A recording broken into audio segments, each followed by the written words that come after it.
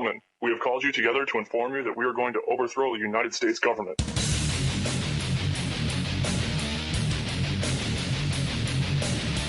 you still think that jet fuel brought down the World Trade Center? Does anybody else see a problem here? If the government has nothing to hide, why are they so afraid to answer a few questions? Thank you, ladies and gentlemen. Well, as you know, my name is David Wynn Miller, but I punctuate my name. George Washington, Thomas Jefferson, Abraham Lincoln, Benjamin Franklin, all punctuated the name same as I did. They were all 34-degree Master Masons. Now, I don't know if there's any Masons in the crowd, but I am a 92nd degree Mason. I know you've been taught that Masonry goes to 33 and 34 degrees for Grand Masters.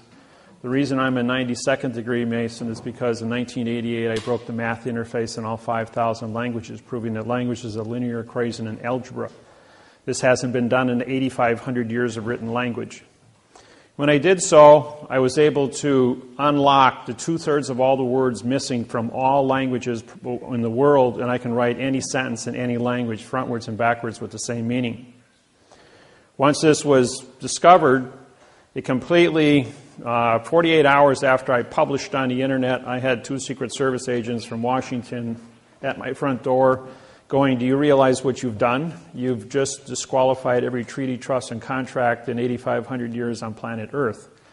I says, "Well," he says, "who did you tell?" I says, "Everyone."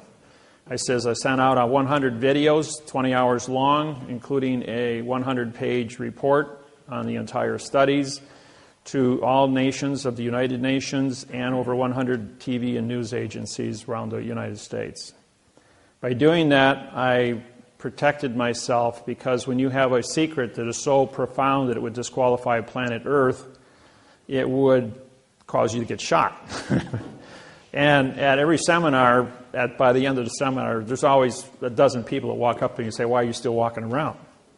Well, as Pandora, destroyer of worlds. Now, you might think that that's a bad thing. The word destroyer, D-E means no, and stroy is contract. Of is an adverb which connects to a pronoun in front of it. P-R-O means no, N-O means no, and U-N means no. So the word destroyer is a no, no, no word. Of is an adverb, A-D-V. It's a modifier. Modifiers connect to pronouns in front of it and modify the verb after it. Modification is change, change is motion, motion is action, and action is verb. Therefore, the word world becomes a verb. Do you live in a world of verb, or do you live in a world of a fact? As you all know, the word world is a fact. But because it's the destroyer of verb, I destroyed the world of verb in all 5,000 languages worldwide on April 6th, 1988. And so with that said, how did this come about? Well, in 1980, I went through a divorce. And in the divorce, Judge Stanley Miller said, "You cannot be a father to your children." And he took away my children. I'm going, "Why would you do that? I've been a good father for 10 years. And he goes, "Because I'm a judge," he says, "and I can take away people's children just because I can." I says, "Well, that's sex discrimination. Under the 1964 Civil Rights Act for equality, I says, I'm going to prosecute you." And he says, "You can't prosecute judges." I says, "I beg the difference." I says, "I know what the law is. You swore to support the Constitution of the United States and the laws written by the United States Congress, Senate, and Legislature." I says, "That includes equality." I says, "If I don't have equality, that's discrimination." Pretty simple. So I prosecuted Judge Stanley Miller in 1980, and he was disbarred as a judge. 7 years later, Stanley Miller got reappointed again. 2 weeks later, after he was reappointed, I showed up in his courtroom, had him disbarred again 4 days later. Because 7 years later, 1994, got reappointed again. And I showed up in his courtroom 2 weeks after he got reappointed, had him disbarred a third time. 3 years later, he died in 1997. And never served much on the bench. Always was an administrator, but never a judge. As a result of that, when the judge took away my children, that violation that breaking of my heart put me on a path. That path was anger. You don't take away a parent's child.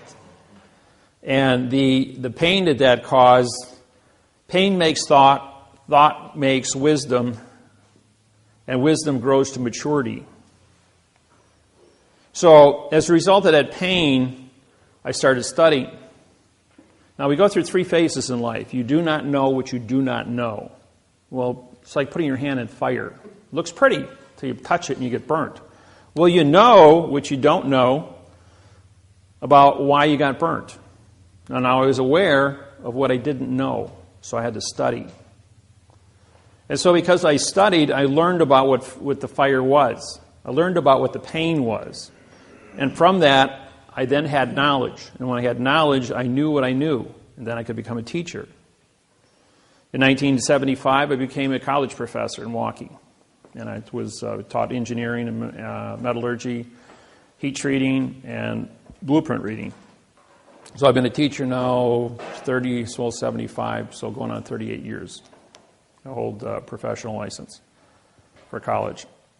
I also have 3 PhDs and 535 college credits, 17 full-time years of college. Kind of got stuck in college. I really liked it. Worked 3rd shift nights as a tool and die welder, and I went to school full-time days. I had but to fill in my spare time because I didn't sleep, I went ahead and had a second full-time job, and that was in real estate, teaching underwater welding. I had my own real estate company for 26 years, besides doing law from 1980 to present time, 32 years. I have 80,000 hours of law experience. And I've done 2,500 seminars, including over 1,000 TV and radio live performances. I did the programs on 9/11 on national television on what really happened there. There's only a few people in the world that have my background and credentials about what heat treating is, nuclear science, string theories and quantum physics. I have a 200 IQ. I read 400 words a second in math codes. It's something that's acquired art. You can give me an inch of paper and of documents, and I'll blow through it in about a minute. And I'll be able to tell you exactly about how many mistakes are in it and what to do about it. The program today is going to cover many different aspects. So I'm going to go through the parts of speech, which I wrote up here. It took 6 years of my life to discover this. It isn't really what you think it is. And what they teach you in school is not what you actually, is actually what's going on. And this isn't to insult anybody, but all of you have a 2nd grade reading level. And it isn't just you, it's the entire population of the planet was instructed and through TV, radio, newspapers, and magazines to keep you in a 2nd grade reading level, because that way they could harvest the entire population of the planet. There is a few individuals called federal judges and chief federal judges at a state level that control what's called parsing, syntax, grammar, and the secrets therein. When I broke the code in 1988, I went to the United States Supreme Court. I walked in there in 1989, and I says, I'm here to prosecute William Rehnquist, Chief Supreme Court Justice of the United States Supreme Court. Immediately I was arrested for threatening the United States Supreme Court judge and taken into a closed room. Well, when we got down in that room, I had 6 marshals standing shoulder to shoulder surround me, and William Rehnquist came down from up in his chambers to see me, and I says, I have your signed confession for treason against the United States people. I says, I've used parsing, syntax, grammar against your opinion since you've been in office. He says, okay, guys, you can all leave now. Mr. Miller and I are going to sit in this closed room. You've already frisked him. He has no weapons. He doesn't seem to be of stature that can overpower me. And we're going to have a little discussion. So for the next 2.5 hours, William Rehnquist and I became very good friends. And until he died and I removed him from office in June of 2005, we were pretty good friends. I taught him syntax, the math interface on grammar, and he taught me all the secrets of the procedures of judges. But a lot of the things he taught me, he was in error of because 2/3 of all the words were missing from the procedures by which he wanted to formulate answers. Now, believe it or not, we are all actors in a play that have been already written. All of you believe that you have a certain amount of choice to make in life. But the fact is, and I will do this later this afternoon when we get into some history programs, that we are on timetables that run on 7-year international, on domestic bankruptcies and 70-year international bankruptcies. These bankruptcies control the planet for the last 6,500 years in all countries. All countries worldwide are controlled by the post office. Not the courts, not the judges, not the kings and queens, but the postmasters of the world run the entire planet, have for 6,700 years. Going all the way back to Pharaoh, henceforth the Masons. Now, a lot of you were in this room today. A room is a closed area, so therefore it's a court.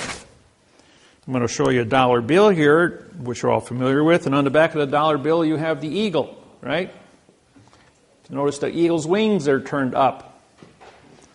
If you notice the eagle's wings here are turned down, that's because it's a phoenix. This is Vatican rule, banking. And the flag here has yellow fringe on it. And the yellow fringe flag changes the dimension of the flag. This is a maritime braid for commerce. The fringe changes the description of the flag. It's under Army Regulations 840-10, Chapter 2-6. Allows for fringe to be put on military flags for parades. But anything you put on top of the flag cancels the contract of what a flag is. So even though you think you're looking at a United States flag, United, UN means no, and ITE is citizen. A no citizens condition of state flag. Controlled by Vatican banking. You're all under commerce. Now, who's the Vatican? They're postmasters. They work with Bern, Switzerland through the Universal Postal Union. On the 29th of September 2009, I did a seminar in Auckland, New Zealand. In that seminar, there were 90 Auckland tribal chiefs of the 1,200 tribal chiefs that live in New Zealand. I then made a statement that the post office since 1800 has never had a correct parsate, syntax, grammar, law, rule, regulation, or code in any language with any people on planet Earth. As a result of that, 72 hours later, 3 days, the United States Postal Service, which since 2000 has had a quantumized postal treaty with myself and Russell Gould, my business partner, two of us make corporate. On the 27th of August, 1999, I sued the United States of America for the flag of the United States. I filed a new quantumized mathematical patent on the description of the flag of the United States, 1 to 1.9. And he used the correct grammar, called parsate syntax grammar. As a result of that, on August 12, 1999, I owned the patents to the flag of the United States of America. And on August 13th, all flags had yellow fringe put on it because it had to change the dimension of the flag. Now, I don't know if you remember in 1968 when the astronaut, for those of you that are old enough, and I don't think there's a whole lot of you here that are old enough, the astronaut stepped off his spacecraft into his footprints on the moon, turned around, looked at Earth, and says, "Oh, look at Earth is a vessel in a sea of space." With that one single sentence, Earth is a vessel in a sea of space. That's maritime. The entire world put yellow fringe on every flag in all 250 countries, in every courtroom, in church, and office, making everything on planet Earth maritime. Maritime is controlled by the DOT, Department of Transportation, which is controlled by the Postal Service worldwide, Bern, Switzerland. Bern, Switzerland was established on the 22nd of October, 1871 in Hawaii. It was the first city, first country as an independent nation to sign an international bankruptcy with Bern, Switzerland for 2 cents to transport cargo anywhere on planet Earth. And as a result of that, within a period of a year, all 250 countries for a 2-cent postage stamp signed up to give the post office authorization to transport vessels for a 2-cent postage stamp. Well, as you know, people were thinking of mail. Just send a letter. A letter is a vessel. Well, the word vessel includes cars, trains, planes, automobiles, overland stagecoaches, pony expresses, and human beings. And by doing so, they then captured all commerce on planet Earth by contract for a 2-cent postage stamp. A year later, it went up to a buck a letter. But they got their foot in the door, and that was all that was necessary. Somebody left a little tiny article sitting in a newspaper in January 8th, 1872, on a microfiche dish in Honolulu, Hawaii, in the Iolani Palace Museum Archives building. Hightower and I went into that building that day, and we wanted to look for a flag of Hawaii. And they said, we guarantee there is no information in this building from 1869 through 1875. And I'm going, now, why wouldn't there be anything? Hawaii's the center of the Pacific. Anything moving from east to west and west to east has to stop at Hawaii to get coal, C-O-A-L, for fuel, as everything ran on steam back then. So Hawaii then became the center of the entire Pacific Rim, hub to a wheel. Very, very important location.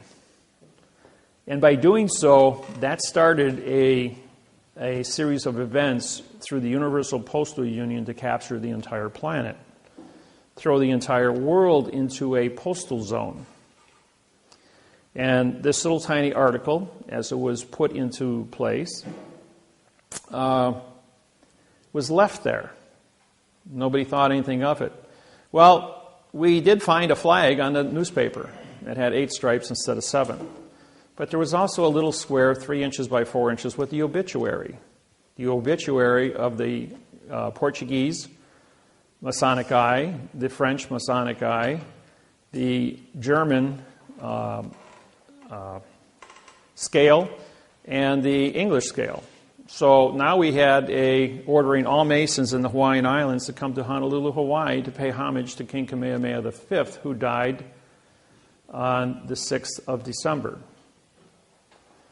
I'm telling you the story because it is relevant to the beginning of the takeover of planet Earth. As a result of this, it takes a steamer 3 days to go from Honolulu out to Kona and Hilo and back again. So 3 plus 3 is 6. January 8th and 6th is January 14th. January 14th, all the Masons get together with the post office, Immigrations and Customs, the Supreme Court of Hawaii. Guess what building they're all in? They're all in the same building directly across from the Queen's Palace in Hawaii. Immigrations, Customs, the Lodge number 1 for the Masons, the Postmaster General of Hawaii, all in the same building. And they cut a treaty. The treaty says that there was, in 1848, a law was passed in Hawaii that if Hawaiians are dead or off the land for 20 years, the land is free for settlement. So they went ahead and the Masons signed this contract to take over the Hawaiian Islands. Now there's a law called the Rescissions Act. It goes all the way back to the Civil War. The Rescissions Act says that no law becomes legal for 3 days. And this 3-day notice, if you ever look at when contracts are signed, even when you all did your mortgages, either bought property or sold property, you couldn't pick up a check in your closing for 3 days. That's because of the Rescissions Act. That's Title 15, Section 1636 and 1639. Now, the Rescissions Act then went into effect on the 17th of January, 1872. Put a 20-year moratorium on it. It's January 17th, 1893, when the United States took over the Hawaiian Islands. For those that don't know anything about the Hawaiian Islands, takeover. Except it wasn't the United States of America that took over the Hawaiian Islands. It was the military, and the military is controlled by the post office. It was the United States Postal Service that took over the Hawaiian Islands. Now, as a result of this takeover, the injustice that people were a victim of went out there and sued the state court. The state court says, we don't have jurisdiction. You're in the wrong place. So the Hawaiians then went to federal court. They walked into federal court, United States District Court, and the district court said, you're in the wrong place. We don't have jurisdiction over you. You're a sovereign people. So they went to the United States Supreme Court, Washington, D.C. United States Supreme Court, Washington, D.C. You're in the wrong place. You sued the wrong people. They're going like, all right, we're being victimized. They stole their land. Who's guilty? So from January 17th, 1893, all the way up until January 6, 2009, nobody knew who was guilty. As a result of that, because I'm a Mason, and I syntax Manly Hall's The Secret of All Nations with Masons throughout the history of this world for 8,500 years. I have the book. There's only 5 copies on planet Earth, and I own one of them. And when I syntax that book is 18 inches tall, 1 foot wide, and 2 inches thick. It's now 6 inches thick because of all the missing words were put back into it. It covers everything on the planet, every religion, the tarot cards, witchcraft, grammar, all the parts of speech, parse, how words come together. It's got all the secrets in it. But the secrets were only written in adverb-verb, not prepositional phrases. So when I rewrote it with the correct parse, syntax, grammar, I then had missing secrets. I did the same thing to the Quran for the Muslims, and I did it to the Bible, King James Bible. I was able to discover the secrets, putting me as the chief federal judge of the United States of America, prosecuting judges for the past 32 years. That's what I do. I prosecute judges. I'm the bad boy. As a result of this, the reason I told you this is because everybody wants you to walk into the state court. Well, state is undefined. You live in the state of Indiana, right? That's not a true statement. You live in the Indiana Territory. The state of Indiana is the name of the vessel in dry dock called your courthouse.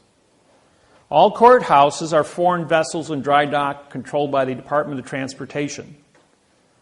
In other words, the port authorities control vessels in dry dock. All judges in the United States and all courthouses are paid by the port authorities. That's a very big secret. The port authorities are controlled by the DOT, Department of Transportation, which is owned by the Post Office, which owns the Treasury and the military and prints the money and pays the military to guarantee the value of the money. The United States District Court, United means no citizen. State is a condition of. District, D-I-S, means demon god of the underworld for T-R-I-C-T, trickery. This is Latin. In a closed area called court. So when you walk into the United States District Court building, you are in a vessel, a foreign vessel in dry dock. Could be a spaceship from any planet, but not from Earth. So you've left planet Earth. You are no longer in the territory of Indiana. And all the laws written in Indiana for Indiana people do not apply in a foreign vessel in dry dock. You speak a foreign language called Babel. You are a foreign entity. And as a federal judge, when you walk in front of me, what do I have in front of me? Do I have a document that actually says something, or is it written in adverb-verb by babbling attorneys and lawyers? What I have in front of me are your vessels, your body. Hold a thought in your hand. Show me the three-dimensional object of a thought. Do you know that a thought is not of this world? A thought isn't found on the periodic table. It's not a solid, it's not a liquid, it's not a gas, it's not a chemical. And yet we all have thoughts. It's an energy, comes from our aura, electrical chemical energy, but it is not of this world. A thought can pierce dimensions, can change through time and space. I can hold the entire known universe, which they say is supposed to be 8.4 billion years old from the Big Bang, in the palm of my hand with a thought. Or I can crawl inside the middle of a quark, of a hydrogen atom, and exist there with a thought. So a thought is a very unique thing. We can close our eyes every night when we dream. And we can be anything we want to be in this world of thought. And I know everyone in this room has had weird dreams at times. And in those weird dreams, you see things that don't exist in this world. Because you're probably transporting, because the thought is not of this world, into other realms, other planes of dimension. Well, this is what's unique. I can't see that as a federal judge. The only thing I can see in front of me is a vessel. Does this vessel come before me with the correct passport, with the correct paperwork, with a lawsuit written in the correct parse, syntax, grammar? Or does the vessel come before me on my foreign vessel spaceship from another planet, and are you trespassing without any rules, regulations, or codes? Well, the only thing I have as a judge in front of me is a vessel that's trespassing. And everybody knows there's a law for trespassing. And I don't care what language you speak, and I don't care what educational levels you have, or what country you come from. Everyone understands the word perjury. It means to tell a lie. So the minute you open your mouth, we presume you're smart until you start talking. And because you're talking in babble and you're talking in adverb-verb fiction, now you've committed perjury. A vessel that's trespassing, committing perjury in front of me. I got 2 felonies in front of me. So it doesn't matter if you're here for traffic, doesn't matter if you're here for foreclosure, doesn't matter if you're here for divorce, marriage, doesn't matter what you're here for. The only thing I've got in front of me is a physical evidence in now time of a trespassing individual committing perjury. Now I can make a determination as to what your fine is going to be. How rich are you? How much money you got in your pocket to bail yourself out and leave my vessel? You can go down here to the port of Chicago or Gary, Indiana, jump on a Chinese freighter with a Chinese flag on it without a passport, and I guarantee you'll be arrested, put in a brig, and taken back to China, where you'll be prosecuted and spend 8 years in prison for trespassing. And then the State Department can bail you out and bring you back to the United States. It's no different in a courtroom. It's a big old trap, folks. People have been walking into it since 8,500 years. Really great piece of engineering. Just a little heads up on that. The reason I tell you this story about Hawaii is because it's the beginning of something that was very cynical. To capture planet Earth. All money on planet Earth is controlled by the Postal Service. Who's on, what's the decimal point for 1? 1.00, right? Who's on a $100 bill? Benjamin Franklin, first Postmaster General of the United States of America. President Grant was a Postmaster General during the Civil War. A country divided into 1/2. Decimal point for 1/2 is 0.50. Who's on a $50 bill? Grant. Abraham Lincoln. No, go before that. George Washington, letter carrier, Continental Congress, 1875. And he was a letter carrier. And on September 17th, 1789, the United States of America signed the Constitution of the United States of America. And so, therefore, he was the first president. Pre, meaning no. SI is simulation, and DENT is denture, contract. Anything, the word no is a negative. Negative is 0. 0 times any fact, simulation, or contract becomes 0. Therefore, the math interface says that a pre-simulation denture, better known as a president, is a person who only says nothing about nothing. Have you ever seen a president that ever made any sense? Okay. I know it's a joke, but it's a good one. Yeah, it's all played out in syntax. So the grammar that's used for modification is what they keep us down with, what they teach you in school. Now, lawyers and attorneys are all licensed to lie. They write everything in adverb, verb, adverb, adjective, pronoun, and pronoun, adverb, verb. They don't use prepositional phrases because they're not allowed to use a fact.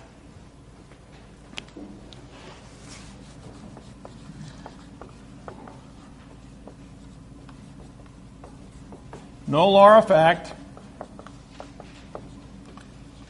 shall be tried in court. And if you want to put that in there, of law And everybody uses this terminology, attorney at law, attorney of law, whatever. Parts of speech. No is an adverb, it's negative. Law now becomes a verb, negative. Or is a neutral. Negative fact becomes a negative verb also.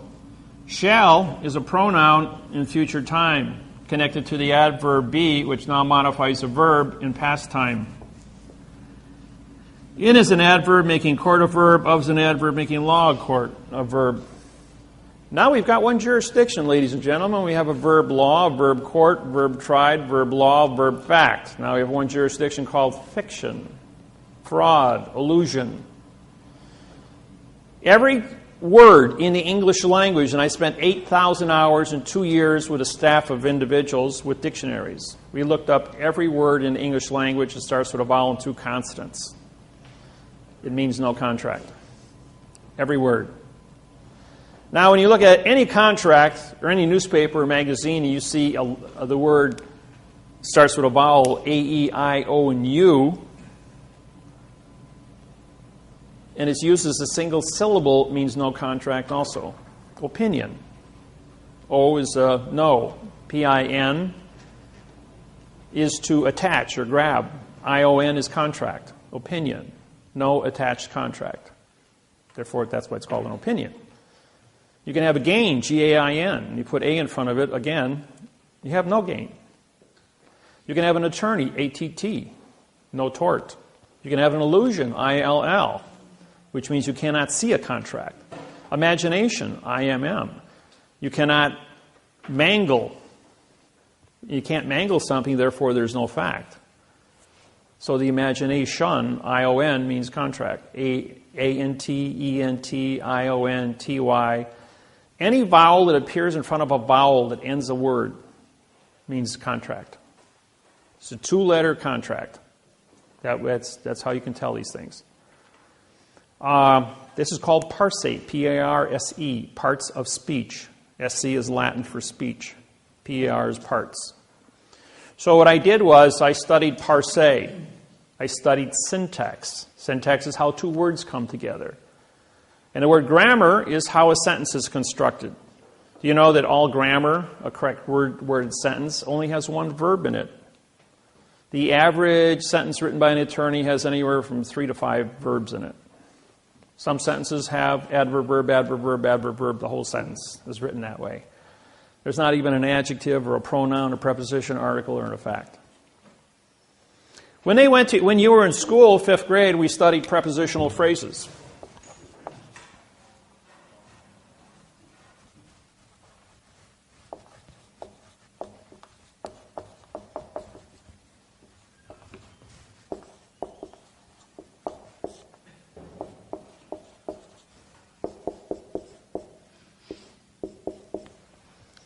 That was the preposition, article, and noun made up your prepositional phrase.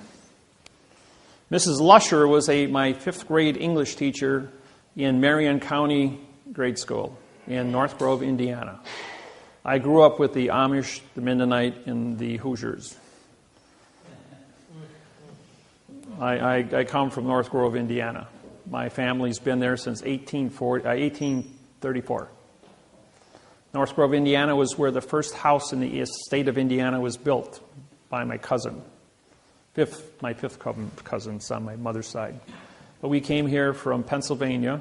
I'm Cherokee. My great-great-grandmother was full-blooded Cherokee, and my grandfather came to Switzerland in 1780. Settled here in North Grove, Indiana. Half the people in the town are related to me as great aunts and great uncles, and going all the way back to 1834. My cousin, who I played with in 1957, was born in 1838. She died in 1957 when I was 8 years old. 114 years old she was, living in the same house her parents built in North Grove, Indiana. Isn't that something? She's in the Guinness Book of World Records. This is one of the oldest people living. And I think she's probably one of the oldest ones in Indiana. And I used to work on the farms with the Quakers and the Amish here in Indiana, cutting hay and driving tractors. And I had my fun playing in the hay at harvest time. So I'm fully aware of the politics and everything. And Mrs. Lusher, my English teacher, was my next door neighbor. We had an 80-acre farm with 40 pigs. We had 40 head of cattle, and we were farmers too. My mom and dad gave that a shot. I had six brothers and sisters, so big family. When we studied prepositions, pre meant no, position. An article, anytime you have a vowel and two consonants, ART, we have no ownership.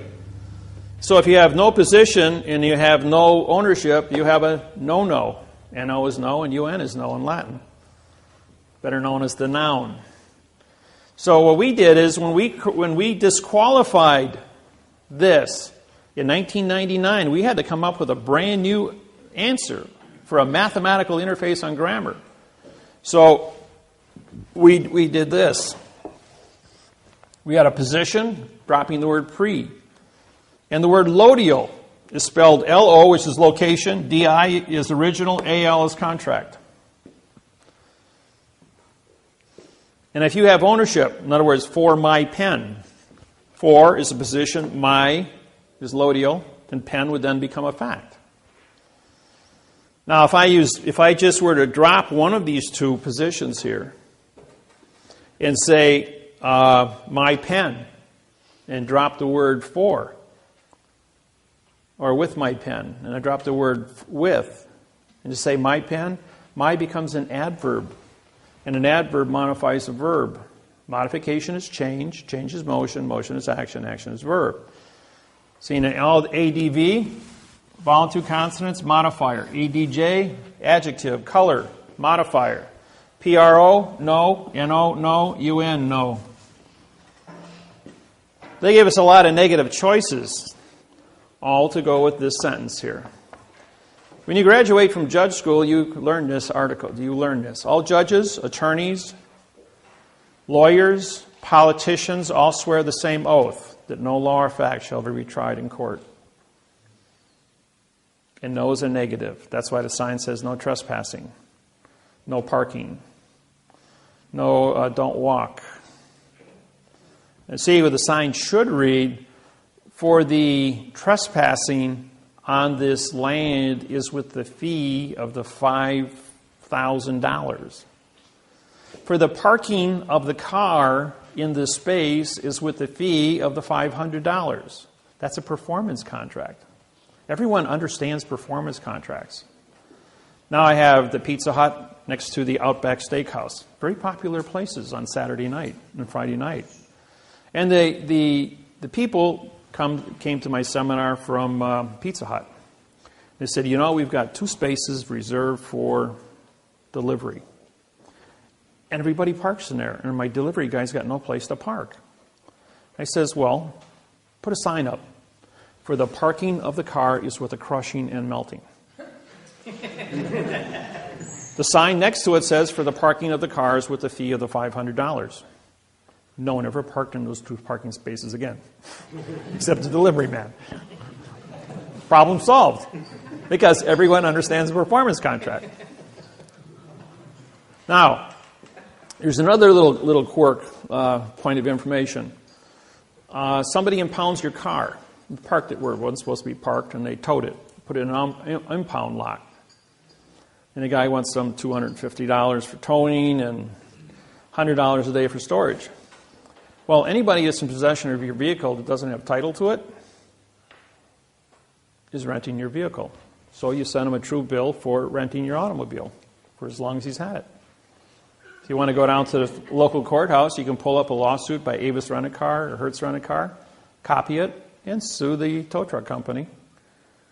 Or if a police officer orders a tow truck company to remove your vehicle from the highway and he won't give it back to you, send him a true bill for for rent-a-car. Your car will be back in 1 day, maybe a couple hours. Works every time. Just a little plug there.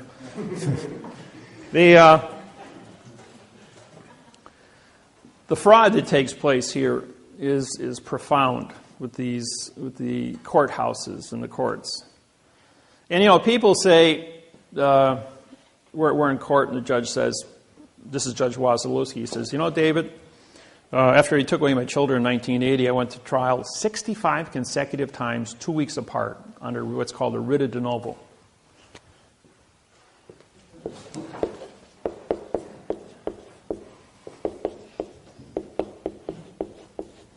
Now, this is a pronoun, adverb, adverb, verb. But if you put for the writ of de novo, then this becomes a 5, a 6, a 7, a 5, a 6, and a 7. This is French, but de means the, in novo, it would then become a fact. So I filed for the writ of the de novo. Now what that means is if you violate equality, that's discrimination, that's a crime. 1964 Civil Rights Act violation. So for the writ of de novo is your ticket to get a free trial for anything. I don't care what it is. They cannot move forward on any topic. They want to foreclose your house, and they use adverb verb. They didn't give you equal protection of the law. That's a prepositional phrase. For the protection of the law using the correct parsé syntax grammar. Therefore, you can sue for a writ of de novo just for the be correct on the grammar. It doesn't matter if you got a mortgage or a deed of trust. Indiana uses the terminology mortgage. California uses the terminology deed of trust. Deed is a pronoun, of is an adverb, making trust a verb. The word mortgage, by it stands alone on top of your document, is called a pronoun. There's no prepositional phrase. If I hold up this object, you see a pen. In Spanish, it's scribola. And if I hold this object about 5,000 languages, I'll get 5,000 different sounding effects to what it is. Does 2 plus 2 equal 4? How many of you think 2 plus 2 equals 4? All right, just all's fair.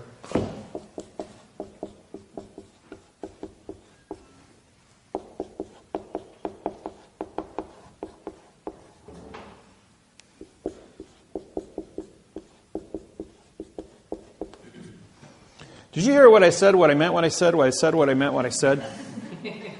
I can do this 150 different ways before I'm going to get it right. So don't ever presume what you think I said, because if my lips are moving, I'm lying to you. That's what a judge said to me. He says, all you got to do is prove it. He says, and in 8,500 years, Wasilewski says, no one has ever proved it. And I said to him, I said, I know what you said to me. You said to me, wait a minute. He says, you mean to say if I say yes, you're going to say no? He goes, yep. And if I say no, you're going to say yes? He says, that's right. And he says, all right. Does 3 plus 3 equal 6? He goes, yeah. He says, no one ever went to war over a math problem in the history of mankind. No religion, no political organization, no condition of state, no country ever went to war over a math problem. 2 weeks ago, President Obama and President Bill Clinton stood on the podium at the Republican convention on national TV. And the closing statement by Bill Clinton was, no one ever went to war over a math problem in the history of mankind, and we're doing it correct. That's an exact quote from all 2,500 seminars I've done. And by the way, I was Bill Clinton's counsel for the sex trial. Remember the phrase, for those that are old enough? The question was, what is sex? Bill Clinton goes, depends on what the definition of is.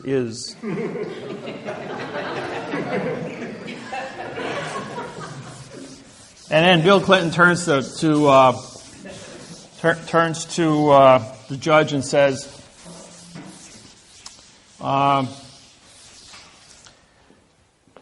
I just showed the American people a verb is and a noun is. Would you like me to show them another verb and another noun? And the judge stands up and says, there will be no further questions, Mr. President. This court stands adjourned. Well, every newspaper, TV, announcer, magazine had a comment about that. It became a very, very, very famous phrase. And that famous phrase was, one question and a demur. The word demur means to answer a question with a question. And the trial was over. And so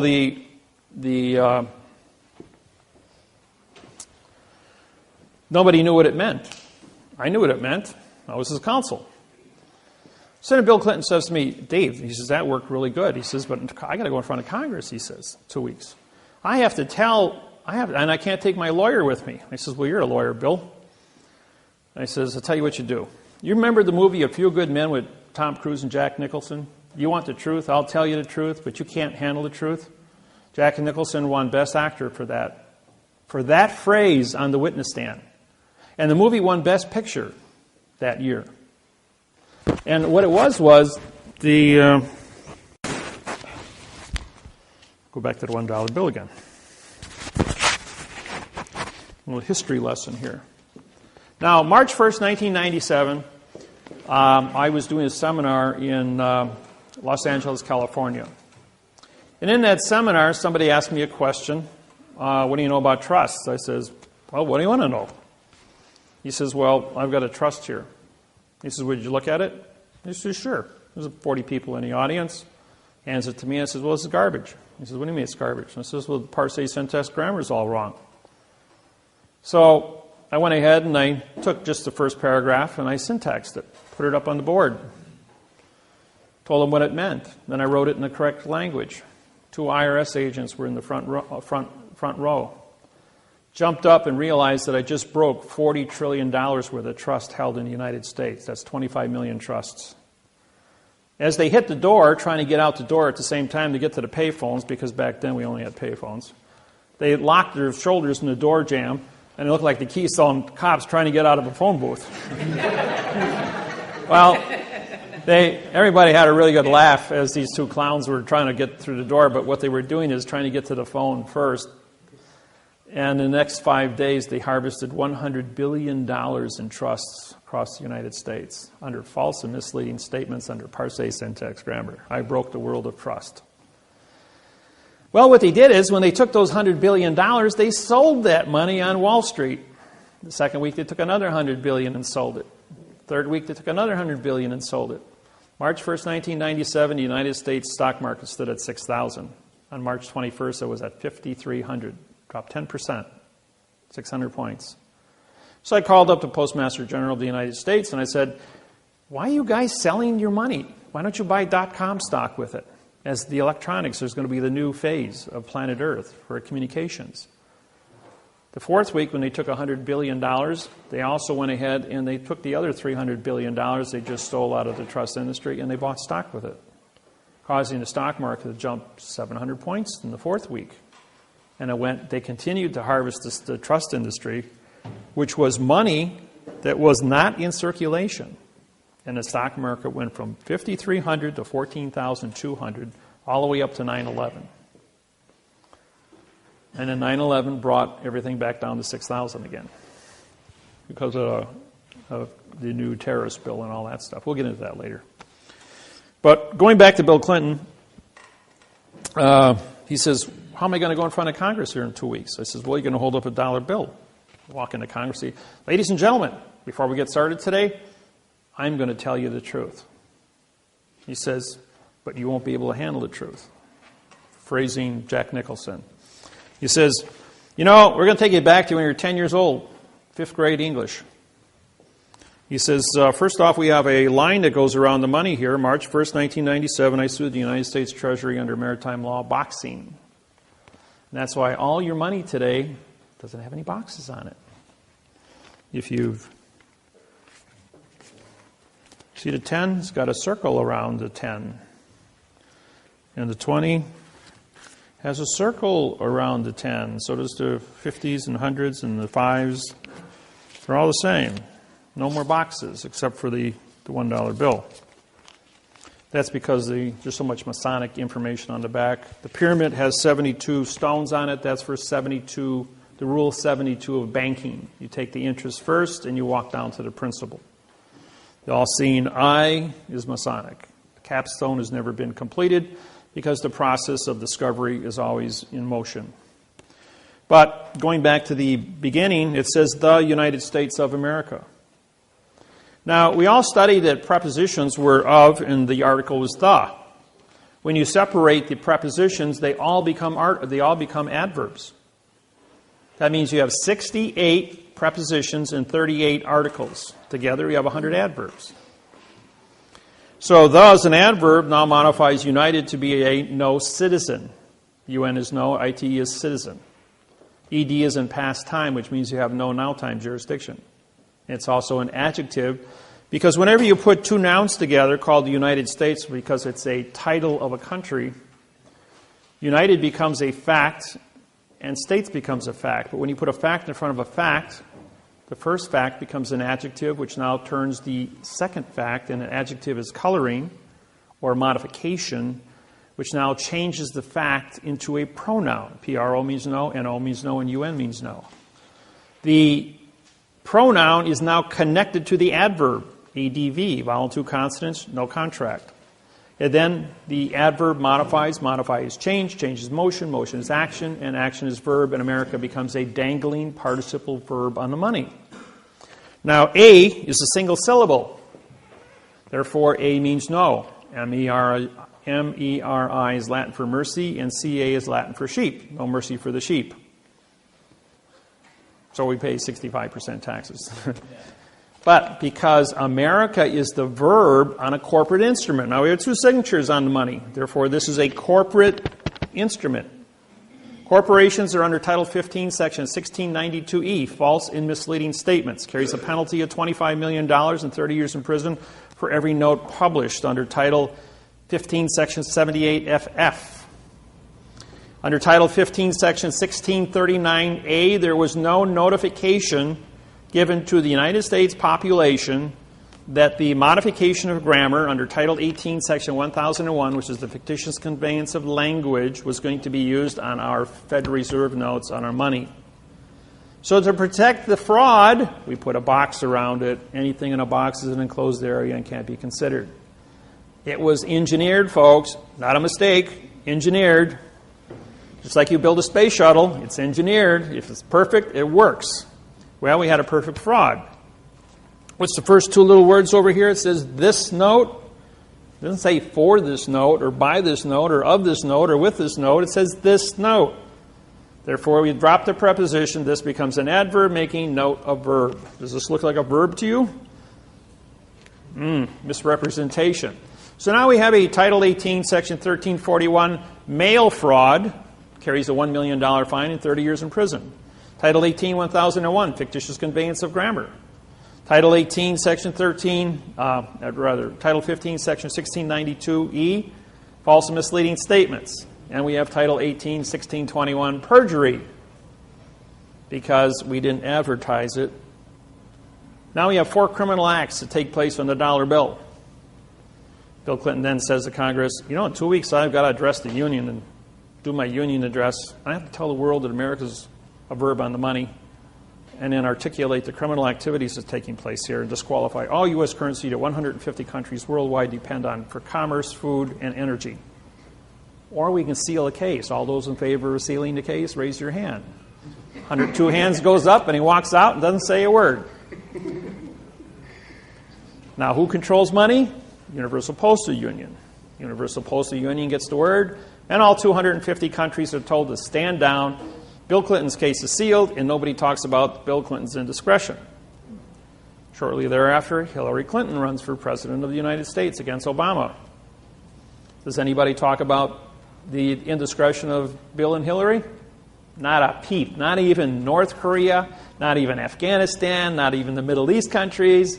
All the people that hate the United States are all told by the Universal Postal Union, you will keep your mouth shut and don't talk about anything of Bill Clinton, or he's going to spill the beans on the language. Squeaky wheel gets the oil. You think you got freedom of speech? Yeah. It stops with the money. Who controls the money controls the world. Always follow the gold. So therefore, Hillary doesn't make it. Obama's elected as the 47th consecutive left-handed president. Romney is right-handed, by the way. There's never been a right-handed president. What does that tell you? Who's going to win the election? Obama, yes. Or me. I have 5 billion people on my website. I have the 58% of the world's population studying parse syntax grammar. I could very easily be as a written-in candidate come November 5th, or 6th. Yeah, November 6th, that's right. Tuesday.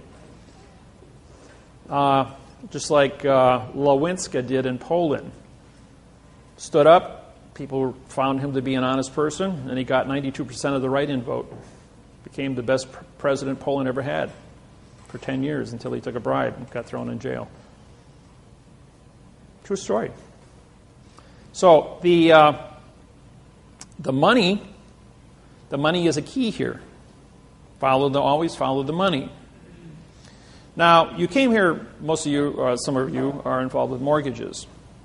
The mortgage that you are in possession of was written entirely in adverb, verb, adverb, adjective, pronoun, and pronoun, adverb, verb. The mortgage has 6,000 mistakes on it. It is a perfect document that has absolutely 0 facts on it, and it was not signed by your bank. No mortgage in the United States of 64 million mortgages was ever signed by the bank since 1934. Stalin captured Russia, nationalized it in 1917. He went to Rothschild and said to Rothschild, I need money to fight the Bolshevik Revolution. Rothschild says, you can have all the money you want. Remove the article from your speech in Russian. And Stalin killed 80 million Russians who refused to use adverb-verb grammar. That was the secret. Because there was no TV or radio back then, it was very easy to genocide a population and without having anybody know it. They did the same thing in Hawaii from 1800 to 1829. 38,000 Hawaiians had their heads cut off because the Hawaiian language has no vowel into consonant conception, and they use prepositional phrases. And because they wouldn't speak an adverb verb like the church wanted them to study, they cut off their heads. And finally, after doing enough of them, people got the message that if we don't follow this new adverb verb program, then we're going to be dead.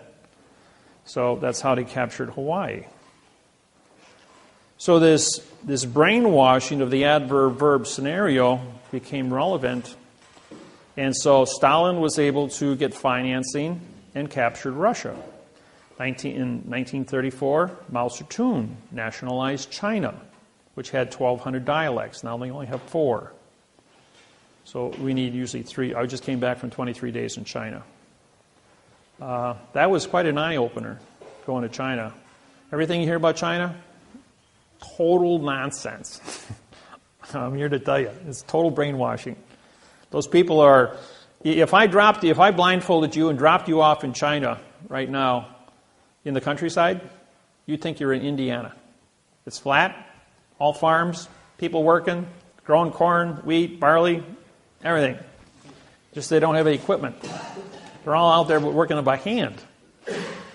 And they're pushing carts. They don't have tractors pulling things. Some of the bigger farms will use a tractor. And these tractors are pretty old. They're like 30, 40 years old. I didn't see any modern equipment anywhere, but I saw a lot of labor. And they got 1.4 million people, 1 billion people. So they got plenty of people. But most of the country is either mountainous or desert, so there's very small farm areas. I drove probably 600 miles totally around China's countryside. When I got off the plane in China, I was met by a translator, as I have held an ambassadorship with China since 2002 as a result of with the United Nations and my plenipotentiary judgeship. So when I showed up in China, they met me as a returning ambassador to China, and I was put in the presidential suite at the Bird's Nest, which is the Olympic Village in Beijing, for 10 days with a chauffeured limousine at the state's expense. But then what they wanted me to do was syntax, their electronics program.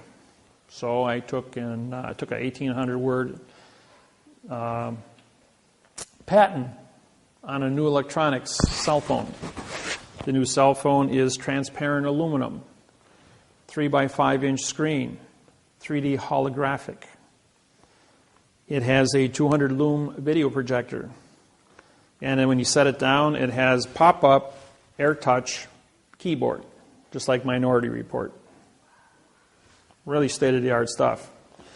And it's not a 4 gigabyte, it's 1 terabyte. We're talking 128 gigs on a 20 nano chip to a terabyte for efficiency, memory. The 200 lumen is in high resolution Blu-ray, and it puts out a 4-foot screen. Set it down next to your computer, it talks to your computer, transfers all the information from your computer into the cell phone and puts it up on a 4-foot screen.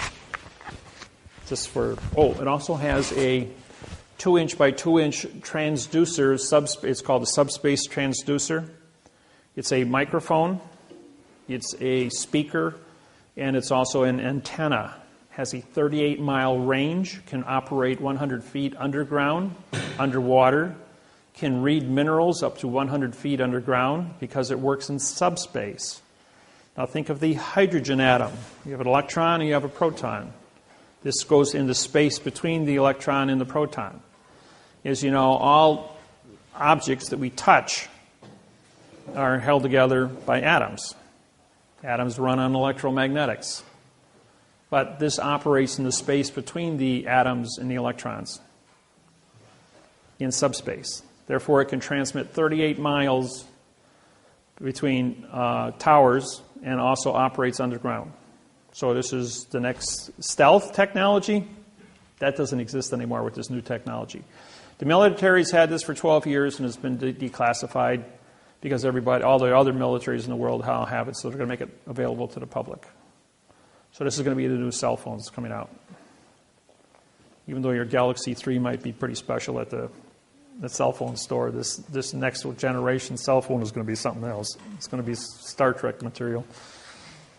And, well, you've got a really good patent here, right? Written in adverb verb. And I was at this meeting with 5 electronics firms that the Chinese government invited me to be there. We had the guy that developed the subspace technology back in 2000, Michael, and Joseph was a Nikola Tesla electronics genius. He built 4 of these Nikola Tesla coils. So bring these 2 guys together, and they got this great electronics patent. But what's an object, just like this pen, what's an object worth if you don't have a patent for it that's written in quantum language?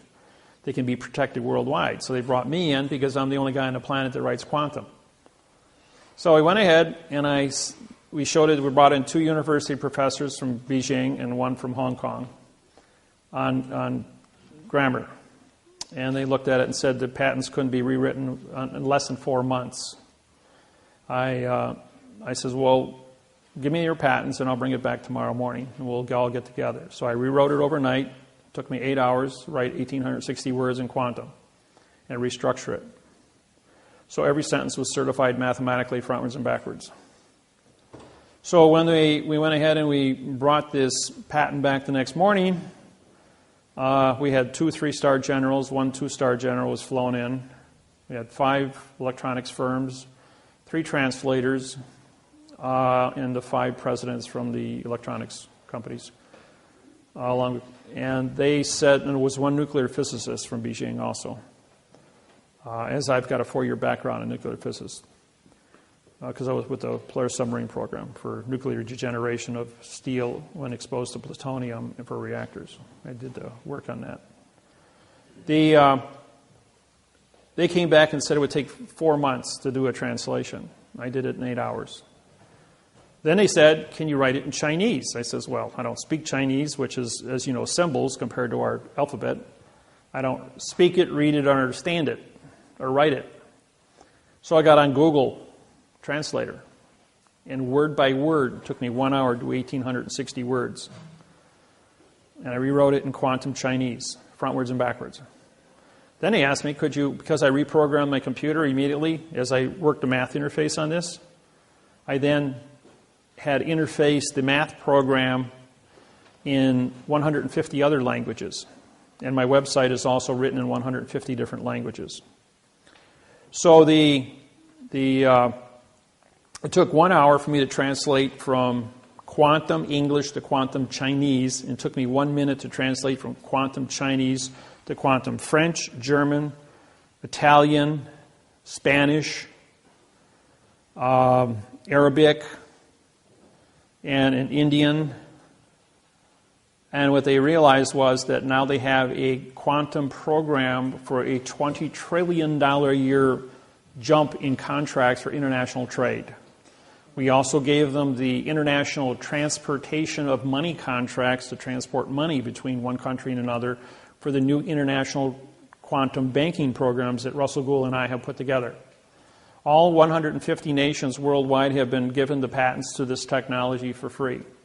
I've made this all available so the whole planet can switch over simultaneously. You can't have a world of fact and the world of fiction exist simultaneously, as fact and fiction can never meet. So in 2000, we educated the entire planet banking industry, and we gave them all of these 115-page bank treaties written in quantum grammar. It took us 7 years to put together. This is a 32-year program, by the way, that I've been working with personally. And been in the architect of this whole thing to change the entire planet from a world of verb into a world of fact, so no one can ever go to war again. Now, what's important about all this is that mankind has been throwing stones at each other because of international communication treaties, because miscommunications. But no one ever went to war over the math problem. Now, how many of you know about the object in Greenland? A couple of you, okay. Well, for those of you that don't know, there is a spacecraft that has melted out of the ice in Greenland. As you know, the North Pole has melted completely. You can go from London to Moscow or to Russia by going over the North Pole now. All the ice cap is gone. The last place that has ice on it was Greenland. Greenland had a 18,000-foot ice cap on it. Well, the spacecraft that is anchored in the center of Greenland created the last ice age 50,000 years ago. It's a weather machine. It's 55 miles wide, 300 miles long, and 2 miles high. The people that lived in it were called the Mois. If you draw a straight line from the spacecraft to the Washington Monument in Washington, D.C., through the Yucatan Peninsula Great Pyramid at Mitsubishi, and ends up on Easter Island where the Mois have been dug out of this dirt. The heads on Easter Island? Well, 2 years ago, they finally went ahead and they excavated, and they're all 65 to 85-foot people, full-body carvings. And these were the people that lived in the spacecraft that was uncovered that's melting out of the ice in Greenland. So when you think we've been alone, these people have been up there for 50,000 years. The spacecraft is still active after 50,000 years. It has a 200-mile dampening field where no electrons can flow into it. In 1947, a B-52 bomber flew into that pattern, into the dampening field, when trying to fly between Maine and London. As a result of that, they lost power and crashed in Greenland. As they sent in rescue B-52 bombers to rescue them, they hit that same dampening field, but they veered off. They just ricocheted off of it. And by testing, trying to get to these guys, they were able to bring a circumference and find out that there was an object 200 miles to the center of this field. On the southwest corner of Greenland, there is a small community. It's the only community on the island of Greenland. That community is a military post, CIA, that uses a compressed air generator to operate diesel engines to run a Caterpillar to run back and forth to 200 miles from the base to the object in Greenland. A lot of our technology comes from the reverse engineering out of the spacecraft. It is still functional and is still in operation. So it's pretty important what this thing is. All the nations worldwide are up there with the United Nations, and they're all working together. The point is that we're not alone out here in this universe. The reason I bring this up is if no one ever went to war over a math problem amongst humans, don't you think it would also be logical that we wouldn't go to war with E.T. when he shows up? And if E.T. does show up, what are we going to do? Babble? Start a war between another planet because of miscommunications? No, we need a communication base that is so mathematically certified, both frontwards and backwards, that when we say something, it means exactly what we say, so that there is no subjective interpretation, translation. So it's very important for us to be correct 100% of the time when we're dealing with E.T. Otherwise, they're going to throw a rock at us like they did 375 million years ago at the Yucatan Peninsula and get rid of the dinosaurs, which you all know about. So we don't want to have rocks thrown at us. So the planet, all the governments of the planet are looking at this math interface as being a correct way to communicate, stop wars on planet Earth, as well as communicate with ET when they show up. And as many of you who do the research and get on the internet know that there's probably a lot of different ETs already influencing this planet with all of our little toys that we have, our cell phones and computers and TVs. So it is relevant. The school systems in China are adapting our quantum program. All the universities and colleges are going to be teaching it this year. As a result of these patents that came out from my 23 days in China, they realized that they were going to order all 150 trade partners to follow suit. Otherwise, they wouldn't be able to do business with China. The biggest new thing that's coming on the market is the word lithium. Lithium makes for the batteries. Now, China currently controls 80% of the lithium on planet Earth. 20%, the other 20% was known to be in Mount Weld in Australia, better known as the Linus mine. It's a 1 cubic mile of lithium that they've uncovered. Colombia, 3 years ago, somebody wanted to find out how big the salt flats were. So they drilled down 15 meters into the salt. And they found a 25 square mile a pure lithium bed of lithium. Enough lithium for the next 200 years to build about 600 billion automobile batteries. Yeah. So now if you add thorium to lithium, you can get 8 times more power out of the same size battery. Think of an ordinary car battery made out of lithium thorium that would have the power to drive a car 400 miles with a 4-minute recharge. That's all. Now, that's technology. I know battery technology. I built my first perpetual motion motor when I was 16 years old, my first laser beam when I was 12. I've been on a cutting edge of weird, futuristic stuff ever since I was a little kid. And if you do enough research on me, you're going to find out that I was taken when I was 8 years old. I went into a UFO for 3.5 hours. They put a machine on top of my head. And whatever they did to me, they put all this information into my head. And why I've been able to build this program without any interruptions from anybody for the last 32 years. And I fielded over 100,000 questions at seminars. And I haven't missed any. So you cook up the best question you can think of, and I'll tell you the facts. I'll tell you the facts going all the way back 8,500 years and how it's going to influence all the cross-referencing with it. People go like, that's impossible. You can't know that kind of information. This is, ask me the question. We'll find out. Now, I did a seminar in Bellingham, Washington. I had 86 people in the audience, and I told everyone, I says, I'm going to answer all your questions today. And one gentleman on my right side here, he stands up. He was about 75 years old. He says, that's a pretty bold statement. He says, you don't know what kind of questions we're going to ask. So how can you say you know all of our answers? I said, tell you what, you be the official question counter. I says, and you count how many questions I'm going to answer in the next 2 days. So he went ahead and he counted, and at the end of 5 o'clock on Sunday, he stands up and he says, well, that was impressive. You answered 125 questions successfully, including history, and I agreed with every answer you gave. He says, I got two more questions. He says, who is God?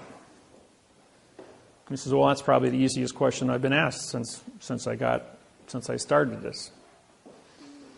Now, remember I said at the beginning of this seminar, what is a thought?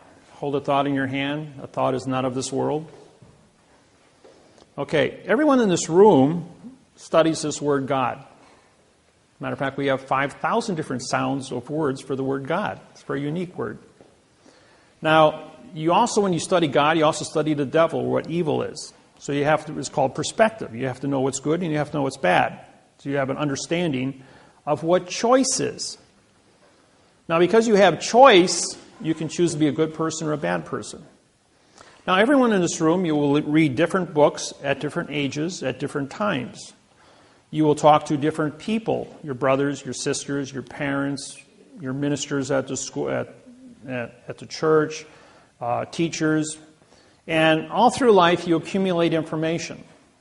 The end result is we all have 1,000 separate definitions that we have accumulated to answer one word.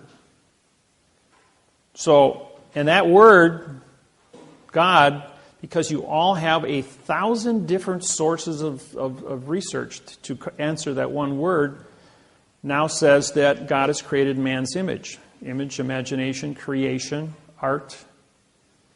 So each one of you formulates your own definition based on your own subjective interpretation of your own educational capacity, your own IQ. IQ is based on the amount of percentage of your brain activity that you use for thinking.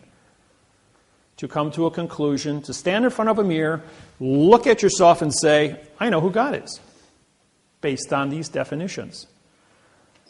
And no one, I don't care who you are, can tell you who your God is because they weren't there for your 1,000 points of study.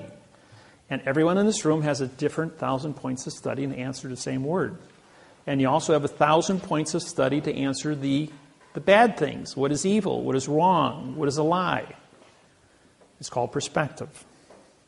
So we all choose to be good. We all choose to be correct. And we all choose to stand in front of a mirror and look at yourself and say, I know who God is. And I believe in that person. Or I believe in that entity. And that's the definition of who God was. And everyone in the audience applauded. Because who is it? It's your own subjective interpretation of what you understand that word to mean, based on your ability to look yourself in the eye and say, I accept this to be the fact. And that's as simple as it gets. He says, okay, he says we all agree that that's the definition. He's got one more word for you. What do you know about women? And I says, absolutely nothing. He says, see, you can't answer every question. And 38 women stood up and said, that's the right answer. And all the and all the men in the audience applauded.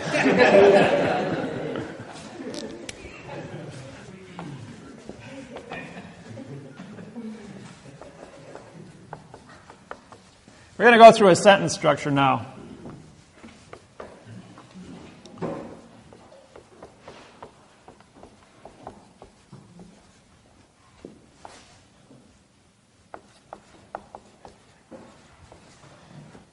The first part of a sentence, we use the word for.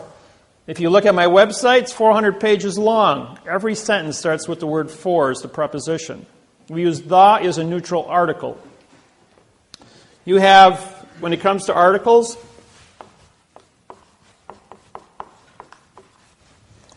or what we call lodio, we'll put a square bracket because this means no contract. You have a, and, the, this,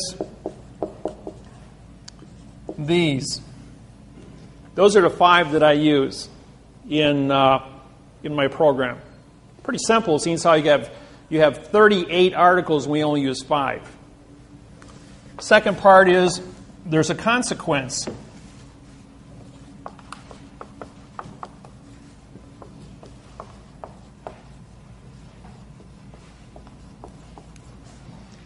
Now, a consequence is a fact.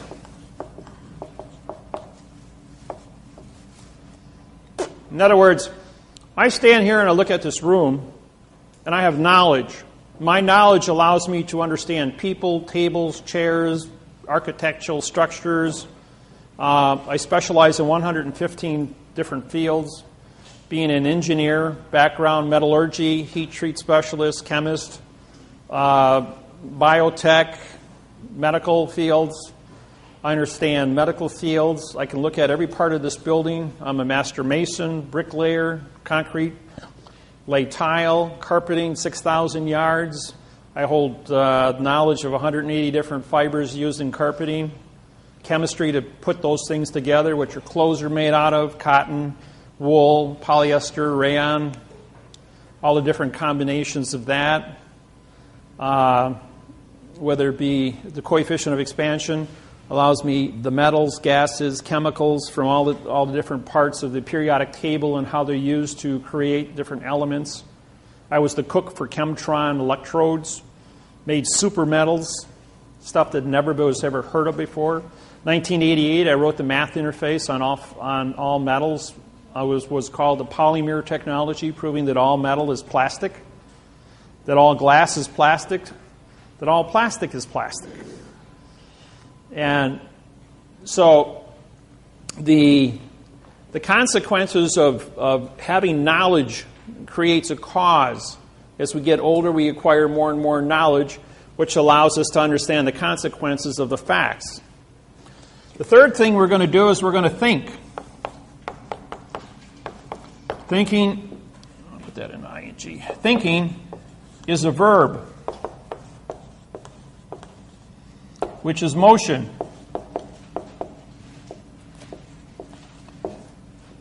Now, running is not a verb. Jumping is not a verb. Driving is not a verb. And thinking, you have to think before you can do all these things. Order of operations, folks. You always have to follow the order of operations to have a legal contract. Even writing a sentence. Writing a sentence is not see the pen. See as a pronoun, the as an adverb, making pen a verb. That's a second grade reader. See the ball. See Jack run. See as an adverb, making now run to Jack to be an adjective of the word run, which is a pronoun, which means nothing. You say, these are first grade readers. They're a complete lie. Don't get your kids tied up in that. You want to teach them how to read? Go to my website. That'll really fry them.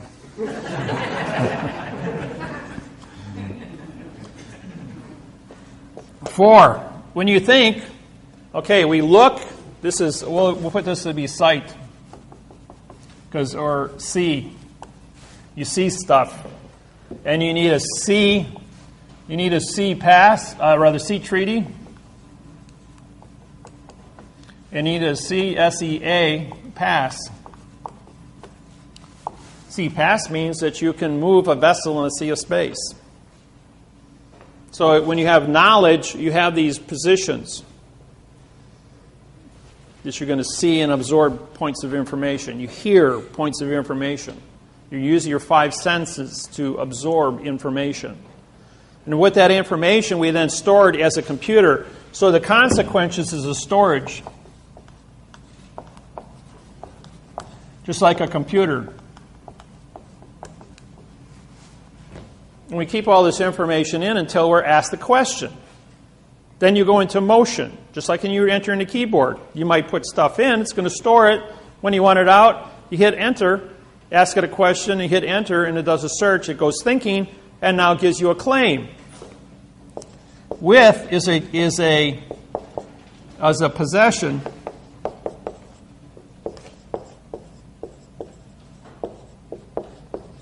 Possessive, which becomes your claim. Now, claims are, you only have 2 different things. You either have a plus or a minus. You're either going to have an award, not award, you're going to have a value. See, the word A means no award, W-A-R-D. Award. Now, the word award is because the contract is written in adverb verb, means you get nothing. You might get a future tense, futuristic Federal Reserve note. Or you might get a promise, pay to, in future time. which is a pronoun adverb scenario. But you don't have any now-time facts. So therefore, with the possessive, you possess a claim. The claim has to be defined. So we're going to go here 5 of the contract. Now the contract has to be of the contract terms. Number 6 is with the correct sentence structure, communication, parse, syntax, grammar. Okay, what does that mean? Well, there's a thing, you hear the word right, you hear the word truth. Truth is an opinion, by the way. Everybody believes in God, that's your truth, but that truth is based on your opinion of subjective interpretation, so therefore truth is an opinion. And O means no, and PIN means to attach, and ION is contract. So you have no attached contract because your subjective interpretation of your ability to communicate with any other individual is based on that other person's ability to understand what you're saying in the first place, which is babble. Because it's all adverb-verb scenario. Now, I may be talking to you in adverb-verb because that's the only language you understand. If I stood up here and talked to you and for this knowledge of this individual is with the claim of the correct parse, syntax, grammar, start using prepositional phrases, this would not jar well with your perception. And you'd kind of get lost. So it takes about 200 hours to adapt to this technology. And you will get a migraine headache because you're all brainwashed not to see an article. You might think that's a joke. It's not. Sublimic messaging through TV, radio, newspapers and magazines, school books have been there your whole life, right in front of you. We hide it in plain view, just like we hide a flag in plain view, and we cancel this contract by putting a Coke can on top of the staff, which is a phoenix in this case. If the wingtips are down, it's a phoenix. If they're up, it's an eagle, which is postal. So you can either be under postal guise or you can be under the Vatican guise. Either way, you're under somebody's guise, G-U-I-S-E. It's not a disguise, it's a guise, G-U-I-S-E. Dis meaning no, guys. This means no, by the way. Finally, number 7 is by the author.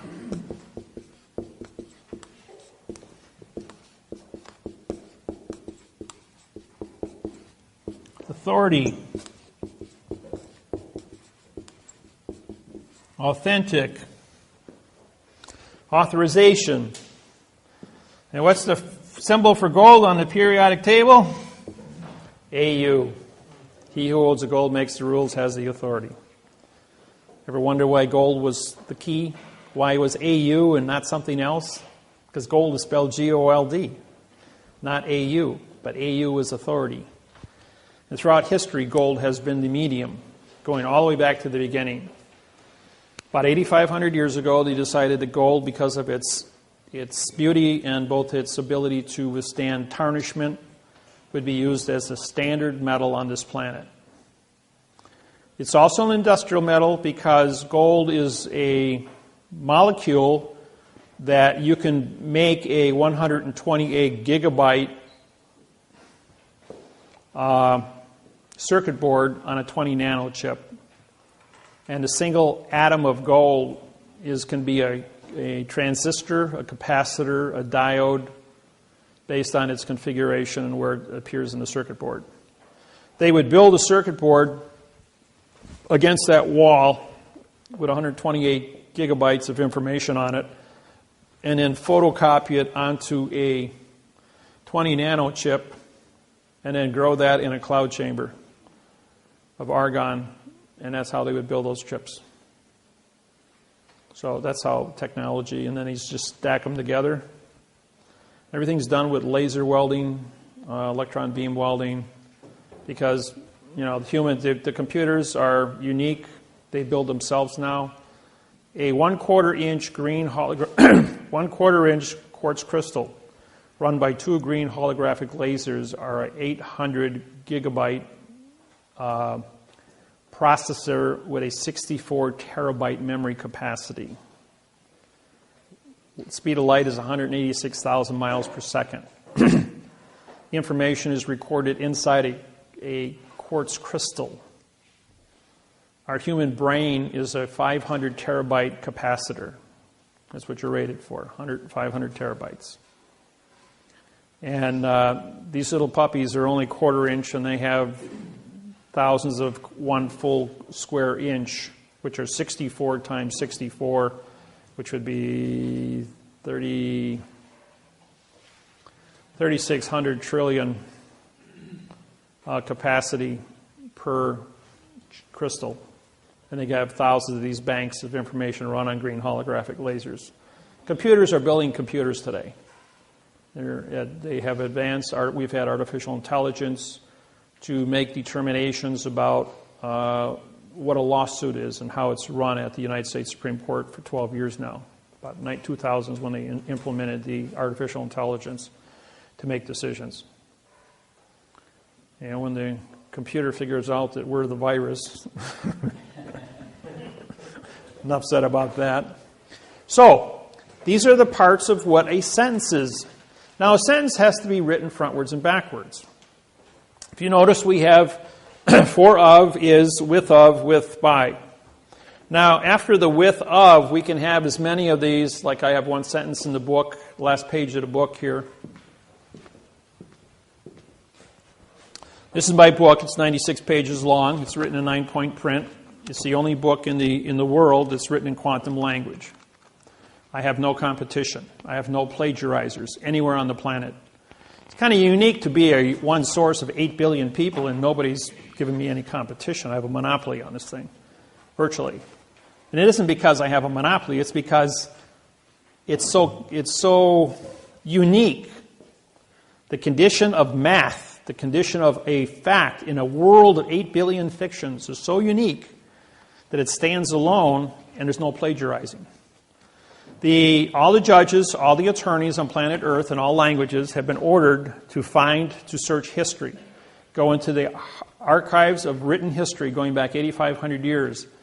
Is this an original program? The answer was yes. This whole thing is 100% original. That there's never been anything like it on the planet for communication skills. So the books took me, this is 8,000 hours or 80,000 hours of my work put in 96 pages. This is part of it. All the new stuff is updated on the internet, on my website. But this gives you about an 80% solid base that you can hold in your hand and read. And it takes about 200 hours. I charge $200 for the books because they're the only ones like it on the planet. There's no competition for it. So they're very unique. People that have them guard them. They don't treat them like garbage, like the local newspaper, because when you put value on something, it becomes valuable. If I gave you this marker, you'd use it, put it down, and walk away. If I charge you $200 for this marker, you'd put it in a glass jar, put it up on your fireplace, and say, "That's valuable." Because of what it means to you. Education is the same way. You go to college and you pay for an education, you put value on it, you stay awake in class. If somebody else gives you a scholarship and your schooling is free, you sleep through class. Or you put a tape recorder and say, "I'll study later," but you don't learn anything. Yes? So does it teach you how to write sentences or to read? Yeah, it's got all that. As a matter of fact, the back of the cover page, this is the key to the book. This one page took 6 years of my life to write, 12,000 hours of study, to go and travel all over the United States. I spent a great deal of time in the fifth basement under the Philadelphia Library. It's a top-secret library facility with books that go back 600-700 years. And once I get into the old books, I can syntax 2/3 of all the missing words. What's unique about what I do is you can put anything in front of me and I can tear it apart and tell you what it meant, what the condition of thinking of the individual was, how it cross-referenced with history, and then rewrite it in the correct format, showing you the secrets that were built inside of each word through the parse and the right way that the math shows that the sentence should have been written. Even if a person wrote a sentence incorrect, I've memorized the book on synonyms, the book of parse, the dictionary, Encyclopedia Britannica, World Book, Rules of Trusts writing, and with that amount of cross-referencing as a historian, also did 12 years on genealogy, knowing where the planet started from and how the different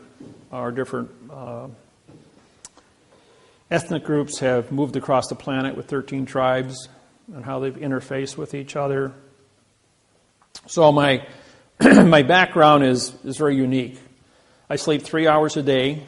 I didn't sleep for 8 years completely. I was, for those that don't know, I died on December 3rd, 1975. I had my right kidney removed. Both of my adrenal glands were surgically removed by a South Korean doctor in an operation. I had gotten sick. My right kidney was killed I was caught in the 1968 riots in Milwaukee, and they kicked my right kidney like you tee a football off 7 times. I got pinned down by 8 boys. After I got out of work, I had arrested one of them for shoplifting. I worked at Sears and Roebuck. I was 18 years old. So his little gang of guys jumped me when I got out of work at 9 o'clock at night, and they tried to kill me. They killed my right kidney. And it took 7 years before it finally knocked me down. Even though it was dead inside me, my body had created a callus around the kidney. It was about the size of my fist, and it was just black tissue. Because of the poison leaking into my system, it created a super immune system fighting this poison on a full-time basis for 7 years. When they removed that, the doctor, who had never operated on a human being before, cut my right adrenal gland out with it because it's attached to the kidney. Then he thought he was supposed to remove my left kidney, which was healthy. So he cut that in half and took out my left adrenal gland and half my left kidney. Well, it left me, I went into anesthesia shock and I was flatlined. I died on the operating table. They couldn't jumpstart me, and I wound up in a morgue, cut in half with my heart hanging out of my chest for 35 minutes without a heartbeat. I mean, it's in plain view, the coroner and the nurses down there. And then as soon as they signed my death certificate, according to the coroner, they had an exact time and location. So whatever the future event took place, they had a recording of an individual in a morgue at an exact point in time with an exact match, and I was jump-started. My heart started beating, and they rushed me back upstairs, and they put me back together. I woke up 2 hours out of surgery and stayed awake for 8 consecutive years, going to school full-time and working 2 full-time jobs. I walked out of the hospital in 72 hours. Recovery time is 2 weeks for the loss of a kidney, and I walked out in 72 hours. So I got on this kick of studying. I was going to save my own life because I only had half one kidney, and he said I'd be dead in 3 years. Well, I'm 63 years old now. I was born on September 17th, 1949, and I haven't aged in 35 years. I stopped aging when my kidney... See, what happens is, 2 years ago in London, they discovered the gene that causes aging in the human being. When I died when I was 25, my aging genes and my cells died also, and my DNA, according to what the doctors have been able to surmise. So my aging gene, because it's gone, I stopped aging at the age of 25. I've probably aged 5 years in the last 38 years. So like my cousin who was 114, I probably will live to still be young like this when I'm 100 years old, which would be cool. But it's with this program being as unique as it is, and so important to the existence of this planet and all species on this planet, it's unique that I was chosen with this as a meek person. Now, what does the word meek mean to you? Some people say it means timid or shy or weak. The word meek means I have absolute power over all things on the planet. And I have discretion. In other words, I'm a teacher. That's what the word meek means, that I have absolute power, but I teach people. I don't hurt people with this technology. Even though I am the judge prosecutor, because the judges are the ones that go out and harvest the people, I sit down with the judges and I say, listen, here's your signed confession. You can choose 30 years in prison, or you're the guy that you buried the bodies, now go dig them up. Or retire. That's it. You got 3 choices. Because if you think you're going to continue, ain't going to happen. So, and that's unique. And I have a lot of people all the way across the world at the top of the food chain, ambassadors, presidents. I was elected King of Hawaii in June of 1997. That's not a joke. The 72 Hawaiian families got together, and they elected me the King of Hawaii. But I am a king over one thing: parse, syntax, grammar. Now, grammar controls contract. So all contracts, treaties, and trusts with the United States government and the Postal Service are a result of what is written on paper. I don't interfere with any culture on planet Earth. I don't interfere with any political organization, religious beliefs, nothing. My sole purpose is contract. What is a preposition? What is an article? What is a fact? Or I should rephrase it. What is a position? What is a lodial? What is a fact? So, when I was elected king, I was a king of contracts. That anybody, any 2 people, any 2 tribes within the Hawaiian 72 tribes. Same thing with the 1,200 Maori tribes and the 3,460 tribes of Australia. I hold those positions also. That I was elected into a position and adopted by their tribal councils to be in charge of contracts.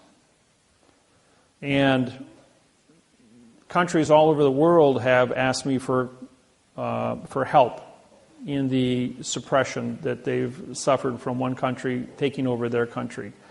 Take Ireland, for instance. In July, I did a radio show for the Irish Republic on their by internet radio. It was supposed to be a 20-minute spot, lasted 2 hours and 45 minutes. When I got off the radio, the next day my phone rang, and it was the Irish Parliament called me and said, could you write a constitution for us? And they said, how much time do you need? 3-4 months, they said. I said, how about tomorrow afternoon? He says, you're going to do a constitution for us in 1 day? He says, yeah. I says, I'll deliver it to you tomorrow. It'll be 59 paragraphs long. And I did.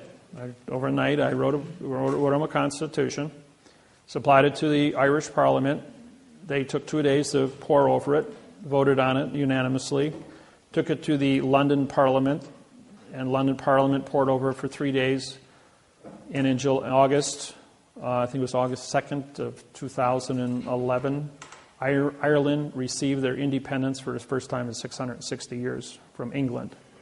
2 days after that, Queen Elizabeth was on BBC announcing that all United Kingdom constitutions were null and void because I syntaxed them. She pulled my passport for New Zealand and Australia, so I syntaxed their constitution, disqualified the United Kingdom worldwide. When they pulled my Canadian passport, I syntaxed the Magna Carta. It was sold at Christie's of London for $6.7 million as a historical document with no value. When the United States Congress, Senate, Legislature, and Supreme Court gave me a hard time here a couple of years ago, I syntaxed the Constitution of the United States of America, wrote a new Constitution for the United Nations. And now the Constitution, the Bill of Rights, and the Declaration of Independence is going to be auctioned this year in Washington, D.C., because it's a historical document and it has no value. Benjamin Franklin was a triple agent, French attorney working for the English crown to capture the United States and give it back to England, which he was successful in doing through adverb-verb. When I did a seminar in Atlanta, Georgia, for 72 people, we had the senator from Georgia. He came to the seminar along with several Supreme Court judges from Georgia. I said to him, you guys had a civil war down here. And Grant went ahead and he and Lee got together and you guys signed a surrender treaty here. I says, a syntax that's written in adverb verb doesn't say anything. I says, the southern states are as independent as of a Confederate agency as the North is. I says, you guys were never conquered by war. This is Title 28, Section 1359 is collusion. You had a gun to your head to sign a contract. The contract was written in adverb verb. Both people had a second grade reading level. You don't have a contract. You know what happened the next day? The Confederate flag was raised above the Capitol in Atlanta, Georgia. Made all the newspapers around the world. And all the southern states put up the Confederate flag on top of the Capitol buildings. Florida, South Carolina, Georgia, Alabama, Louisiana. Everybody's going like, what's going on? It says, you can't surrender to a gun in your face. When the Constitution of the United States ended on November 2nd, 1859, the United States of America did not exist. The South was an independent country. They created the Articles of Confederation. Article was a pronoun, of is an adverb, making confederation a verb. That was a lie. So they don't exist either. It's an illusion. So their illusion versus the United States of America, of is an adverb, making America a verb. Illusion. How does two illusions create a fact? They don't. So therefore, everybody's still independent. How do you spell independent? I-N-D, a vowel and two consonants, no contract. Because it's an opinion. So you got 8 billion people with an opinion about where you stand and who you are. So when they put up the flags, the United States Supreme Court came back and said, we don't have jurisdiction. And they were right. And they see, all these years, 150 years went by, and nobody knew what they were doing. Until I stood up and said, hey, the king has new clothes. And everybody knows the king has new clothes story. Question? Just want to go back to the book. I think on your website, I saw something referencing to some DVDs to study along with the book. All the DVDs from every seminar I've done since 1999 are on the internet. Free. Just type in David Wynn Miller videos. Anything you want. Facebook, MySpace, Twitter, Google, AOL, Yahoo. I can't even think of all the rest of them. They're up there. Gmail. And you'll get all the videos you want. There's 200 hours of different videos, seminars. There's the Facebook has got the 17-hour series from Australia. I went down there. That's when they pulled my visa. You see, I'm a federal judge in New South Wales, Australia, Auckland, New Zealand, and also a full barrister with the British United Kingdom. Now, I was awarded that because they couldn't win. They lost 129 cases to me. I've indicted 129 of their judges. And they don't know what to do with me, so they had to make me a barrister and a federal judge, thinking that that would be okay, you know. Well, the very last trial I was at, in the Land Environmental Court, the judge stood up 4 times and bowed to me. All of the lawyers coming and going in the courtroom during the time of the 1.5-hour presentation I put on in front of 4 TV cameras. I mean, these are the big TV cameras they had in the room there, which were broadcasted all over Australia to all the courthouses so that they could watch. And then I told the judge, I says, you know, Judge, you've been on the bench 28 years. But you're the new kid on the block. You got pulled for this duty, and you've only been sitting on the bench here in Land and Environmental for 3 days. I says, and they set you up to come in front of me because they knew what I was going to do, and none of the other judges that were older than you wanted to get caught in my crosshairs. And I says, I'm the only judge in this court. I says, that seal you got behind you is a good cartoon. I called it a cartoon. The judge turns around and looks at it and says, yeah, it's a cartoon. The first day I was in court with these people, underneath the seal of all the courts, they have a ribbon. The ribbon has words on it. Between the words, they have dots. Because it's a seal, a dot is used in 2 locations under syntax. On a seal, it's used as a prepositional phrase. On money, it's used as a prepositional phrase because of the restriction of space. So the dot between words, in other words, if I were to have a word here, if I put it here, it's called a period. But if I put it in the middle, that's a prepositional phrase. So if I did this, and I said for the possession, this would be for the width of the with the possession. Each dot would represent a prepositional phrase. And that's syntax, folks. I says, Judge, you're here talking to me in adverb verb. You're here filing paperwork in adverb verb, and yet your seal on the back of the wall says you are advertising syntax, which means you have to be correct.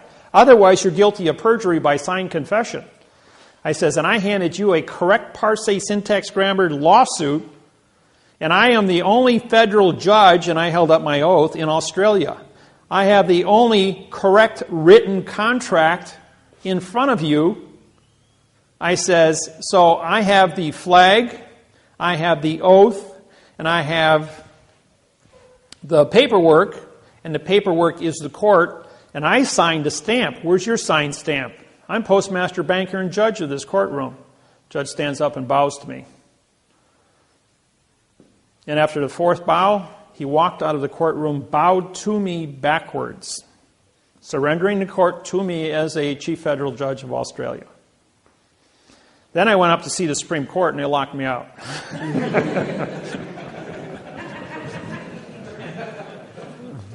So they wouldn't even. And then 2 weeks ago, I was in Honolulu, Hawaii. I walked in the federal building, and the guard goes, "You're Judge David Wynn Miller." I goes, "Yeah." He says, "I got a flyer on you." He says, "You're not allowed in the building." He says, he got on the radio and he called the marshals. He says, "You can only be in the building if the marshals are escorting you." So I had 5 more, the guys that run the metal detectors, 5 more sheriffs come walking over. And they're all standing there in front of me with their arms folded. I must really be a dangerous person in your courthouse here. He says, "Well, you're here to arrest our judges." I says, "Yeah, I have warrants for 33 judges in your courthouse, signed by the United States Supreme Court and the World Court at The Hague. I'm the chief judge of Hawaiian Islands, federal judge." I says, "You guys are only district, which is demon god of the underworld for trickery judges." I says, "So you don't have any standing here." I says, "I've got the only standing." I says, "Not only that, you anchored your vessel, which is your courthouse building, on our island." He says, "I'm the elected king of Hawaii, and you've got your vessel anchored on my island. Do you have a drogue law?" That means to anchor. "In the correct parsing syntax grammar to anchor your vessel on my island?" "I don't think so." "Do you have a sea pass, SEE, to pass through our borders? Do you have a sea treaty, SEA, to move your vessel amongst the sea of space?" "You don't have any of these treaties?" It means you're trespassing. I says, "And I've got warrants for your arrest." So then 3 marshals come down. "Yeah, what are you doing here?" I says, "Well, I'm here to see the U.S. attorney here in the courthouse." I says, "I'm going to indict Judge Kobayashi over in Maui for treason." "All right, we're going to have to escort you upstairs." So I get off the elevator, there's 5 more marshals, 2 City of Honolulu sheriffs, and 2 City of Honolulu police officers, plus 5 rent-a-cops. So we got 14 people standing in front of me. I must be a really dangerous guy. "You're here we're going to have you indicted for harassing our judges." I'm going, well, first off, they're not judges. They don't have an oath of office. Number 2, I have warrants for their arrest. Number 3, all of you gentlemen standing in front of me don't have an oath of office to carry a gun or a badge. I says, I syntaxed it. I says, I have my oath with me. I says, and I was elected as the king in this, so I have diplomatic immunity. I'm a sovereign. I'm the only sovereign in the United States. I have my own country. My own country, and guess what the land of my country is? The land of the courtroom during the time of contract. No one has ever claimed the land of the courtroom during the time of contract. So every courtroom I go into on planet Earth is my country on planet Earth because I was appointed to me through the United Nations. where all 200 countries treated with me, saying, when you come into a courtroom, you are the senior chief judge under land of the contract, and because your contracts are written in quantum grammars, which creates the constitution of the land of the contract. The courtroom. And the courtroom is not a geographical location. It's paper, folks. The land of paper is the contract. Because the contract of paper is not bonded to the room is just a point of convenience. So, what is a courtroom? A courtroom is a piece of paper. And the words on the paper are the thoughts. Hold a thought in your hand, show me the three-dimensional object of the thought. So therefore, the understanding of the courtroom is the correct parsing syntax grammar on paper in a geographical location that is neutral, called the land of the courthouse, or the land of the courtroom.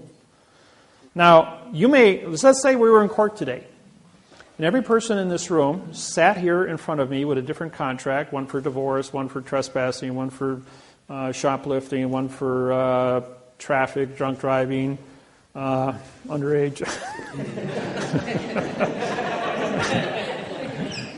and as a result of that, does your contract for traffic have anything to do with his divorce or his marriage or his trespassing? The answer is no. So each one of your paper contracts that you have is a vessel in a sea of space. And your name is on that document. Therefore, that is your bill of lading, your passport to be in the closed area called court. And the condition, the contract, the words on that document, if they're written in adverb verbs, say nothing. Therefore, they're called art, A-R-T. Vowel and two consonants, no contract. How do you spell ink? I-N-K. I-N means no, K is knowledge. You have no knowledge because you put ink on paper in adverb verb. They've been advertising in plain view, all of us, throughout your entire life. And just like all the pictures on the wall here, they're all in a box, which is called framing. And framing is a box under four corners, which is an enclosed area and can't be considered, so you can't be insulted by any one of the pictures or have any subjective interpretation as to the condition of what the people look like because they're in a box. The lawyers and the attorneys and this whole thing about syntax is in front of you every place you go and everything you do, all the time.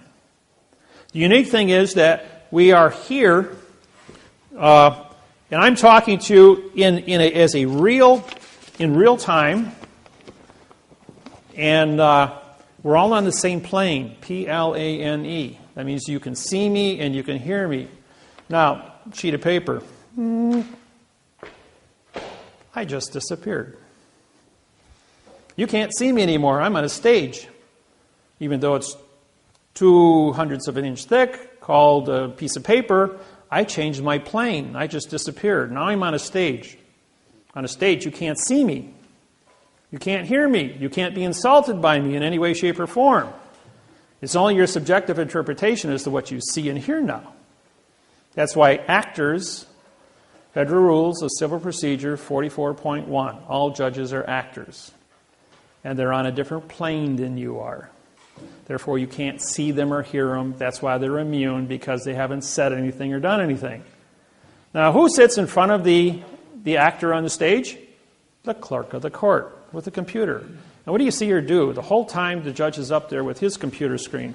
He's typing here like this. He's telling the judge what to do because she's on your plane and she's the puppet master and he's the actor being told what to do. So the clerk of the court, who takes the paper? Right. Who takes the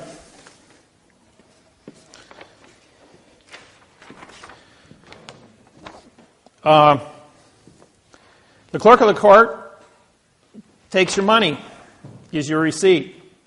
That's called banking. You go to the bank, the teller at the bank takes your money, cancels your check, gives you money, which is doing a transaction. Just like ordering food at a restaurant. You order your food, the waitress writes it down on a piece of paper, which is a bill of lading, takes it back, brings out your food, gives you a receipt. If your MasterCard, you sign it. If it's cash, you take it up to the cash register. You do banking. She gives you a receipt. You give her money. You pay for your cargo. You go to the court. You hand her the vessel. You see a space. The vessel comes to the port of the court. The vessel gets docked. Therefore, we put a docket number on it, docking the vessel. You pay $350 docking fee, and now you have a document. DOC, DOC, DOC. You see, we're using the terminology and bringing things into first-person knowledge now, so you're aware of what's happening. When the document comes to the port of the court, the document has a stamp on it. The stamp is autographed by the postmaster delivering the vessel to the port of the court, who also puts a stamp on and signs it. Therefore, we have postmaster to postmaster docking a vessel. The vessel is an independent. Now, this is something some of you know or don't know. All judges are actors. They do not become a judge until they autograph this document. If they autograph the stamp of this document, then they are the judge in the case. A judge who does not sign this document is not a judge. When you walk into the courtroom, the judge is up there and says, "Did you sign the paper?" The judge says, "No." That's not the judge. That's an actor. "Who did sign your paper?" The clerk of the court did. She's the judge. So you can say, "Judge, you're not on my plane. Get out of my courtroom." Now, when I walk into a courtroom, I walk in and it says, "Judge, you're excused." I'm going like, this is a state court. I'm in charge. I said, "Bailiff, I deputize you as my tip staff. Arrest the judge for trespassing in my courtroom.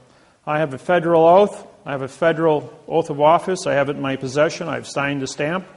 I'm on a federal plane. That's a federal flag. This is a federal court. We're here for money. This document says there's money on it. This stamp is $1 stamp on it. This is postal money. We're in a postal vessel in dry dock under a postal stamp. This is a federal flag." I says, "This vessel has jurisdiction and I have an oath of office that matches this contract. I am the only standing federal judge in this courtroom. Arrest that man as an imposter." That judge is usually running out the door as fast as he can get before the bailiff can get a hold of him. Then I turn and I says, I've syntaxed the district attorney's paperwork here, and now I'm prosecuting the district attorney for a $25 million fine and 30 years in prison for false and misleading statements to damage a citizen. And about that time, he's running out the door. And if he's standing his ground, then I got the bailiff arresting him. And if you've been in court and you've seen this happen and that, you're going like, never seen that before. The other attorneys do the same thing. When I was in Australia, we did this. And a district attorney, my client was a dwarf, stood 3 feet 9 inches tall. And when she walked in there, everybody kind of got out of her way. And I was there, and the judge goes, "Are you a representative?" And he says, "No, sir, I'm a claimant." "Well, who's that?" And he says, "She owns their property. I'm a claimant on her property." "Well, you're not on title." I syntaxed a mortgage contract for New South Wales. I says, "It's false and misleading." I says, "Because I syntaxed, I'm a claimant on the document for false and misleading statements. I syntaxed the prosecuting attorneys who wants to foreclose her property. This man has committed a felony against this court. He's got a second-grade reading level. Doesn't have an oath of office. He's not a barrister. I don't know what he is, but he's got a wig on. He looks like a clown, personally." And this guy is like, "How can you talk to me like that?" I says, "Because I'm a federal judge in New South Wales, and I have a federal oath, and we're in a state court, mind you." And I says, "And as a state, it says you may be a state judge, but you're not on our plane, therefore you've not come to court. Clerk of the courts," I says, "I hereby deputize you as my clerk." I says, "Bailiff," I says, "you're now my tip staff." I says, "This is a federal court. Arrest this person for treason against the people. Arrest the judge for impersonation." And the judge stands up and goes, "We're going to continue this and for another 45 days. I said, "You can't continue anything. I already arrested you guys. You're out of the picture." And this guy turns to these 12 barristers sitting behind him and he goes like, this guy just handed my head to me in a basket. He goes, do something. And they all took their coats and pulled them over their heads, and they all talking through their coats going, he's your problem.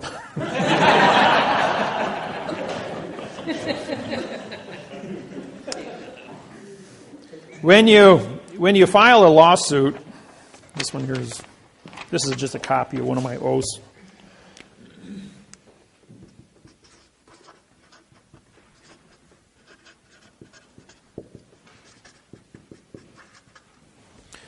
What I do is, we have a stamp on one side because it has value. We have a flag making it federal. And this is an authentic oath, and I think this one is this is my Hawaiian oath of office. And this makes me a federal judge in Hawaii. And when you put value on the front, you have to endorse the top of the back, just like you endorse the top of your checks at the bank. Now, the reason, what is an endorsement? Okay, we write. Now, if this was 75 feet long, we'd call this, as a single document, we'd be bonded. We roll it all up, called a scroll. And so, now that it's been rolled up, we put the wax seal on here, going all the way back 6,700 years, and the king would then use the ring to put the seal on. And the ring, the seal, was the same as an autograph. And when you unwrap it, the seal is at the top of the back of the value. Therefore, you have an endorsement. That's been practiced for 6,700 years without fail. So therefore, it's legitimate. And, question? How do you sign your name? It's like that. Just like No, I don't sign it. This is called an autograph.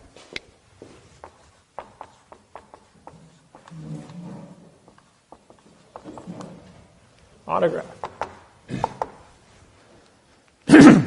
The colon is for the David-Wynn of the Miller family. My degree sign is because I'm a 92nd degree Mason. The Masons all over the world have said the Masonry stops at 34 degrees. How can you be a 92nd? Well, the different cities I traveled to, and I've been in over 1,200 of them, have challenged me, have come to meetings, have gone to lodges. And when the Masons and I get together, they bring their books. I have my books. I have the Legenda, 1859, signed by me in 1859. And that's another story you don't know about. Yeah, your question? You mentioned the continuance of 45 days that the judge wanted to do. It reminded me of a question that I have. I just happened to be in the Kanazawa County Court one day as a just spectator. And it was a different setting. There was a couple of attorneys on this side, or one attorney on this side, and then their high-powered clients. And then there was an attorney on this side, and another guy in a suit and tie. And for some reason, when the judge walked in, they were all prepared to rise. He goes, "No, just stay seated." Did he have his robe on? Yes. Okay. By the way, the robe means I'm mourning justice. What does it mean? He's in mourning for justice, because justice is dead. In this conversation, you could kind of tell they all did just on this inside track. And the one attorney asked for a 90-day continuance. 45 and 45 is 90. And then the judge goes, "Well, if I did as I wanted to, I would continue it for 122 days. And they all laughed. Every one of them. Laughed? Yeah, it was like this big chuckle. They all knew what he meant by it, except for me. I didn't know what was going on. That's my question. This was on September 6th. The 122 days come, if I count all the days, comes out to January 6th, 2013. Okay, you got 45 days, trust law, offer, 45-day answer. The state court? County. State court. Okay. Then you've got, that's 90. If you add 45 to that, you get 135. So that doesn't work. So what they're doing is there's a 10-day offer, a 10-day answer, a 20-day answer, and a 10-day response. That gives you 120, and then you've got your 3-day rescission law. That would make it 123 days, which would expire. So he had to make it at 122 days. So he was under the 1-day limit under the rescissions law, otherwise he'd be in violation of notice. This is an offer, this is an acceptance. These are two 45-day trusts running. This is a vacated contract on its face. Okay, then It's not legal.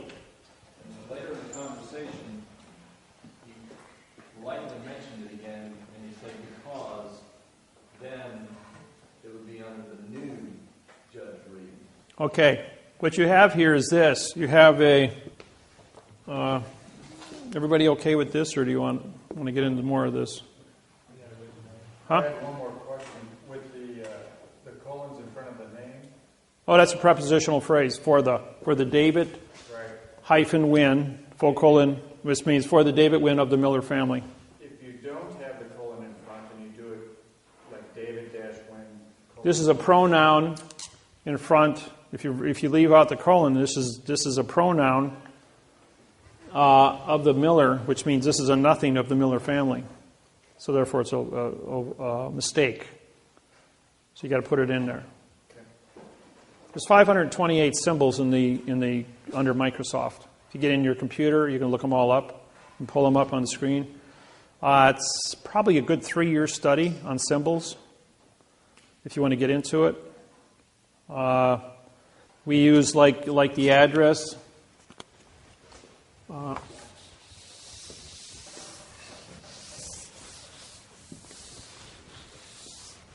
Like my address in Milwaukee.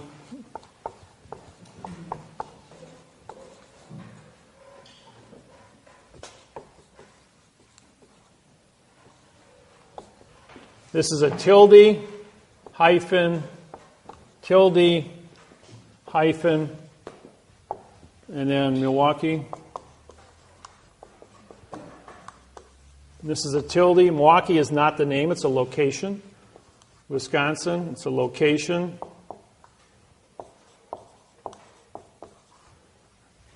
And you put tildes. Tilde means location. Anybody want to correspond with me and by letter or mail me things? That's where you send it. David Wynn Miller, 5166 North 63rd Street, Milwaukee, Wisconsin, 53218. That's my address. What would happen if you put a hyphen between the tilde and Milwaukee? Would that be wrong? No, you don't. Not here. When you start, you just use your tilde. Now here would be, this is a comma hyphen tilde. Microsoft will also give you, will say this is correct. If you drop off the hyphen, you're going to get an underlining, which means you're using the wrong symbolizations. So you got to have a comma. Now, when you write the state, this is a letter, this is a number. These are two different entities. You don't, even though this might be a WIP or WI dot for postal codes, whenever you go from a word to a number, like this here, you don't need the, this actually has have to have a hyphen here too.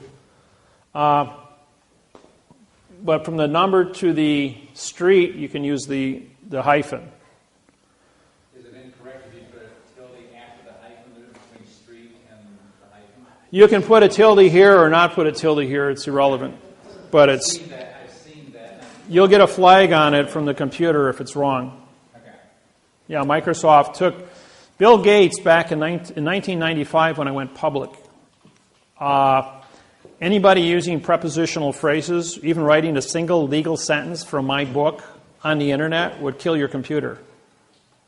And for about 18 months, they were frying computers left and right. But there was so few people back in 1995. It was only in a few hundred people that were actually involved. And then so I went to Seattle, Washington. I met with Bill Gates, and I said, listen, you got 47 million people on your website, and your contract for Microsoft is a complete adverb-verb lie. Feeling lucky today under Title 15, Section 1692E, under false and misleading statements for a $25 million fine per person. Put the antivirus in there and take it out. So a couple days later, no more problems. So then computers upgraded, right? People that had the old computers, and I've got a couple of the old ones from 1995, where the antivirus never went in. It's still trapped in the hard drive. If you plug it into a new computer, it'll kill it. It'll actually start on fire. I'm serious.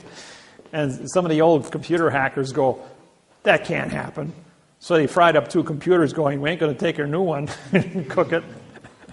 But there's a few of the old dinosaurs still laying around with that old virus, that old secret virus laying in it. But nobody uses 95 computers anymore. I got the old 86 processor yet, someplace in my basement.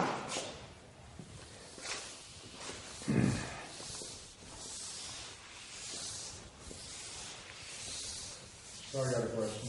Okay, shoot. What does that do for us if we autograph our name that way? Well, as soon as you autograph your name in that manner, it says that you've been exposed to this technology. All the judges know, all the judges in the United States, 11,000, both state and federal, have been trained in this technology for 17 years. I've been teaching at Scottsdale, Arizona since 1995, and Reno, Nevada at the Judge Institutes, through both video and my program, both on the internet and in the books. They're made aware.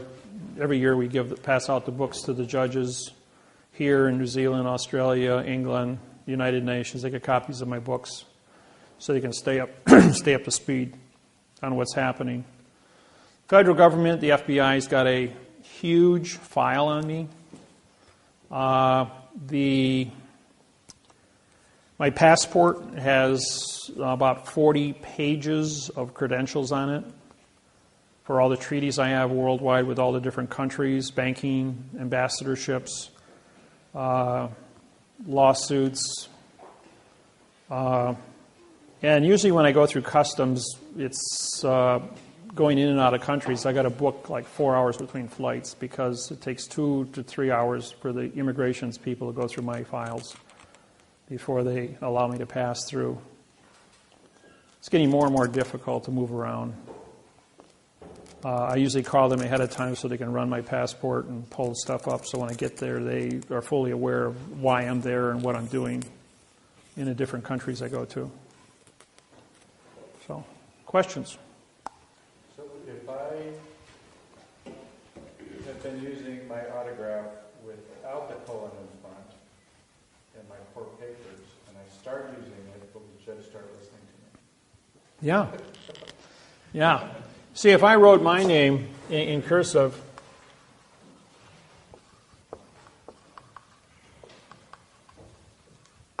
like that, the word cursive,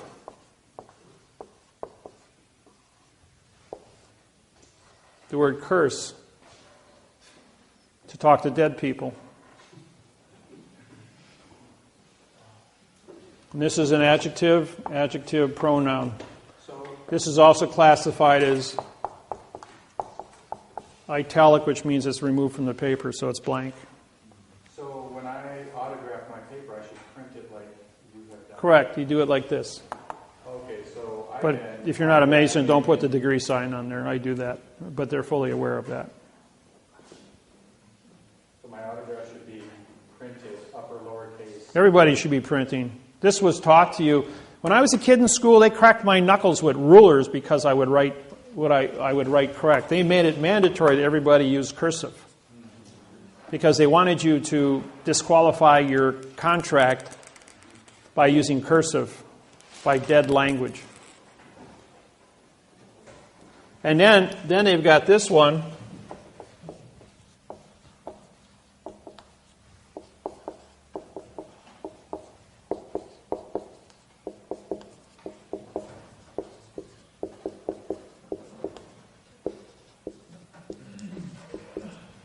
Everybody know that little one? This is an adverb. This is a verb.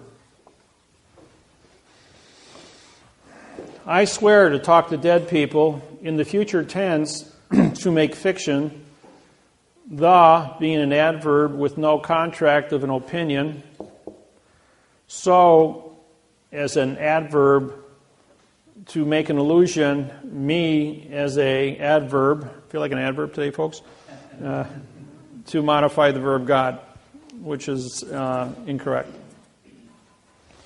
Now, when, for those, I don't know how many of you know about the 1996 seminar I did in Indianapolis, Indiana, for 47 ministers. Broke my own rules. Velma. All right, let's shut my own phone down here. Vibrate only. Okay.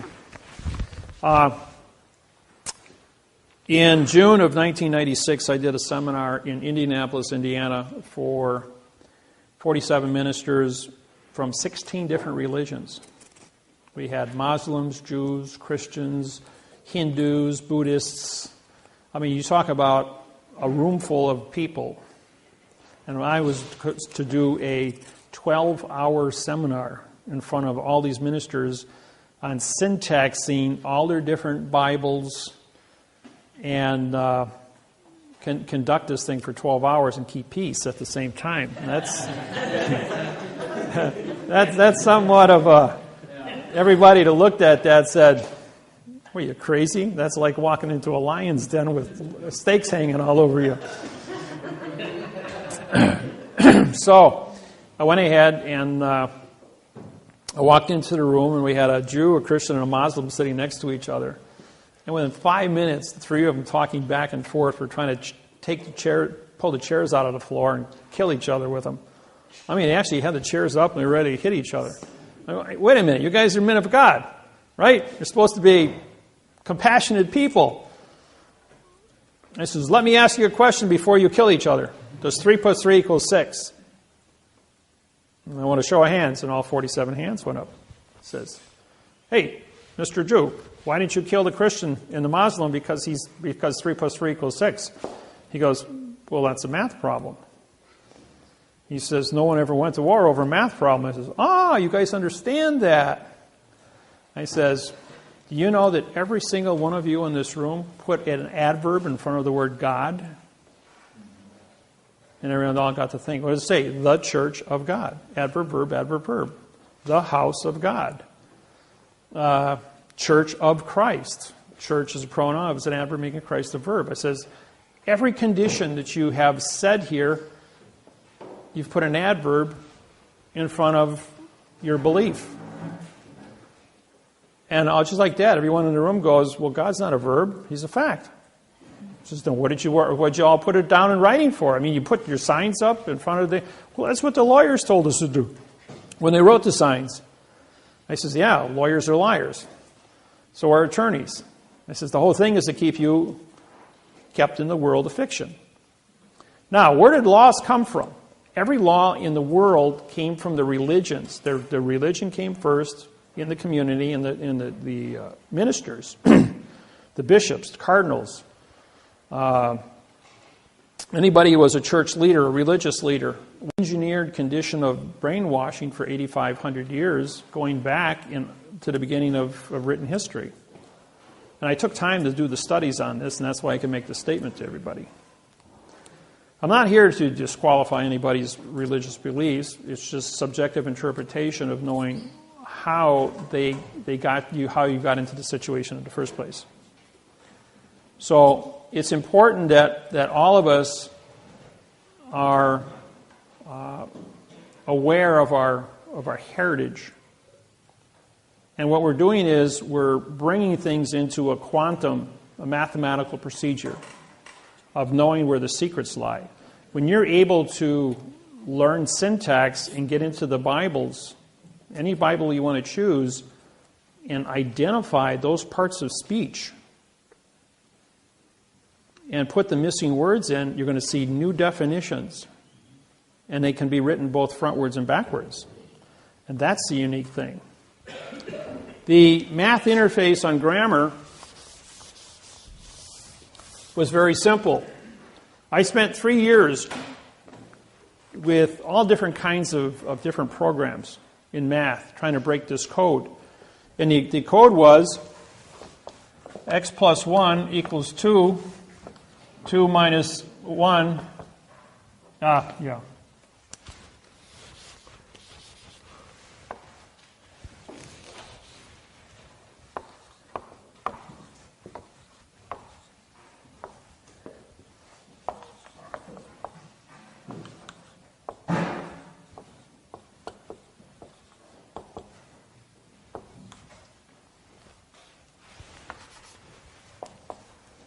So you got x plus 2 equals 3, 3 minus 2 equals 1, 1 equals x, x times 2, 3 equals 6, 6 divided by 3 equals 2, 2 equals x. In other words, we add, subtract, multiply, and divide to find out, by doing math backwards, what the secret is to correct the math. And no one ever went to an oral math problem because they said we just do it backwards and check your math. That was pretty simple. So what I have in my hand here is a pen. I throw that pen up in the air. The motion of thinking didn't change this fact. So motion, and the courts always want you to file motions. But they change the facts with motions because what they're doing is they're modifying the facts with adverbs, creating verbs. But the verb, now they want to say the pen, does an adverb making pen a verb. They want to take this article and change it into something that's not. Therefore, you commit perjury. So if we go back to this problem here, if we have a fact here at the beginning, and we have a fact over here, we have a fact here, and we have a fact here, this must be a correct program. The thing that appears in front of a fact is a conjunction, which is and or. Those are the only two conjunctions in the English language.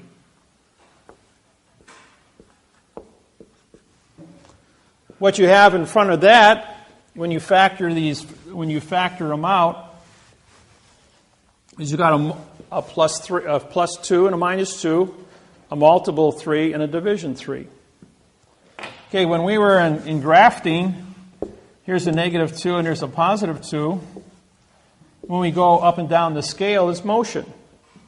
Therefore, we assign the number to a verb, and we factor that out because a verb doesn't have any modification. That's your thinking of a sentence. What is left is add, subtract, multiply, and divide, which are opposite operations, better known as the preposition or the position. What is a position? A position means we will use we're going to have a contract first before we get started. We agree that we're going to use the ABC alphabet to identify this pen or this object. With the ABC alphabet, we're now going to take this object and we're going to spell it pen, P-E-N. What is the pen for? The pen is for writing. So we're going to have a alphabet, a spelling, and a definition. Therefore, we know what the position of this object is. Now, who owns this pen? For my pen, with my pen, of my pen, by my pen. You say, now I can go ahead and identify this because of lodial positioning of ownership, which we used to call the article. But the article, when you had a preposition, it meant you had no position, so you could presume anything. If you had no preposition and no ownership, but an article, which meant no contract, you had a no-no. Henceforth a noun. But now we had to change it to a position, lodial fact. With that said, we now have a word that has 900 definitions. I proved that every word in the English language has 900 definitions because we have 68 articles and 68 prepositions and 38 articles. That gives you 1,800. When you multiply it, divided by 2 is 900. So with 900 definitions for a pen, I can say for my pen, for your pen, with my pen, of your pen, of my pen. Every time I change the preposition, I change the definition. I can say his, yours, hers, this, the, a, and. I can keep going through the whole list. Put them all down, cross-reference them all up with the word pen, and I got 900 definitions. Put two definitions together, 900 times 900 is 810,000 variables with 2 words. Put a third one times 900, and you've got 720 million variables. Put a fourth one, and you have 640 billion variables. A fifth one, you have 540 trillion variables. They said, well, the computers are only rated for the capacity. Write a 200-word sentence, and we're talking about a number with 200 zeros after it, variables, to write a legal sentence. They're saying that computers don't have enough memory capacity to write one sentence. Try writing a whole book or a 400-page website and do it correct 100% of the time. When you're working in a math problem, you've got to be correct 100% of the time. There is no room for error. You know, they build a space shuttle with 3 million components. It goes to the moon. They screw up with one. Any number of variables, 3 million correct things times 0, still equals 0. That's why the space shuttle blew up in 1983. I was there at ground zero as that thing came over the top of the Kennedy Space Center and blew up right on top of me. To be there at the only one of 50 space shuttle launches to see that one. I was there 4 times to see 4 successful launches. But I got to see that one blow up. You know, it's a rare. I've been in a lot of rare positions. I was in Hurricane Camille, Biloxi, Mississippi, when it took out Camille and Biloxi Air Force Base, and Keesler Air Force Base. I was at ground zero on a body cleanup in 1969, in August. There's a lot of unique things I've been exposed to. Been in tornadoes, been picked up. I had my car picked up in a tornado, survived that. The man in front of me died. His car got flipped over and blew up. He was destroyed. Just 80 miles an hour, that much, to travel 15 feet. He died, I didn't, because he was 15 feet in front of me. The amount of things, why you're here, why you're supposed to be here, all the split-second things that happen in your life, but the snap of a finger. I was 18 years old. I'm standing up against a tree. I'm playing with a 20-gauge shotgun shell while rabbit hunting, and I bend over to pick up. I dropped the shell, and as I bent over to pick it up, a 30-30 slug split the back of my jacket open. Did I drop that pen, or was it knocked out of my hand? Knocked out of your hand. And I bent over to pick it up just as the slug split through my jacket, and I still have the bullet hole in the back of my middle of my back. A scar formed years later. And it's quite prevalent. It's about 1 inch in diameter, about a 1/4 inch deep, where the bullet went through me. But why am I still here doing this? Is because I'm supposed to be. And if they are successful in assassinating me, they just go back and reset the clock and jump and fix it.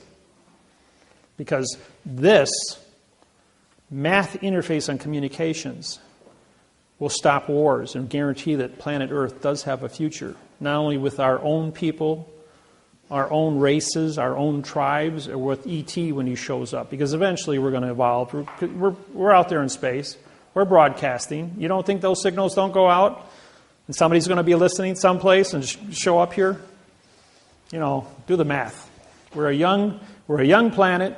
We're a young species.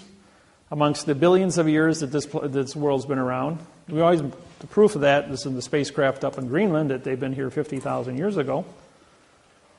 And those guys were 65 to 85 feet tall. They had dinosaurs. The world was big way back when.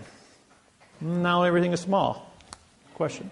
Yeah, you talked a couple times about ETs. What exactly are they, or what's the purpose? ET can be many of anything. It means extraterrestrial, which means not of this world. And, you know, there's been millions of sightings worldwide of spacecrafts, right? Even a couple weeks ago, opening night of the Olympics. Anybody watch that on TV? In London, they had the fireworks went off above the stadium, and that's a no-fly zone because of security. And there was a UFO above the stadium, about 50, 60 feet in diameter, because everything went up in so many different spectrums of light.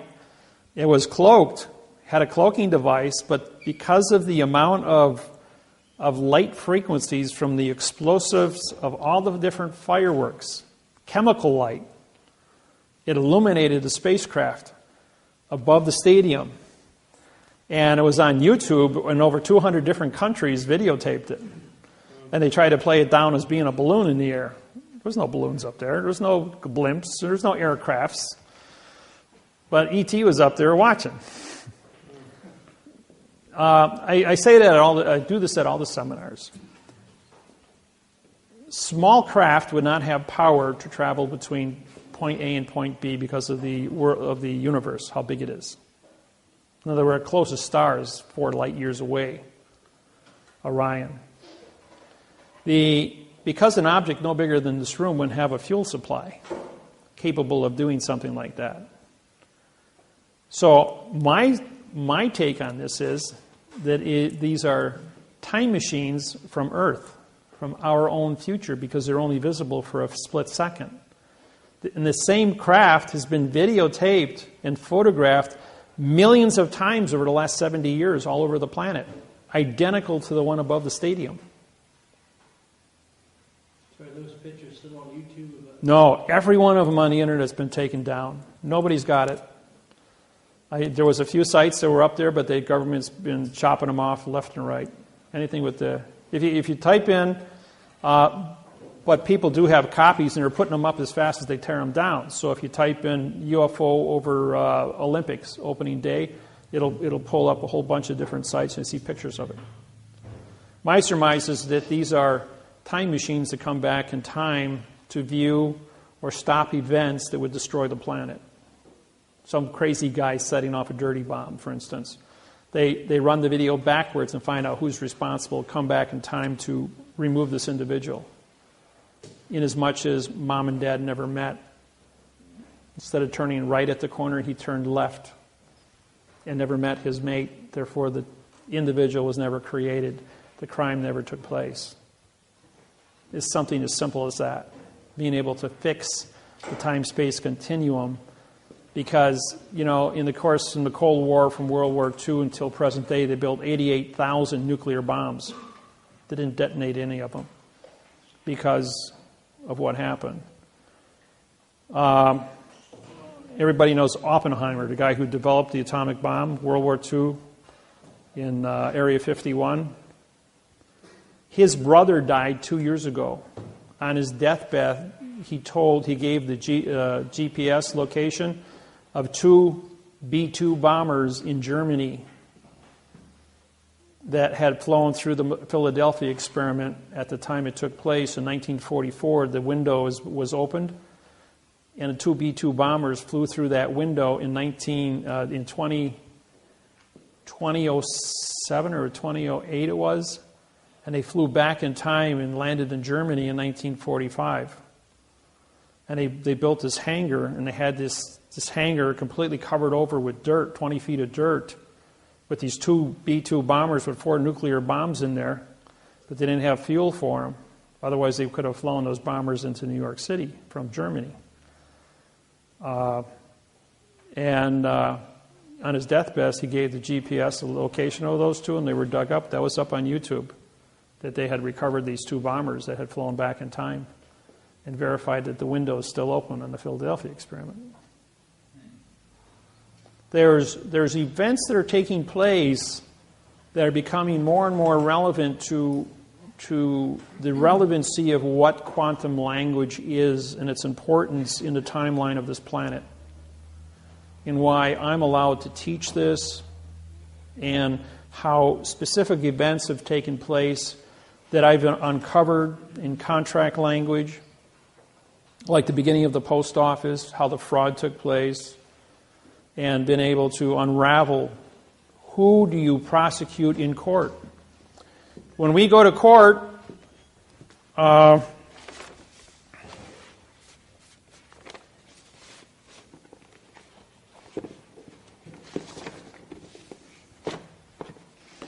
this here is a federal lawsuit that I wrote. This deals with, this one is for, this is the International Maritime Organization. Russell Gould and I put this one together. But this is a document contract, federal postal court, federal court venue document. It's postal, folks. We have federal flag and a federal postage stamp. This is a federal court we're suing. When this goes into this commission under maritime law, this is the court. This paper is. And when it's filed at the Maritime Commission, this was filed creating this vessel in a sea of space to be the court. They have to come into the understanding of the syntax within this document and say, all the Maritime Commission officers have to say, show me your correct parse, syntax, grammar, oath of office.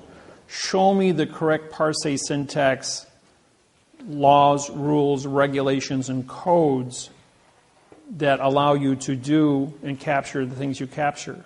We have rewritten your lawsuit or rewritten your charter in the correct parse, syntax, grammar. And we are now forming a treaty with you through the Document Contract Postal Vessel Court Corporation. That's myself and Russell Gould. Yes? So if you taught this stuff to them, you mentioned in 2000, why are they still going on in their fiction? They're only advertising the fiction to you as the population. Why? Because if they were to stand up and say, okay, we've got a quantum contract here, and the whole planet is sitting there in fiction, it'd be like the president getting on CNN and explaining the dollar bill to you, disqualifying all money. You can't have... The whole world has been 8,500 years in fiction with all their fiction contracts. So you have to be responsible at all times. That when we want to switch gears, I only have to educate 1% of the population. Those are your political leaders, your judges, your attorneys, your politicians, Congress, Senate, the legislature of all 250 countries, all the bankers, simultaneously, where the United Nations stands up and says, we're going to switch gears today. Everybody changes on the same day. Is that going to happen? Yeah, it's going to happen. Just like they had the new money come out. They went to the euro. These were different exercises in communicating a change, a dynamic change of a large area of international trade, commerce, and contract, and see how the people accepted it. Well, it worked for the euro. It worked for when the new money came out. Nobody got crazy. Stock market didn't go nuts. So any time frame? Well, 12/21/2012 is a couple of weeks away. We'll find out, because that's what all the calendars say is the beginning of the end. Yes? So are we going to have an Amero? Well, okay, the Amero is Canada, Mexico, and the United States, and Central America. In other words, everyone on the North American continent using the same currency. And tear down the borders between Canada and Mexico so that it would be one country under the postal. The Amero is a reality, but it's not in place yet because of the trade, the value of trade between the different countries. The contract that surrounds the Amero is written in adverb verb. That's why it has not been implemented. It may be implemented with the next presidential election, provided the treaties have been reconfigured. When I went to China, we took the new transportation money contracts in quantum grammar. These are the upgrades from 2000 on the international trade agreements we wrote with the different 82 country banking. And those have now been implemented. We spent $2,500 on mailings to mail out the new contracts to all the same countries that we are treated with beforehand. We sued all 50 election boards with the correct parse, syntax, grammar election forms, which are 7, and 25 government agencies here about 6 weeks ago, before we went over to China. Those were all sent out registered mail, pink card return receipts. We haven't gotten back a single pink card. However, when I walked into the federal building, the marshals surrounded me and said the Justice Department is extremely interested in you. We've got so much flash taking place on the computer on you. You're a real hot box. He says, well, I'm a presidential candidate. I says, I filed my papers. I says, so under the guise of the Secret Service. So they escorted me out of the building, all 6 marshals, and said, you're not allowed to be in our building. You're a presidential candidate. You're under Secret Service, guys. You can't be in a federal building. You're a sovereign person. And you're also an Article 3 judge. Anybody know what an Article 3 judge is? You probably never heard of one before. Well, even the Marshal Service said, we've heard the word Article 3 judge. We've never met one before. You're a genuine sovereign and an Article 3 judge. And an Article 3 judge is a judge on contract, folks. I don't work in a courtroom. Don't sit in a courthouse anywhere in the world. The courthouse is the paper. The paper is the contract. The contract words on the paper is a constitution. The Constitution articulates, under law of the flag and postal codes, the geographical location in terms of a constitution, Title 28, 1331, venue, authorization for a clerk to file the paperwork, a 1361 authorization for a judge, and a Title 28, Section 636 to order the court open. In other words, ordering the piece of paper to be an open court, and whoever signs the stamp endorses it and puts their name on it as a federal judge is the federal judge on the paper. Because it's a federal stamp and a federal flag, there is no such thing as a state court. Any state court touching money, doesn't it say Federal Reserve Note? You can't be federal in a state entity. If there is no money involved in a state court operation, they must get you to sign a bond making your body collateral for the bond. There's no paper. You become a value as a bond. That's why you have to bond out of a state court. They can't create money. They're not federal. They're state. And the courthouse is a foreign vessel in dry dock. So you've left Indiana territory, and now you've entered the condition of an illusion who makes you bond yourself. Once you're bonded to the vessel in dry dock, the sheriff can leave the courthouse, and the sheriff is only there to protect the judge, and go out and capture you as a bounty hunter. And that gives him his authorization to leave the vessel and go out onto the Indiana territory and capture you. If you don't bond out, you'll never leave the foreign vessel in dry dock. Because if they don't own you, they can't leave the courthouse to come and get you. Now, when you file one of my lawsuits in federal district court, once it's contracted with the clerk of the courts, which is responsible to receive vessels and dock the vessel, a district court judge is not a federal judge. They must sign the federal oath and must sign the federal lawsuit to be a federal judge on the lawsuit. The federal judge is going to come back.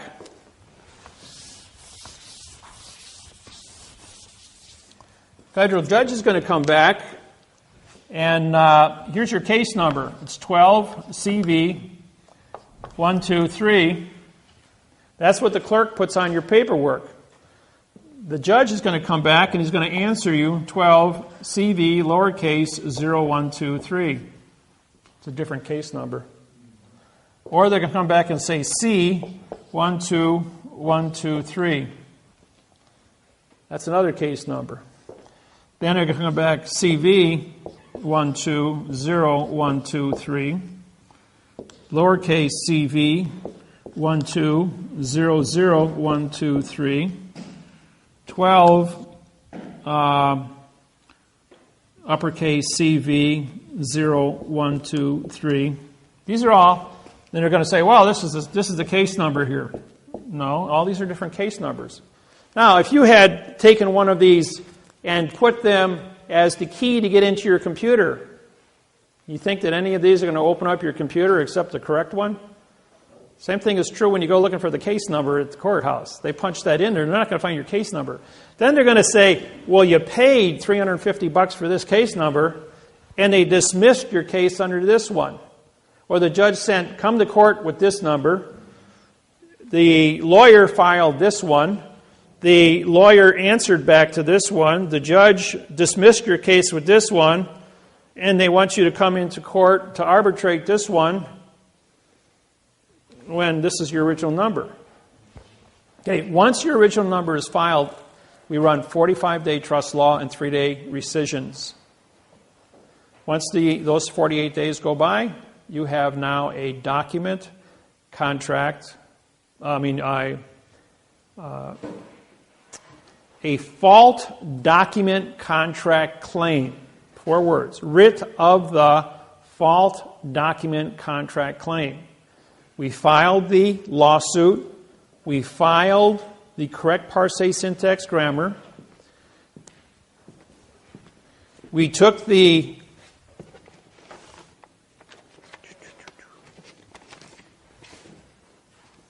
let's see here. There it is. This here is your deed of trust to your property here in Indiana. And we identified every single word by placing a number on top of it. All 6,000 words.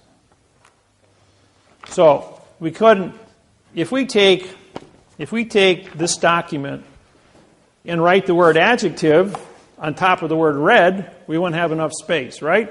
So we use the number 3 in place of it. When we do numbers, you can read 300 words a second when it comes time to correct this document. You know that? Just takes a little bit of practice, and all of a sudden, like, you're aware you can read 300 words a second in number codes. The mind can comprehend 10,000 thoughts a second. So doing 300 a second is just, once you get used to it, it's a breeze to blow through contracts and read in number codes.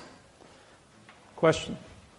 Does this stuff have anything to do with our birth certificate being fraudulent or? Okay, birth certificates. When you are born, the United States government allows you 45 days under trust law, and on the 45th day you're declared to be a dead person because your name on your birth certificate is non de guerre. Okay, on that 45th day, they then take your birth certificate and sell it to the Internal Revenue Service and issue $1 million worth of cash to go into your account. Why do they do that? Because they need money to account for your wages, medical expenses, automobiles, buying houses, and then accumulated interest to pay for your retirement at 65 through 100. If they don't put $1 million in cash into a numbering system as a value for the energy of your life, there would never be enough dollars in the system to support the entire planet's operations as the population expands. This is a good thing. Number 2, under the redemption, it's called the redemption, which was created by Janet Reno in 1995 under Bill Clinton. Redemption was engineered to capture anybody that would steal money from this treasury, from this number, and put them in prison for 30 years for mail fraud banking. Why? Because the redemption program was set up in adverb-verb, and if you use adverb-verb, you activate the Title 15, Section 1692E, and Title 15, 78FF for a $25 million fine and 30 years in prison for bank fraud. And if you don't study this program, thousands, tens of thousands of people were put in prison for using the redemption and stepping on that trap. Lost their homes. Peterson, Clark, and Schweitzer, Leroy Schweitzer, promoted this thing and went through and harvested over 2,000 families across the South and the West, lost their homes, went to prison. They took their farms, their cars, their homes, their pension, everything, put them in prison, which resulted in, for those that are old enough, the Freeman standoff in Montana, Montana Freeman, 1995. And guess who prosecuted the 100 FBI agents for fraud and misleading statements on that exercise? I did. I'm the judge. And now the same U.S. attorney that was involved, went up against me in 1995, is involved with the Kansas case I'm involved with on a foreclosure. When my name popped up last week, she went ballistic. She says she lost that case in 1995 and it was a burr. You know where burrs go. And as a result of that, she is just livid. She wants my head on a stick. I'm going, well, have fun. I says, well, first off, you got a second grade reading level against my 28th grade reading level, and I'm going to have you for breakfast. So it's just a matter of a couple of weeks before we file the indictments against her. Question? What happened to the Freeman Schweitzer? Well, here's the state of Montana. Here's where the Freemen were held up. Here's Billings, Montana, and I was right here in Cat Creek. Now, when I showed up in Billings, I got off the plane, and a gentleman met me, and he says, "Come on, we're going over to my ranch." Well, I had corresponded with this man several times. When I got to the ranch, there was about 20 guys with shotguns. And he said, "You're going to stay here and write a lawsuit at gunpoint, and you're going to write this lawsuit to get these guys out of trouble up here." Well, it took 5 days to put together the lawsuit to do it.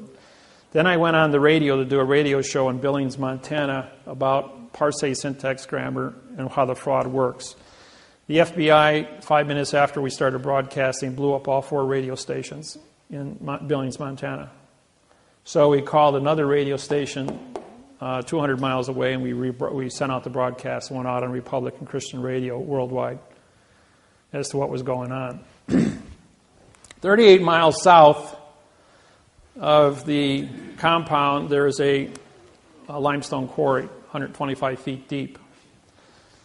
Some of the other free thinkers, I guess you could call them, freemen, witnessed 2 105 howitzer cannons being moved at night down the country road very quietly. And they set up 2 120 millimeter cannons in the quarry. They then evacuated everybody within 5 miles away of the quarry because they would hear the blast of the cannons when they were fired. The idea was to shoot a shell 20 miles up in the air under a full moon and have it fall down on top of the compound, blowing a hole in the ground 100 feet wide and 50 feet deep, saying they had explosives and blew themselves up, hence solving the problem. In 1820, the area, now Lewis and Clark showed up here in 1834 on the Yellowstone with Sashagowean. In 1820, an Indian treaty was cut up here with the French.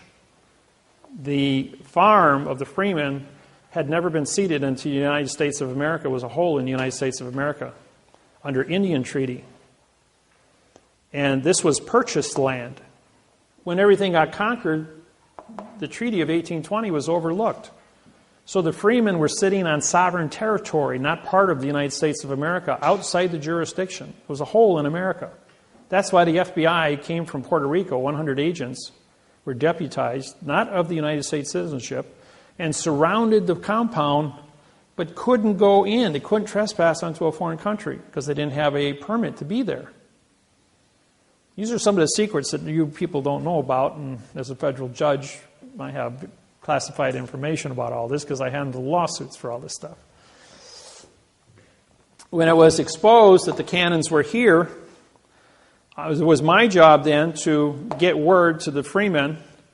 The senator from Denver, Colorado shows up, and he took 9 of my cassette tapes in about grammar and gave it to the freemen. After playing the tapes, they said they realized that their whole entire position and the way they were thinking was a lie. They realized that their treaty, even though they were sovereign within this little hole in the world, was also a lie because the treaty was written in adverb verb and didn't mean anything. And they were also told about the 2 howitzers, that if you don't walk out before dark, you're not going to walk out anywhere. We're going to put a hole in the ground here. So they surrendered. Now the senator, when he went there from Colorado, we had a button microphone on him. Looks just like a regular button on a suit, but it was actually a nickel-sized transmitter with a 300-foot range on it, tied to another mic to a recorder, spy, like a spy camera. And we have him on tape in his voice stating that, I don't care about these people, I'm just here for the show. He says, I'm here to make sure that they all get blowed up. And yet, on TV, he made a statement that he was there to try and help them get out of here. He was there to orchestrate this thing. What is Denver, Colorado? You got Cheyenne Mountain. Cheyenne Mountain is closed. Cheyenne Mountain in 1995 was active, but it was closed right after this. And everything went up to Mount... what's the name of it?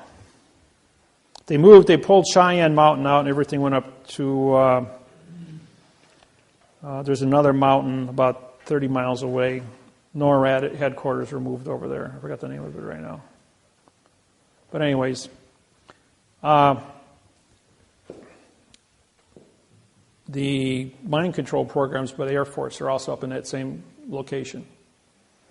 In each one of the shootings at all the high schools that took place, also these students came out of, including the last one in Arizona, their parents were affiliated with this here, and those kids were all part of the brainwashing program. And the minute the kid goes brainwashing grammar, you type in the word grammar, up pops 20 million websites tied to David Wynn Miller. And so they tried to hook me up with this whole thing.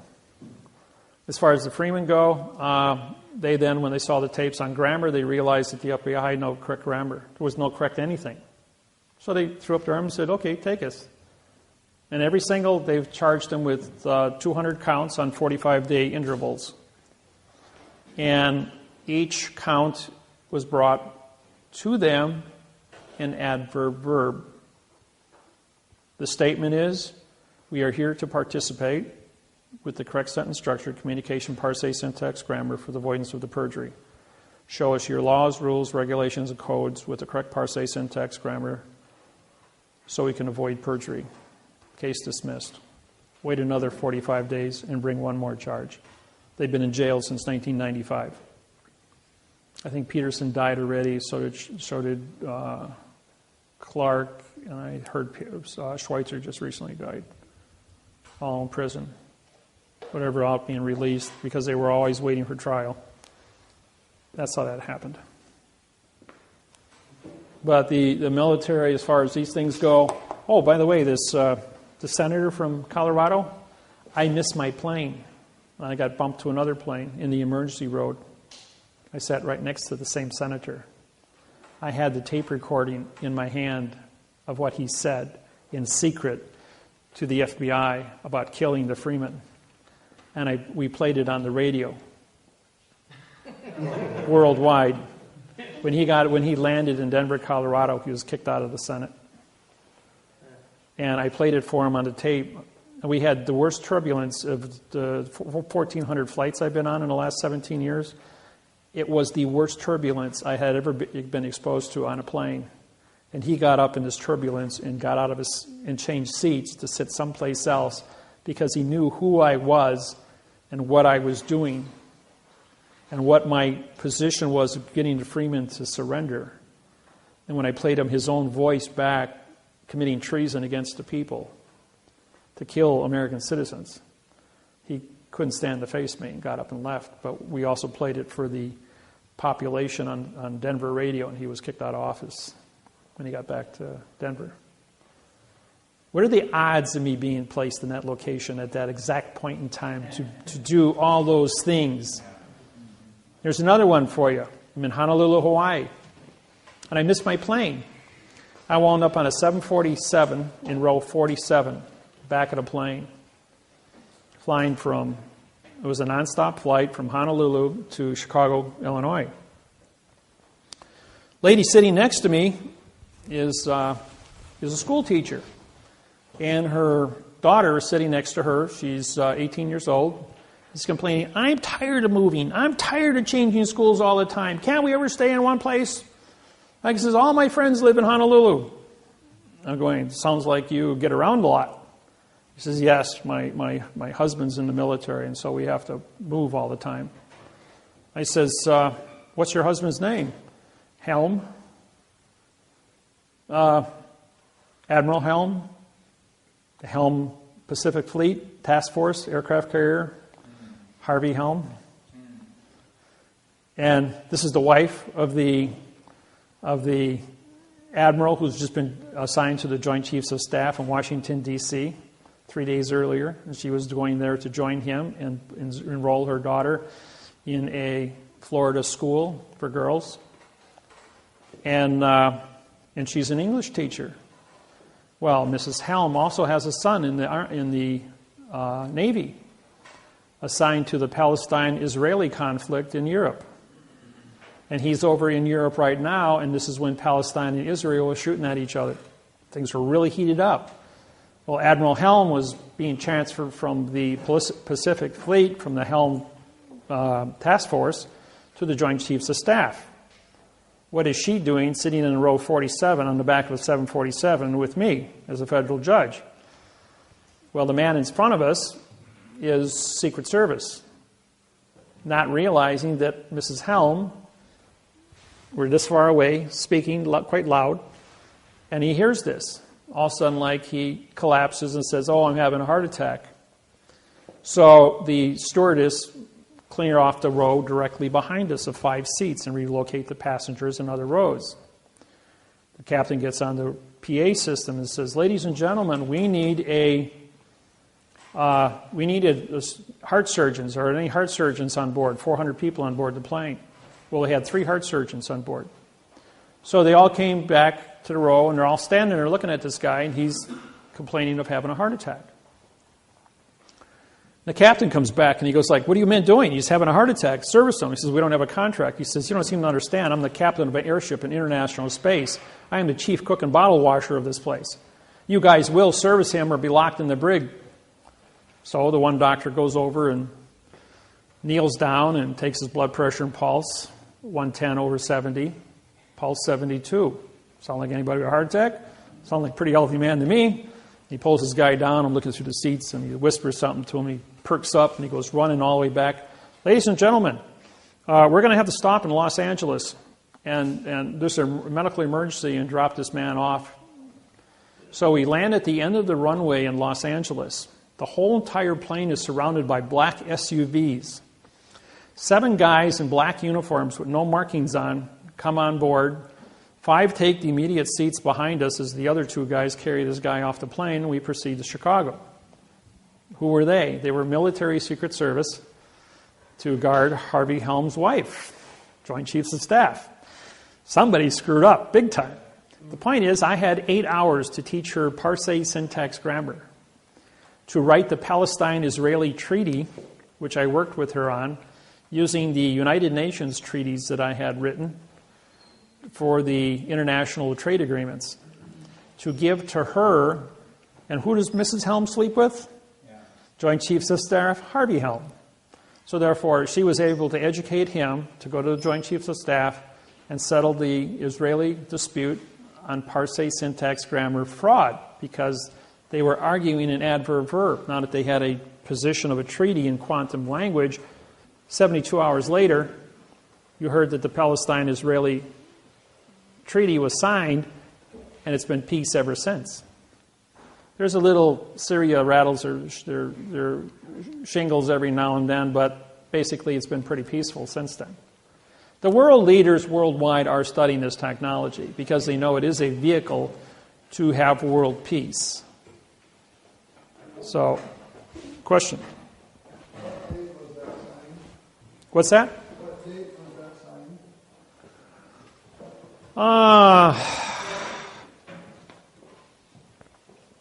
I don't know. I've been doing this for 17 years. I couldn't tell you which day. You can probably pull up Harvey Helm on the internet from the Admiral Helm. It'll give you a history of his position with the Pacific Fleet when he was transferred to the Joint Chiefs of Staff in Washington at the Pentagon. That'll cross-reference the exact dates of the Palestine-Israeli conflict. And then you can get your treaties from that. I can tell you how to cross-reference things. I don't remember the exact dates myself. So, I've been talking for 3 hours without giving you guys a minute break here. I told you guys, you got to throw something at me after a couple hours, otherwise I don't shut up. So, We'll do a lunch break and then we'll start back up. Okay. 20 minutes, whatever, half an hour. All right. What you're walking into and what you see. The flags that you see in all over the world, there's 11 different flags in the United States, military and civilian operations, including the new one.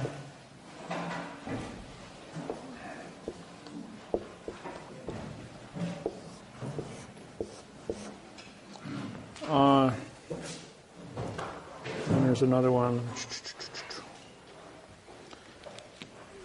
When President Obama on election day was elected, if you look at the pictures on all the newspapers across the United States, you saw this flag hanging behind Obama. It's a New World Order flag. It has a circle of stars, a blue square field, and it's 1 to 2.25. They also had another one with 50 stars, 1 to 2.25. That was the United States Treasury flag. The flag that's 3 by 4 with a blue square field is a military boat flag. All vessels in dry dock on planet Earth, like your own personal house, the school building, these are all vessels in dry dock. They should be flying a 3 by 4 boat flag.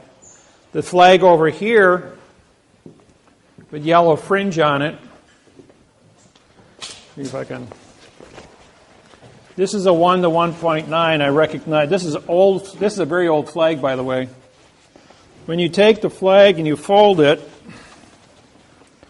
like this, corner to corner, and then you take it, and you put it up here to the corner, it should only have one stripe showing, which does. So this is a 1 to 1.9 flag. By putting a fringe on it, you say that the contract for the United States of America, or better known as the Constitution, has been captured by the yellow fringe, which is the court flags, maritime law. It says your contract is null and void because they put a phoenix on top. So the wingtips pointed down is a Vatican banking phoenix. Wingtips up is a your postal eagle. I call it the postal chicken. The acorn, as you see, the acorn is for military parades. It's a military symbol, ACC meaning no contract. The spear is for military court-martials. And the ball is for military advertising and military recruiting. Henceforth, you have it in front of the post office with the ball on top. And inside the post office, you have the eagle on top because the post office is postal. Henceforth, you're in the postal building, but outside, it's where you sign up for the draft. Everyone you turn 18, you've got to sign up for the draft. You've got 90 days after your 18th birthday to do so. The 3 by 5 flag is a military flag with a blue square field. It's used for parades. The reason that they have this flag, not the 1 to 1.9 flag, is because of the weight of the flag would hang down, whereas in a marching at 3 miles an hour, the wind would catch it and it would be aloft because of its weight. The 1 to 1.9 flag I now hold copyrights to as the correct sentence structure, communication, parse, syntax, grammar flag, recognized worldwide, both in black and white and in color, red, white, and blue. The 3 by 5 base flag has a 3 by 4 field, and this is for military bases. The ones they sell at Walmart are 3 by 5 with a blue square field. That is a military flag. And when the the sentence runs like this. When they come looking for your jurisdiction, what flag are you flying? If you've got a military base flag outside your door, don't be surprised if the military can go ahead and set up camp in yours, because you've given it military jurisdiction to start with. When you have my flag on my business card, and of all things, I forgot my business cards today. I've only got, I think, 5 of them here with me. 5 or 6 of them. I got a couple here. I think I got 6 of them. I got about 50 of them back at the house. So, what we're going to do is... Huh? No, we're not raffle. Now, these cards, I'm sorry I forgot them. My business cards are like get out of jail free cards. You put these on your driver's licenses and you get pulled over by the cops. They take one look at it. On the back of the cards, the procedures to prosecute judges and attorneys and police officers. They take one look at that and they start reading it and going like, oh, he belongs to that group. This group is not allowed in the courthouse. They won't give you a citation. Thursday last week, I blew a stop sign on the phone with no seatbelt. The police officer was right there, sitting. I mean, I blew right past him. He comes pulling up behind me, and he goes like, Dave, he says, you know me? He says, yeah, I've been in your house about 4 times. He says, I know, you live right across the street over here. He says, were you on a cell phone? I says, no, I was singing to the music. He says, I see you got your seatbelt on. He says, but you know you blew a stop sign right in front of me. I says, well, actually I had my hand up and I had a cramp in my neck. I says, and I was massaging it, so I was pushing on it and I had my head tipped a little. And that's why I probably didn't see the stop sign. As simple as that. He says, well, pay attention. Here's your license back. And he goes and he says, federal judge. He says, yeah. He goes, yeah, I know you're a federal judge. I already pulled your file because I've been to your house several times. He says, pay attention. When you use that and you show it to a regular cop, will he know? Huh? I've never heard of it yet. I'll give the cameraman here, so he's got to have references. Huh? Here, pass it back to him. We'll have to get some more. I have mine attached to my license, and I get accidentally driving 42 in 30 zone, 12 over.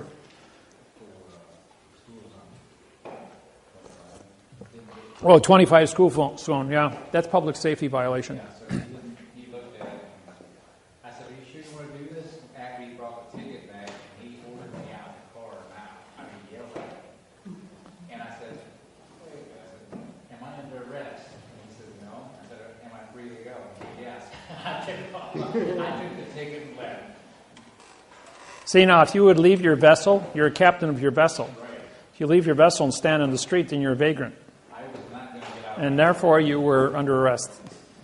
I was not about to get out of my car. One of my students called me up the other night, and he says, I got a ticket, Dave. Can you make it go away? I'm going, how much was it?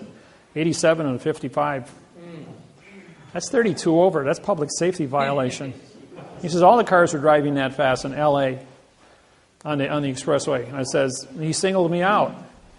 It's still public safety. You blow a tire at 87 miles an hour, and you're going to be so much scrap metal rolling down the highway, taking everybody else out with you. I says, no, I ain't going to stand by that. I just said, I'll see 115 guys.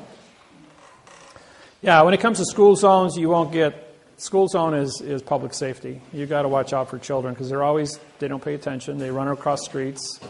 And you tag a kid, I'll tell you what, they're going to throw away the key on you, especially if you're going fast like that. So, but this one here, I'm going to give you guys a history lesson in a minute. This one here is won the 2.25 flag.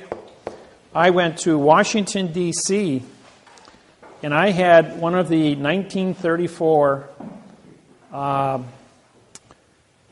gold certificates from China.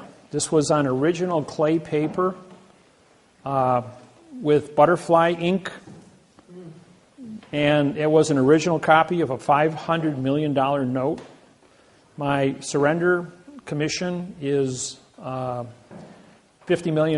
million for surrendering a document. Secret Service showed up, wanted to arrest me for passing fraudulent documents. I had 6 inches of credentials out of New York State Bank to verify it. He says, "Where's the rest of it?" He says, "There's $8.7 billion on this package." I says, "Well, it's in Austin, Texas." I gave him the address. Well, they surrounded the property and they got the guy with the rest of the notes. He wound up with 8 years in prison. As a federal judge, though, being at the United States Treasury, I says, "I want a receipt for that." I says, "I'm turning over United States government property to the United States government to be put back into the Treasury." The 8 officers of the United States Treasury all came into the room to meet me and to review the note, along with the 2 Secret Service agents, and they wrote me out a receipt for the note. He says, "If this is legitimate, we owe you $50 million. So, 10 days later, I called back and I asked for each one of the individuals. They no longer work there. The note disappeared. I think everybody took a commission, including both Secret Service agents, and they all retired elsewhere. But I never got paid. Then the guy says to me, "Where's your bodyguards? How can you transport this much money and not be captured?" I says, "You ever hear the word secrecy? It's the best fault in the world." So, I'm going to do a little history lesson for everyone, since how everyone has never... I go to universities, colleges, high schools, and you'll never see this in any of the schools taught.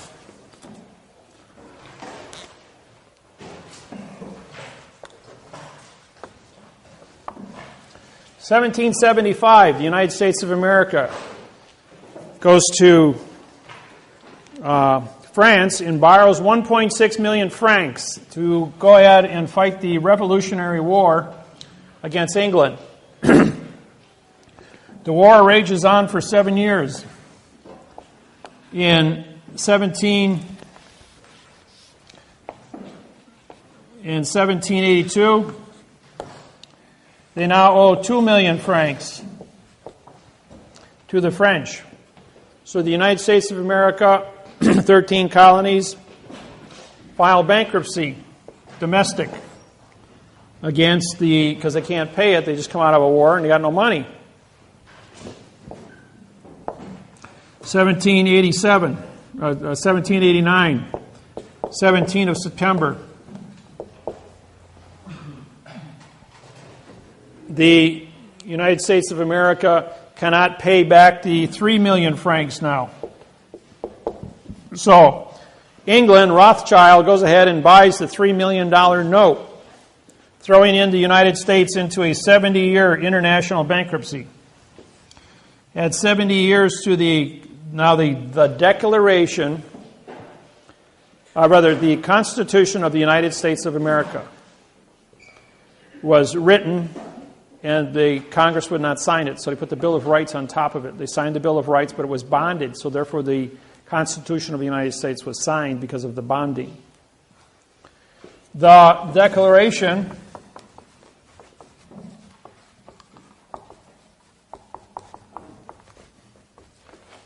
of Independence.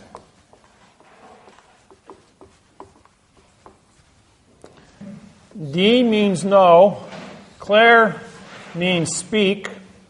At is location. ION is contract. In means no. D means no. Pend means write. Ants means contract. You shall not write contract and you shall not speak contract. Benjamin Franklin. The is an adverb. You got a prepositional phrase of the, but they split it. The is an adverb making declaration a verb. Of is an adverb making independence a verb. Both false and misleading statements and fictitious conveyance of grammar. Henceforth, the Declaration of Independence is being sold at auction as a meaningless document written by a French attorney who was hired by the English crown to capture the United States of America and the founder of the Continental Congress. Welcome to treason at its first course, Benjamin Franklin. Since I brought this out in 1995, there's been eight major books published on Benjamin Franklin's treason as being bigger than Benedict Arnold. for those of you who know Benedict Arnold. How should you write that? Huh? How should you write that? Well, not declaration.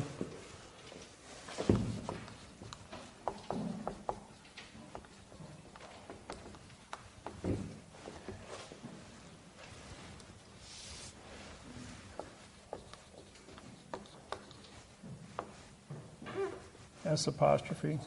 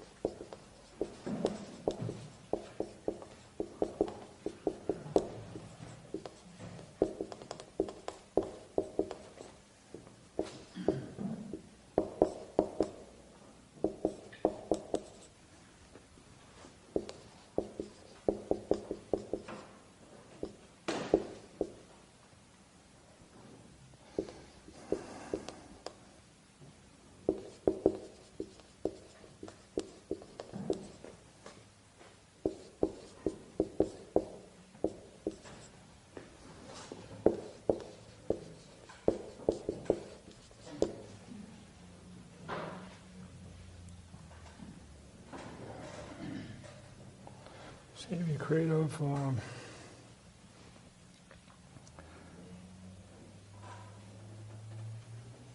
What's another word for improvement? Quality.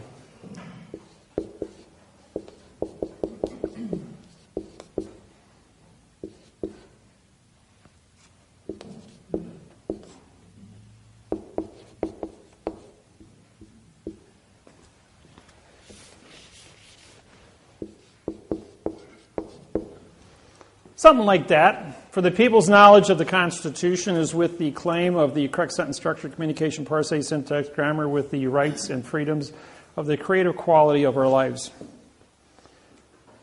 Fill it in. Huh?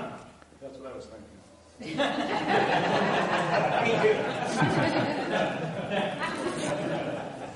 See, yeah, you throw me a question and I just cuff it off, how to be correct. I wrote the Constitution for the United Nations. I used the Constitution of the United States, Constitution of England, France, Fiji, Australia, and Hawaii. Took the best of all of it, quantumized it, and the Constitution of the United Nations. And I wrote a new 59-paragraph Constitution for the United Nations and was endorsed by all 200 countries. It was then customized for Ireland, which got them their new independence from England after 660 years of war with England. And it only took 72 hours for me to do that. So, if you got a question, I got an answer to an impossible question. And syntax will give you that information. 70 years. 1859, September 17th. Now, if we add no law becomes legal for 90 days from September 17th, plus 45-day trust law, you got the bombing of Fort Sumter in 1860. And the South breaks away from the North. Oh, yeah, there's also a 3-day rescission act. So you had to follow timelines. These timelines were set up 4700 BC. Give you a rough estimate. So it's been 6,700 years running. And these timelines have never changed. The Civil War starts. Add 70 years, 1859, 1929, November 2nd. Was presidential election day, November 2nd. The United States of America says we are coming out of our international bankruptcy with you. It's called the Year of Jubilee, the forgiving of all debts. Now, England says, all right, you're going to end the bankruptcy. 5-day rule applies.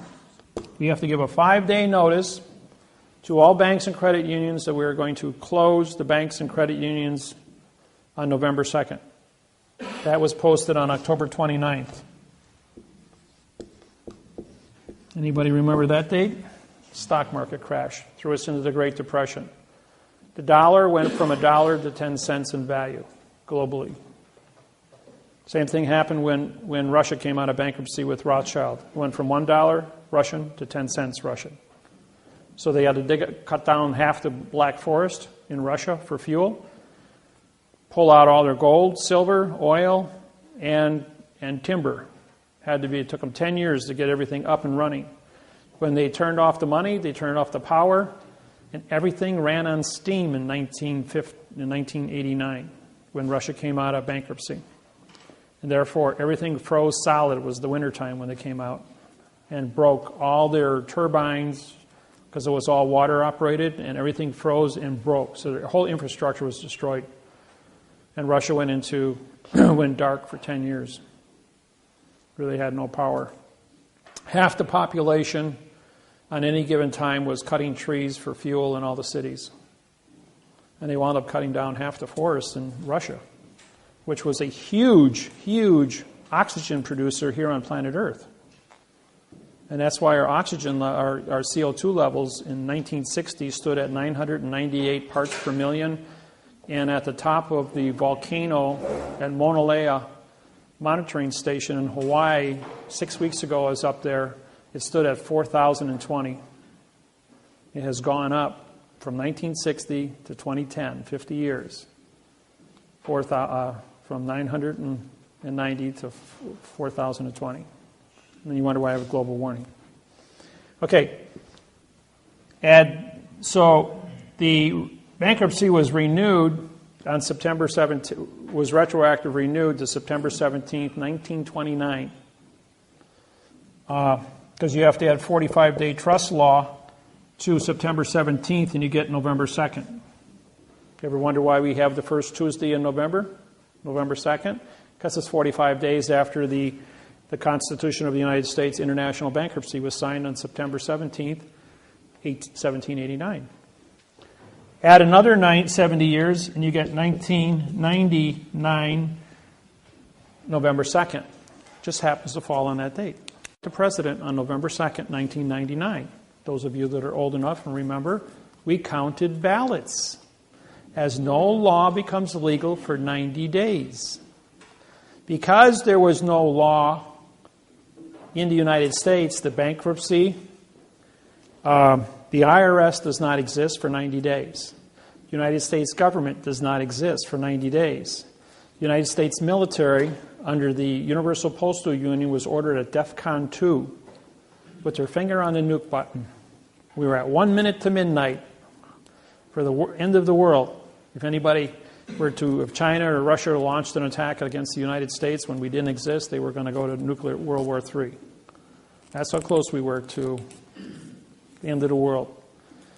So for 90 days, they had everyone count ballots. Watch the left hand while the right hand took care of business. And on February 2nd, 2000, Bush, with 47% of the vote, was the 45th consecutive left-handed president in the United States. No president has ever been right-handed in the United States since 1775. What's the significance of that? Left hand develops the right side of your brain, which is logic. The right-handed people use their left side of their brain, which is emotions. Anytime two of you were to get into an argument, no matter what you are saying to each other, and you are heightened emotionally, I can throw a math problem at you, like 3 times 3 times 3 equals 27.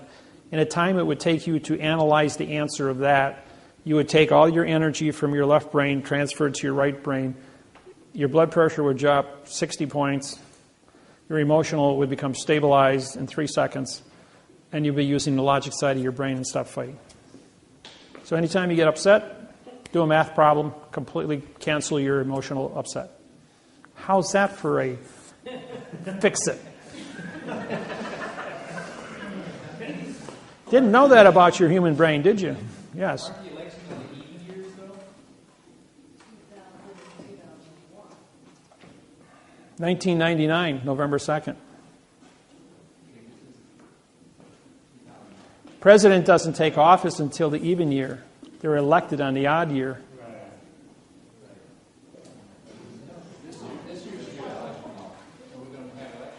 It's 2012, yes, but the president doesn't take office until 2013. No, 1999, November 2nd, was the end of the Third International Bankruptcy. There was no election take place that year.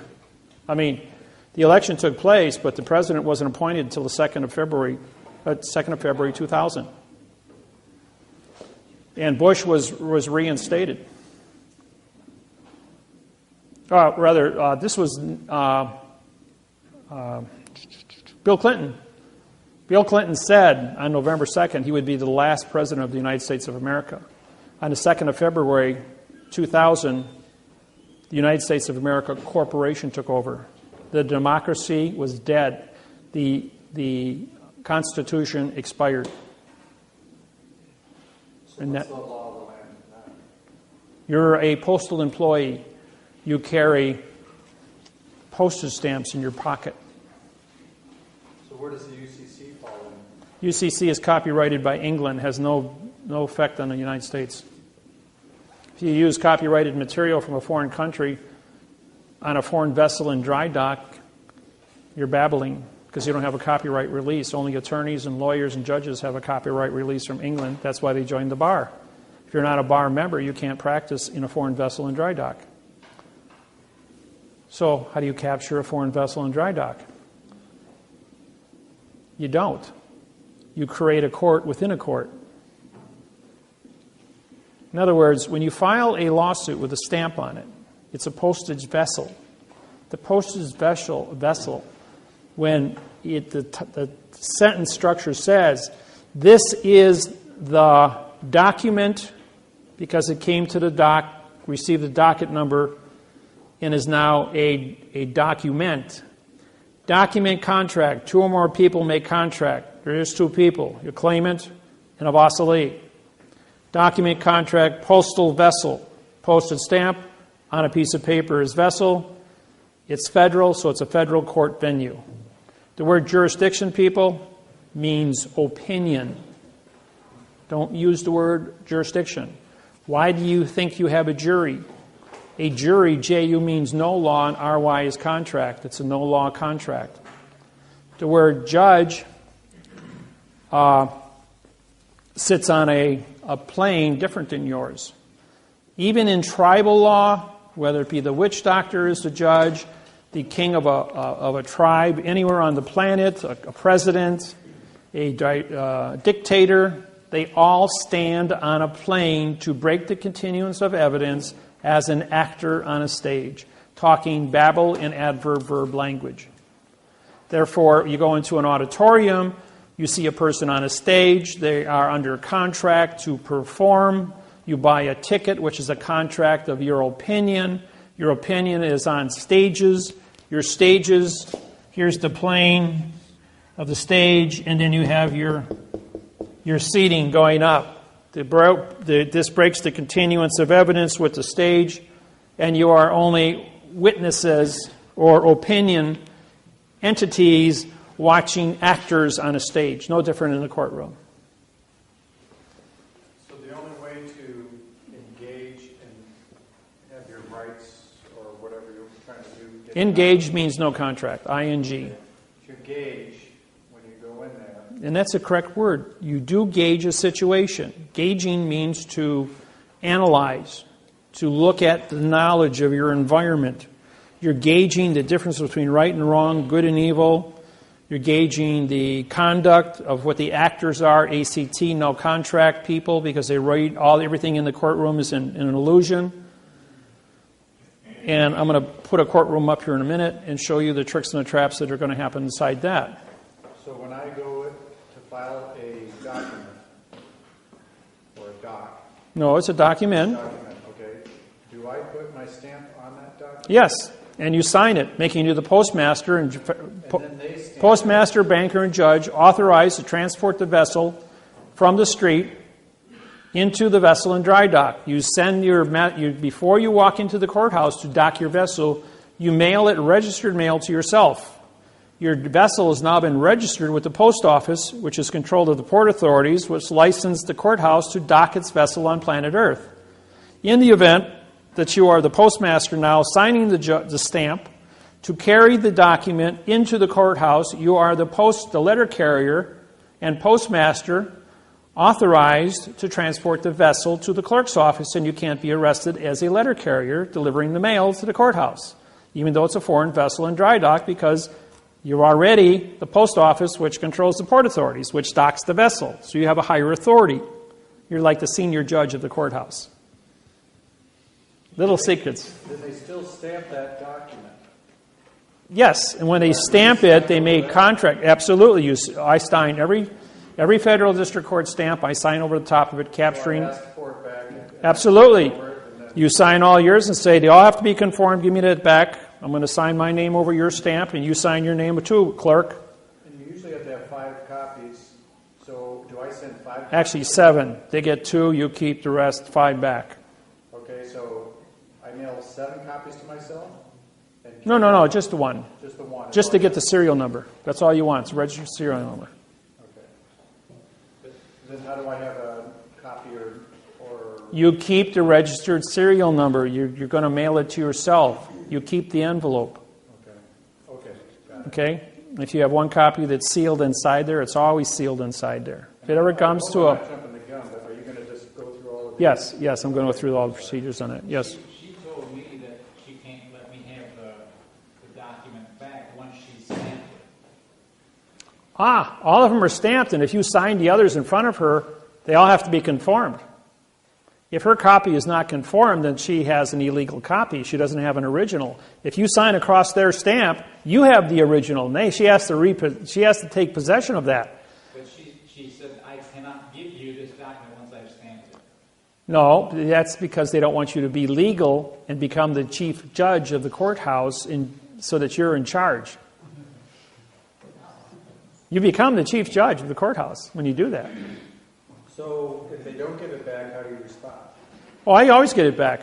I says, I'm the federal judge in this courthouse. I have my oath on file. You better give me that court back. This is under Title 15. Which one is that? That's Title 46, Section 9. I just tell them I'm the judge?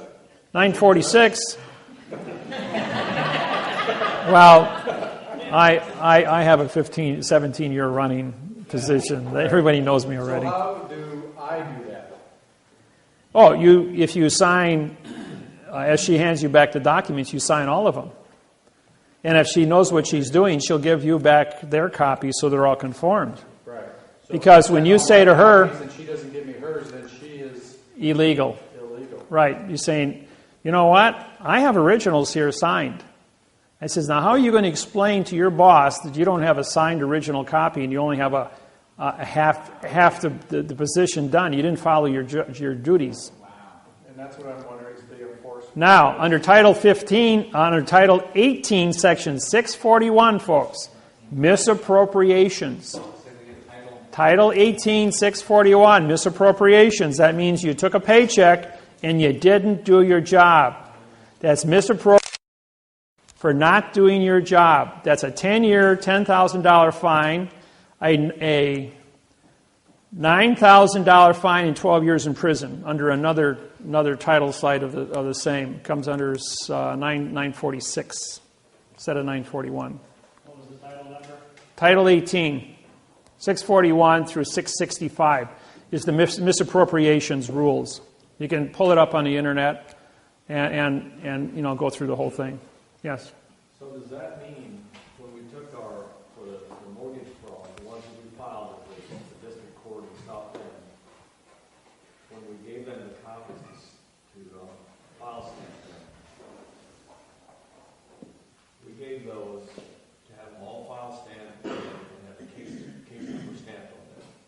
Correct? And then we took ours back, and they kept theirs. Correct. So, was that correct, or did you... No, they have their 2 copies, you have your 5. But in front of them, you sign or autograph your name across their stamp. And when you autograph your name across their stamp, they have to give you back those 2 to autograph also. Otherwise, they're not in conformity. And that makes you in contract with that building, with that vessel being docked. And when she gives you a receipt for your money filing, you also sign that receipt. You sign your name across the registered mail sticker. You sign your name across the money sticker that's put on your registered mail. You sign your name across the stamp. Anything the post office gives you, you sign your name, autograph your name across it. Not sign, but autograph across that stamp. And if it ever comes to push and shove where you got to walk into court going, I'm a federal judge, I'm federal postmaster, I've signed my documents.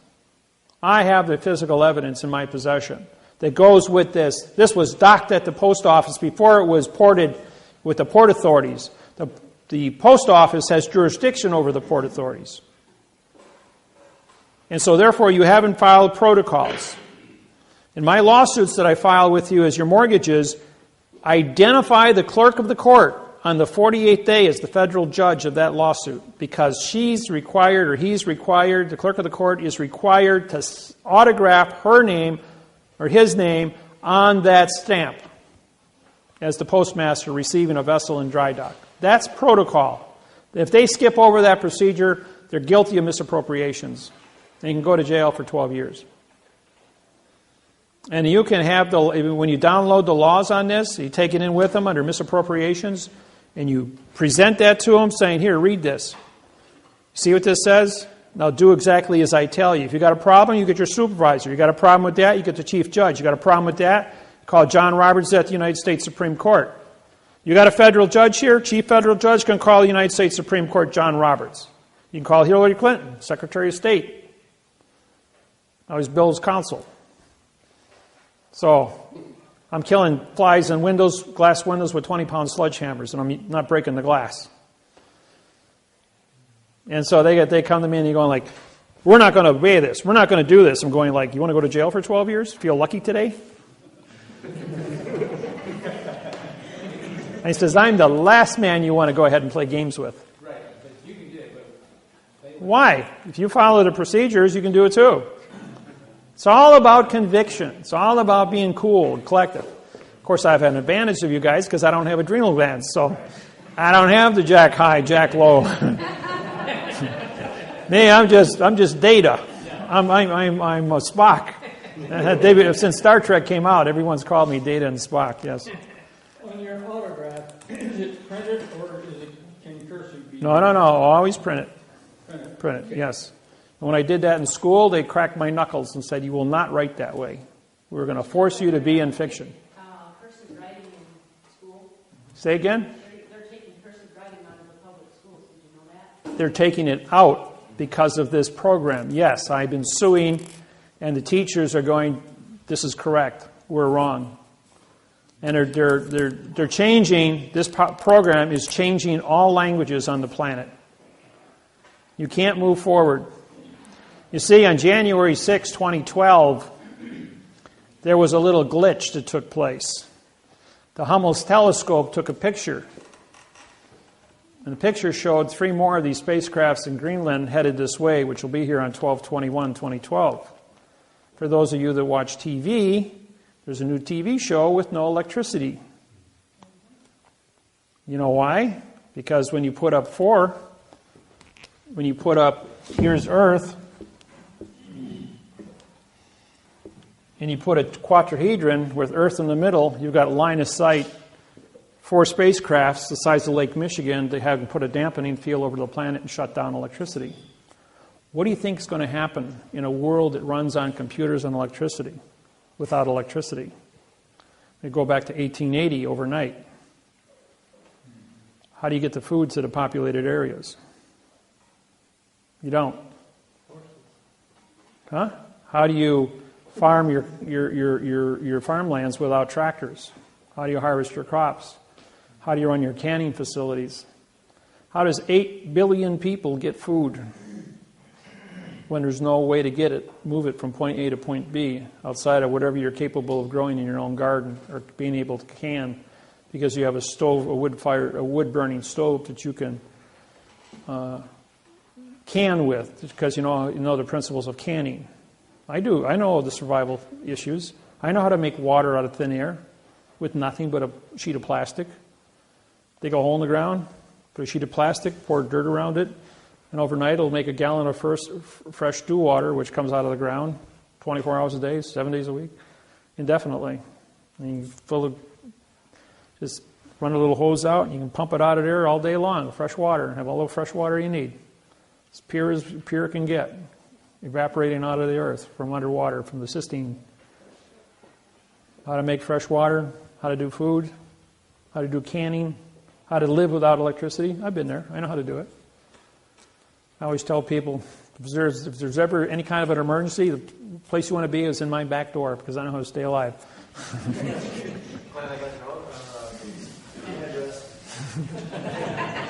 Well, it's nice as I got Lake Michigan only walking distance from my house, and that's a big lake. I got my own boat, had my own boat building business for 8 years until the oil embargo took place in '73. Put 80% of all boat building companies out of business. Everybody copy that already? So what's going to happen December 23rd? It'll be the first day of winter.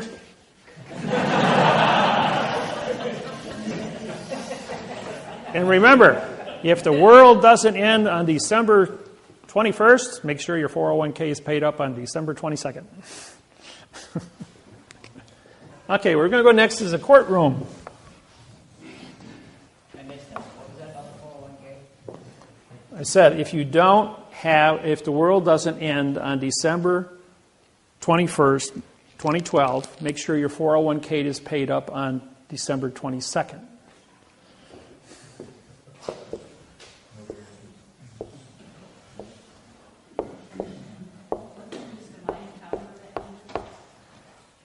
All the calendars written in the history of mankind, going all the way back to the beginning of writing, all end on 12/21/2012. That's the end of the world of verb. That's what it means. And the day the world kicks in the gear and goes to quantum. With 5 billion people studying out of 8 billion, that's all the computers on the planet. Obama wants to push this through. The Chinese are pushing it with 150 trade partners.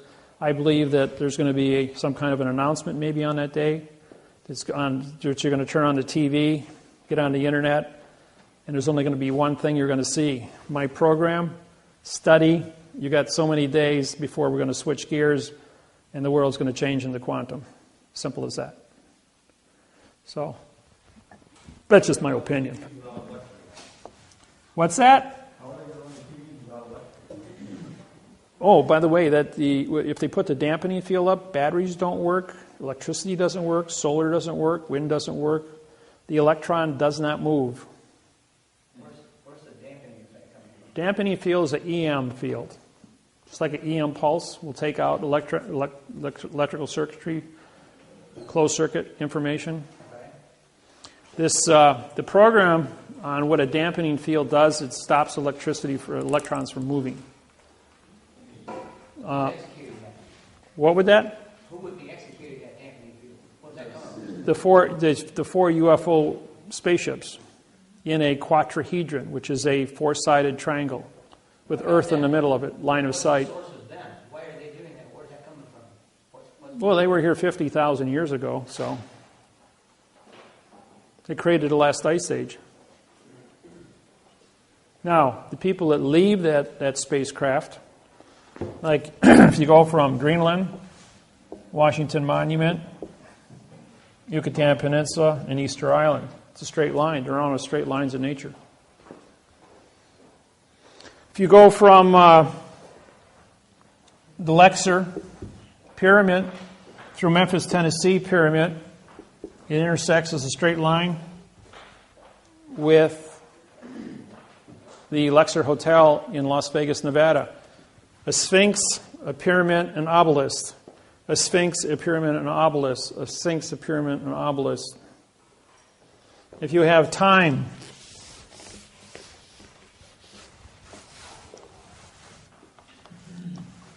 you got the Vatican. No. You got Egypt, the pyramids. This is North Pole, by the way. You've got the Vatican, Greece, at the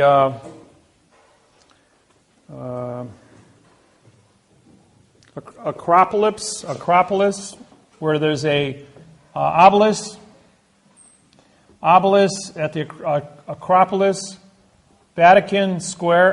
Vatican is a clock, a seasonal clock with a obelisk in the middle of it at St. Peter's.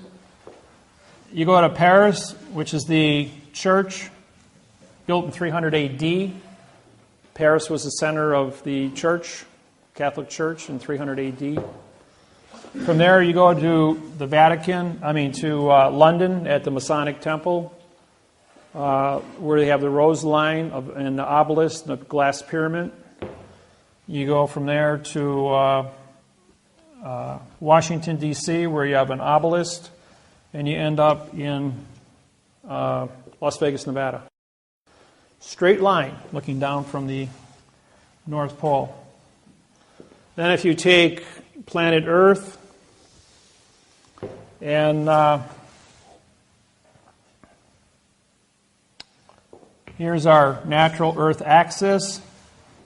Here's the spacecraft in Greenland, 12/21/2012, direct aligned with the North Star. What are the odds of that happening on 12/21/2012?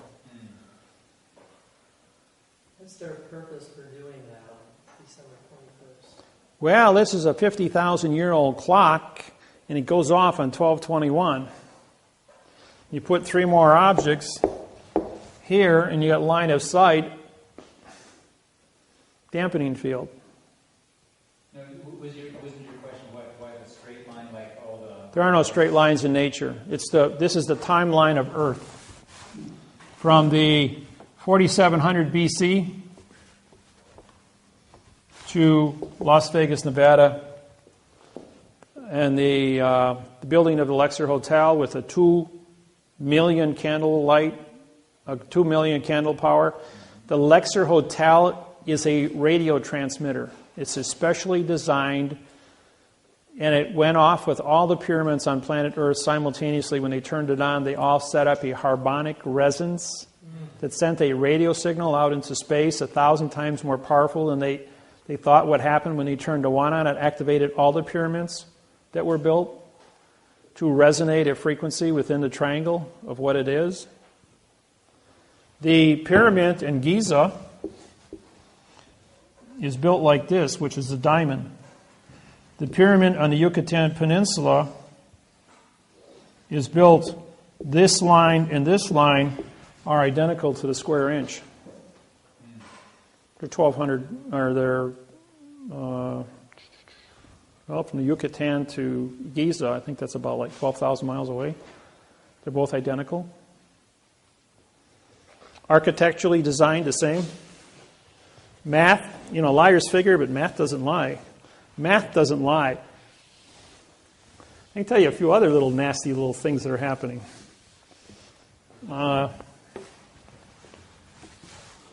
Here's planet Earth. Here's North Korea. 2 years ago, they detonated two atomic bombs, right? Those that did their homework. Okay, these things went off. It was 5 days apart. 140 miles off of Chile. They had a 9.5, biggest earthquake recorded in the history of keeping earthquakes.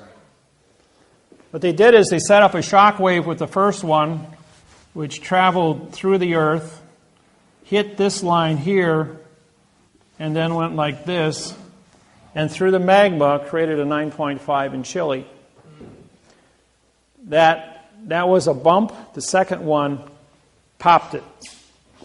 Okay, when it popped the Chile one, that was on the Ring of Fire for the Pacific Ocean. The shock wave then comes back off of this thing, as it's ricocheting back over, takes out Christchurch, South Island of New Zealand. Then causes a volcano 18,000 feet under the water, bigger than Krakatoa, to explode, creating a 6-foot tsunami. That was all. Nobody died in that because it was 3 miles underwater. This is on the Ring of Fire. And then when the shock wave comes all the way back up and focuses, he hits the trench outside of Japan, creating a 9 on the Richter scale, creating the tsunami, which then took out 3 nukes on the coast, which are dumping 11,000 tons of plutonium radioactive water, 2 million times more potent than it takes to kill a person, into the Pacific Ocean now since the tsunami took place, to keep the cores from going China syndrome. They still haven't got that thing under control. It's still burning out of control. And they pump 11,000 tons of radioactive plutonium water on this thing every day. This isn't made public to the public. There's very little of this is public. Satellite photos in, I think it was April, showed that they're drilling a hole 27,000 feet deep. The first nuke put a crack in the earth. The second nuke was they were able to use the second atomic bomb to identify magma, shock wave through magma. They can target through a shape charge any country on the planet with a shape charge through magma. There's a no-fly zone over North Korea, so their Air Force is useless. But the magma, they can go anywhere on the planet through magma. This was an experiment in a country, the Chile, which is totally... Okay, when Chile got hit, Chile was raised 15 feet as the Pacific plate slid underneath Chile. When the magma came back, it raised the Asian plate 15 feet, including the island of Japan was raised 15 feet as the Pacific plate flattened out and moved underneath. And Hawaii, which is dead center in the middle, dropped 1 foot. Hawaii has a 40,000 cubic mile magma pool underneath it, which created and Volcano National Park cracked a hole 1 mile across and created a 1,000-foot wide pool of lava that rose up 8,600 feet from the base through the mountain. It then blew out a vent 60 feet in diameter at 8 miles per hour, moving magma into the south end of the island, pouring it out into the ocean, creating what's called VOG, V-O-G, volcanic fog, which is silicosis, fibers into the air. It's really, really, really agitating to your lungs when you inhale this stuff. I was there 2 weeks ago and I got a lungful of it. I was sick for 3 days. I was only 20 minutes in the fog. I was driving along and I got some in my lungs and made me sick. Anyways, the island dropped 1 whole foot. And this is all recorded on oscilloscopes that measure magma shock waves. Huh? All the Hawaiian Islands dropped? Yeah, the entire middle of the plate dropped, but it cracked open the volcano. And the VOG got really bad after that. Okay, they're drilling the second hole now, and they got a hydrogen bomb going into it. This is 100 times bigger than the atomic bombs. They found that as a result, they found a fissure in the crust of the earth in North Korea. And they're drilling a hole down in this fissure. They detonate a hydrogen bomb, and now we have a new math problem that shows up. Here's the 43rd parallel, North Korea. 43rd parallel, San Francisco. 43rd parallel, London. If they do a shape charge, and then from the top, it looks like this. Here's the North Pole. Here's San Francisco, and here's London, and London, and here's North Korea with a K. 120-degree angles. Liars figure, but figures don't lie. And on the 43rd, as a shape charge, they can bounce the magma at 120-degree angles and hit the San Andreas. Guess what happens when you hit the San Andreas fault? You got Mount Rainier, which is 40 years past due from its standard 40-year or 38-year eruption. You got Hood, York, and Shasta, all in a straight line, right on the Pacific. You can take Seattle and Portland, write them off. No place to go. The cloud from the 4 volcanoes would be devastating. San Francisco, that would be, you could write that one off. A tsunami would take out Hawaii from San Francisco in a 9.5 or bigger. It would take out Honolulu, which is at sea level, like 1 foot above sea level. And the shape charge going through the magma would hit the gates in London and flood London, taking out the subway systems. And then that would create a tsunami which would hit New York City, which is 4 feet above sea level, and take out New York City, Manhattan Island. And if they miss and they hit Yellowstone, then you got a super volcano 40 miles by 60 miles going off, taking out 2/3 of the United States. All in one big dust cloud. So, I did this presentation for 2 3-star generals and 1 2-star general for the Russian military. For the Chinese military 6 weeks ago. The one general got sick. They had to take him to the hospital as soon as I got done with this. Somebody knew something. Now there's a side effect, and that's the secondary shock wave. Secondary shock wave takes out Hong Kong with 100 million people.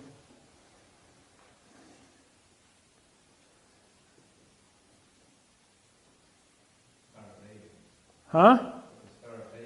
Yeah. It's also contract.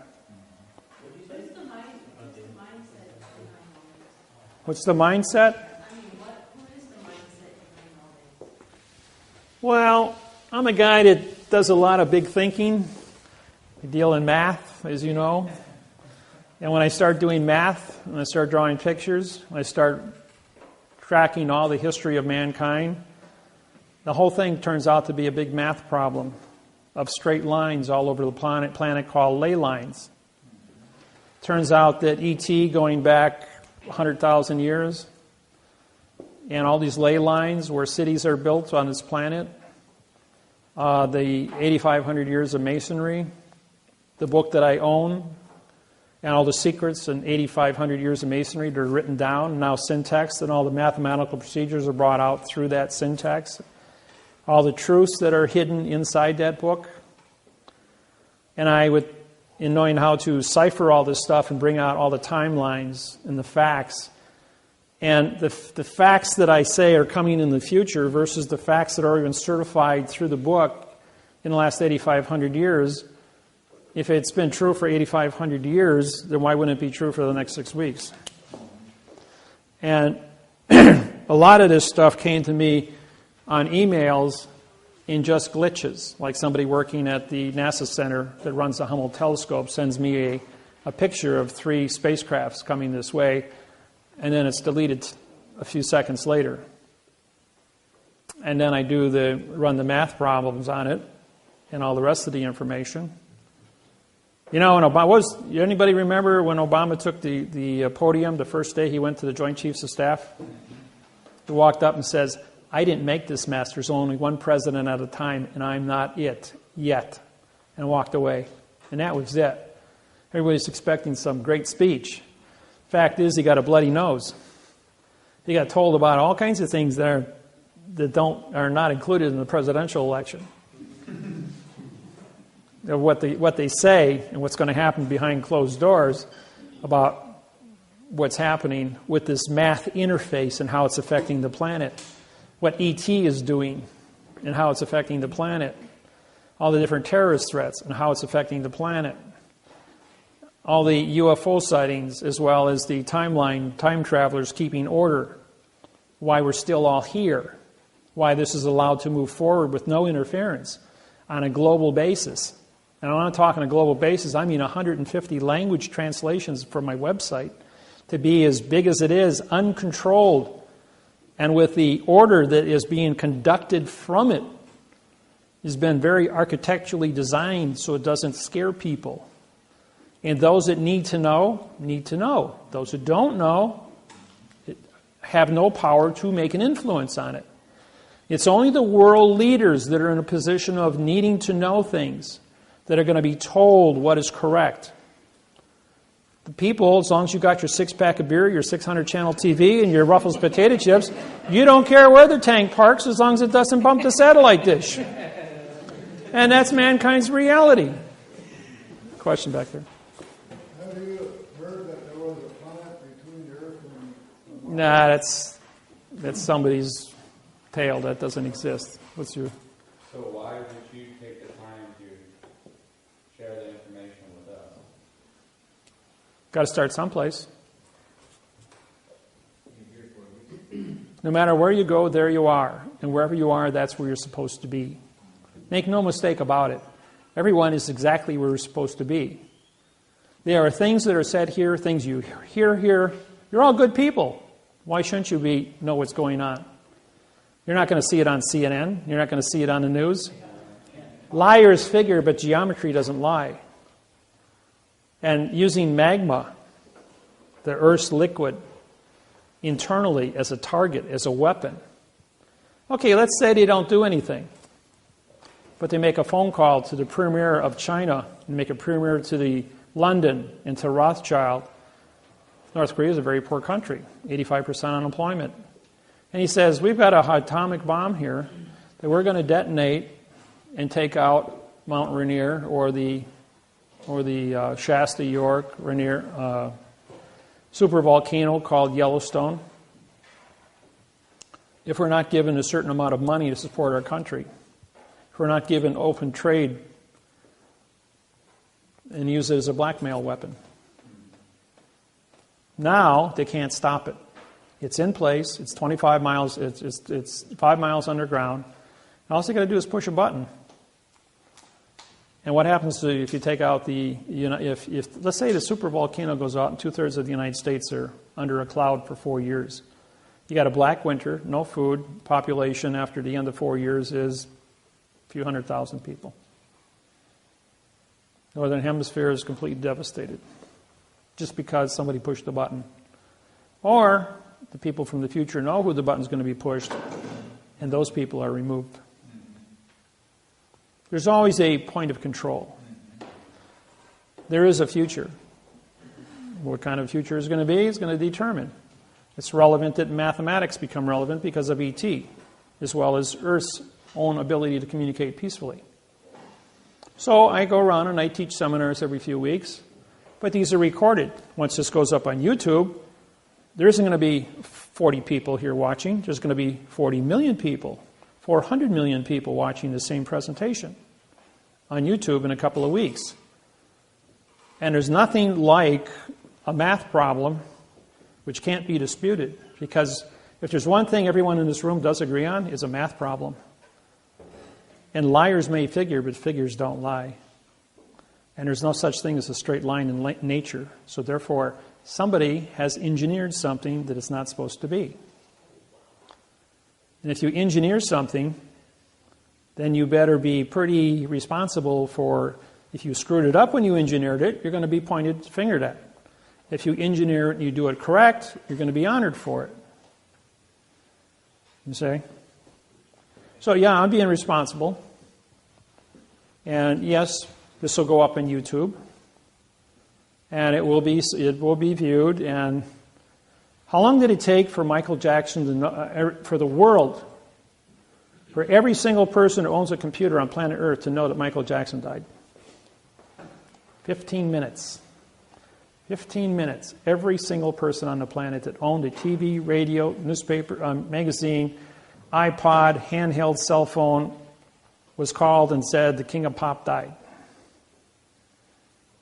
So don't think things can't happen in a moment, that the world can't wake up in a moment, that on November 5th, 2012, I'm in front of the U.S. Court of Federal Claims in Washington, D.C., about 12 hours before election time. And there's going to be newspapers. As quantum grammar was put on trial in a Kansas case. And Monty Miller and Russell Gould and myself are all going to be there as 3 federal judges holding the United States Court of Federal Claims responsible for false and misleading information, failure to have an oath of office, and are going to hold the United States government accountable for the election the next day under false and misleading statements. What is that date? Huh? What is that date? November 5th. In 5 weeks. So the world watching this on CNN on Monday night could very easily walk into the polls Tuesday and write director party David Wynn Miller that they want correct grammar. I don't care what they say and what they think's going on. It ain't going on because it's in fiction. And the world's going to change from fiction to fact overnight. And by December 21st, the world of fiction will be made an announcement on the world in all languages that this stops today, that we fix it. No more wars. You can't bring an argument to another human being if you're going to talk in verb. Get your contracts right or go home.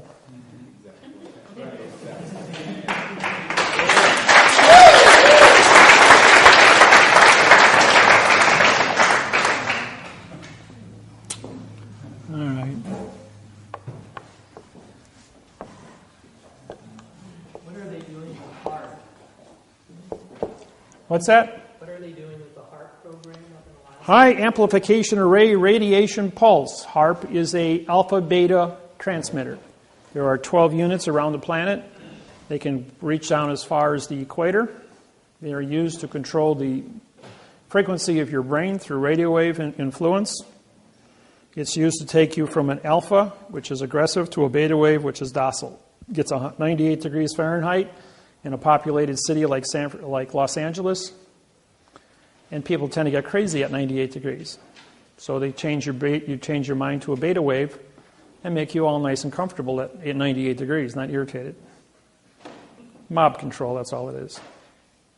Now, if you want to talk about angels don't play this harp, of the satellite 38,000 miles out over the Pacific Ocean, which can't be seen by any earthbound station that controls a microwave to increase the temperature of the surface a half a degree and create weather patterns 3,800 miles across to move El Niños and weather patterns. That was started in 1988. It ran until 1997 when I had it shut off.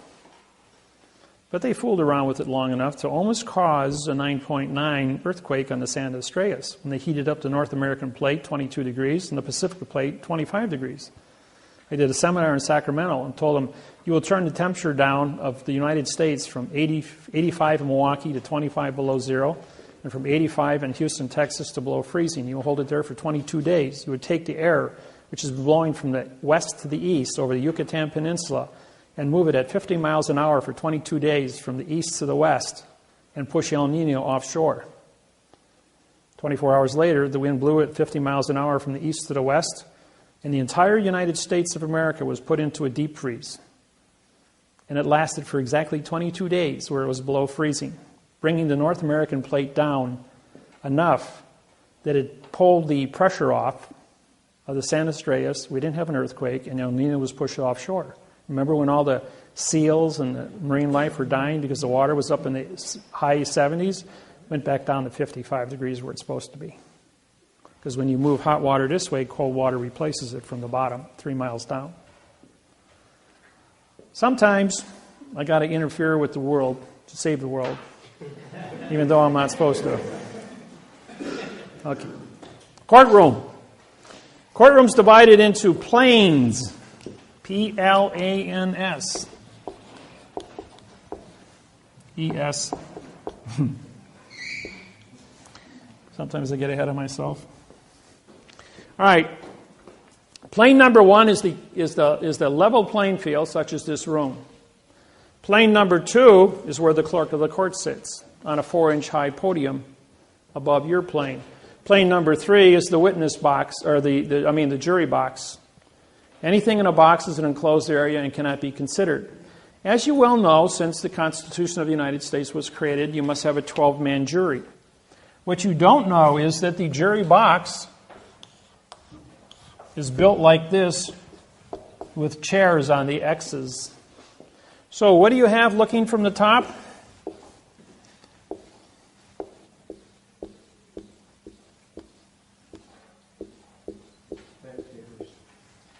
You have 2 petite juries of 6 people each, which is illegal.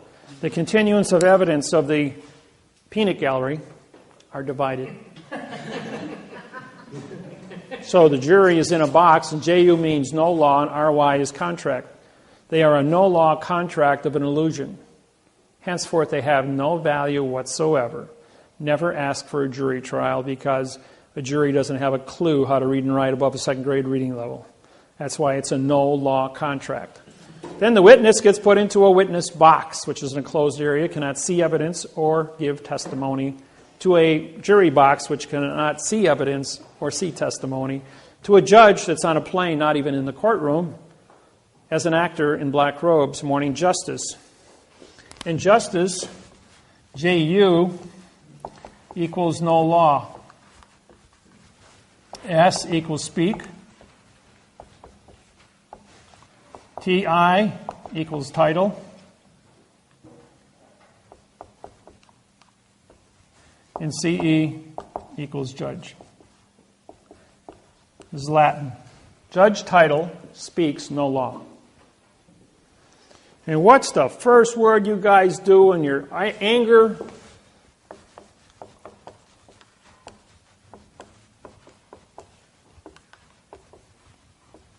There is a location. That's a positive word. Is a positive word. No is a negative word. Law is a dangling participle verb. So what happens? There is plus and plus, now pointing towards no to be positive, making law a negative, because no is still a negative. So therefore the word no law or fact shall be tried in court. By your own confessions, people, you go, there is no. There's no such thing as a no. Because you can't perform a negative condition of performance. But if you say there is no, what do I have in my hand? Nothing. You just made nothing a fact. Now I can prosecute you with nothing. Well, you just walked right into that trap. Don't feel bad. No one's ever gotten past it. Everyone steps in the trap. Let's see how close up attention you are.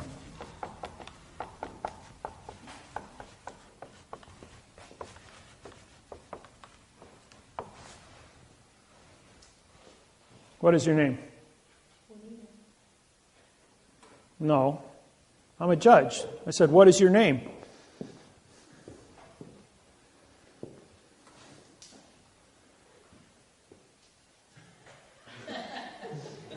I just called you a what? Would it be easier? Would it be easier if I did this? Would it be easier if I did that? Now does that make sense? You see, this here is a period, folks. This isn't a question mark. That means, what is your name? You see a question mark hanging above me? Yeah. So, the answer to the question is, this is a pronoun, this is an adverb, this is an adverb, this is a verb. Even if you were to identify the word what to be your name, why am I calling you a verb? You don't exist as a dangling participle verb. The answer is, this is the answer to the question, what is your name? You identify syntax. You say, well, what is a pronoun? This is an adverb, yours an adverb, and name is a verb. Can I see the correct sentence structure, communication, parse, syntax, grammar for the avoidance of the perjury? The judge is going to go, okay, case dismissed. Please leave the courtroom. Bang, just like that. Don't care what you're there for. Because the traffic citation, anything he's got to say to you is a lie. You can always tell I'm lying to you. My lips are moving.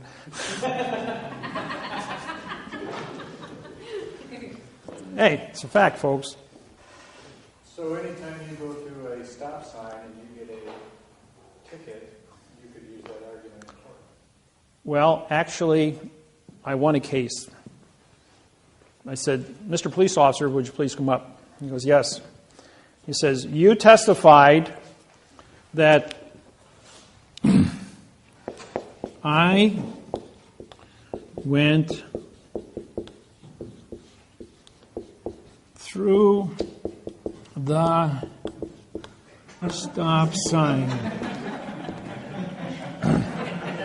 I said, you just You just said I went through the stop sign. I says, what does the stop sign look like? So 8 sides, painted red and white, made of metal. How do I occupy the same space as a stop sign? How can I go through it? As 2 objects can't occupy the same space at the same time. This is a fraudulent statement. And this is a pronoun, adverb, verb, adverb, adjective, pronoun.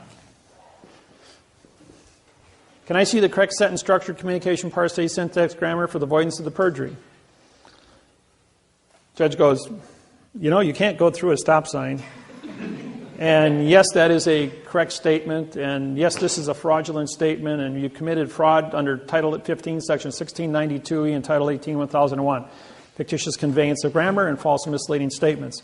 Case dismissed. Mr. Police Officer, you're going to be reprimanded. I want your supervisor in here, as you're going to have to learn how to use correct grammar.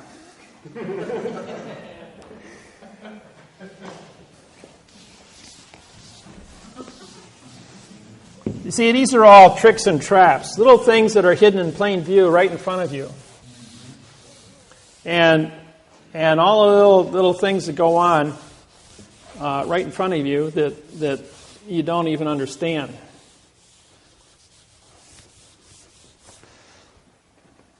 Now, I'll show you another little trick that the Universal Postal Union burned Switzerland. Do you know that all wars on planet Earth are orchestrated by the post office? Post office controls all money in all 250 countries. World War II was not an exercise in a world war as per se. It was an exercise in population reduction of 200 million people. And that's all it was. The planet was not ready to support 8 billion people in 2012. If World War II didn't take place, we would have hit 8 billion people in probably 1970, where there wasn't technology or production capabilities of feeding, so people would have been dying globally in mass units. Millions of people would have been dying at a time from starvation, rather than having a controlled issue. If the plague of 1525 or 1535, something like that, which wiped out half the population of the planet, didn't take place, we would have hit saturation way back in 1800. And then there would have been a mass destruction. When I was in, it was in high school. I think it was 11th grade. About 17 years old. We did an experiment. Took a 4-ounce potato, put it in a 2-gallon fruit jar with 2 fruit flies. In 30 days, we had 50,000 fruit flies and no potato. On the 31st day, we had no fruit flies and no potato. The point is, you can expand out of existence all at the same time. You can go out and go fishing, which, if anybody's ever done this, and you put like 30 bluegills in a 5-gallon pail. In 1 minute, all 30 bluegills die of suffocation. At the same time, they're all gone. When the oxygen runs out, they all go, perish. Well, the same thing is true with the things that are happening on this planet about what orchestrates. So we're going to take you back into history, to Hawaii, which is a cause and effect. 1848, King Kamehameha makes a proclamation that if Hawaiians are dead or off the land for 20 years, the land is free for settlement. And being Hawaii is the center of the Pacific, it's very important. In 1800, the population of Hawaii was 2 million Hawaiians. In 1829, there was 34,000 Hawaiians left alive. In 34 years, they all died from whooping cough, tuberculosis, typhoid, smallpox, measles, mumps, chickenpox, all of our childhood diseases. As the Hawaiian Islands were isolated, Cook shows up in 1789, comes back in 1800 with Bishop, and because the world knows that Hawaii exists and they start sailing there, they bring all the diseases of Europe and the United States, and in 34 years, 99% of all Hawaiians are dead from genocide by germ warfare. And so the Hawaiian population is so small, based on its size, that there's King Kamehameha in 1848 nationalizes the entire island under the Bishop's Trust, putting all the remaining choice lands into the Hawaiian Kingdom. Now, 1/3 of the Hawaiian Islands was given to the Philippines, 1/3 to China, 1/3 to Japan, because they were the dominant population at the time in the Hawaiian Islands. And in the Hawaiian Islands themselves, the Hawaiians kept all the choice farmlands. With that said, China declares Hawaii to be part of their country. Japan declares Hawaii to be part of theirs, and so do the Philippines. The United States took over in I'll get to that in a few minutes. The United States Postal Service shows the Universal Postal Union, better known as the UPU. If you want to go and study this, upu.com is what you type in your computer, Universal Postal Union, and you can get a history lesson off of Wikipedia, which will show you what's going on. Some of this stuff was never made public. I uncovered it, and quite by accident on the 6th of January, and was able to certify how World War II was conducted. In 22nd of October, 1871, the Hawaii files bankruptcy. Now, under the words of damage, no damage becomes legal, and under maritime law of commerce, which falls into the maritime salvage claim, Title 46,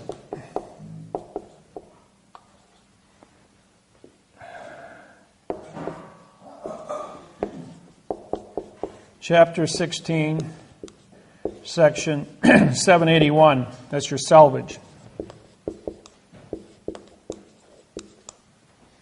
That's maritime salvage. All right, the Bern Switzerland shows up in Hawaii on this date and gets Hawaii, King Kamehameha V, to file bankruptcy. Under damages, no damage is complained. So this is the 22nd of October, 1872, plus 45-day trust law and 3-day grace period is the 6th of December, 1872. Guess what happens on that date? King Kamehameha V, the last reigning monarch of the Hawaiian Islands, is assassinated by poison and dies. The Hawaiian Masons, because he is a 34-degree Mason, being that he is the reigning king and monarch, activates the 20-year moratorium that if you are dead or off the land, because he's responsible for all the land in Hawaii. Add 45 days to December 6th, and you get, plus the 3-day Rescissions Act, and you get the 17th of January, 1873, plus 20 years is 1893. January 17th, 1893, the United States military shows up. The commander of the warship is a postmaster, ordering the postmaster of Hawaiian Islands to take over the Iolani Palace and capture the Hawaiian Islands, putting the Hawaiian Islands into United States territory. Queen Iolani then writes a cursive letter, an adverb verb, to complain. But as the Queen of Hawaii in 1893, she's also a 34-degree Eastern Star. And when you join the Masons or Eastern Star, you surrender your king, queen, presidential, or director's position and are now work for the Masons as a postmaster. And guess what's right across the street from the Iolani Palace? Postmaster, Lodge number 1 for the Masons, the Post Office of Hawaiian Islands, Immigrations, Customs, and the Supreme Court of Hawaii, all in the same room.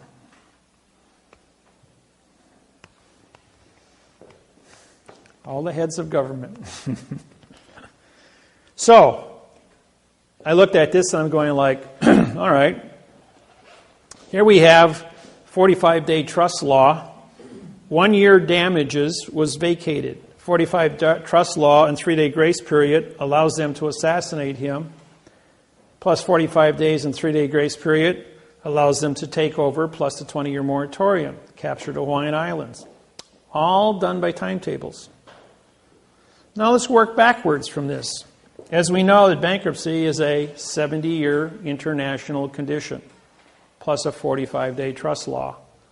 If you add 45 years and 3-day lemon law, you get 7 December 1941, bombing of Pearl Harbor. The Japanese post office declared war on the United States Postal Service in Honolulu, Hawaii. It was a postmaster-to-postmaster war. Only post office vessels, which are all military planes and military ships, carried the mail between the United States and the Hawaiian Islands. The Hawaiian Islands was under military control from 1893, under the United States Postal Service, folks, not the United States government. The government is the post office. The President of the United States, pre-simulation denture, appoints a Postmaster General who controls all branches of government, CIA, FBI, police, fire, every branch of government, Homeland Security, Department of Interior, Department of Forestry, everything on planet in the United States is controlled by the post office. The post office in all other countries is also controlled by, controls all branches of governments. The directors, the presidents, the kings, the queens, are no more than puppets working for the postmaster. Because the postmaster controls the treasury, who prints the money, controls the military, and that's how the world runs. You want a new world order? It was established on the 22nd of October, on the 22nd of October, 1871 was a new world order. It was set in motion by the post office. New world order has been here for 140 years. So everyone talking about the new world order to take over, it's been in place for 140 years until I showed up and there's a new sheriff on this planet and he's taking care of it with syntax. And that's how it works. And the whole world has to change. Now, what is my position? My position is a teacher, as a plenipotentiary, which means I'm an ambassador judge working for the United Nations to teach planet Earth how to be correct mathematically. Who's in charge of the planet? Well, I'm in charge of grammar. I'm not here to arrest the politicians, the criminals, the bankers, the judges. I'm here to make sure that the infrastructure of this planet is mathematically certified to be correct. We have machines in place. We have buildings in place. We have computers in place. But the people who operate the machine, the people who think about the machine and how it is run, is corrupt in their thinking. So we're going to fix the contracts, and then with the new thinking in a correct mathematical procedure, people will not go to war. And if you want to go to war, you have to create a math problem and an argument. A contract is mathematically certified to give you justification to do this. Otherwise, you're just babbling about your opinions, about what angers you, and it doesn't have, your opinion has no foundation in law, or in the law, or in the control of people. So, the people that created the nightmare know where the bodies are buried. Let's educate them, let's get them up to speed, declare amnesty, fix the wrongs, and get the world functioning on a correct format. And that's what it's all about. I'm not here to hurt anybody, just to educate everyone so we're on the same page of music. So when you look at a politician who stands up and he talks to you in quantum grammar, you understand what he's saying. He's not lying to you. And he can actually write a treaty, write a trust, write a contract, write a constitution, so that you absolutely know what it means, that 3 + 3 = 6. Not that we're going to play games that 2 + 2 = 4 with 100 different definitions. And it's only up to the subjective interpretation of an individual's ability to hoodwink you, or trick you, or make you think one thing and do something else to you. Or pass it so we know what's in it. Yeah. So you had a question? Well, I was just going to say, to finish the bomb, the atomic bomb on World War Oh, Postmaster. the world, the United States, was allowing Nazism to take place and would not get into World War II. So the post office allowed the President of the United States, Roosevelt, knew this timetable. He knew that the Japanese were going to bomb Pearl Harbor on December 7th. 1 minute after the international treaty, which was signed, but he was 90 minutes early. The people, the Japanese pilots who were in the planes, because the rising sun is their symbol, thought it would be poetic justice to hit on the rising sun.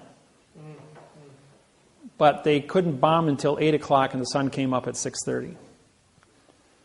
So their enthusiasm got the better of them, and they forgot about the timetables. And they were supposed to wait until 8 o'clock to do this. But because of time zone changes, somebody screwed up by 90 minutes, and they bombed the Hawaiian post office 90 minutes before the bankruptcy expired. And they bombed a country under bankruptcy, throwing the United States into a rage and allowing World War II to start. Of course, the United States population rose up, was very angry, and everybody ran in and joined the military, and the war became what it became. So there was, sometimes things get screwed up because there's other things on the table that are affected years later. Population control. Now, how about World Trade Center? Everybody watched this on TV 100 times. Heard all the stories and all the rumors, but you never know what really happened. Because have a nuclear physicist background, along with a heat treat specialist, coefficient of expansion, and metallurgy, we have a building that's 1,300 feet tall. Now let's throw an anvil that weighs 500 pounds off the top of the building. How long do you think it's going to take to hit the ground, hit the sidewalk? 12.8 seconds. 12.8 seconds. How long did it take for the World Trade Center to fall down? Anybody know that? 4.8 seconds. And that's compressing all that concrete and steel. What does that say? That says somebody changed gravity, didn't they? Even if the thing was burning out of control, floor by floor by floor, it'd probably take 2 weeks to melt down to the basement. But to accelerate gravity at 3 times its normal speed? Now, I put this presentation on national television in 11 states for an hour with the blessings from physics professors and demolition experts from mining all over the United States. When they saw the presentation privately, they then said, put this on national television because this is the rest of the story that people don't know about. Now, when you core detonate the World Trade Center with C4. Now, in 1988, I told you I wrote the mathematical procedures to prove that all steel is plastic. Okay, there's a little thing called an iron molecule. And being that I'm a metallurgist, here is a cube. In the center of a cube, below 1650 degrees, you have one nuclei. It's called an iron molecule. When you heat that above 1650 degrees, it becomes what's known as a face center cube molecule, and now you have 6 nuclei. Iron is the only substance in nature that can change its identity. Once it becomes a 6 face-centered cube nuclei, this is now plastic. Red steel. Cherry red steel. Just like plastic. Tie it in knots, beat it with a hammer, make swords out of it. Anything you want. Heat glass at 2200 degrees and it's liquid. Pour it in anything you want, cool it off, you got glass. Take plastic, at room temperature, tie it in knots, you got your plastic bottles, nice and flexible, doesn't break. Cool. Concrete. Pour that concrete block, it's liquid with lime, heated to 1780 degrees. As it cures, 22 minutes later, it turns into plastic. And the chemical reaction becomes epoxy resin. And then in a little less than probably 20 minutes, it turns from epoxy into concrete and it goes into a center cube, making hard brick. So concrete, steel, and glass are all plastic. They all have a coefficient of expansion of 6.3. Anybody want to guess what the coefficient of your plastic soda water bottle is there? 6.3. That means that anything that's plastic will be affected by C4, plastic explosives. So you core detonate the building with C4 plastic, or thermite, which is a 6.3 also. When it detonates, it creates a bubble 1,300 feet in diameter. When C4 detonates, it creates a shock wave of 85,000, roughly 85,000 pounds per square inch pressure. All of you that watched the video, this is a 400-foot wide building. The debris field is 850 feet wide above the building when it's still in a static position. Watch the video. The building is standing there, and you've got a debris field 550 feet beyond the 400-foot center line. So it's 850 feet in a half second. That's 1,600 feet per second. That's a good acceleration equal to a bullet, or equivalent to a C4 detonation. Every building within a half a mile of the World Trade Center had its windows exploded out at that exact second. And what's the one thing you saw in the air? Instantly, when the building was still, when this was going on, what was completely surrounding the building? Paper. Paper was airborne instantly all over the building. How did all that paper get 1,000 feet away from the building in 1 second? Where did it come from? Well, at the exact second of the core detonation of the World Trade Center, what you were looking at was not a concrete, steel, and glass building. What you were looking at was smoke. Not molecules of concrete, steel, and glass, but atoms of concrete, steel, and glass. Paper is not affected by a 6.3 detonation. Only concrete, steel, and glass turn into smoke. And so you've got a static pile here of smoke. Now, has anyone ever seen the hydrogen bomb explosion on Discovery or National Geographic's pictures? And you see little balls. Those balls are called plasma. Plasma is the same thing that causes sunspots on the sun. When a C4 detonation takes place, you have plasma balls that are formed throughout the building. These are electromagnetic eddies that are created. Anything within a plasma ball will not be affected by the 6.3 coefficient of expansion of a C4 detonation, which only affects concrete, steel, and glass. So at this exact second, when this building is exposed to this, you have all these heavy chunks of steel in here, but they're also subject to the change in the gravity well. The gravity well collapses in 4.8 seconds, pulling the entire debris field right into a real nice pile in the basement. One thing that they didn't tell you was there was 8 buildings, 40 stories tall, that surround the World Trade Center. It all fell down that were caught inside the electromagnetic bubble. They weren't on fire, but they all collapsed just the same with the World Trade Center because they were inside the electromagnetic pulse of the C4 detonation. So plastic affected plastic and pulled this whole thing down into a nice, neat pile. Now, if you look at the video, you'll see that here's Long Island, here's the World Trade Center, and here's a big white cloud of asbestos.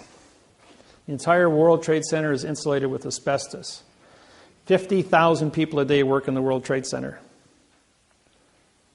50,000 people for 30 years exposed to asbestos insulation. Anybody want to guess at what the lawsuits would be worth over a 30-year period?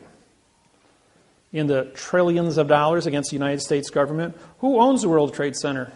New York City Port Authorities. Who owns the New York City Port Authorities? United States Department of Transportation. Who is owned by the United States Postal Service? Who owns the Treasury? Who owns the Pentagon? Who owns the military? Jeez, it's all kind of coming back to roast on the post office, isn't it?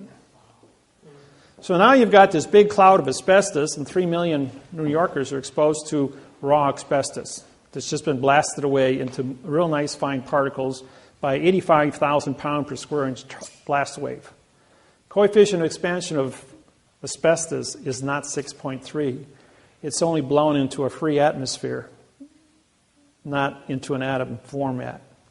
So therefore, this here becomes a death trap for everyone exposed.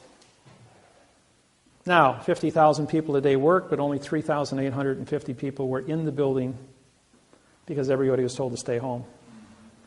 Both planes, when you run the video back and you look at them, did not have windows. They were drones. Where did all the people go that supposedly left Boston? Never heard from again. Out into the Atlantic and ditched. And this was a controlled issue by drones. And we have drone technology. There's over 12,000 drones in Iraq right now. So these things, liars figure. But this little number here, figures don't lie. And being a heat treat specialist with a nuclear background can tell you that this was created by 186 men of special forces who deal with demolition. The basement of the World Trade Center was blasted out. What do you think's below the World Trade Center? Heavy rails called the subway system. They blew the basement floors out and dumped all the gold onto the subway rails, and they disappeared. Not to be found yet. Somewhere. That was the World Bank of the United States, controlled by the United States Postal Service. But the gold, that was only $3.4 billion. At the exact point of detonation, $12 trillion was transferred through Honolulu, Hawaii substation into Singapore Bank in Singapore, world's largest bank, which can accept a deposit. How much money does it cost to conduct a war in Afghanistan and Iraq? $500 billion a year. There's a 22-year supply of money to keep the war going in the Middle East and keep us in Asia. How much oil do we have left in the Middle East? 20 years. Keep the oil running for 20 years and the money to play for it. Cover up the asbestos under active war. Dress a bunch of guys up in rags and call them terrorists. Give us a Patriot bill. Take away our freedoms. Put us through all the nonsense at the airport. Even take away your clippers out of your luggage so you can't get on a plane, but they give you a steel knife and fork in first class. Now go figure that one. I kid you not, folks. I'm a 1,400 flight flyer. So, the plasma balls protect the steel and concrete, which are then analyzed to be 100% metallurgically correct. Except both buildings are missing 50,000 tons of matter, which floated away in the cloud as atoms of smoke on the wind. And everybody caught in the cloud is now dying of lung cancer. But because this is an act of war, they can't sue for medical help from the United States Social Security Service. And what did the United States do? They sued to give up your freedoms, to join the United States of America Corporation and go into a guise, GOISC, of protection and give up all your civil rights. Now, mandamus has been canceled because it's written in adverb verb. Your freedoms, as far as having a warrant to enter search warrants, have been nullified because the laws are written in adverb verb. They're using my technology to disqualify all the protections you had, and PRO means no of Texas contract, all the no contracts you had. And they're only selectively choosing the ones that they want to use that benefit them in their ability to control, and Big Brother is watching. At every traffic intersection you have a camera. Videos, how many people got tickets already from video cameras at stoplights? I got a few of them myself. So who's Big Brother? Who's Big Brother? DOT, Department of Transportation, working for the post office. Is that where the U.S. Department of Agriculture comes in? Under the post office. Under the post office. Yep, and you guys are all farmers, so you're under... In other words, to own a farm today, you have to have a 4-year college degree in horticulture. You have to understand pesticides, groundwater, public safety, pollution, gasoline, if your tractor's leaking, anything you put on the ground goes into the water table. Therefore, it affects public safety underwater. I used to own a 40-acre plot of land, and I bought it because I was going to harvest the topsoil, which was worth $7.5 million on my 40 acres, until I took a course at the DNR in Wisconsin and found out that this was the first line of defense to supply water to over 10,000 homes within 100 square miles of my land, as that was the headwaters of the Mud River. And I got an education as to how important my land was and that it could never be touched because it filtered water and created pure water in the underground water system. And I respected that because I'm a green person. So, now you know what happened here. This was a condition. Oklahoma was number 1. Waco was number 2. Waco was first, then Oklahoma, then this one. Just like World War II was allowed to take place, bombing of Pearl Harbor, you need a crime big enough so that people yell rape. This was a crime big enough to suspend your rights and make everybody a victim of terror. Question? Hiroshima and Nagasaki, was that a control too? What? Population control in World War II? For what? For Hiroshima and Nagasaki when the A-bomb was dropped? Okay. In World War II, all the bombs dropped in Pearl Harbor had $1 airmail stamps put on them just to make it legal to deliver the postage to the Postmaster General of Honolulu, Hawaii on December 7, 1941.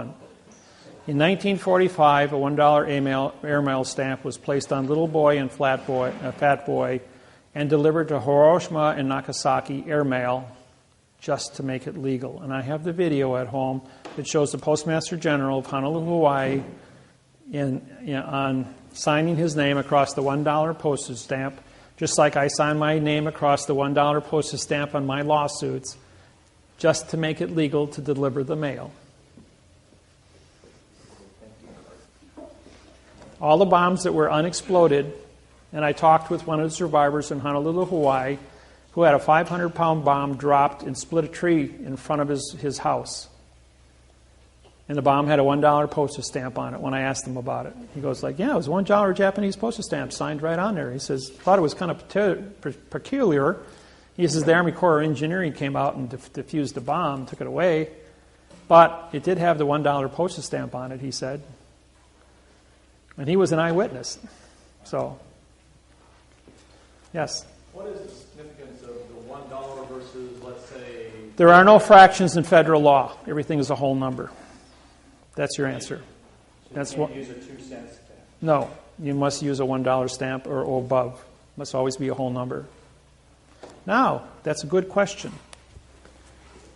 I'm going to switch gears here a little bit. When you read, now, you've been exposed to fiction grammar, but there's another thing that you don't see. It's called character spaces. All things went to computer now.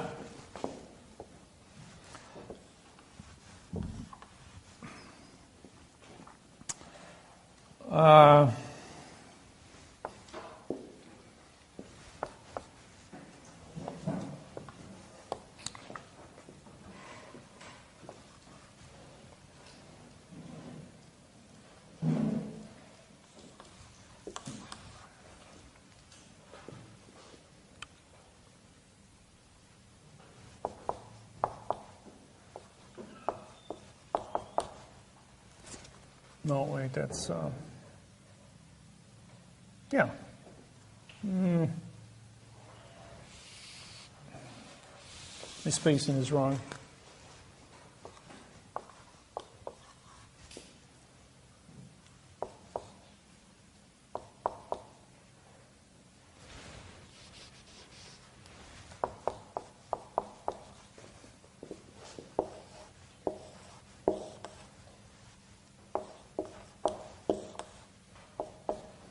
Okay, you're looking at a computer, and each one of these represent a character space, okay?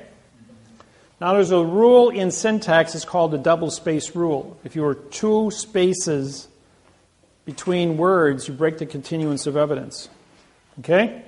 Now here you're going along, you got space, space, space, space, 1/10, full space. This is actually two spaces now. So when you say, I saw the cat, this is an adverb verb, adverb verb. But there's two spaces missing here. So therefore, this is just a two-word phrase, and this is a two-word phrase. It's not four words. So therefore, watch your spacing. We have an attorney in Petersburg, Alaska, who uses 4 words single-spaced, 3 words double-spaced in each sentence for 22 years. Last year, I caught him. We went back and looked at everything he wrote in 22 years, all identical. 4 and 3 on every sentence. Never wrote a legal contract in his entire life. And he was the prosecuting attorney and working for the city in Petersburg, Alaska, never lost a case. But then again, he never had a correct case, and so him and the judge were in and on together. Therefore, it's a conspiracy. He knew what he was doing. Exactly. There was no mistakes there. When I take your mortgage contracts and I identify all the parts of speech in 15 pages, and I show that there's not a single prepositional phrase, that this is a document with 5,000 syntax wrong words and 1,000 words that mean no contract, and therefore you have 6,000 mistakes and 5,000 words. This is like building a space shuttle to go to the moon. It's an engineering exercise on 64 million mortgages. When Lloyd's of London got a copy of this, they canceled 64 million title insurance policies in the United States. If I'm blowing smoke, then what's the world doing canceling the United States contracts across the board? Shutting down the mortgage industry. And as Pandora, yes, I'm responsible personally for the entire collapse of the mortgage industry and why all of you are probably in foreclosure right now. What does Bernanke's deal with $40 billion per month? $40 billion, that's nothing. But is that tied to this mortgage, to the syntaxing thing? No, he's just trying to put a Band-Aid on something, saying we're going to buy up all your bad paper. Now, for the mortgage people, and this goes with that.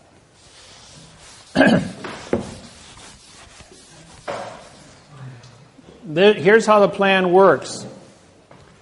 We have a document that's a fraud. And this is an autograph, this is a confession.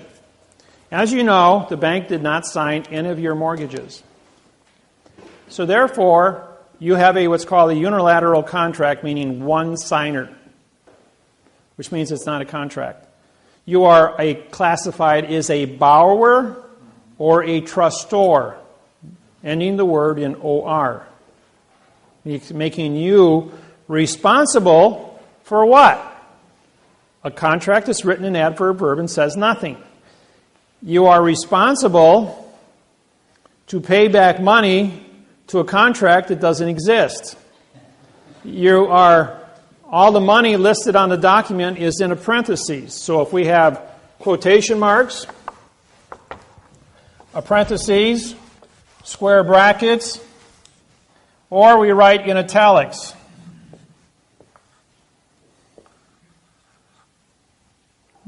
Kind of bad.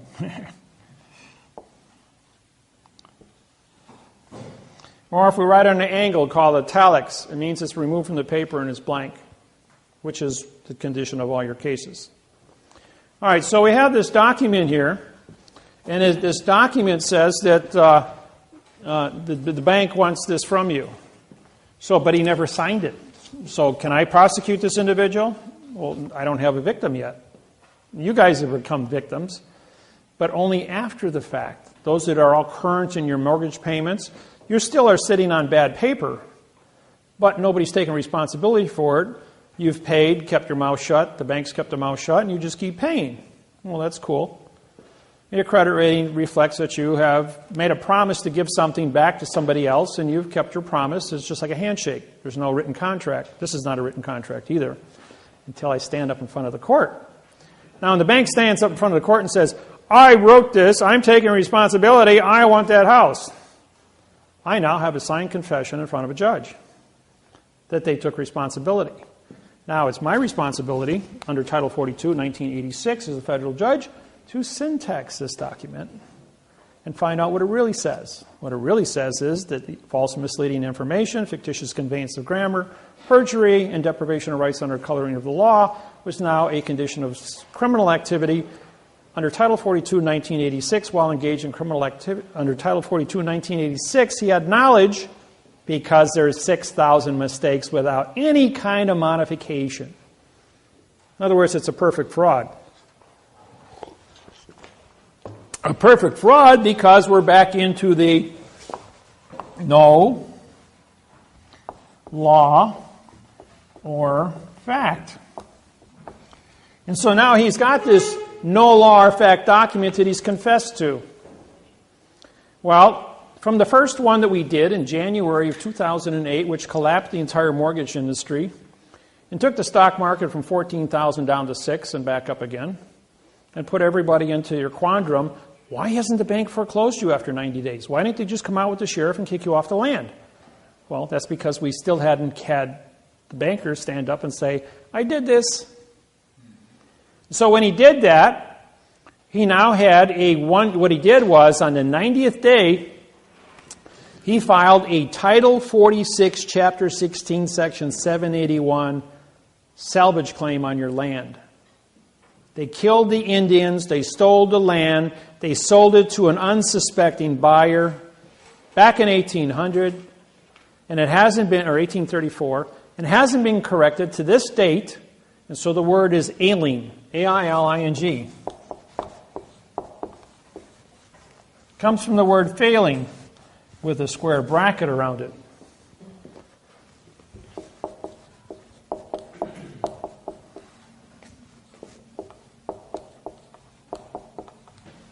Better known as the Federal Rules of Civil Procedure 12b-6. Now, every one of you that have ever worked with me, the first thing that the lawyer does is he failed to state a claim. Okay, what that says is pronoun, adverb, future time, verb, adverb, verb, which means you didn't use a verb in your document. You actually sued them with correct facts, using forensic evidence with a signed confession from the bank who stood up and said, I wrote this. Now I have permission as a federal judge under Title 42, 1986 to prosecute this individual for false misleading information. So, all the people that have filed these lawsuits since January 2008, they're stonewalled. We want more information. We want interrogatories. We want affidavits. We want a smoking gun. We want. The point is, the word interrogatory, INT, means no contract. Affidavit, AFF, vowel two consonants, means no contract. We want no contract.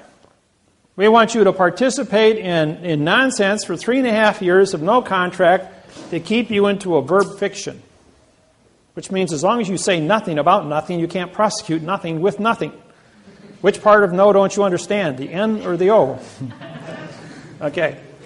Now that this fraud has been perpetrated, we go ahead and say, well, I have the signed confession here, and the bank won't settle, and the court won't settle. They're going like, well, the lawyers all, both sides, want more and more information. Well, and the U.S. Attorney's Office in California, they said, well, we've got to find out who wrote this. I says, well, first off, this is owned by a corporation. A corporation is a dead entity, just like this piece of paper is a dead entity, is a vessel in dry dock. Even though you have a president and a vice president, a director of a corporation, who is this individual? He is not a living, thinking entity. He is a corporate trustee. Trustees are created by paper documents. There is no living person to look at. You only have a machine run by a set of rules and regulations. That machine creates the trustee and tells the trustee what to do. But all the language is written in fiction. So what is the subjective interpretation of nothing? Well, at some point here, we have to come to a settlement. So how do we get these people how do we get the machine, the corporation, to sit down and confess to a U.S. Attorney's Office that, yeah, we're responsible, yeah, this was engineered as a lie, yeah, somebody's got to pay. Well, the fine is $25 million times 64 million homes. That's $400 trillion. That's pretty big check to write. The United States Treasury is $17 trillion in debt. The United States Treasury might be $17 trillion in debt, but the United States banking industry has stolen $700 trillion from the United States Treasury in the last 84 years. So what do they do with all that money? Where's it sitting? Well, it's sitting offshore. It's sitting in trusts. It's accumulating interest. And the bank owes the United States government $400 trillion. That's according to just for the mortgages. That's only for 64 million mortgages. That's not counting all the industry, corporations, licensing bureaus, Department of Transportation, and everything else. So this is a really big number, probably $1,000 trillion. Point is, we're only going to deal with the mortgages right now. So I said to the bank, I says, well, the U.S. Attorney, though, says we can't get past, we've been in court 3.5 years now, and we can't move forward. They want more and more and more information. I says, all right, would you like me to settle this? The guy says, no one's been able to settle it. What are we going to do? I says, I'll fix it. So I made a deal with Chase, Bank of America, Wells Fargo, and Citibank. Brought all the boys in. Sat down and said, hey, you know, guys, you wrote this. I syntexed it. I have a signed confession in my hand. He says, well, we didn't sign it. There's no signature on there. I says, yeah, but you stood up in court and you held it up and said, I want your house. When you did that, you confessed. And I've got all of your confessions. Because, after all, I have a lawsuit that says here you want their house for not paying the bill. So, therefore, you held this up and confessed to it. Now I have a signature signed in front of a judge. And now you're liable. We can't pay that. You'll bankrupt all the courts. All the banks will go bankrupt. Not true. Okay, in this hand here, you've got a $25 million check. Now, you're going to confess that you wrote this. You're going to pay $25 million to the Justice Department. The Justice Department is going to get $17.5 million of the penalty, and the whistleblower is going to get $7.5 million for every one of these confessions.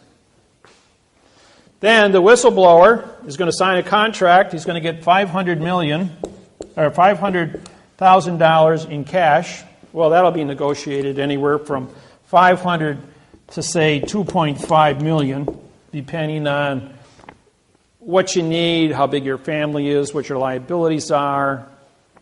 That's negotiable. But the initial thing was $500,000. Okay? Now we've got $7 million left over.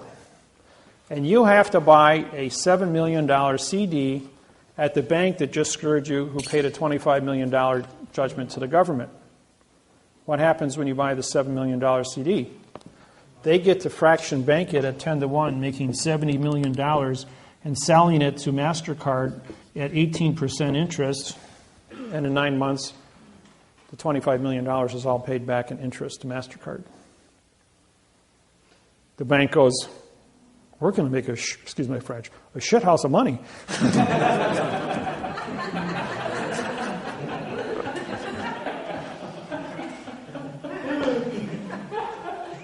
And the bank, 10 days later, walked into Kamala Harris's office and said, we got a check here for $26 billion. We'd like to settle this lawsuit. And all the homeowners get paid. March 6, 2012. 10 days after I met with the banks in Oceanside, California. Now that they had a remedy, the banks, Kamala Harris got $19 billion. The United States government immediately took $7 billion, stuck it into the Treasury in the state of California. Kamala Harris then had to hire a staff of individuals, screen out the applications, get all the forms worked, the paperwork done. I have those with me, by the way, for those that need the forms. That are involved with lawsuits with me right now. And the bank is waiting for their redeposit of the $70 million for every $25 million they paid out on. And this is I have all 50 federal attorney generals and 1,000 staff members, which are all assistant attorney generals, working with me on this. Now, they are hiring 3,000 more attorneys to work with the U.S. Attorney's Office to process 22 million foreclosures in the United States. When you divide 22 million by 4,000 attorneys, that's going to take a while, especially with all the paperwork involved. It's going to result in an $8 trillion a year windfall for a government that functions on $2 trillion a year and only collects $500 billion a year in revenue from the IRS, from taxes. So this is a 16-to-1 payback with my technology. Who am I? I am the cash cow of the United States Treasury. Why do they leave me alone? Why do they let me do what I do? It's because the United States government would not exist after 1997 if it wasn't for me. I paid off the last national debt in 16 months. They were $8 trillion in debt. They not only paid it back, but on November 2nd, 1999, we had $6 trillion surplus in the United States Treasury, entering the third international bankruptcy. And so now, as of last week, we were $17 trillion in debt. With this technology, it's affecting everything. And every single lawsuit, yesterday, Bank of America wrote a check for $2.46 billion for false and misleading information on the wording for the contract for the Bank of America Employees Pension Fund. Biggest single settlement in the Bank of America in the United States pension history.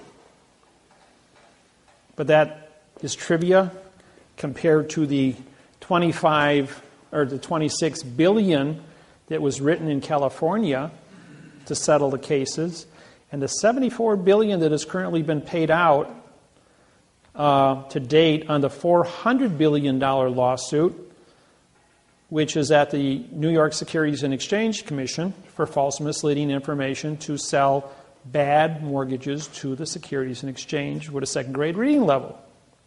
Henceforth, this document. But under the Clayton Act, they're going for 4 times damages of $1.6 trillion against the banks. This is just the first 1%. 1% of the 22 million cases that are out there. There's a 3% bottleneck in the United States court system. It will take 30 years to go through the 22 million foreclosures. That's why they've hired it. They want to bring this down to 10 years instead of 30 years. Question? I'm just curious on the, you mentioned $7 million going to the CD. You get the interest off it on a yearly basis besides your 5. Just like you win the lottery, you get the interest from the lottery for 20 years. The state keeps the initial chunk of money that you just won, $300 million, and you get the interest off it. It's more money than you can spend within reason against paying for all your toys that you would fantasize for any individual. And it keeps, there really isn't any money around out there. Everything's got to be working. Interest is a working condition of money. So every time they have a problem, they come to me saying, here's the information, sort it out. And it takes me just a couple seconds because I've been doing this since 1997 when I issued new money in the United States. So does that go on indefinitely, or is there a time frame that will stop? There will always be a condition of foreclosure. There will always be people in bad luck. There will always be, the new contracts, however, have to be written in a new parse syntax grammar. I'm referring to the $7 million CD that I get personally. No, that'll be just a 10-year contract. That you'll have a one-time payout at the end of 10 years. That'll give them a time to, they may bill out MasterCard at, I think it's currently is 14.6%, giving you a 7% commission off of that. 7 times 7 is 49, so that's a $500,000 a year for 10 years on top of that, and then a windfall of 7 at the end, which would be reasonable. The bank makes $70 million off the top of that at a 10-to-1 fraction, where they're only paying you paying you the face value of 7, but actually collecting on 63 million all the interest. See? Give me time to gear up and get used to the cash flow before I get. Yeah, I'm sure McDonald's will appreciate you. Yes. But basically, with that all being said, then these banks, they're not going to fight. Right. In other words, the banks will say, "Oh, you finally caught me. Okay, yeah, I confess. No prison, and we're going to go ahead and negotiate this plan. You guys win. The federal government gets $17.5 million. They win. The IRS, now, everyone, you're entitled to your minimum wage, $8 an hour. You work 8,700 hours a year on your property to guard the home and the farm. At minimum wage, that's $87,400 a year for the husband and the wife. Anybody on title. Times the amount of years you've owned the property. And under the Clayton Act, it's 4 times that. Then your down payment on the property, if you refinanced, the value of the house you put up for the refinance is the down payment times 4. So it's not a $500,000 property. It was refinanced at 7. The $500,000 value that was refinanced now becomes 4 times at $2 million. So we're talking about a few extra bucks here. Okay, this is taxable income. This goes to, you have your caretaker fees. Then you have 4 times your damages. Now the Rescissions Act stipulates under Title 15, Section 1636A, that you must give a 3-day notice that you're going to engage in a false and misleading mortgage contract with only one person signing. That didn't happen in all 22 million or 64 million foreclosures. And the Title 15, Section 1639A stipulates that if they didn't stop and correct the mistake within 3 years of the mortgage refinance, that they are liable to return all the interest to you since the first day. And under the rescissions, under the Clayton Act, you get 4 times the interest paid in. Those you can pull off your IRS forms that you filed with the taxes. These numbers are then calculated by you.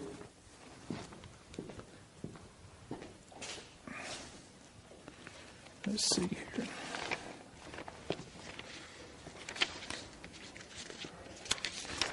And this is the form that the United States government created. Well, it's not the real form. This form was originally written in adverb verb. The form was because you are filing quantum lawsuits to get paid because you have forensic evidence of fraudulent grammar and fraud that's been perpetrated on you.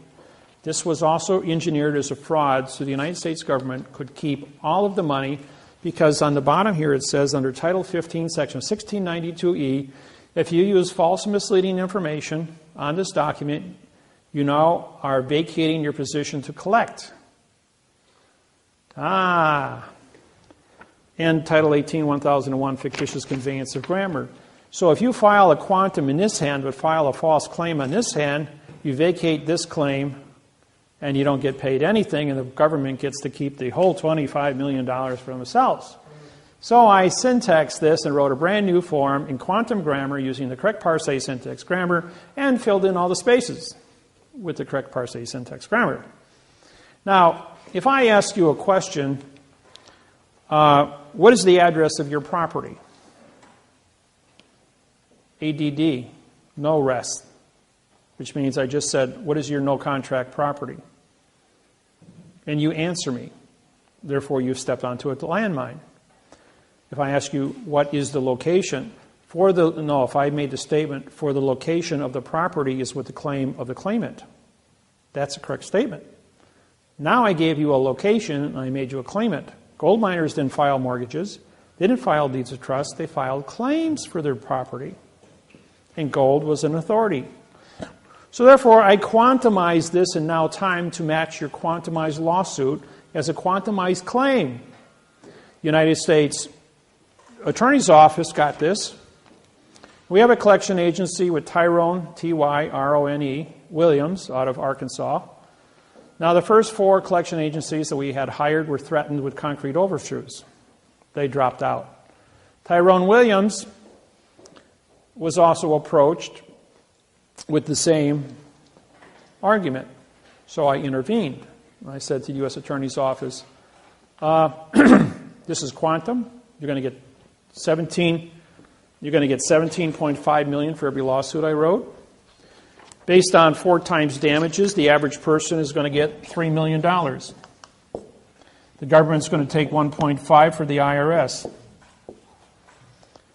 Trustees are going to be paid. Anybody in bankruptcy right now, the bankruptcy trustee is going to be presented with this formula. The bankruptcy trustee is going to see that, one, you're going to get a windfall of $7 million, or whatever. In the case of bankruptcy, you will get a check to discharge all your debts, pay off everything. And whatever's left over will wind up being refinanced this way, plus whatever monies you need to be comfortable. This over here goes to the IRS. I don't know about the IRS liability of this, but if you add this to this, the average lawsuit I write is a $20 million windfall for the United States government. Now the judge says to me, we're going to dismiss this. This is gobbledygook. This makes no sense whatsoever. I said to the judge, I says, you know, Your Honor, I'm here in Honolulu, Hawaii, as judge in front of Judge Kern. They got 22 people here. I'm a claimant in all the lawsuits. I says, $25 million a pop, plus $3 million for the IRS. That's $28 million a pop. I says, I don't know what your pay grade is. I says, but you start costing the government $28 million for every person sitting here, times 22, that's $1.4 billion. You're not going to have a job very long. I recuse myself. Well, before I get kind of getting ahead there. After I said that to him, he says, who are you? How dare you talk to me like that? I held up my oath of office and says, I'm the Chief Federal Judge of the Hawaiian Islands, and I believe I have a warrant for your arrest over here. And right then and there, he recuses himself and he walks out of the courtroom. Well, in comes another judge, Kobayashi. I want appearances. So I gave my name, and first thing out of my mouth was, I says, I saw you standing in the door, so I heard you. I know you heard what what Judge Kern just heard. I says, and I looked at my list and says, I believe I have a warrant for your arrest. And he ran out of the courtroom too. Then Judge Mulloway, she's the Chief Federal Judge of District Court in Hawaii. She comes walking in. I know you don't have an arrest warrant for me, she says. She says, because I was appointed by President Obama just last year. This is all fair enough, you know. I'm still the Chief Federal Judge here, and you're a District Court Judge. I says, oh, by the way, I have your oath of office here. It's written in adverb verb, so therefore you're not a Chief Federal Judge. You're not any kind of a judge. You're just an actor in black robes. I don't care who you are. I don't care what person's name is in this courtroom. If David Miller's name is on there, I want you in this courtroom on April 12th, 2012, at 9 o'clock in the morning.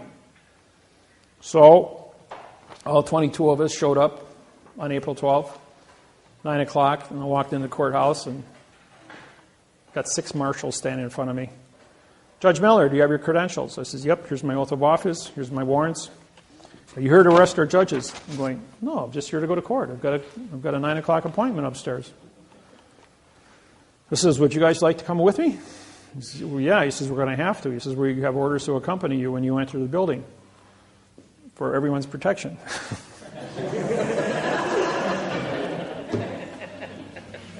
He says, who are all these other people? I says, oh, they all were ordered to be here, along with all the attorneys and all the mortgage companies. He says, well, you're the only ones here. What's this all about?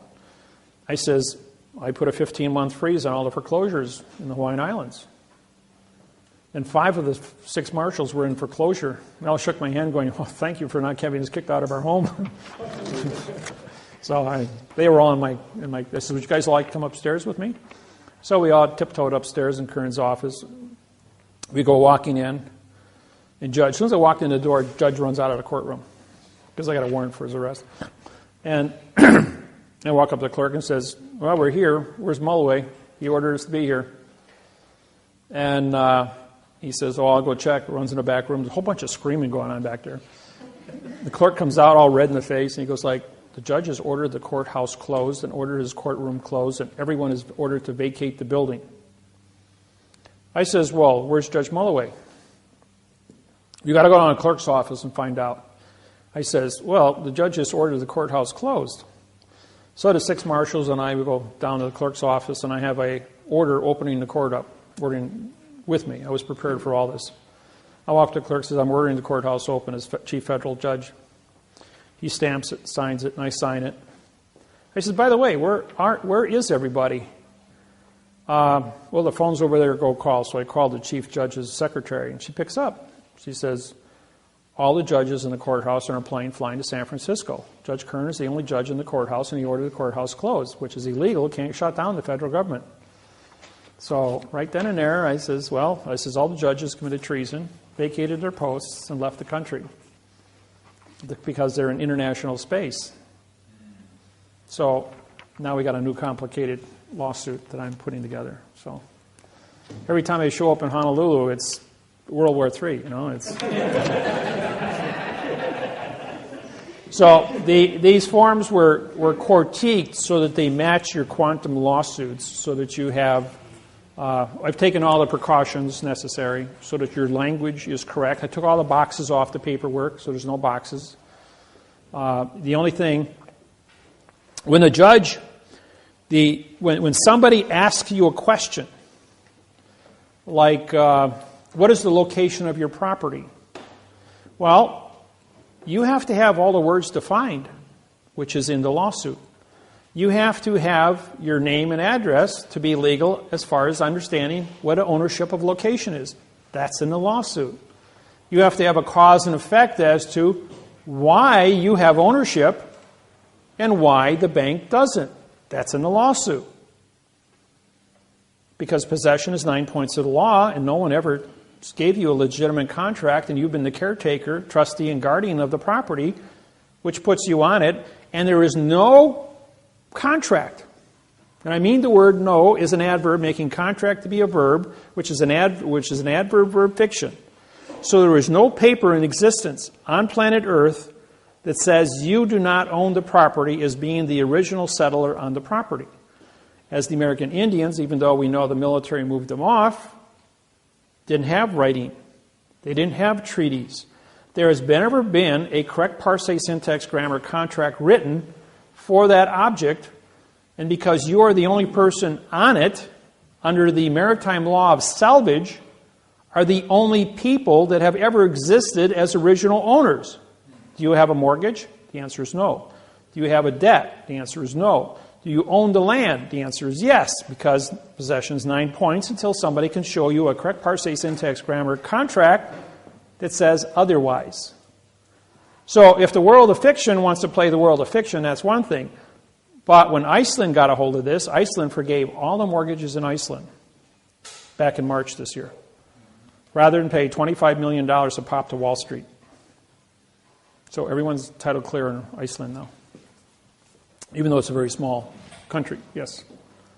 Now, if you're a little boy and you just bought a place and everything's current, how would you go about knowing the documents fraud? How would you go about? Would we have to get in contact with you? Or? You can bring a lawsuit against the bank with the existing contract that you have right now and follow the procedures of suing for false and misleading information. Excuse me. On the contract and showing where the bank had Lodial, L-O-D-I-A-L, title to the property. If you're the only person standing and nobody has claim to it and you're on the property, under 1 year moratorium, technically you own the property. If you, Are you saying we have to live there 1 year? yeah, you'd have to be there 1 year under 1 year damage claim. That no one's ever filed a damage claim against you for false and misleading information. Okay? Now, now there's a numbering. This is a numbering system. There's only 5 patterns of numbers in the entire world of fiction. And once you memorize these numbers, there's an old rule maybe most of you are familiar with, Sherlock Holmes. Everyone know the name? Okay. Sherlock Holmes says, when you remove all the things that cannot be possible, what are left, however irrelevant you believe them to be, are the facts. The point is, when we apply the same philosophy to the world of fiction, we actually come up with the facts. So, what is an adverb? An adverb is a modifier. It modifies the condition of the speed of thinking. It's primarily designed to modify the verb in speech. The verb is the word thinking, or the word motion. And motion comes from thinking.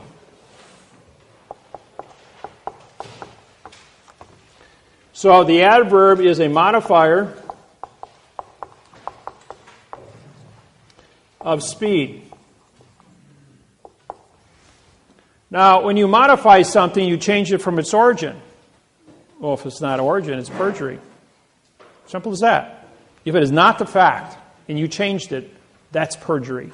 I don't care what language you speak, I don't care what country you come from, 8 billion people understand the word perjury. And so you've told a lie because you've created an opinion.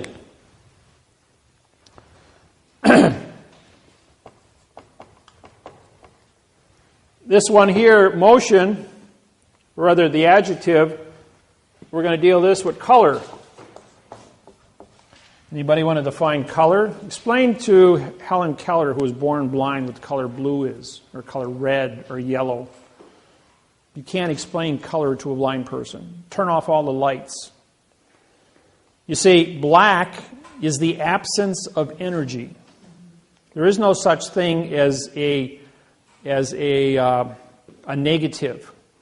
You can only have different degrees of energy in the universe. There is no such thing as a negative. So take this room for instance. We've got thousands of candle powers of fluorescent light, and it's very bright in here. But let's go to midnight, turn all the lights off in here. It's so dark that you can't see the hand in front of your face. Or go into a cave underground. And I was in a cave. I have my little tiny LCD flashlight on my keychain. And they turned off the lights for about a minute, so everybody's eyes were fully dilated. And I turned that little light on, and for 300 feet down the cave, you could see everything clear with just that one little LCD light. Or you take a football stadium that holds 70,000 people at midnight, no moon, absolutely black, so you can't see the hand in front of your face, and just light one candle. An entire stadium will be illuminated that you can see by one candle, because you have black, which is just the absence of energy, but even the smallest spark of energy creates an illusion, will give you the reflected illusion that is necessary. So you can't prove a negativity. The adjective, ADJ, means no contract because the IVE is contract. And the adjective is going to, color is an opinion. And an adjective cannot exist unless it is filed by a fact, because the color has to be able to modify something. The word black pen, black is a fact. Pen is a fact. Black is an adjective. Is this a black pen, a carbon pen, an ebony pen, or a charcoal pen? All colors are black. I have a black jacket on, or it appears to be black, but actually when you put it against my black pants, it's actually a black blue. Just one hair off of black with a little bit of blue in it. So, but when I put the black against my shirt, it looks like a complete black and white combination. But when you put it against another shade of black, you're going like, well, there's some blue in this. Just a little bit, but it isn't black. So there's 1,200 shades of each shade of color. And there's an infinite amount of colors, so how do you argue color? Even an individual, the pigmentation of your eye and its ability to see color and the amount of oxygen you have in your blood, or how many red cells or how many white cells, will affect the color of your blood that goes through your eye and affect the shade, where one person will see burgundy and the other person will see bright red. Another person will see green or brown. My friend Lyndall is colorblind. I says, can I have that red pen? She says, I'm colorblind. I can see a brown pen. Is that the one you want? So she could only see brown. And I thought to myself, wow, a beautiful bouquet of flowers. Bucavalias, for instance. Beautiful purple flowers. She only sees as gray and white.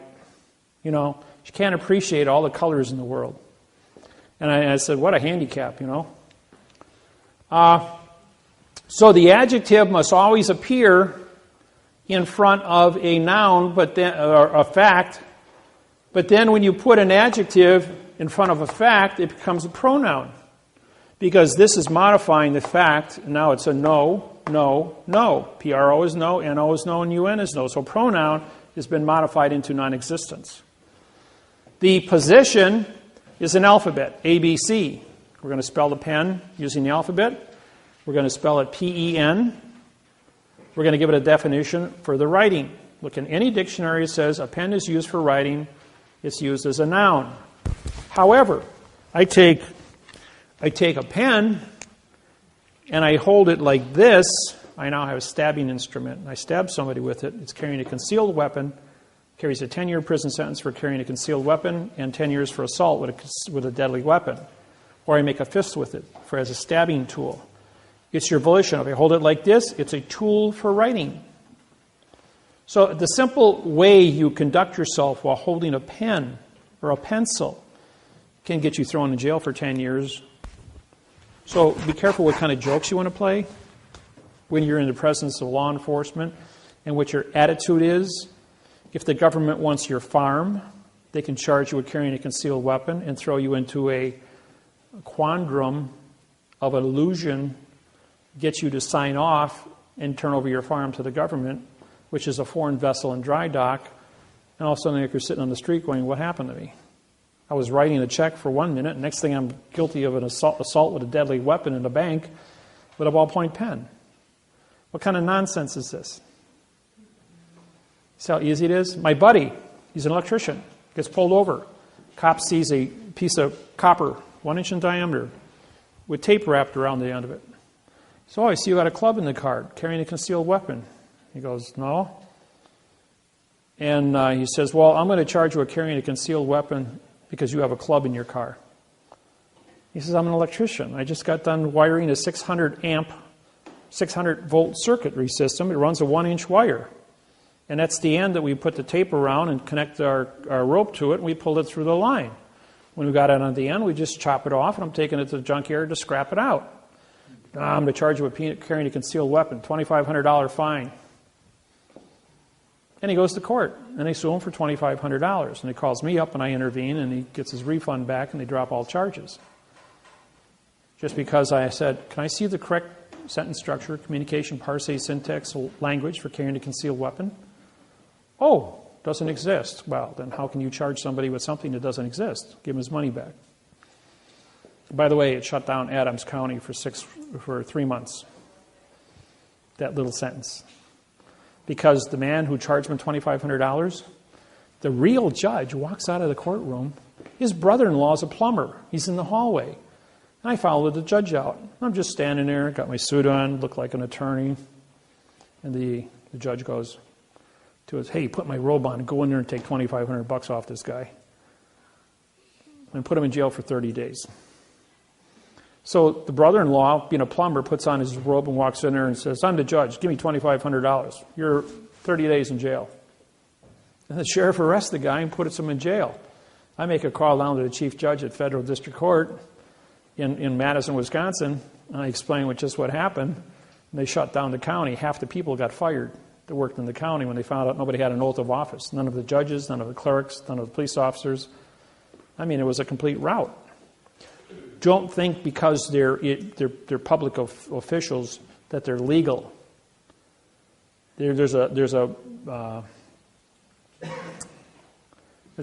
movie that just came out a couple of years ago at Denzel Washington, where he's a drug dealer. When he blew the whistle back in the 60s, 60% of all the police officers in New York City and Manhattan Island were arrested as co-conspirators for drug dealing. 60%. Huh? No, Serpico is a different one. A lot of people went down on that one also. But this is where a drug dealer turned state's evidence under the False Claims Act. And Compton is the second largest county in the United States, next to Los Angeles County, was taken over by the Crips in the Bloods.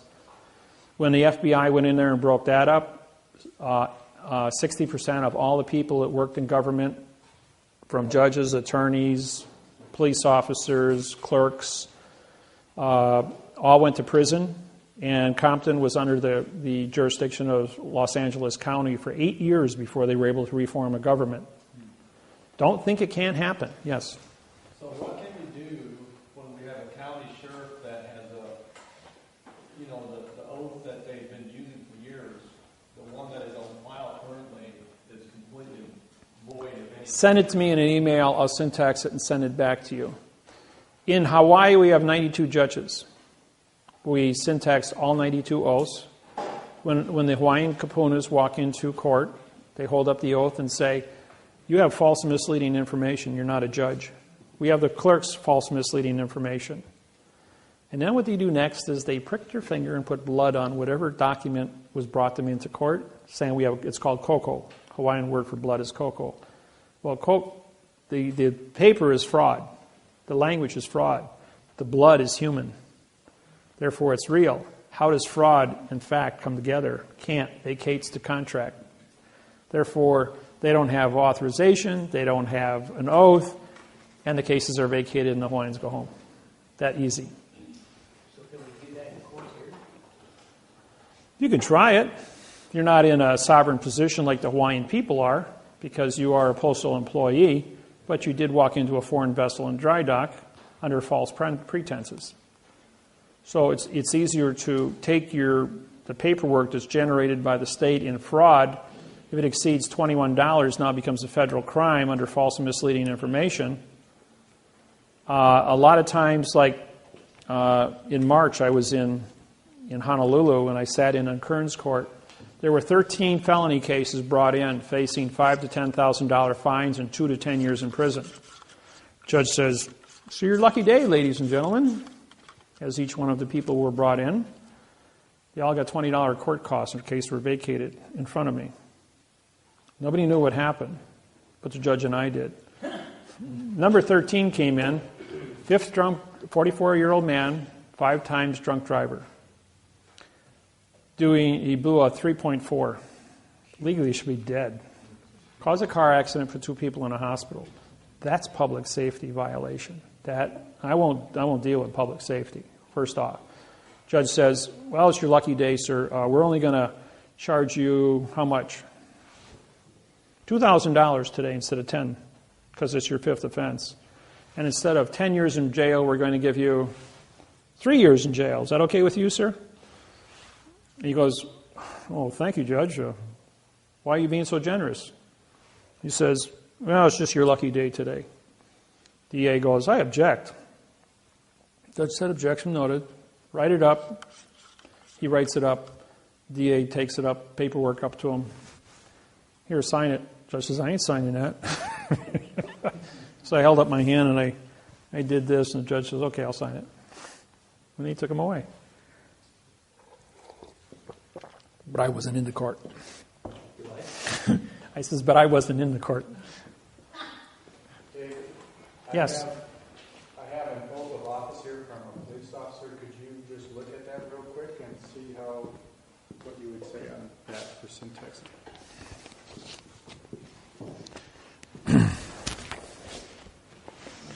I'll even put it up here on the board. It'll be a good lesson for everyone here. Meantime, you can ask me a few questions. How's that sound? I got a question. What Paul was referring to on the oath of office for that sheriff, Yeah? the oath of office like that is filed, but every line is completely blank, nothing written in. And that's a certified copy. We're just going to use this as the person's name. Okay, if it's more than double spaces, what you have is a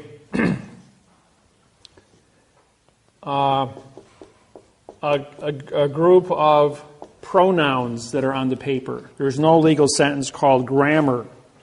Now this is we're going to use these dashes to represent character spaces.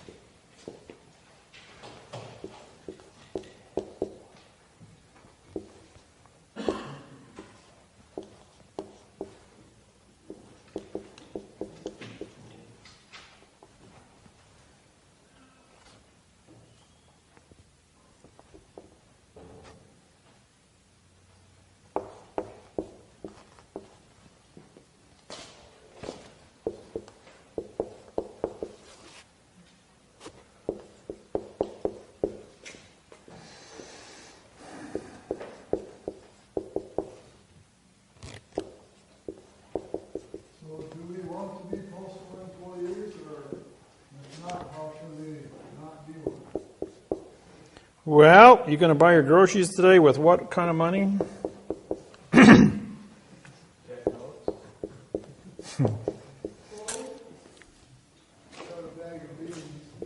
Well, if you want to go, you can go ahead and barter.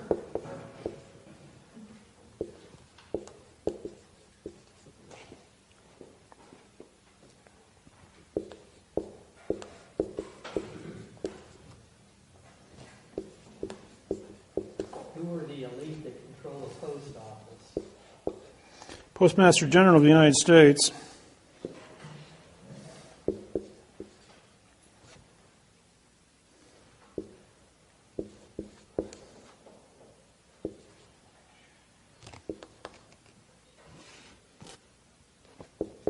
Wouldn't it be better for you to run for Postmaster General than President?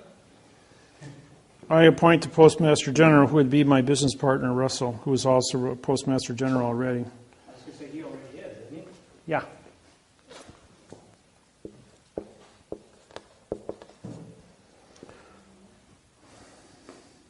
So how do we vote for you in Quantum? I'm a write-in vote under the director party. Is that listed? You got to write it in. Yeah, to write in director also. Yep. Everybody's been given instructions on my website. Is it possible to do that on an electronic voting machine? Yep. Do you have to be registered in order to go in and vote? Yep.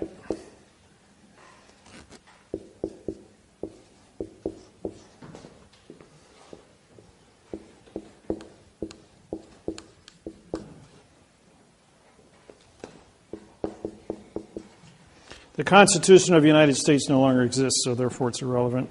State of Illinois is a verb. I'll just take that. All right. This is a I, comma, so this is a pronoun for. Having is a pronoun modified by the bin. Now we have three character spaces, which results in a zero here as a dead continuance. And then you have a pronoun appointed. AP means no, point, and ED is in past time. So you have three violations on a word that should be used as a condition of state, now meaning nothing. Two is a adverb in future time. The is an adverb. Office means no contract as a verb. I mean, this is an adjective. Now, the reason this becomes an adjective is because there's a two-character space break between police officer and the word of. So this is a 1, 3, 4. And again, you have a break here in officer, office, OF meaning no, is a vowel and two consonant. Then in is an adverb. Rather, there's a double space here again. So in becomes a pronoun. The is an adverb making city to be a verb. Of is an adverb making Wheaton to be an adjective of in, which is a pronoun. The is an adverb making county to be a verb. Of is an adverb making DuPage an adjective of aforesaid. Now, aforesaid, af means no, and F-O-R-E also means no. So we have a double no here of the word said, which says nothing. Do is a pronoun modified by the adverb solemnly, which then modifies the verb swear. Or, in the word affirm, which means no contract, as a pronoun, comma. That I will, that is an adverb. That is a pronoun. I is an adverb. Will is an adverb. Support is a verb. The is an adverb. And then it was the Constitution of the U.S. So that would be a verb, the adjective, pronoun, adverb, adjective, pronoun, and united means no citizen. Where's my prepositional phrase, 5, 6, and 7?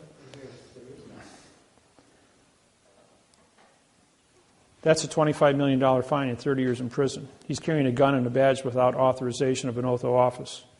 That's 12 officers, I think. Yeah, and that's exactly what you've got. And when I do this, just like when the marshals surrounded me in Honolulu, I said, you know, guys, I got a signed confession of all you guys.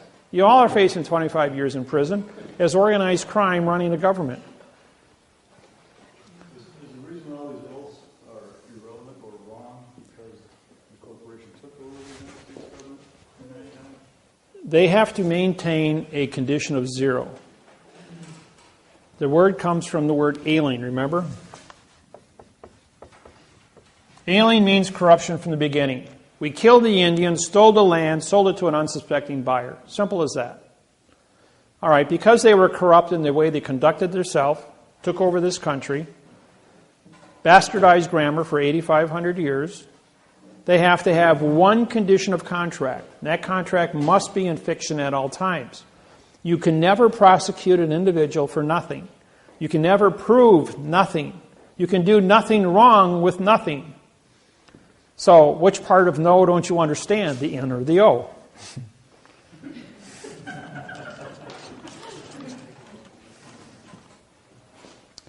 And, you know, when you look at this, for you to go ahead and say, all right, anybody feel like a pronoun today? I. Where's your condition of contract? For the I? Why isn't there a name here? What it should say is for the person's first name and second name with the punctuated words. With the knowledge of a contract, not appointed.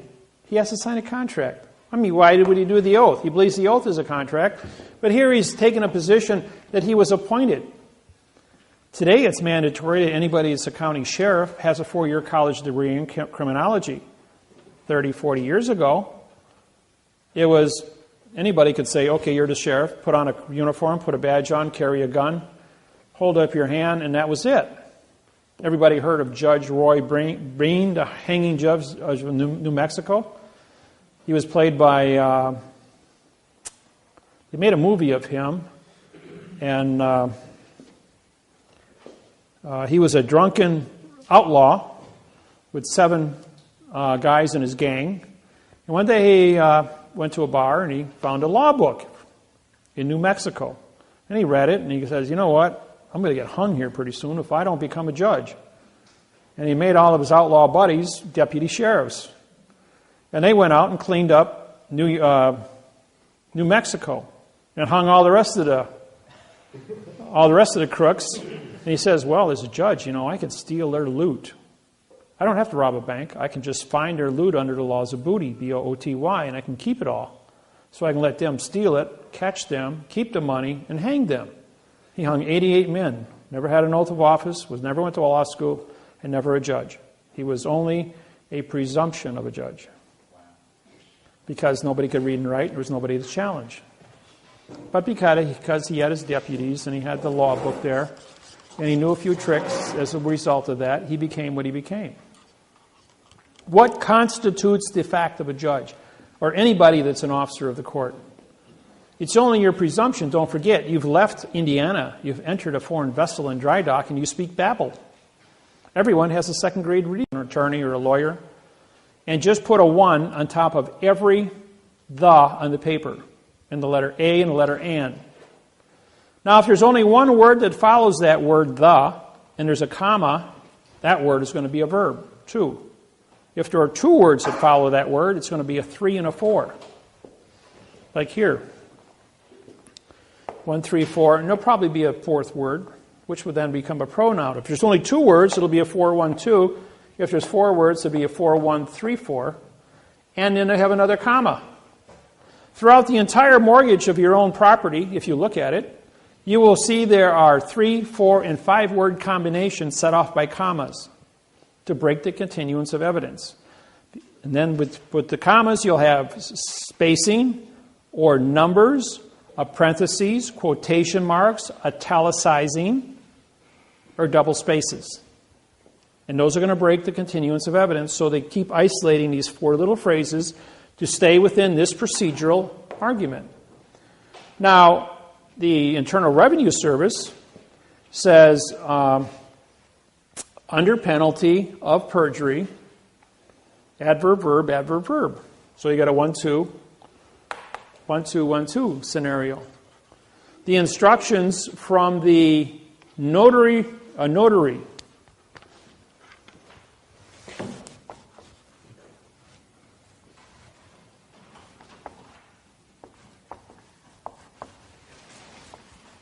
no contract.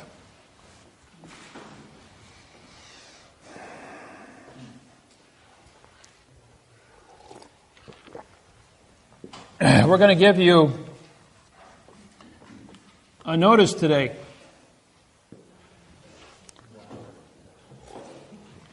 Which is not ice. We're going to give you a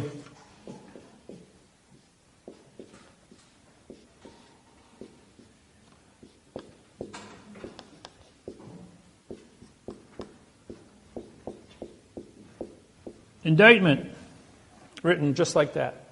What does that say? Does that say indictment? Actually, what it says is adverb, adjective, pronoun. Adverb, adjective, adjective, pronoun. Adverb, adjective, pronoun. Because it's an underlined space, underlined space, underlined space. That's what it really says in syntax. It's called parse. Your vowels are used as adverbs. The consonants, if you look at all the letters in the alphabet, all 26 are nouns because they are the letter that identifies that section of the alphabet. Therefore, they are a fact.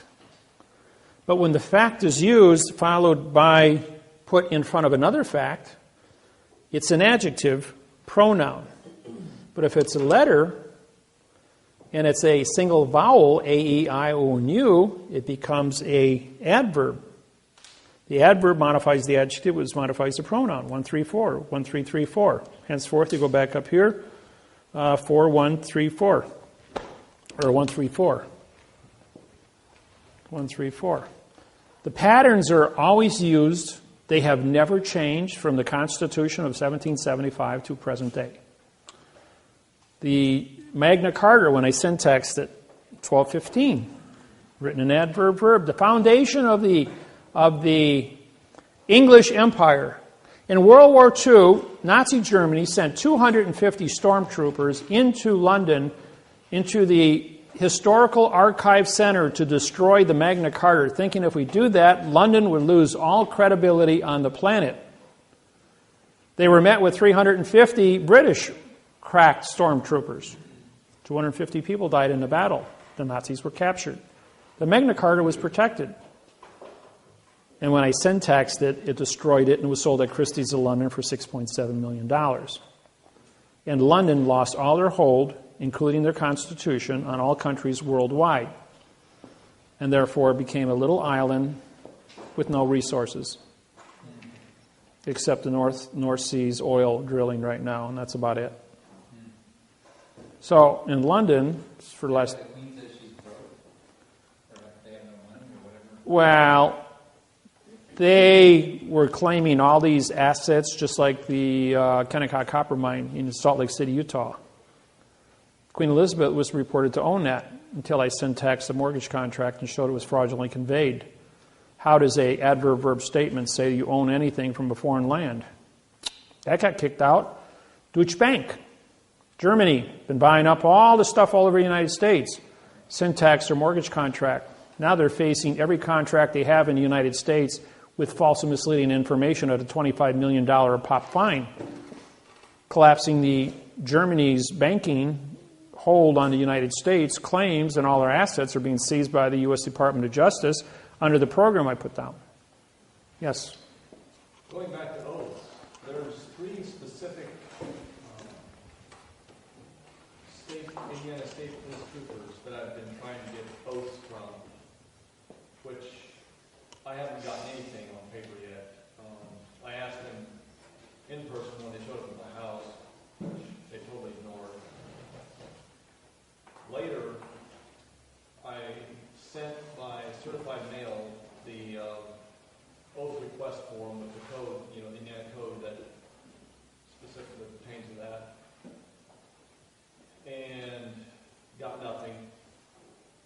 I called Indianapolis, talked to the director or somebody at the state police headquarters, who told me on the phone that they never get anything on paper. They do an oral oath after the academy, and that's all that exists. Send the complaint to the Attorney General, who directed me to, I can't remember the name of the office, Corporation Counsel are responsible to the police officers to protect them against any lawsuits of civilian.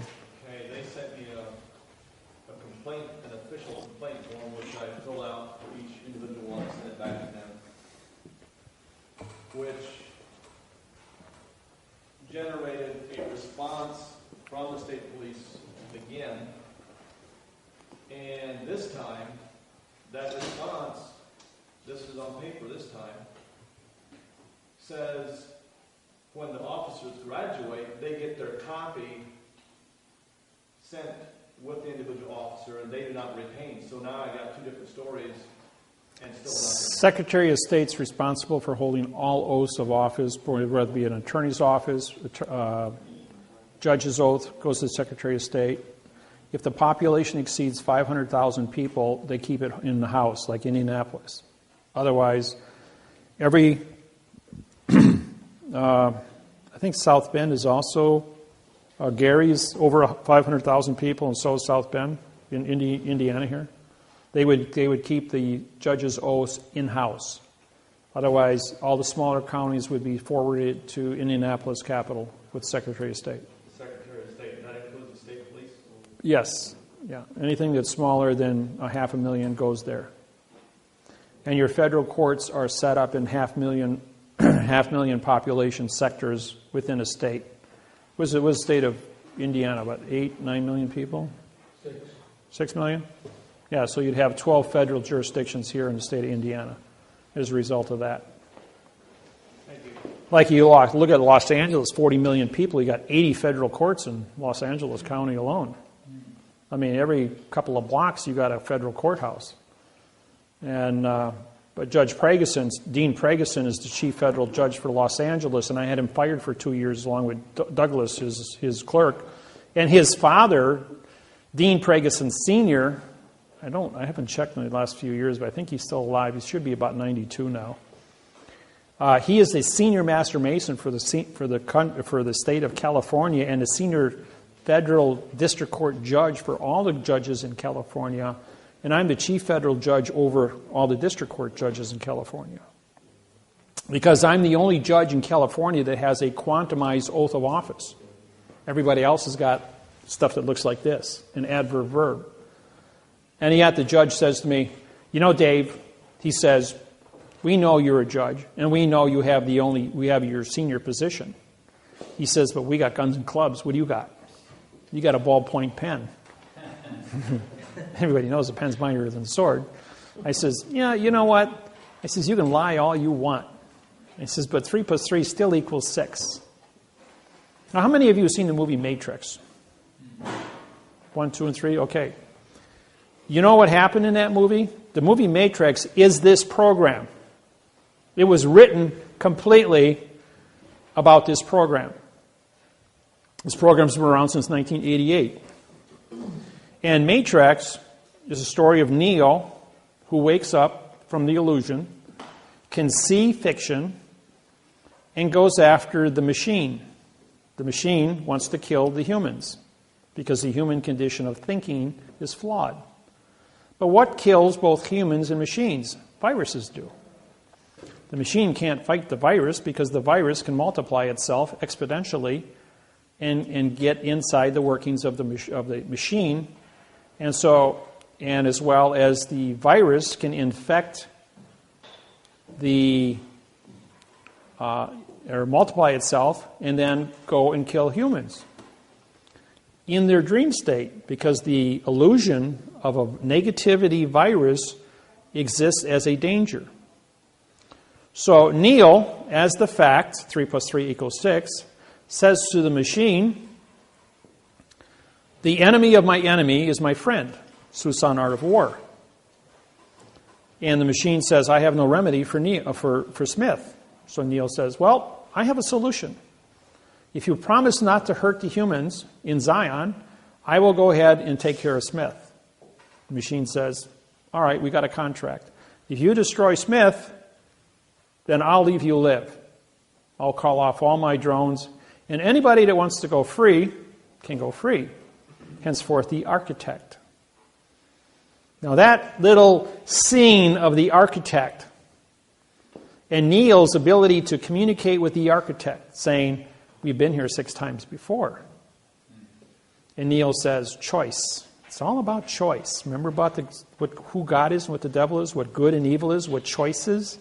Making decisions in life. Understanding the fact in the fiction. So Neil says, well, I understand the fact. When I can see the fact, and I know that in a dream I can do anything, I can be Superman in the dream. Says, okay, I can go out there and play the Superman routine, I can fight Smith, I can fight the machines, and I can win all the time. So finally it comes down to the confrontation where he makes a contract with the machine, and then the next thing, bang, he's right back in the Matrix with Smith. But Smith says, we've been here before. And Neil says, yeah, that's right. He says, if you know, he says, I brought a few friends with me, which is the infinity of fiction. 3 plus 3 equals 6. How many ways can you do it wrong? 3 plus 3 equals 7. 3 plus 3 equals 8, equals 9, 10. Infinity. So the power of negativity in infinity can be wrong indefinitely, which is what our world's been for 8,500 years, and I'm Neil. And I says, no, king's got new clothes. 3 plus 3 equals 6. And the world says, you must be mad. You must be crazy if you're going to use correctness, a mathematical certification, to identify our illusion and disqualify the entire 8 billion population of this planet and wake them up. You must be crazy to do that. You realize the damage this is going to cause? I'm going, 3 plus 3 still equals 6. You can't live a lie forever. And this planet is humans are relatively young on this planet in their ability to reason things out.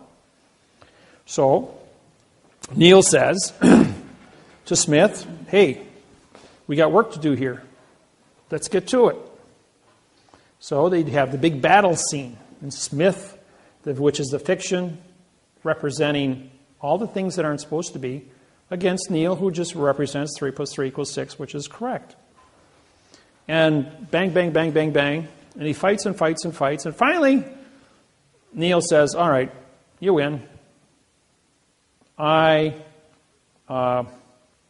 You defeated me. And Smith says, well, even if you did defeat me, you'd have to fight number 2 just as hard as number 1. And we have an infinity amount of fights for you to do to prove that 3 plus 3 equals 6. So Smith goes, wait a minute, I've seen this before. This is wrong. But I fought so hard to get this. And now we go back to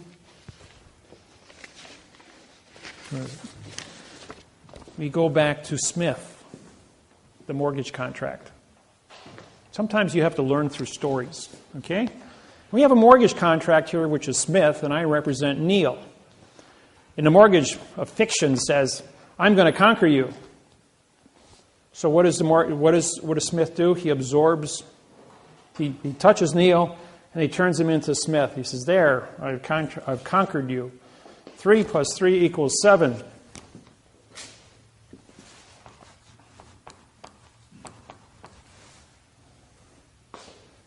But 7 minus 3 equals 4.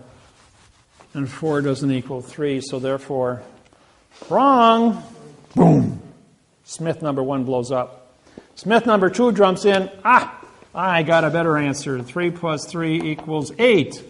But 8 minus 3 equals 5, and 5 and 3 don't add up. Boom, number 2. And at the speed of thought, the billions of Smiths that existed, infinity of wrong is destroyed. And like Sherlock Holmes says, when you remove all the things that can't be, what is left are the facts.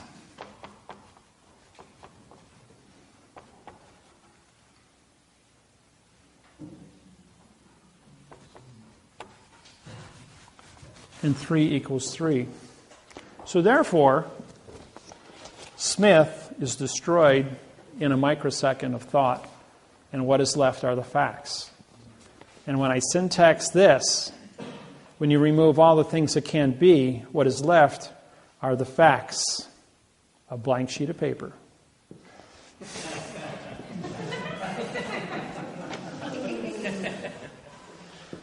And who stands with lodial title at 9 points of the law of possession with no contract written in the correct parse syntax grammar to say you don't own your property? You get clear title. 900 homes in Chicago were then, on March of last year in 2011, June 2011, 900 homeowners were awarded $7.5 million each at an $8.5 million check written by Bank of America, given back their homes, and all expenses for moving in and out for 3 months were paid for by the Bank of America. It cost them $8.5 billion. And that's for only 900 houses. That was all over CNN. Yes? Brings me to a question that's been burning in my mind. Do you write I don't know what I want to call it, a document to secure the ownership of that home then, if everything else was fiction? I have quantum mortgages, yes. And when I wrote I had my own real estate company for 26 years. All the homes that I bought and sold, I bought them in fiction, but I sold them in quantum. The people that bought them in quantum, they looked at the contracts and this gives me a headache to read it. I got to hire a lawyer. So they went to a lawyer. The lawyer took one look at it and said, if you don't want to buy this home, I'll buy it. This is a real contract. This actually gives me lodial title to this property. And he says, I know the court can't take this away from me. I know that a bank won't touch this. I can pay for this property and have lodial title to this land. And they can never move it off of me. So what does that mean in terms of being taxed on the property? Taxes still pay for the policemen, the firemen. It's called bailment, bailment. It's a bailment manager. You will be the trustee of your property. No one owns property in the United States. You are only trustees. In other words, the guardian of the land. The people, right now, you're the last person standing on the property. So the new information that you're going to get will identify you to be a factual trustee, but show me a second trustee who has a better contract that is timely than yours to be who you are at this point in time and now time. I write quantum trusts. I write the only quantum trusts in the United States. They have never been broken. They've been taken into federal court and challenged. The federal court throws them out, saying you can't bring those documents here. We're a fiction. These are factual documents. You don't have copyright infringement capabilities of entering into these trusts. The trusts are factual holding trust, they do not. You can't do banking with a quantum trust. You can have a second trust if you want, or do something with an ordinary checking account. But a trust is no more than a holding position of a quantum mortgage, a quantum contract on your land to describe it. A quantum trust is a trust that identifies you to be a trustee, and you are instructed to do specific duties within the confinements of that trust as far as management goes. But you can never enter a world of fiction with a quantum trust, because fact and fiction can never meet. People who want to buy trusts from me, I will not sell them a trust if they don't know quantum language, for one thing. And if they think they're going to use it for something that's not legal, I'm not also going to give you a trust for that. You don't have any amount of money you can give me. I'm financially independent. I make all the money I need. I'm financially set for life. I can't be bought, sold, traded, or anything else. I've had lawyers walk up to me with a suitcase with $2 million and say, here, go on vacation. Stop bothering us. I'm going like, I day trade that. He says, I've lost that in a day. That don't mean anything to me. I don't have adrenaline, so I don't get emotional. Yeah. So what I hear you saying is that I can't use this quantum trust to interact with the banking and the etc. No. Can I hold other objects other than my real estate property? Let's say if you have any object that you wish that is paid for in cash that has no adhesive contract in fiction due to somebody else, you can create an identity of that contract and put it into the trust, like personal belongings in a household, for instance. You can put an automobile in there, a tractor, farm equipment. By the way, all of your automobiles titles are owned by the United States government. You are only trustees to operate the vehicles under public safety law. Public safety laws supersede all laws on planet Earth. You get the smallpox, you will be put into a plastic bubble, and there ain't no contract, and nobody's going to come to your rescue that's going to take you out of the bubble until you're healed or correct. You have a contagious disease of anything that threatens public safety, you'll be put into a plastic bubble or incinerated accordingly. If you think a 747 come here with 400 people on board and it's got a contagious disease, they're not going to hesitate to vaporize that plane in midair. It's never going to land in the country to expose it, because once it lands, it would get out of control, so they would vaporize it. Public safety has number one billing. 1.5 million people die every day of starvation. The world knows it. Can't do a thing about it at this point in time.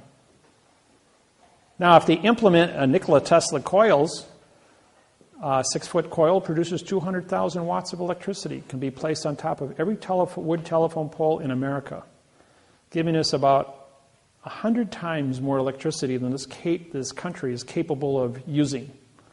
6-foot coil can be transported by semi, set up on top of 40-foot telephone poles, and hooked up with very little cost, has no moving parts, runs on a superconductor, which is 200 times more efficient than a copper wire, generates no heat, produces all the electricity we need.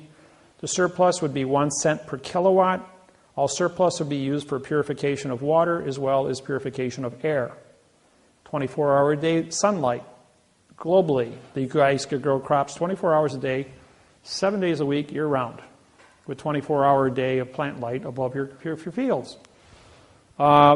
The electricity can be used to create nitrogen, which would be your natural fertilizer through electrical circuitry, and stimulate your crop growth. Instead of waiting 9 months to harvest a corn crop, you could do it in 4 weeks. Well, we have the technology. It's just that the oil companies, the hydrocarbons, don't want this released at this point in time. However, if I'm president, this will be mainstream. I'll get up and I'll announce it to the world. I've already completely mapped out a complete program on the construction of the contracts, communication skills, making Nikola Tesla coils mandatory globally. Ships at sea could be powered by coils run on electricity. Oil would never have to be transported again. Oil is relevant because we can have tar for roads, but then concrete is safer because you don't have all the off poisons leaking out of the asphalt. Cars could be run on lithium chloride batteries, which have a 400-mile cruise range for every battery size, car battery size technology. Now with the new discovery in Colombia of the new lithium pool, there's more than enough for the next 300 years for all the cars on the planet. And there will be more advanced technologies coming out. You can go with silver mercury with thoride, which is even 10 times more powerful than that. It's highly pollutionary because of the mercury, though. But there's other molecules that we can, utilize. Yeah. Will you need an ambassador to the Cayman Islands? For what? Well, I'm just volunteering. What, you like the sunny weather? Hey, Indiana's great. I lived here for 20 years. Yes. You were talking about the technology. I was listening to Russell Gould the other day. He was talking about if somebody has technology like that, to come to you guys, if you guys can help bring that out to mass market. So yeah, we have people that have developed, like Bill Martz up in Canada. Miller is his name, Bill Miller, in Canada, Edmonton, Canada, developed a perpetual motion motor. And this goes back about 10 years ago. And I walked into his shop along with 20 of my other students from the seminar. He invited us over to his house, and he showed us this motor. The thing was 3 feet in diameter, had a 180-pound armature, 0 to 1,860 RPMs in 2 seconds. That's some serious torque. And then after it come up to speed, he disconnected it. It's hanging by nylon ropes in air with a dozen 100-watt light bulbs that he turns on and then accelerates the speed of it. And this thing's putting out 60% more electricity than it's generating. Because what he had done was the series of magnets, along with the coils, were set up in a harmonic frequency to follow the sine wave.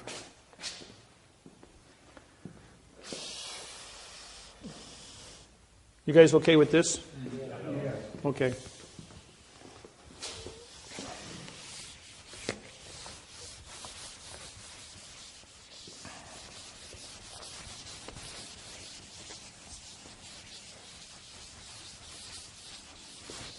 See, when you can syntax is the most powerful tool in the world, just so you know. Okay, use your standard sine wave.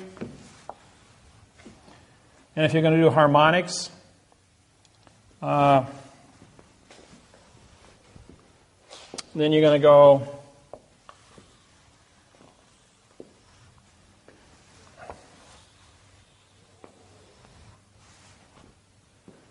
see, this here would be your 44,000 cycles per second. This is the electromagnetic pulse from the sun, based on the nuclear explosions from the sun. And we're showered at 44,000 cycles per second. And this one here would be 22,000. This hump here would then be 22,000, and this here would be 110,000. The point is that you take your sine wave and you step it down from your coils into 60 hertz. And then as you step down your cycles, you increase your amperage and bring it down into a usable voltage. So you have a primary, secondary, and a harness power, which you cut off in substations.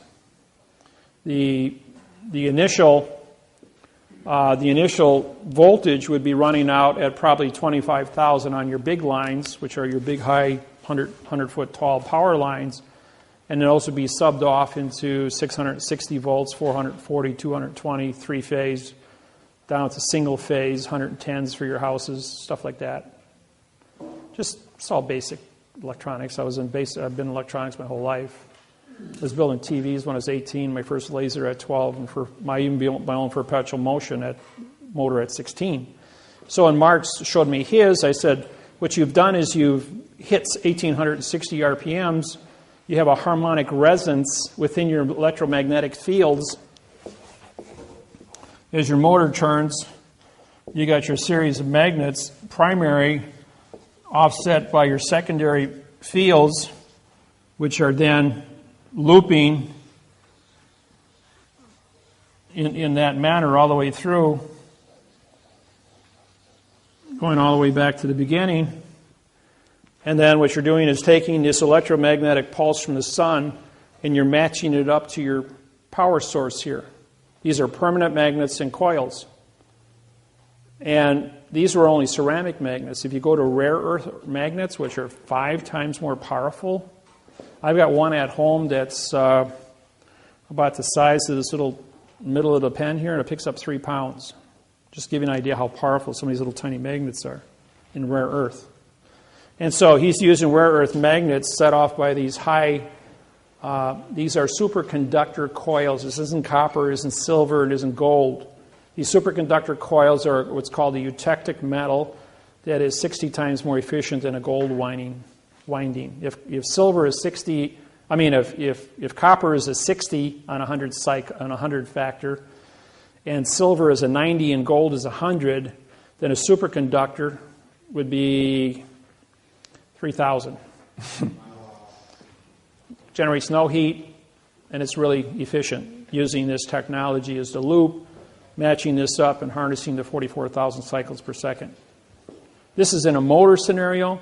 The other one in coil is just taking the coil, capturing it.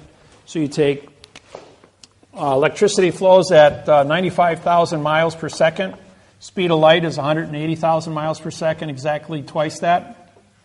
Here's the Milky Way galaxy. We're out here. Here's the center. This is a black hole. So the further you get away from, this number changes. Right now we're at a constant where we're located in the Milky Way galaxy. This is all understanding astrophysics. But you take 95,000 miles per second divided by 44,000.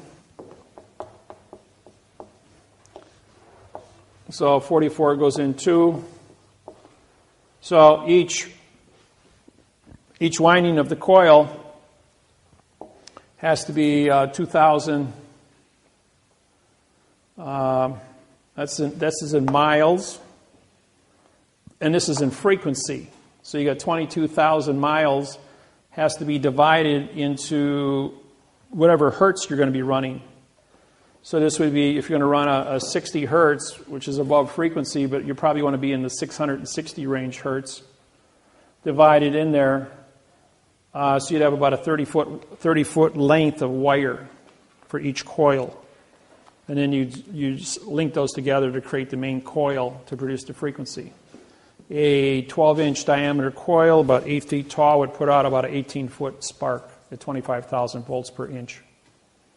And you could stand in the middle of it like you see Nikola Tesla. And I got Joseph, he's my buddy, he's built 3 of these, and he's standing there with 18 feet of sparks coming out of his body. Pretty cool. But they're all high-frequency sparks. But still, this is the science that goes behind it and how you work out the math on it to build a coil. Once the coils are installed with no moving parts, you guys could heat, cool, run your cars for 1 cent per kilowatt, which would be free electricity. No more hydrocarbons, no more pollution. 24-hour-a-day lighting. The population is at 8 billion. For every one born, one has to die of starvation based on our current ability to create food. With this technology, you will have 24-hour-a-day of plant light to grow unlimited amount of plants, up to 100 million people on the planet, to feed them, using airborne horticulture towers, which run on mineral sprays into the roots. All the roots are exposed to mineral spray atmospheres with 24-hour-a-day ultraviolet lighting, which would produce, in a room like this here, you could make as much food as you would in 40 acres of land using this technology with 24-hour-a-day of sunlight energy. With this technology, be basically free food. They do it at Disney World, at Epcot. They've got a whole center that's dedicated to these sciences. If you've been down there to see it, that's really, really cool. The Chinese are doing it all over the place in China because of their food population density. So technology exists. We just got to apply it. Question? Also, could you raise more food if you would use genetically modified seed? Yeah, Monsanto's got all that stuff going on in their chemtrails out there, which is made out of aluminum oxide, which creates a special condition in the soil which only their seeds will grow. And that's to control the food, because you control the food, you control the people. And every time you look up and you see all those chemtrails, all your commercial airlines have 5 to 7 little tubes that stick out at the end of the wing. 2 of them are sprayers to keep the chemicals in the toilet area of the plane, because nobody wants to go digging around in the toilet. And that's where they do the change out. When a plane lands, they take out the old pollution, they put in the Monsanto chemicals, and then they spray it out from the wings when you see a plane going over. When a plane goes over and leaves a little trail behind it about 1,000 feet long, that's just vapor because of the temperature change at 65 below zero with jet fuel, and that's gone in a second. If it's a chemtrail, it's there permanently because it's a hard chemical of aluminum oxide. Yeah, there's about a week ago, I've never seen so many, what was it, about a week ago? In the morning. I mean, they were, as long as you could see, they were. Now there's all over. now there's a second side to this. It's true we have the chemtrails. But if ET is here that is unfriendly and the chemtrails are a specific type of spray that creates an environment that is harmful to an invasive species from another planet that cannot exist within this chemtrail field, then they're doing it as a global defense mechanism, not alerting the people. It might come out sometime in the future, but right now the cover story is it's aluminum oxide used for controlling the food and the planting scenarios of the world. The other second story would be the ET issue, creating an environment that doesn't taste right, so the ET can't invade the planet. I mean, we've been sending out radio signals for 75 years now, so somebody's out there looking. So there might be some good side or bad side to it. Question? Talking about ETs, where did we come from before we were here, or before we are here? Your mother and father, of course. No, it's. I can't answer that because I wasn't there. And that's the correct answer, by the way. Next question. I had a question about where did you get your information about the world existing 110,000 years? I wasn't there. Who said it existed 110,000 years? Well, I thought you said, earlier you said about 110,000 years ago or something like that. No, I said 50,000 years ago we had an ice age, and that's where the carbon dating comes from the spacecraft up there. That's all I said. As far as we had dinosaurs, and we know 385 was it 385 million years ago when an asteroid hit the Yucatan, took out the dinosaurs, created a fireball that went around the world because it ignited the hydrogen oxygen atmosphere. There was a lot of methane back then too. Dinosaurs make a lot of methane. Well, are those dating methods accurate, and how do they know that? Oh, it's in layers. It's in layers of the Earth. I have one of the largest megalodon shark's teeth in the world in my collection. The biggest one I know is at the Smithsonian Institute, which is 6 1/4-inch shark's tooth. I have a 5 3/4-inch shark's tooth from a 330-foot long megalodon shark with a bite radius of 18 feet. The ceiling is only 12 feet, so we're talking about a mouth that could take, it would be from this wall, from this divider to that wall, big around, and the teeth are all just shy of 6 inches apiece, and they're all razor sharp, and this is a 99% pristine tooth. It's got a little tiny chip about the size of a head of a pin on one side of it. And The tooth was found at 11,600 feet in Denver, Colorado, or actually Central City, Colorado, at a gold mine. And it came to me through the Denver International Airport, through a collector. And because I knew what it was, I knew where it came from, and I knew the history and all that kind of stuff, I bought it. I paid $500 for it. It's worth probably around $1,200 right now to any collector. Good investment if you ever find some big ones like that. They were digging. Here's another one about this specific topic. Tarpon Springs, Florida. 20 miles north of Clearwater, Florida. North of Tampa.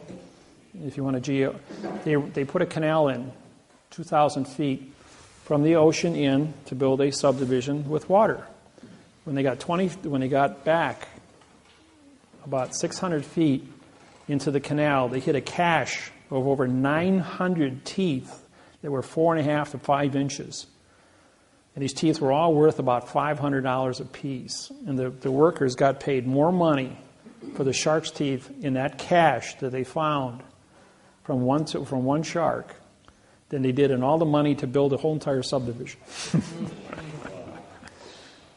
So, and you go down to, if you want shark's teeth, you go to Naples. And Fort Myers is where people dive for shark's teeth. And they get 2 or 3 inches shark teeth. They're in the sand. You can sift for them.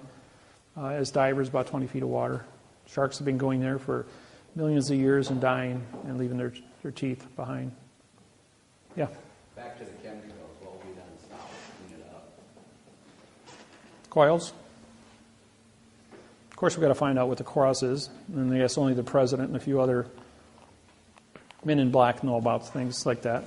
So when you become president, who's going to teach us this stuff? Or who's going to teach the people? Oh, I will. I'll get up on CNN. I guarantee I'll have a world audience. Of course, you put this video up on YouTube or MySpace or Facebook or whatever. The world's going to see it anyways. So, and every time we do a seminar, they videotape it and they throw it up on the internet. So there's plenty of stuff up there to study from. Yeah. What's going on at the Denver airport? Denver International Airport, for those who have ever been in Denver International Airport, that little puppy's made out of Kevlar. That's the roof. Looks pretty, don't it? Except it's all jointed, so it can all collapse and be flat on the ground. Now, underneath the Denver International Airport is a 1 cubic mile holding facility for 860,000 troops. It goes down in the mountain, and that's why there's a complete zone of about 6 miles completely surrounding the airport. And that's controlled by cameras and all kinds of other little surprises to protect that facility. And that's why it's way out in the middle of nowhere as nothing. They want to use that. They want to move the White House to the center of the United States, which is Denver. And Cheyenne Mountain, right now is a museum, but Falcon, that's it. Fort Falcon Mountain is where the new Cheyenne Mountain enter of SAC is existing. And they want to move our government into that location because of the safety. Right now, you can bring a submarine in under stealth right into the Potomac, and it's like 1 minute, you know. Everybody remembers the 4.5 or 4.7 earthquake in South Carolina? That was a 20 megaton nuke that went off underground about, I want to say 1,500 feet underground. That was and when they detonated those 2 nukes up in North Korea, same seismograph. Look at all the seismographic history of every nuke that was ever detonated underground. It's all the same number. They were moving one underground, and it went off.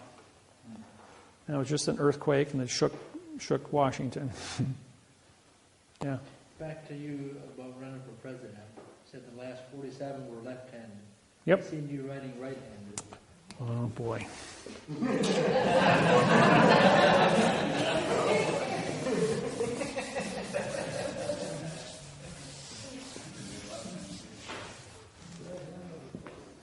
It's a good thing there's 2 pens up here.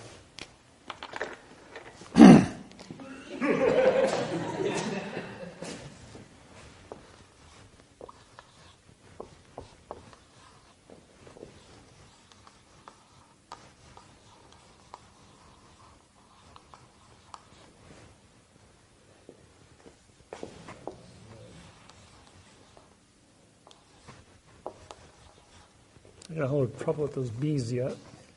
Come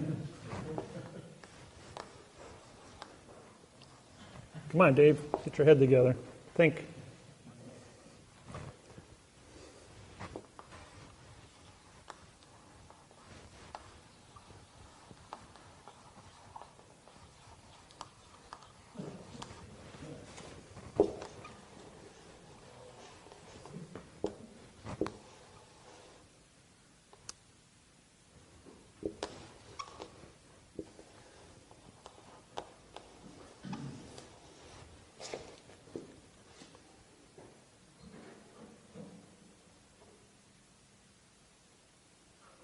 I did that wrong.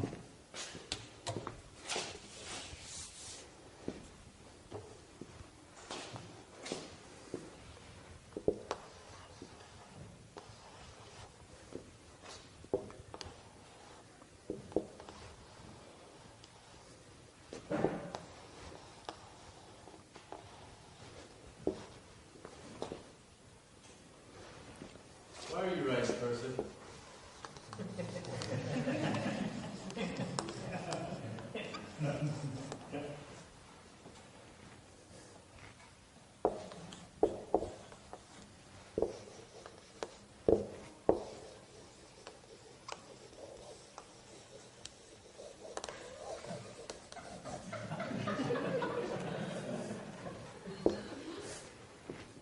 It says, we, the unknown, led by the unknowing, are doing the impossible for the ungrateful. We've been doing so much for so long with so little, we're not qualified to do anything with nothing. So, I can... Okay. Oops, wrong way. Yeah.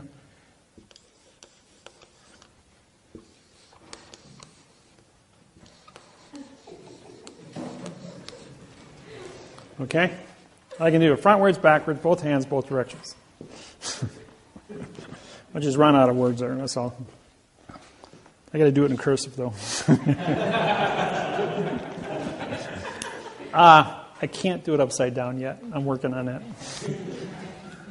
That was. I had a guy in Salt Lake City who came to me and says, "That's good, Dave." He says, "But I can do it upside down too." And he did it frontwards, backwards, both hands, both directions, and he did it. Then he started doing it all upside down. I'm going like, I got to stand on my head to do it upside down. Can't do it that way. Okay, why did all this happen? Okay, why am I ambidextrous like this? Well, it's because, like I told you, I died when I was 25 years old. They took out my adrenal glands. What happened next was they said, you can't be alive because you don't have adrenaline. I'm going, okay, I'll buy that. Why are we having this conversation then? He says, your blood chemistry came back with 60 times more endorphins than you should have in your system, which makes me jacked happy and calm 24/7, right? Well, the endorphin of amino acid is the same one that used for the brain as food. So my neurons started multiplying because they had 60 times more food than normal, and my IQ exponentialized itself from 140 up to over 200 now, and it keeps going up all the time because of this super amount of food for the brain. And I'm always calm. Then you go ahead, and they said, why can you do that? Well, what happened is when the neurons started multiplying, they grew together. The movie Phenomena with John Travolta, where he has brain cancer of a fibristic cell, fibristic cancer. Well, my brain started growing neurons to a point where my two hemispheres grew together, so I have one brain. I see left and right simultaneously. I read 400 words a second, math codes from right to left, and I read words from left to right, and I syntax at the same time. I can't see, talk, or do anything without completely syntaxing it and writing it in the correct format in my brain as fast as I do it in fiction, both ways. It just happens. And I've been doing it for so long, for 12 years now, efficiently. And so anybody gets in my face about anything, I will give you a complete history lesson going back to the beginning of time and showing you things that are supposed to be. The book, Legenda. Legenda, in 1890, Masonic temple was built in Austin, Texas. It had a footing poured 8 feet by 8 feet by 8 feet to support a 44-foot chimney. Well, back in 1860 they built that Masonic temple. And it was a 3-story building. And what the man did is he took legenda, dogma, and the Masonic codes from 1851 and 1859, all written on original cotton paper. And he wrapped them in paper and dipped them in beeswax, sealing them in beeswax. Then he put a 2-inch plaster Paris case around it in a wood box. Then he dipped that in beeswax and repeated the process 3 times. Henceforth, producing a time capsule that was sealed. That sealed time capsule was then put into an 8 by 8 by 8 foot concrete footing at the base of this Masonic lodge to support the chimney.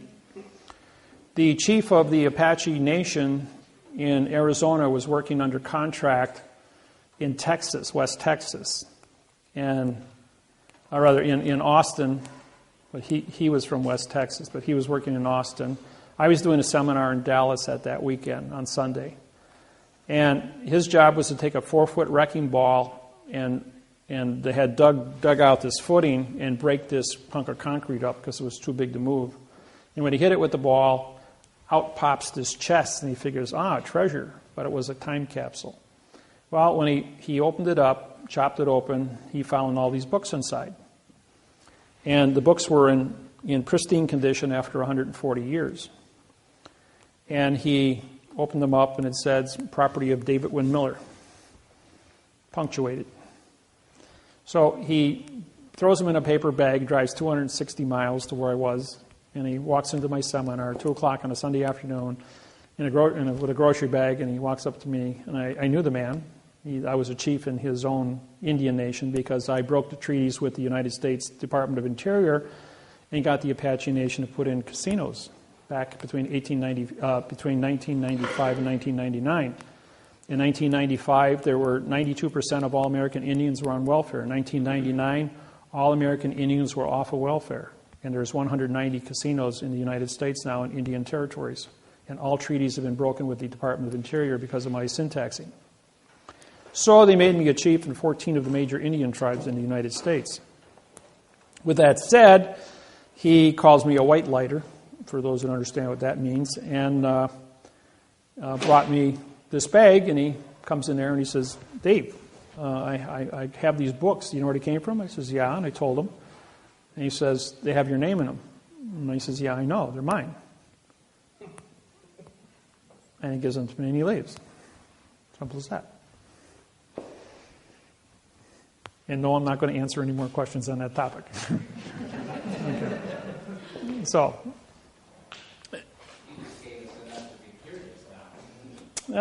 curiosity goes forever. You just put food on the table and told us not to eat it. Yeah, well, ask me your questions. We'll go back over here again. When we disqualified the preposition as being no position, the article being a word of no contract, which gave you a no-no, we now realize that they had mistaught all of us what prepositional phrases were.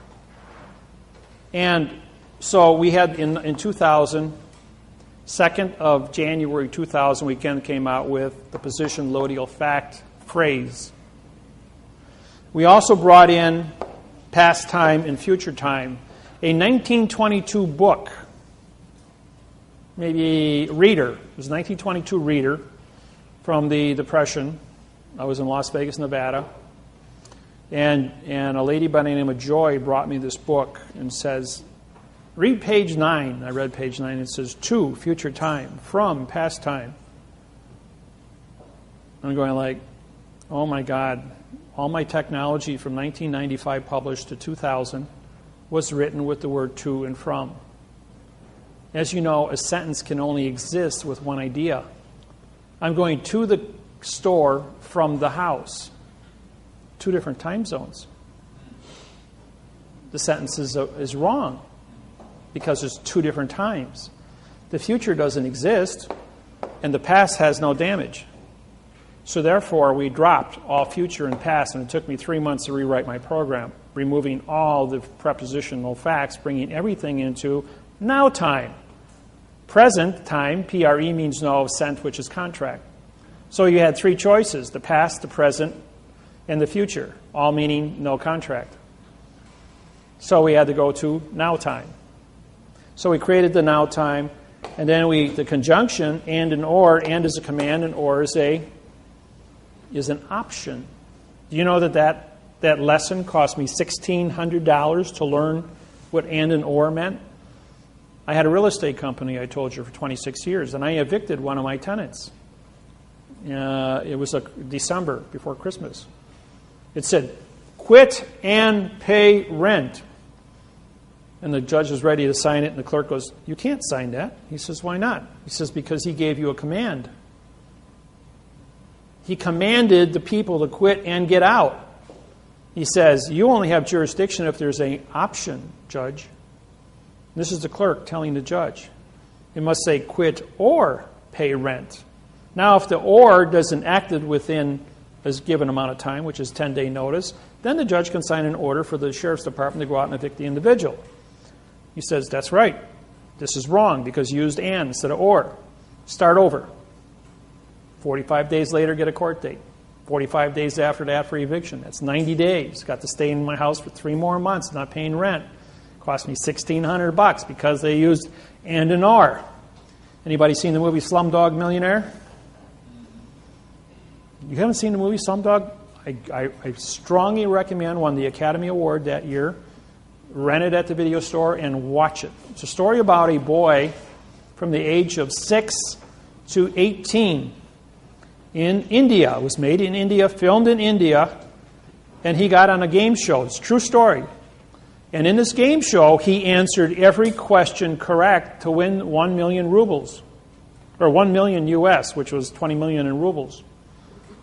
And what's unique about it is every question that was asked now flashes back to his position in life, that he lived the experience.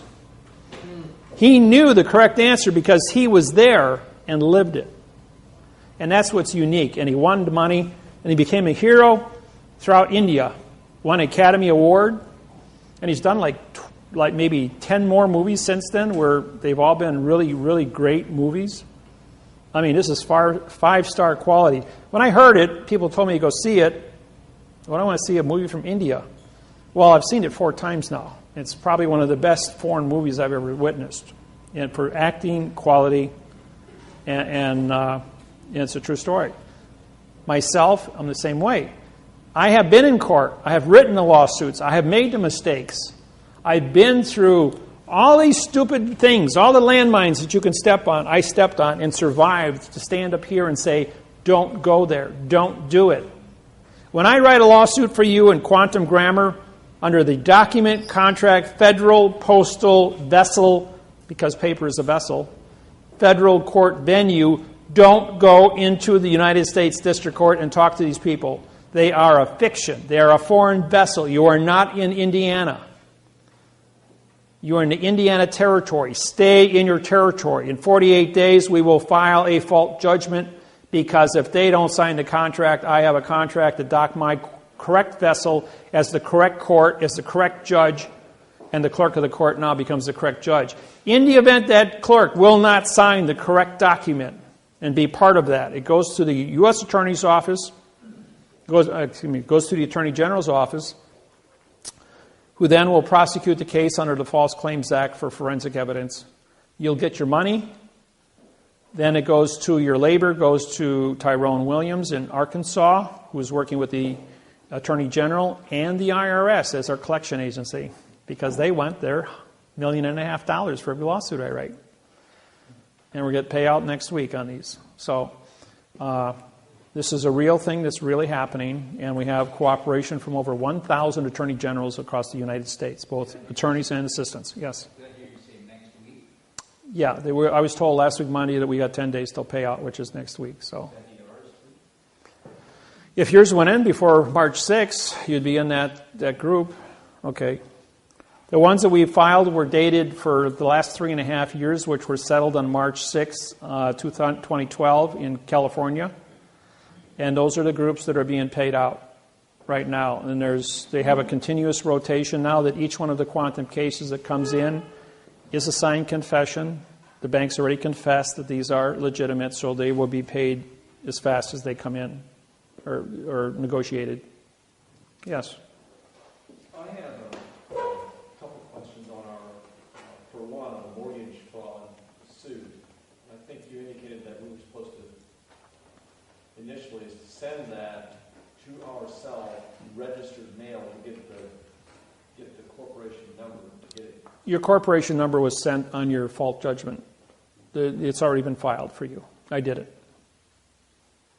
Everybody that has cases in here with me, your cases have already been filed registered mail. I have your serial numbers. They're in my book. If you don't have a copy of it, if you physically do not have a copy of it, I have it stuck in my book. Okay, yeah, ours was blank.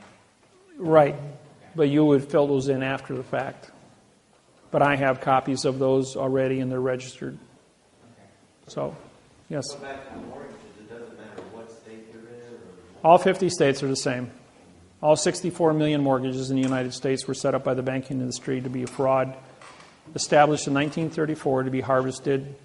When the year of Jubilee ended, the anywhere from 6 to 9 page documents that were used prior to that were all null and void.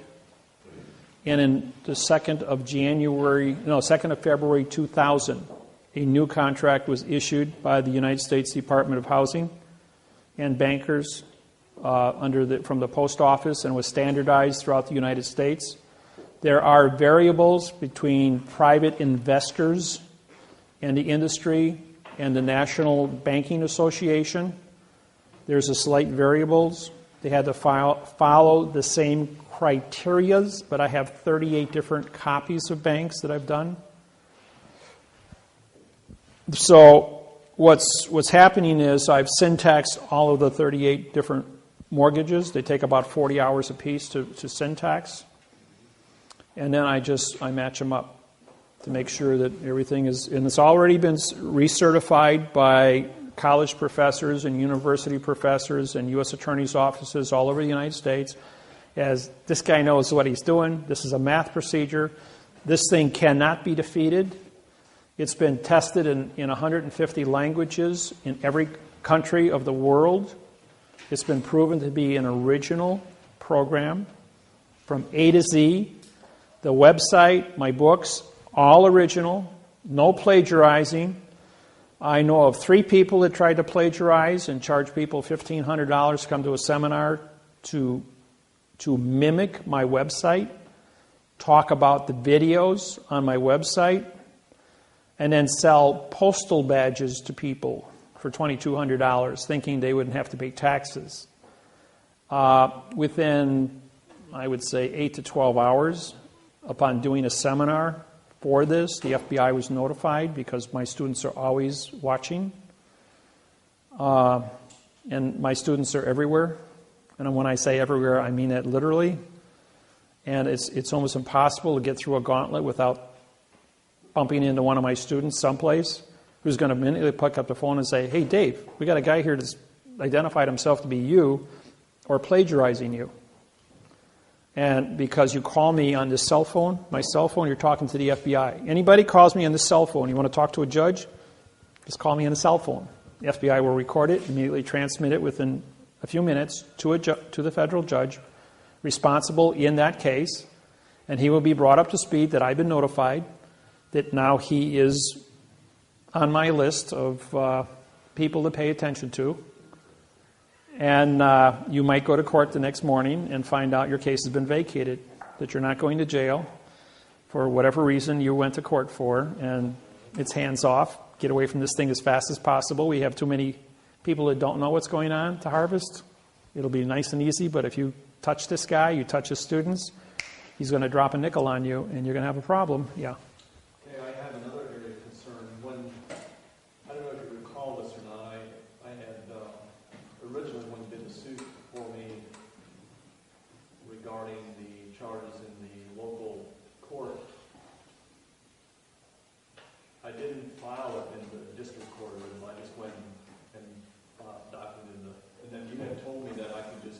that.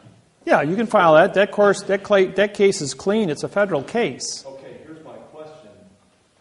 Do I literally just copy everything, or do I have to apply a new stamp and Oh, no, that you have to do. You have to put a new stamp on any new thing. Do not photocopy postage stamps. Postage stamps are legal money.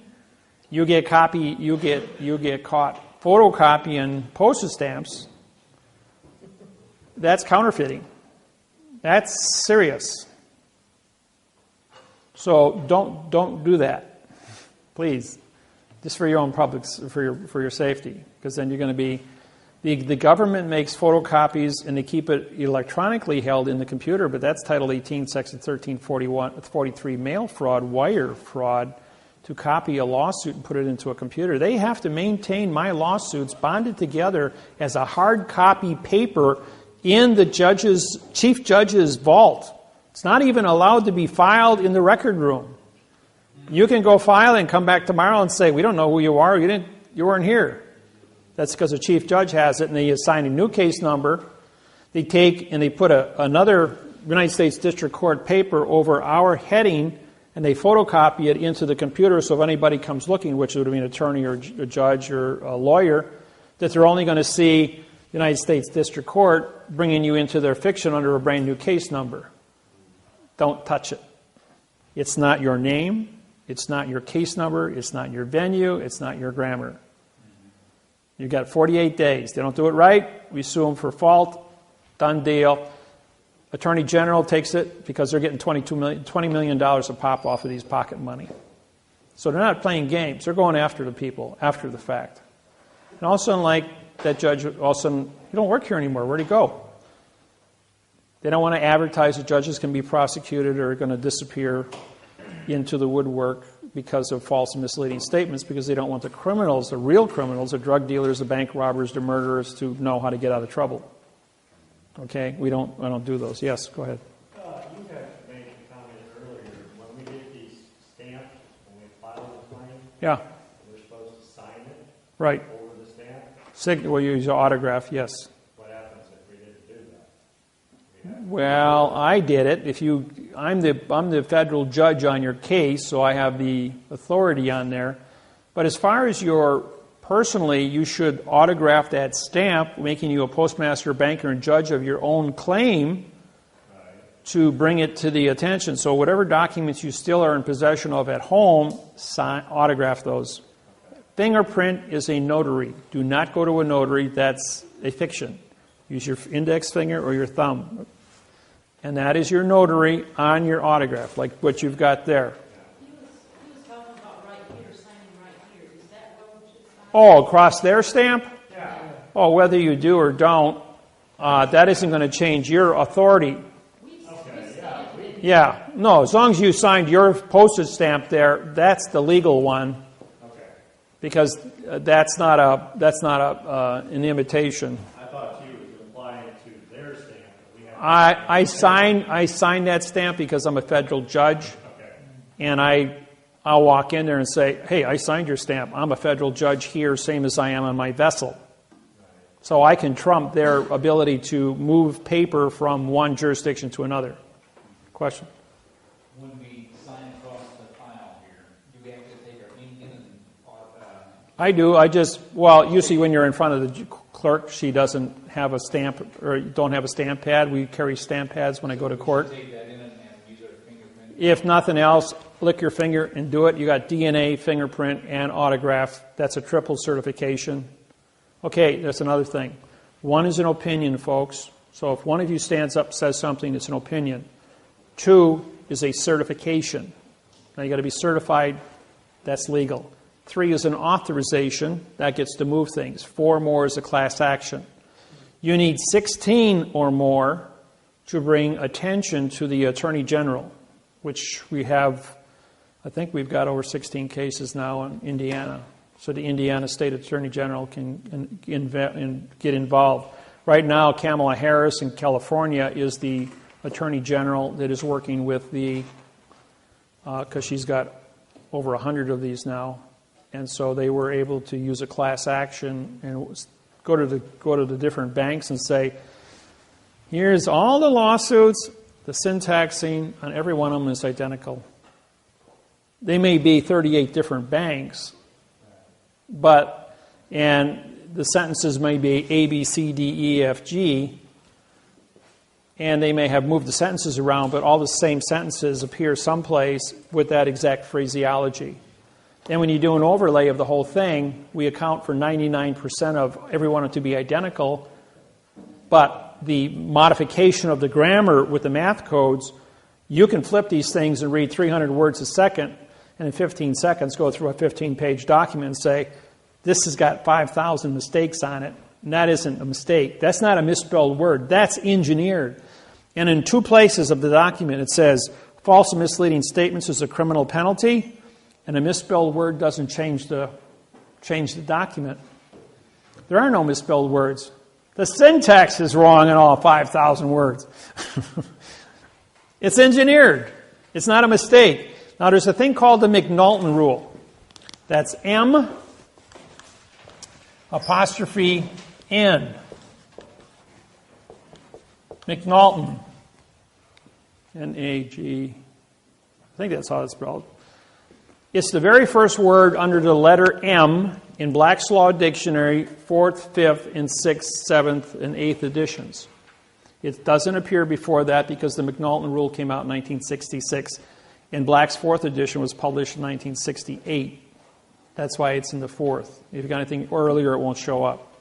Okay, what is the McNulton rule? It's called the right-wrong rule. The right-wrong rule means if you have knowledge of a lie, perjury, false and misleading statements, or fictitious conveyance of grammar, and you do it, that means you're guilty. If you don't know you've done it, then you can't be held liable for it. Like a police officer standing up and say, I saw you go through a stop sign.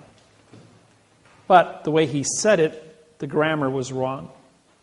So he doesn't understand syntax because he was never trained in it. But the fact that you went through a stop sign, if you can make an argument of physics, 2 objects can't occupy the same space, it'll get thrown out.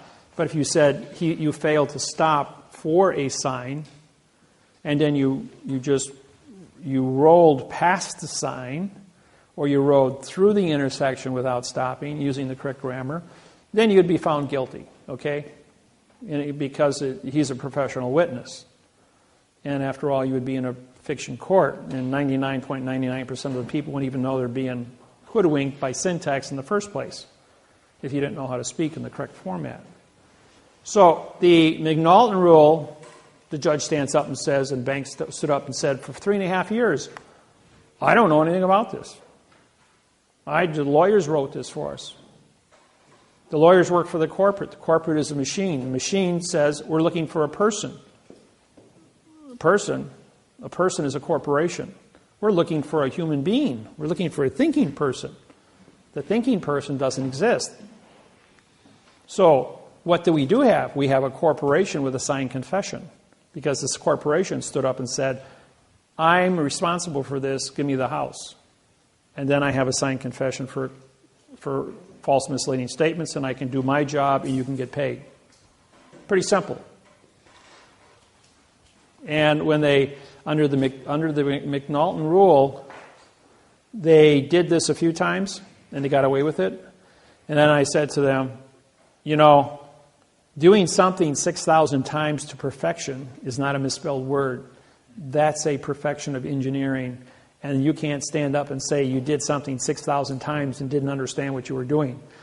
That ain't going to wash with any jury. And I got my conviction. They confessed, and we've already picked up $140 billion in damages since March 6th, just to show you how effective I am. The judgments on my technology are the biggest in recorded history anywhere on the planet. And I'm the cash cow for the bank, for the government, for the post office, and for the people. Everybody likes me. Even the criminals love me, because they're going like, if I get into trouble, I'm going to call Dave. So nobody bothers me. I'll tell you a cute story once. This goes back about 10 years ago. I got out of a local watering hole about 6 blocks from my house, and I walked in there. I sat down and had a beer afterwards. About 2 o'clock in the afternoon. And there was large rumbling outside, and in comes, it was 38 Milwaukee Outlaws, motorcycle gang. with all their chains and their leather and their knives and all their attitude. And I'm sitting there, and a guy walks up to me. He goes, "You're sitting in my chair." There's 200 chairs in here. Go pick a different one. He says, "You're outnumbered 38-1. I says, "No, I'm not." I says, "This is my chair. You go find a different one." So he pulls out a 12-inch Bowie knife, and he grabs my tie, and he puts it underneath there, and he says, "You an attorney?" I says, "No, I'm a federal judge, and I prosecute judges for a living." I says, "And you still go find yourself another chair." He says, "You ain't afraid." I says, "What do I got to be afraid for? You ain't going to do anything." I says, "All your frazzle," I says, "doesn't mean anything." I says, "You think you can pull that knife?" I says, "Go ahead and try it." I says, "I'm going to finish my beer, and you're not going to be here." And he goes, "What does that mean?" I says, "Do I look worried?" I says, "You're not going to be here." So there was an Indian in court with me that morning as he watched me prosecute a judge. And he says, "Hey, wait, no." He says, "That's Judge Miller." He says, "I watched him prosecute a judge this morning. He is who he says he is." So the president of the club steps in and says, "Okay, put it away." He says, "Well," I says, "It's still my chair." He says, "I ain't moving." He says, "Well, let me buy you a beer." He says, "There's an apology for that." He says, "Well, as long as you're buying me a beer and I'm going to be here for a few minutes drinking my beer, how'd you like to know how to get out of your traffic tickets?" So I said, "You just go to court. You sue for the correct parsing, syntax, grammar, for the avoidance of perjury." Boy, that like rang a bell in everyone's ears, and this guy picks me up, puts me up on the thing, and says, "Do a seminar." So for 35 minutes, I had 3 beers, and I did a presentation on grammar. And the guy goes, "Here's my business card. Anybody bothers you, you just call me up. We'll break their legs." So, and that was the last time I had a run-in with those boys. And it's been pretty quiet. Nobody's ever bothered me. So, when it comes to court stories, I've got dozens of them. Yeah, go ahead. When we file for the second one, after you say after the 48 days, it's got to be 48 at least. Yes. 48 divides, or what if you don't get on 48 days, like 50-something? Oh, you got a year to file after, so don't worry about, that's as fast as you can file your fault. You're going to take your quo warranto complaint and your fault document contract claim, and you're going to send it to the Attorney General to the attention of the Indiana False Claims Act Task Force. Sent in by a third party? No, by you. You only got to do the first servicing with an independent party for the quo warranto. After that, you can take care of all your own filings. You'll be given that form along with instructions of who to contact.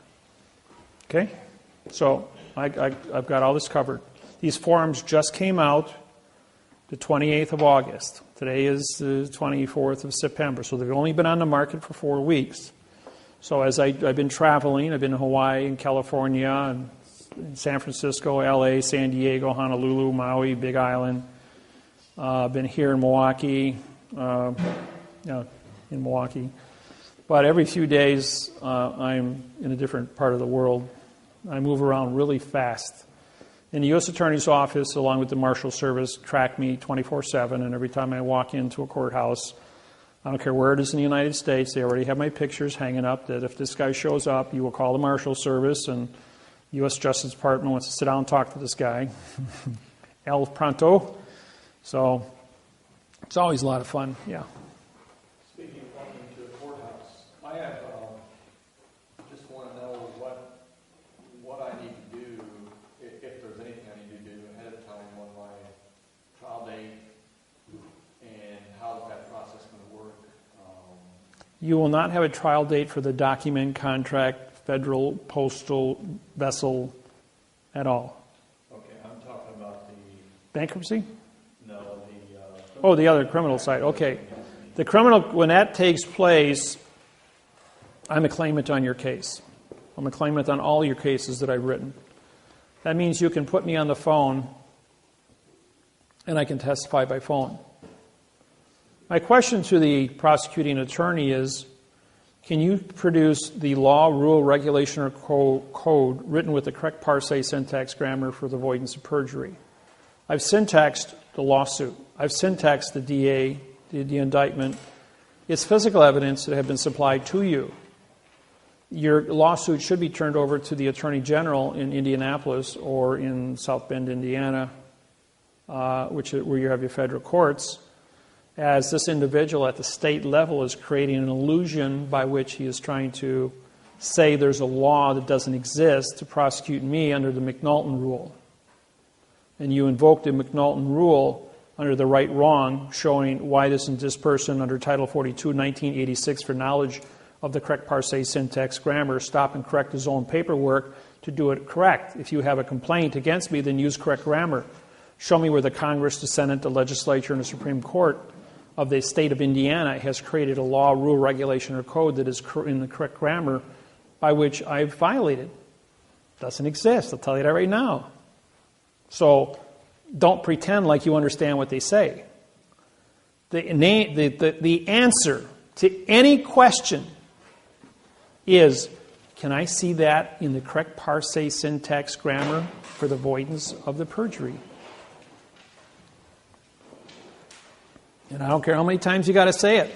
Do it for an hour. You got 50 questions, repeat it 50 times. Repeat that again. Can I see? Okay. So if you have an order from the judge to produce or whatever, The word order is spelled how? O-R-D, vowel two consonants? No contract? so you just ignore it or not? And they come out and Don't forget the judge is not on your plane.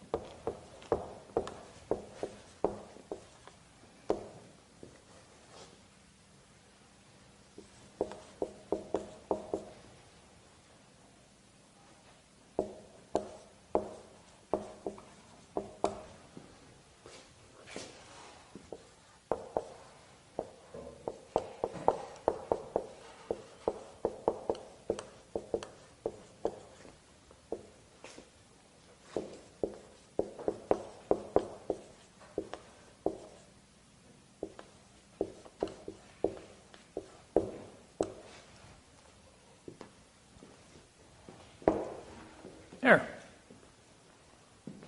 You can repeat that sentence to anything that fiction has to say to you, and in most cases we'll vacate the case within that one sentence. Even when they ask me for my name? We did that already. What is your name? Now he's going to say, well, arrest the nom de guerre, uppercase spelling, which is a dead person, name, assigned to your driver's license because it identifies you as a nom de guerre dead person. And you're, as a citizen, you have your state ID as a nom de guerre identity, henceforth putting you in the jurisdiction, but you've already entered the courthouse. So therefore you left Indiana. You now are in the state of Indiana, which is the name of the courthouse, as a foreign vessel in dry dock controlled by the port authorities. While on that vessel, you have now trespassed, and no matter what you're there for, you're in a trespassing position, unless you have a United States passport and you have your paperwork filed ahead of time with the clerk of the court in possession of the stamp, put my business card on with a flag on it, a stamp, and you would then become a postmaster under the correct parse, syntax, grammar, advertise with your contract to say, I have a contract here with the correct parse, syntax, grammar. this individual sitting next to me, who would be the DA, doesn't. So therefore, you're in a superior position because you signed a stamp. You now become the federal court judge in that plane because that's a federal flag on a federal plane. You have a federal stamp and a federal flag on your paperwork, and you're wearing a federal flag. So how does a state court in fiction, where the judge isn't on your plane, now capture you? Your position then is to turn to the bailiff and say, I deputize you as my tip staff, stand to attention. I have a federal oath. And you can, if you had one of my oaths and had the knowledge, you could back that up. I can back it up. But I'm also a sovereign. I'm also granted a sovereign's country, the director of my own country through the United Nations. As the condition of state in a world of fiction is so unique that the United Nations had to make me the 200th member of the United Nations. I don't pay a $1.6 million a year fee to the United Nations because how does a fact contract with a fiction? But the fiction still has to recognize that the condition of state does exist in quantum. Henceforth, I exist as a sovereign condition of state amongst a world of fiction, and I'm recognized by the fiction not to touch, but to be a teacher as a plenipotentiary judge, to go out in the world and do so. As an ambassador contracted with 82 countries, have diplomatic immunity to that end. So once I got that, they locked the door behind me. I'm the only guy that does it.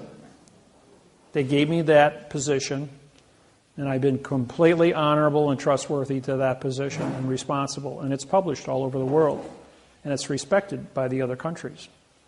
And that's why the Justice Department and the State Department and the judges around the world are hands off. This guy is who he says he is.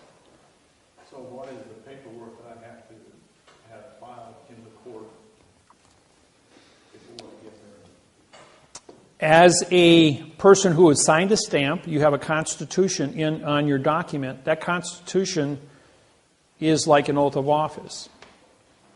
But to have an oath as a judge responsible only to your piece of paper that you have signed that stamp on, and file an additional oath with that, with the clerk of the courts. It says you will only be responsible to be a federal judge on your own personal document for the correct parse, syntax, grammar.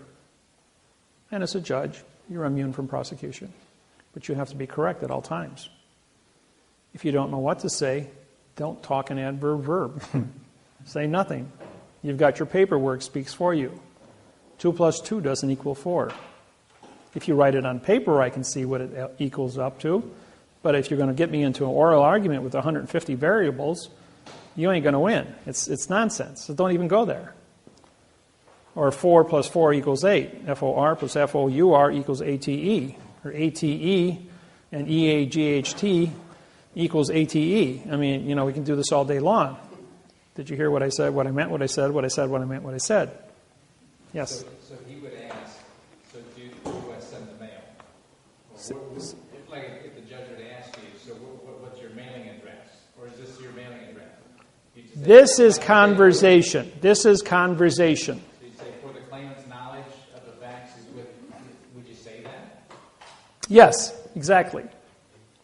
That you're asking him, ask me a sentence that's in written quantum language. All the information is in the paperwork. And you can say, for the witness's knowledge of the fact is with the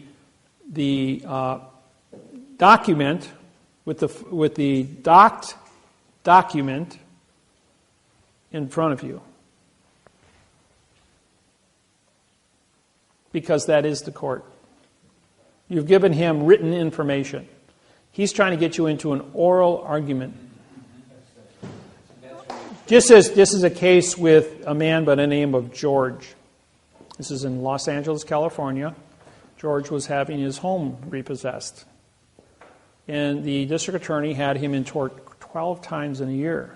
Well, they brought me in on the 12th hearing.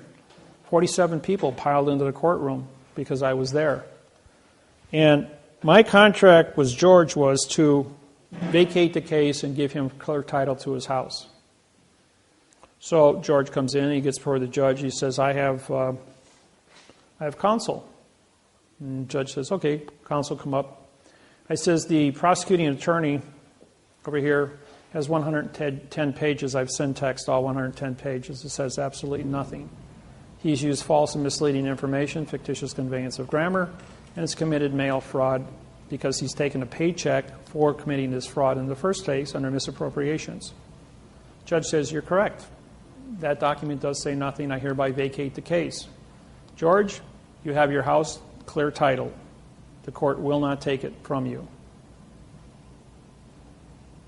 And then the judge stood up, took off his robe, laid it on the bench, got off the robe thing, came down, walked over to the side door, a room about this size, opened the door up, turned around and says, hey, George, congratulations on your win. George is just still standing there.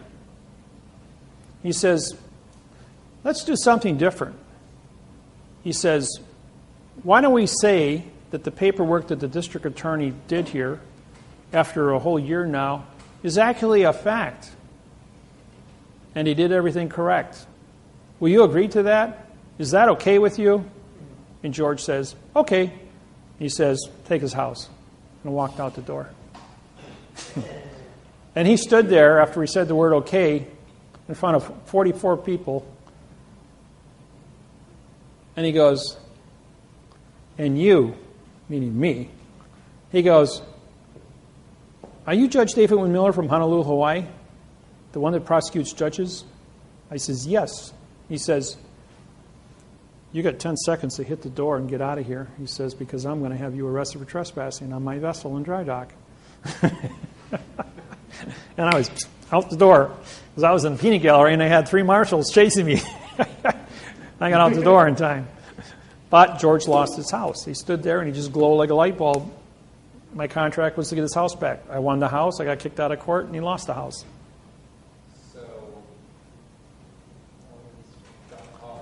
Should have kept his mouth shut and walked out of the door, yes. So then everybody, we went all outside in the parking lot, and I said to the people, did I win the case? They said yes. Did I fulfill my contract? They all said yes. Did George give back his house to the district attorney? Everybody said yes. Am I liable? Everybody said no. Enough said about that. Let's go back to the seminar. So we all had a seminar this afternoon.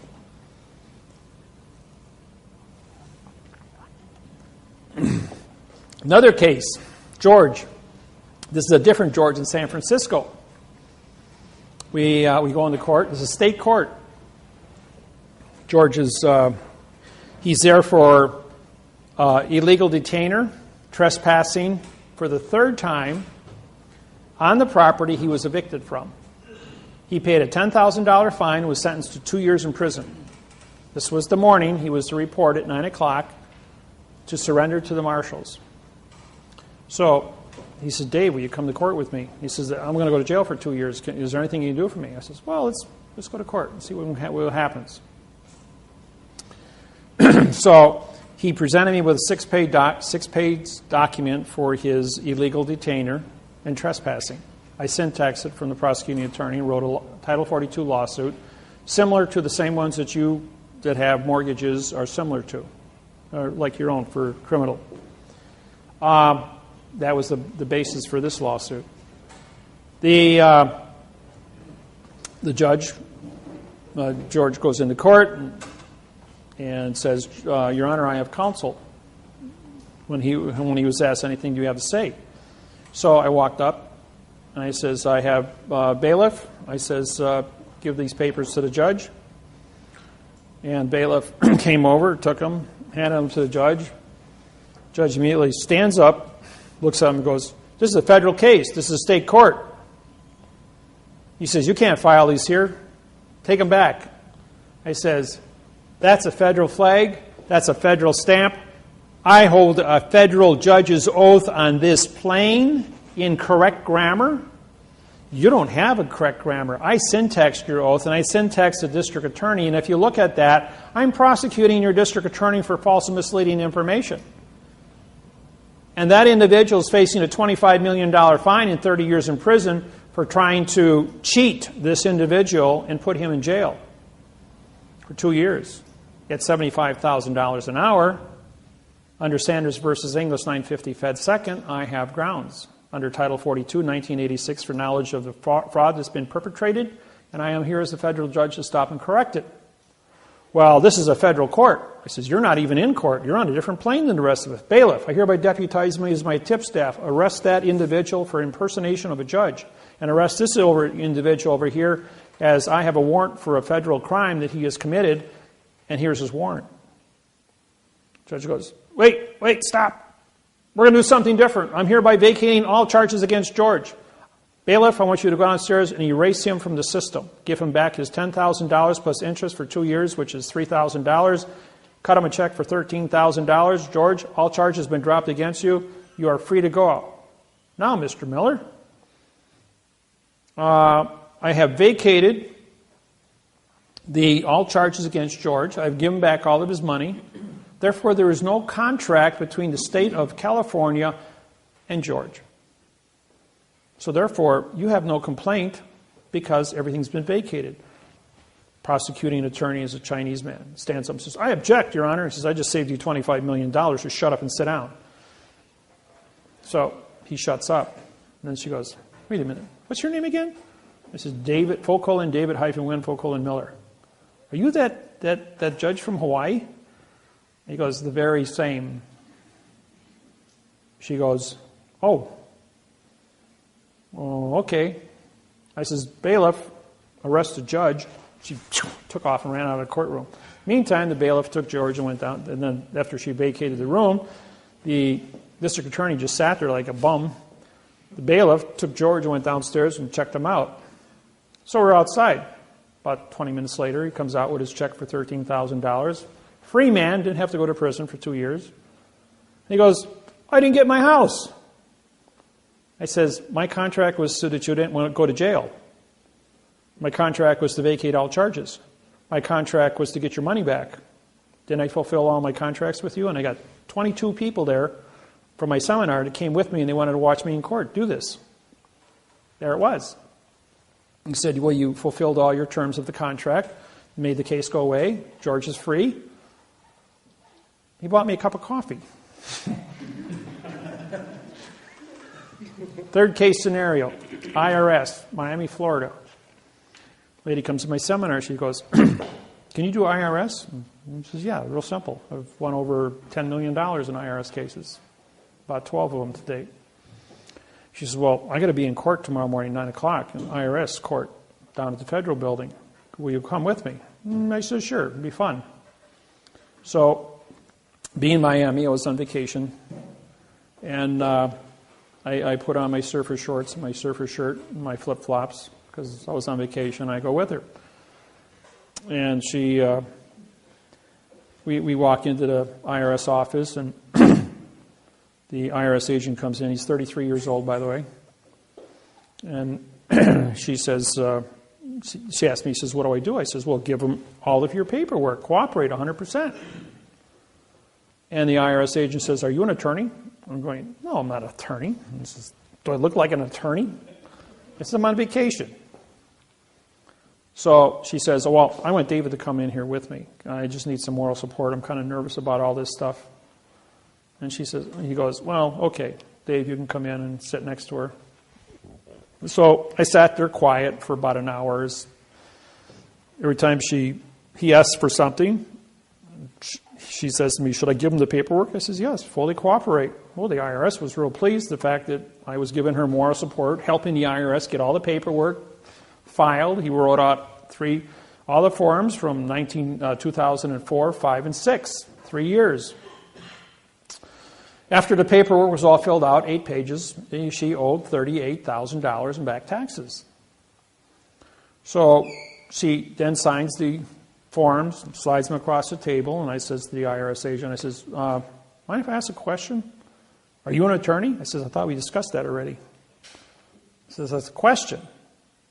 If she committed false and misleading information to you, can you prosecute her? Oh, yes. So can I ask you another question? If she committed perjury in this interview, as you have a recorder here and you recorded it for the IRS, can you prosecute her for perjury? He says, yes, we can. He says, you know, you want her to sign right here, is that correct? Under penalty of perjury? You know that under is an adverb, means no contract. Of penalty, which is a verb. Of is an adverb, making perjury a verb. You want to show me the verb perjury and penalty in the dictionary? Isn't that false and misleading information? Isn't that perjury by your own confession? And then I syntaxed in the next 35 minutes, all 8 pages. As I identify, I says, oh, by the way, I'm the federal judge of the United States, chief federal judge, and you just committed 47 felonies in front of me. Grabs up all the paperwork. I'll be back. Takes off. About a minute goes by, and all of a sudden there's screaming in the back room. Yell, yell, yell, yell, yell. This goes on for like 5 minutes. Then the supervisor in Miami, IRS, sticks his head out. Oh, Judge Miller, you're here. Well, yeah, I've got a 3x5 picture of me hanging on the wall in there. So he pops his head back in, and more screaming goes back in. It's quiet for about 2 minutes, and about 12 minutes goes past, and he comes walking out. Madam, here's your form. All your taxes have been canceled. You have 0 balance. You're free to go.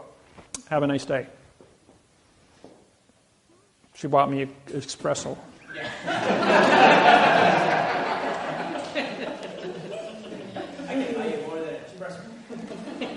Tastes like mud.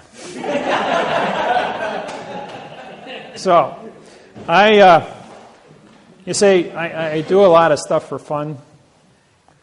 And anybody, I don't care.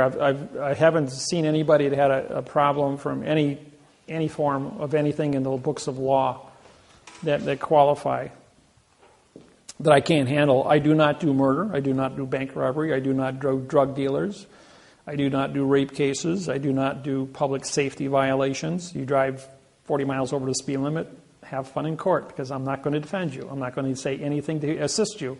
That's reckless and endangerment of public safety. I don't touch any of those cases. I have an agreement with the government not to publish lawsuits on the internet because criminals would use them for the wrong purpose. And then, for that fact, it would go anywhere.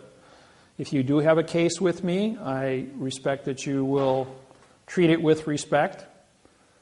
If I am on your case, I will sign and fingerprint, or autograph and fingerprint your cases. I will be there in the event you have a judge that will sign that document and be a federal judge, or one comes out of Washington of the 300 judges that are assigned to work with me out of Washington in your jurisdiction and orders me to court by subpoena, I will show up and I will testify and do a presentation in front of a grand jury. I was ordered to Michigan. After 7 attempts to go in front of a grand jury, I finally made it in front of a grand jury. And when I testified, we were probably 2 hours on the witness stand in front of the grand jury. And the Attorney General, who was cross-examining me, every single question he asked, I syntaxed and made an ass out of him. I mean, the guy was really beaten up by me on the witness stand. And then finally, I was on the witness stand, and he made a comment to the judge. I'm going, "You're out of order." The judge says to me, "Judge Miller, there's only one judge in the courtroom, and it's my courtroom, and I'm the judge." I'm going, "Oh, yes, okay." And then the judge perks up and says, "You're out of order."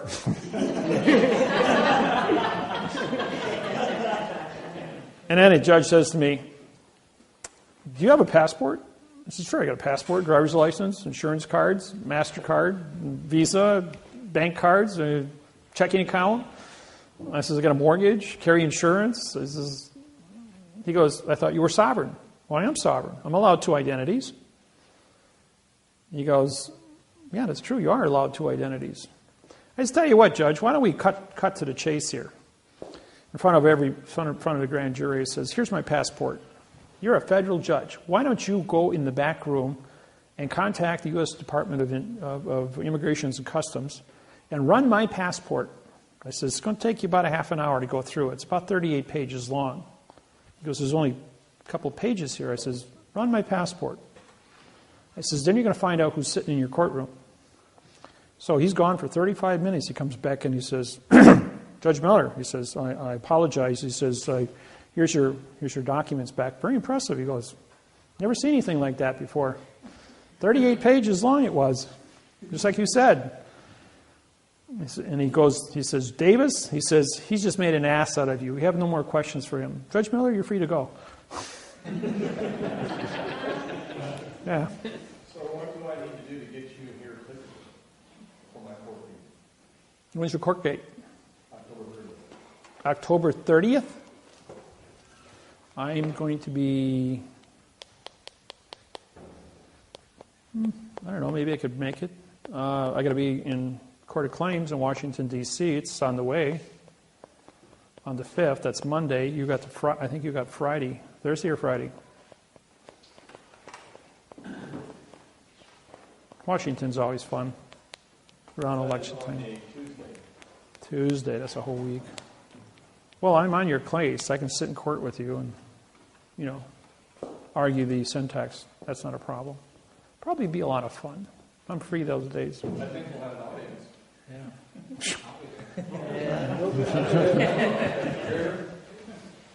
Yeah, I think we'll have an audience. There usually is standing room only when I show up.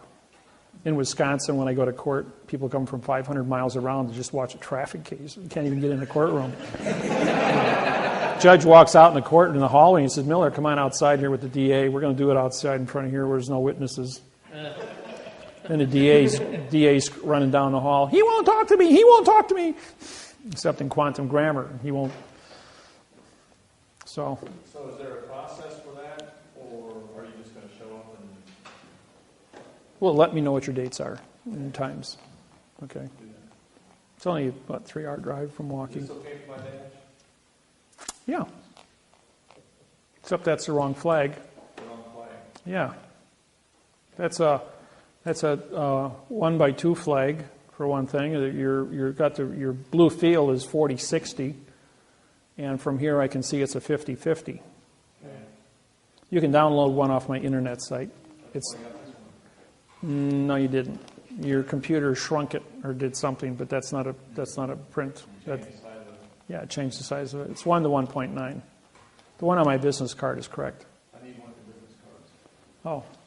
Oh, okay. Well, no, they're in my. I had them in my bag at the room. So.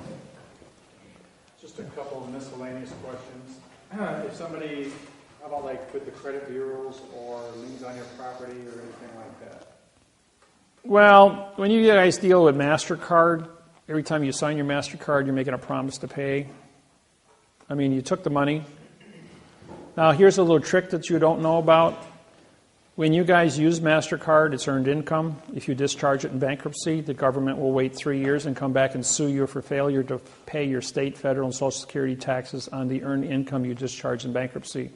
And sue you for 125% from the IRS, which you can't discharge. You think you were in trouble before you couldn't pay your bills?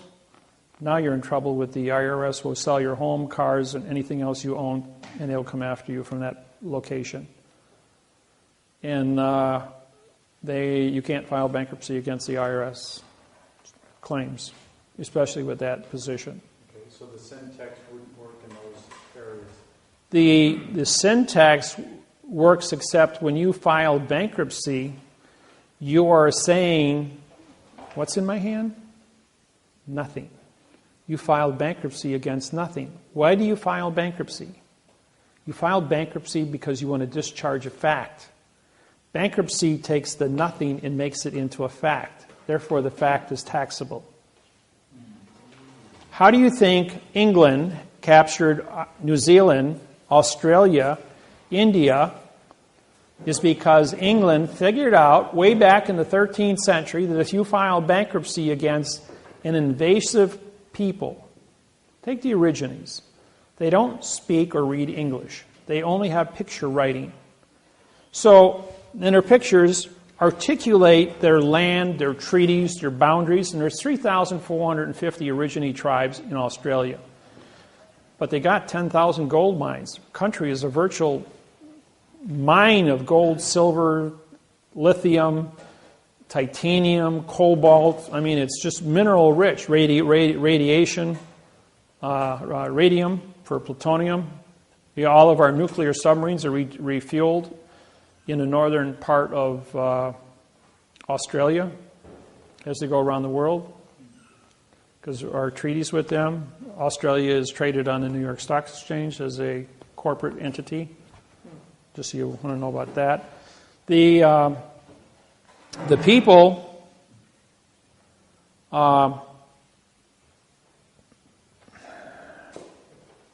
just lost my thought.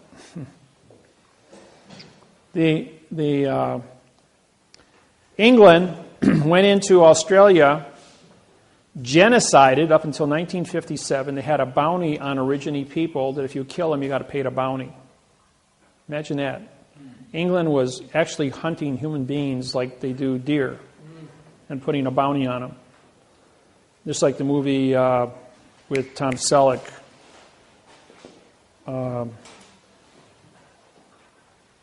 Quigley Down Under. Good movie. The Aborigines were genocided. Then they went ahead and they stole their land and they sold it to the unsuspecting settlers from around the world as they came in as new people. Then as soon as the people bought the land, the government came in and filed bankruptcy on the individual, bankrupting them off the land. Then filed a Title 46, Chapter 781 salvage claim under 2000 Corporation Act under false and misleading statements, filed bankruptcy against the people, and through the bankruptcy court legalized the taking of the land, because now they're saying the nothing contract of seizure was filed in bankruptcy, giving nothing value, retitling it back into the crown and then selling it to the next unsuspecting buyer, now as only a trustee and a caretaker, leaving the jurisdiction of the government in charge of the land and moving the Aborigine people off who couldn't read and write and defend themselves. When I showed up, I wrote them a new constitution. I gave them international trade agreements. I gave them the ability in quantum grammar to protect themselves against a world of fiction. So they called me the Spirit Walker, because I came in and prosecuted 129 judges and nobody touched me. Anybody else that ever tried something was killed immediately by the government. But the government wouldn't approach me. The government wouldn't touch me. So the Aborigines, my name got shot all the way across Australia in a matter of days, as we got somebody here that's special. And that's the reason why when I came to Hawaii, same thing. Somebody special showed up and they made me king because I came with a bird. 1848, a prophecy was made that a white man from America would come to Hawaii and set the Hawaiians free. I wrote the apology bill that Bill Clinton signed and apologized to sealing the Hawaiian Islands. Then proved the entire history of the Hawaiian Islands from the international bankruptcy through World War II, and it was the post office that captured the Hawaiian Islands, not the United States court system. Henceforth, giving the Hawaiians now direction by which to prosecute trespassing. And who paid the docking fees for all the buildings in Hawaii for the past 200 years on a sovereign country? Nobody. It's about $64 trillion in back taxes that the Hawaiian people are owed, which they kind of perked up to. Yeah, wow. So then you take all of that, and then you go down to Australia, you syntax their constitution, null and void. Write a new constitution in quantum grammar, giving the Aborigines original constitution before the English got it, putting them in now control. And then going in and prosecuting the judges where they're running out of the courtroom. They're standing up bowing to me as the chief federal judge of Australia and New Zealand. And the Aborigines are in there watching this. And then having 2 federal attorneys, 2 federal barristers, 2 federal solicitors, and 2 federal, state attorneys, all stand up, all 8 of them, one right after another. We are in peril, danger to move forward against the Aborigine people. As Judge Miller has explained to us as a chief federal judge here in in Australia, in Sydney, Australia, New South Wales, as to how much criminal activity we have done in closed chambers in the back here in the last 8 hours. He can walk the walk, talk the talk, and he explained to us in detail the operations by which we are to be prosecuted as, that we don't exist as a government, as a court, or as a people, that we are trespassers. We hereby vacate our position against this Aborigine who we want to sue. And that's been 4 years now, and he's still a free man, and there's been no activity. And that word went all over Australia. And I've gone to court 129 times. Every time I walk in the courthouse, it's like, bzz, Miller's in the building. Everybody's running and locking doors. Don't let him in your courtroom. He walks in here, it's going to be hell to pay. Yeah. So will you also write that for the unions? American Indians got the same thing through their treaties and now have 190 casinos on their properties. And guess what? The white man is losing money and they're buying back their own Indian lands with the white man's money. That's poetic justice. Yes. You were saying something about the bankruptcy. Don't do bankruptcy. Don't do bankruptcy. It is. I have a question. Don't think of how not to pay your bills. Think of how to make money and be more efficient. Learn how.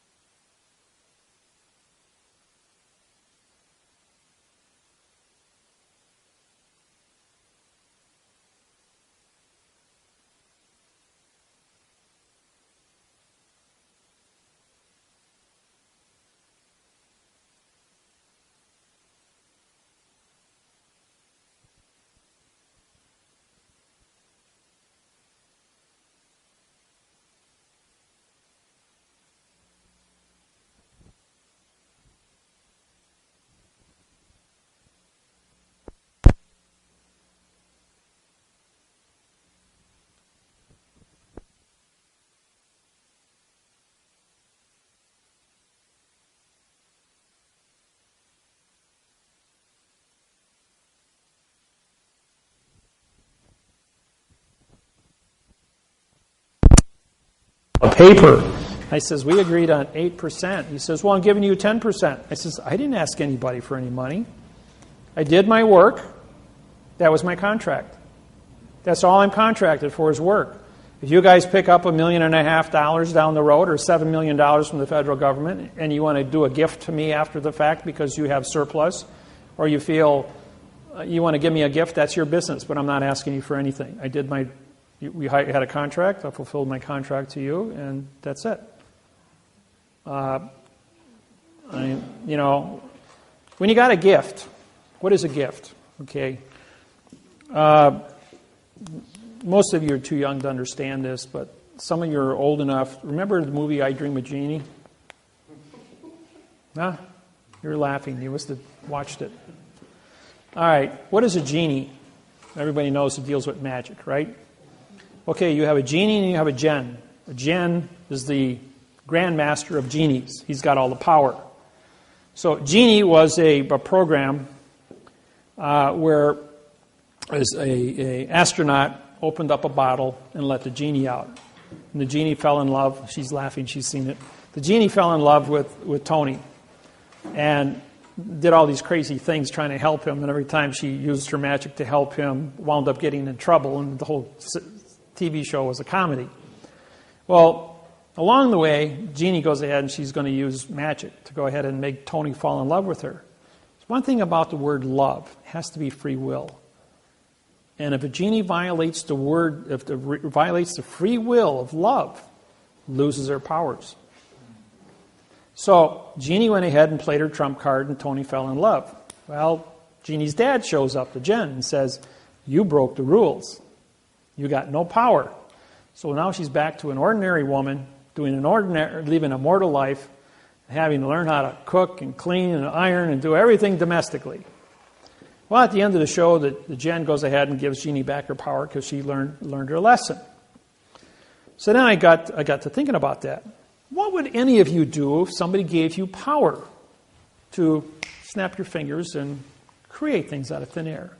Give you absolute power over all things. What does that mean to you? Will you be responsible for power? Will you be a teacher?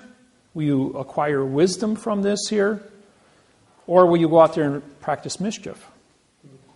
Well, I looked at myself in the mirror one day and I said to myself, could you, or will you make a contract with yourself, David, that if you were given the power, absolute power, will you be responsible for that? And I said, yeah, I can do that. But would you do that at the point of death? In other words, if you violate the rules of absolute power, which is the word meek, M-E-E-K, that you will be struck down and you will die without cause. I says, yes, I'll make that contract with you. And what I'm doing is I'm talking to the mirror. So the mirror is a reflection of the opposite. But when the opposite goes through your eye, it's putting your brain as the correctness. A correct image appears in front of your brain. So I made a contract with myself and with God that I will be correct if given the power to be correct, to fix it. And what is syntax? Syntax controls all the contracts on planet Earth. Parse, syntax, grammar. And so 7 years later goes by, and I die on the operating table. And I'm reborn. And my whole personality is different. My 6-year-old daughter walks up to me and says, you don't smell like my daddy. You got green eyes now. You don't look like my daddy. My daddy had hazel eyes. You got bright green eyes. You don't look like my daddy. You don't smell like my daddy. My daughter was estranged from me until she turned 16 and then never talked to me again until she was 28. True story. My other children are very close to me. But the point is, I did acquire the math interface on grammar, giving me power on grammar. Grammar controls all contract, and contract controls all topics on planet Earth, all money, everything. So what happened was I acquired the power over all things in all languages on planet Earth through the math interface of communications. So I made a contract, and I've always been honorable to that contract, and I was reborn again. So what did I get with the power? I get to have clothes, food, shelter, and travel, and have immunity, which I acquired through my diplomatic position at the United Nations as a sovereign, as a federal judge. But I'm always correct. And everybody walks up to me or goes on the internet and say, "You're not a federal judge. You're not part of the United States District Court." Well, a district court judge is not a federal judge. He's a district, demon god of the underworld for trickery in a closed area. That's what it means. I don't do demon stuff, anything. I am 100% mathematically correct in everything I do and everything I say on paper. And I am a federal judge on every document I sign, and that document is the court.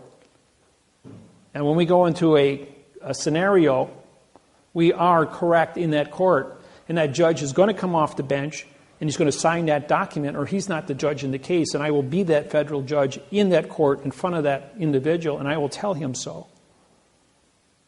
And if he thinks he's going to touch me, he's going to have a whole world of hurt come down from all over the world. And he already knows that. That's why they run out of the courtroom. Or they lock the doors. Or I show up in Honolulu, Hawaii last year. And everybody talks about this. I was ordered to go to court and testify. I went to court, and it was announced that all the courts in Hawaii and all the schools were closed because of the high wind alert. That they were afraid the school buses were going to be blown over. That court-appointed lawyers, attorneys, judges were going to be blown off the road because of the high wind alert. On that day, you couldn't knock a candle out with the wind. But I went to court with a whole parade of kapunas behind me. We got to the court, and the sheriff was standing going like, "The court's closed. It's Friday. It's declared a court holiday. There's nothing on the books for that. All the schools are closed too. The whole state of Hawaii is declared a holiday today because of the high wind alert. It's all over the news, broadcasted all over the world." When you mentioned what is a gift, a number of years ago there was some deal going around called gifting. You pay so much. It's called Pay It Forward. They made a movie. And I decided, because they use scripture to kind of smooth it over, and some people almost went to jail for it. I'm not sure, it kind of quieted down all of a sudden. But I looked up the word gift in the dictionary. Mm-hmm.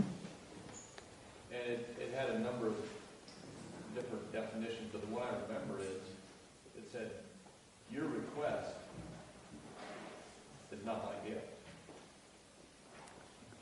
No contract is a gift, is what it means. In other words, you don't have a contract to give anybody anything, but you look at the value of the situation. It's your own personal judgment to either participate or not participate. Okay. In order for evil to flourish, good people must do nothing. If you see a wrong and you intervene and you correct the situation, maybe it requires a financial gift to stop and correct a wrong, to give a person food, money, or hope, to educate an individual with certain points of information. That then becomes a gift. Knowledge is the most important thing on planet Earth. If I take a little slip of paper a half-inch long, a half-inch wide, and 2 inches long, what's it worth to you? It's a little piece of paper. You just throw it in the garbage. And then I write the 6 winning numbers to the lottery tonight at 8 o'clock, which is worth $300 million. Now what's that little slip of paper worth? Yeah. It's called points of information. Aflac. Paycheck. He knew that if he went back and changed time, the company wouldn't exist to pay him his paycheck. So what did he do? He knew what the 6 winning lottery ticket numbers were going to be when he came back. So he wrote them down and put them away 6 days earlier. So when he got there, he'd have a paycheck for $15 million. Kind of a cute ending to a great story. Point is, information is the most powerful thing in the world. If you study and you become proficient and you acquire the gift of syntax, you will know how to answer the questions that save people's lives and make a difference.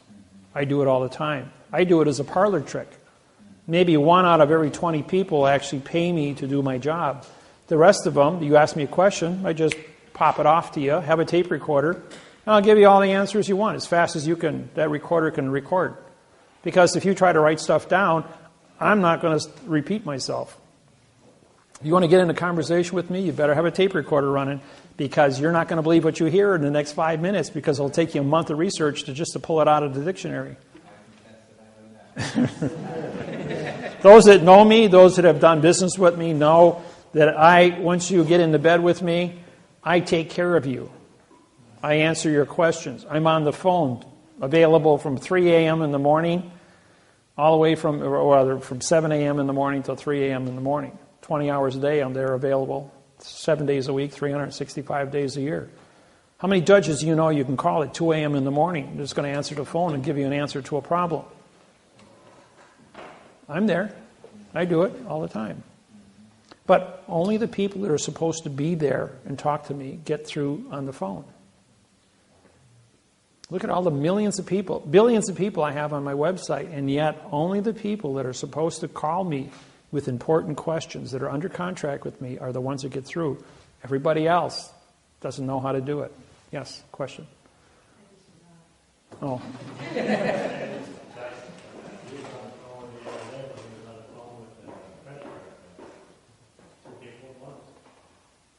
Oh yeah, I'll be on Skype and 2 phones at the same time while I'm day trading and syntaxing a lawsuit. It's called multitasking. I can use my right brain, mathematics, doing numbers and syntaxing papers at one, doing 300 words, about 30 minutes, so about 600 words an hour. I'll do syntaxing while watching a movie. Well, yeah, other movies, if I've seen a movie once, like Gone with the Wynn, I'll just put it on high speed and watch a 3.5-hour movie in 6 minutes. Or for entertainment, I'll walk through a video store and use 1 second on each title and go like, I know all the plots, I know all the actors, I know the whole thing, and bang, bang, bang, bang, bang, bang, bang, watch 20,000 movies an hour. Just by reviewing my mind as to what I've seen in my life at 63 years. So I was 18 years old before I had my first TV set. So I grew up with a crystal radio that I built myself. I had to learn how to read books. I used the library and library card catalogs. I lived in a library 40 hours a week, 7 days a week. And I did that from the age of 8 to 18. So I was an information junkie, studied to be a doctor at the age of 12, and at 18 I put it all away and became a welder. Metallurgy, engineering, heat treating, all the things that build the world, because I was a builder. Built my own homes, built my own car, built my own boats. Built 3 cars, as a matter of fact, 3 Corvettes. I drive the only Lexan plastic bulletproof Corvette in the United States. Does 0 to 60 in 4.2 seconds, weighs 2,400 pounds, and is 380 horsepower. It'll blow anything off the line outside of a Cobra, which goes 0 to 60 in 4 seconds. But if I want to put a turbocharger on it, I could probably get it down to 3 seconds without too much trouble. I built one with lock positive traction. Took the universal apart and welded it together with super missile weld, so that both tires sped at the same time. And that was a quick little machine. That only weighed 2,200 pounds at 380 horsepower. That was kind of dangerous, so I got rid of it. So sold it to a guy that does stock car racing. Yeah. You said your book, like your Hiram William, do you have his phone number and address? They're on the forms I give you. So, yes. There was a gentleman here earlier that wanted me to ask you why, or if your patent would supersede the U.S. patent, and why? Why doesn't have any patents with the United States government? Is that what you're asking? Well, he just wanted to know. He wanted it to be on the video, so when you come back and watch The United States government never had the correct parse syntax grammar to invade the Hawaiian Islands. Pearl Harbor was gifted in 1848 to the United States Postal Service by King Kamehameha I. That was it. Everything else in 1893 was an issue of coal, C-O-A-L. The Germans, the French, and the Portuguese all planned to take over the Hawaiian Islands 6 months after the takeover of the United States taking over Hawaii. They just beat them to the punch because the population stood by 1893 at probably 60,000 Hawaiians versus 3 million invaders back then. So, questions? If you become president, will you get the peace treaty signed between Israel and the Palestinians? Yes, Ron, I told you a story about Helm. That already was signed way back about 7 years ago. That's why there hasn't been any commotion there. They both are familiar. That was already signed. Yeah, that was already done in quantum 6-7 years ago. Even though the people are still making noise, those are satellite groups, but the people who originally signed that have not been fighting with each other because of the words. But then there's been the people who were involved with the original treaties are senior citizens, bad health, some have died. So the new people coming in are not familiar with the new terminologies, and so therefore they're drifting back into fiction, whereas they had quantum before. And if you don't take time to study, you're not going to be proficient. So every generation, just like ambassadors at the UN are traded off every two years. They run a 6-year ambassadorship, and every 2 years, 1/3 of all the ambassadors in the UN are changed out. So from the time I got my ambassadorship in 1999, under sovereignty, I'm still hold that position as because there's only 2 of us, Russell and I.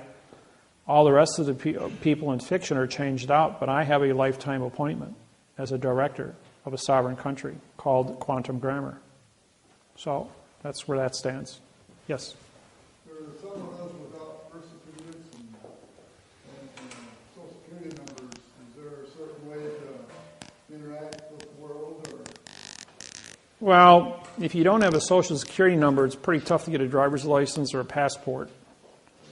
And because the world of fiction, you can travel anywhere you want, except the corporation of airlines, trains, buses, and automobiles are all controlled by Social Security. In other words, you have to have that number to move between point A and point B. As long as you stand still, nobody's going to bother you. It's when you want to go across state lines or federal, international lines, they want to have those points of information. Otherwise, I would recommend you send your identity, do a claim to life, mail it to yourself, registered mail. That way you've got a quantum registered mail with the post office. Use that as your identity to go and mail yourself anywhere you want to go, registered mail. And then send yourself, put a post-it like I did Russell. My business partner, Russell Gould, is the only person in the history of the post office to be mailed from the United States out of Pennsylvania through Montreal, Canada, into Paris, France, and back to the United States, to Philadelphia, registered mail, by me as the postmaster, transporting him as registered mail to there and back in quantum language. They had no remedy for quantum language. Once we completed that task, all the post offices worldwide passed a law that said you must have 3 forms of identity: a ticket, 2 forms of state ID, which is a passport and driver's license, and a birth certificate certifying your location. Changed all the laws on the planet. He tried to do it a second time. It was not successful. The U.S. Department of Immigration and Customs said, yes, you can go. We have no way to stop you. But the insurance company that controlled the United Airlines flight says, no, we will not insure you to get on our plane. You're not a dead person. Only dead people can fly on our airplane. In case it crashes, there's no liability. You must be a nom de guerre dead person on our plane. That's why all plane crashes never have survivors. Because they don't want people surviving. Otherwise, they'd sue you out of existence. For public, were secrets. And a lot of stuff was lost languages. Well, because of our syntaxing capacity, we were able to break the codes on these and put all the correct language in, syntaxing these. We had cardinals and bishops for 3 days follow us around as we told them all the secrets. After that exercise was done, we then wrote an international bank treaty for Cardinal Sedana, and we were awarded Keymasters as the first persons to ever write a quantum treaty with the Vatican. When we came back, we drove 2,000 miles through Europe. We then went from there to Bern, Switzerland, and met with the Universal Postal Union. From there, we went to Zurich and met with the German Bank of Germany. And from there, we went back to Paris. I have a passport, so I was allowed to fly out. But Russell was mailed there, registered mail. So the Postmaster General of the Universal Postal Union in Bern, Switzerland, and the Postmaster General for the United States in Europe both had to vouch for Russell. But that still wasn't enough to get him through security. They wanted a passport. When the head of the Charles de Gaulle Airport heard that we were there as key masters, he came down to interview us. The man who was in charge of the Charles de Gaulle Airport is the great-great-great-grandson of the Joan of Arc, who was a keymaster with the Vatican. Going all the way back, he's a direct descendant. And when he heard that there was 2 keymasters from the Vatican at his airport, he shut down the airport, held 300 people on a DC-10 for 3.5 hours as he interviewed us for 3 hours, and did syntaxing exercises with us for 3 hours about Vatican secrets using a Bible. After which time he gave us red carpet VIP treatment through security onto the plane. We flew back and were accepted. We had to be debriefed by the post office when we landed in Philadelphia, but everything went smooth. Got him there, got him back. All postmasters in the world were notified that Russell was mailed to Europe and back, registered mail, successfully. We're the only person to ever do that. And to this day, the post office still tells tales of the stunts that we have pulled and the treaties we have. I am also a muster master for the Pentagon with the Secretary of, and so is Russell, with the Secretary of Defense. Yes? Why are the secrets of the Vatican so secret? Well, first off, you don't have Manly Hall's Secret of All Ages. There are only 5 copies on the planet. Number 2, you don't have a deluxe copy, which have been syntaxed by me. There's only one in existence, and I own it. So therefore, the secrets that exist are so complex. If you started reading right now on a 6-page book that's 6,000 pages long, this wide and this tall and this thick, it would take you several years to get through that. And you would also have a syntax background to understand what it says. Russell and I both do. And we concur on different things. I'm 25 years older than Russell, by the way. Go ahead. Is there a book of Enoch. I know what Enoch means, yes. But no, there's not a book of Enoch. It's a tale about a UFO. That's what Enoch means. It's a UFO tale. They made a movie called Enoch, if you want to watch it. Yes? Do you have with you kind of the life, like a kind of the life, birth, whatever? Yeah, it's on page 2. I would like to see one that's done. Right there, page 3 in the book. There's also the same ones on the internet. Just fill it out, put your picture on it, have your people autograph and fingerprint it, and you're done. It's called a claim of the life. Claim of the live life. What it means is that you have knowledge of what a prepositional phrase is, how to certify what a fact is.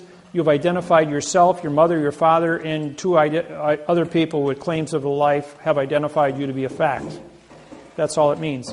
You don't file a claim of life written with the correct parsé syntax grammar with the recorder's office or with the fiction government. Why would you file a fact with a fiction? It's an oxymoron. It's only for you to use. If you want to attach it to a federal lawsuit, and if you want to go to The Hague and file a claim of the life, take a lawsuit into the Hague, showing that I'm a live person who's been violated under a genocide or apartheid situation, then they would accept your paperwork. They will not accept any paperwork from an individual who does not have a claim of the life. People, you cannot file lawsuits at The Hague. The Hague is a branch of the United Nations. You must be a United Nations member who has paid your dues of $1.6 million a year, and you must be a country. Private citizens are not allowed to bring cases. The Blood Diamond case took 14 years to get to court. 235,000 people died under the Blood Diamond Civil War. And that's why the Blood Diamond movie was made. For those that haven't seen it, yeah. A break? 7:30. We're just for an hour?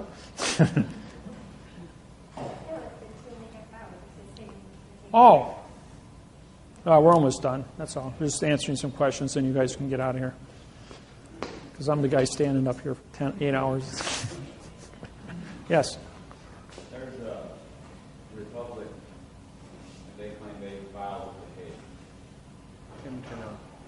Tim Turner's under arrest. He was arrested a couple days ago, by the way. He's in jail right now. Really? Yes, really. Tim Turner, means no public. A no public document written in adverb verb is nonsense. So he's trying to promote a negative condition of state in the world of quantum. Therefore, the U.S. Attorney's Office, or the federal attorneys, are now using my quantum technology to arrest any organization in fiction anywhere in the United States that would take money or mislead American citizens. They're going to shut down the whole thing. In May 1993, I went on the radio to do my first quantum radio show. In 6 weeks, 2,800 organizations in the United States were put out of business. There was only 10 organizations left standing.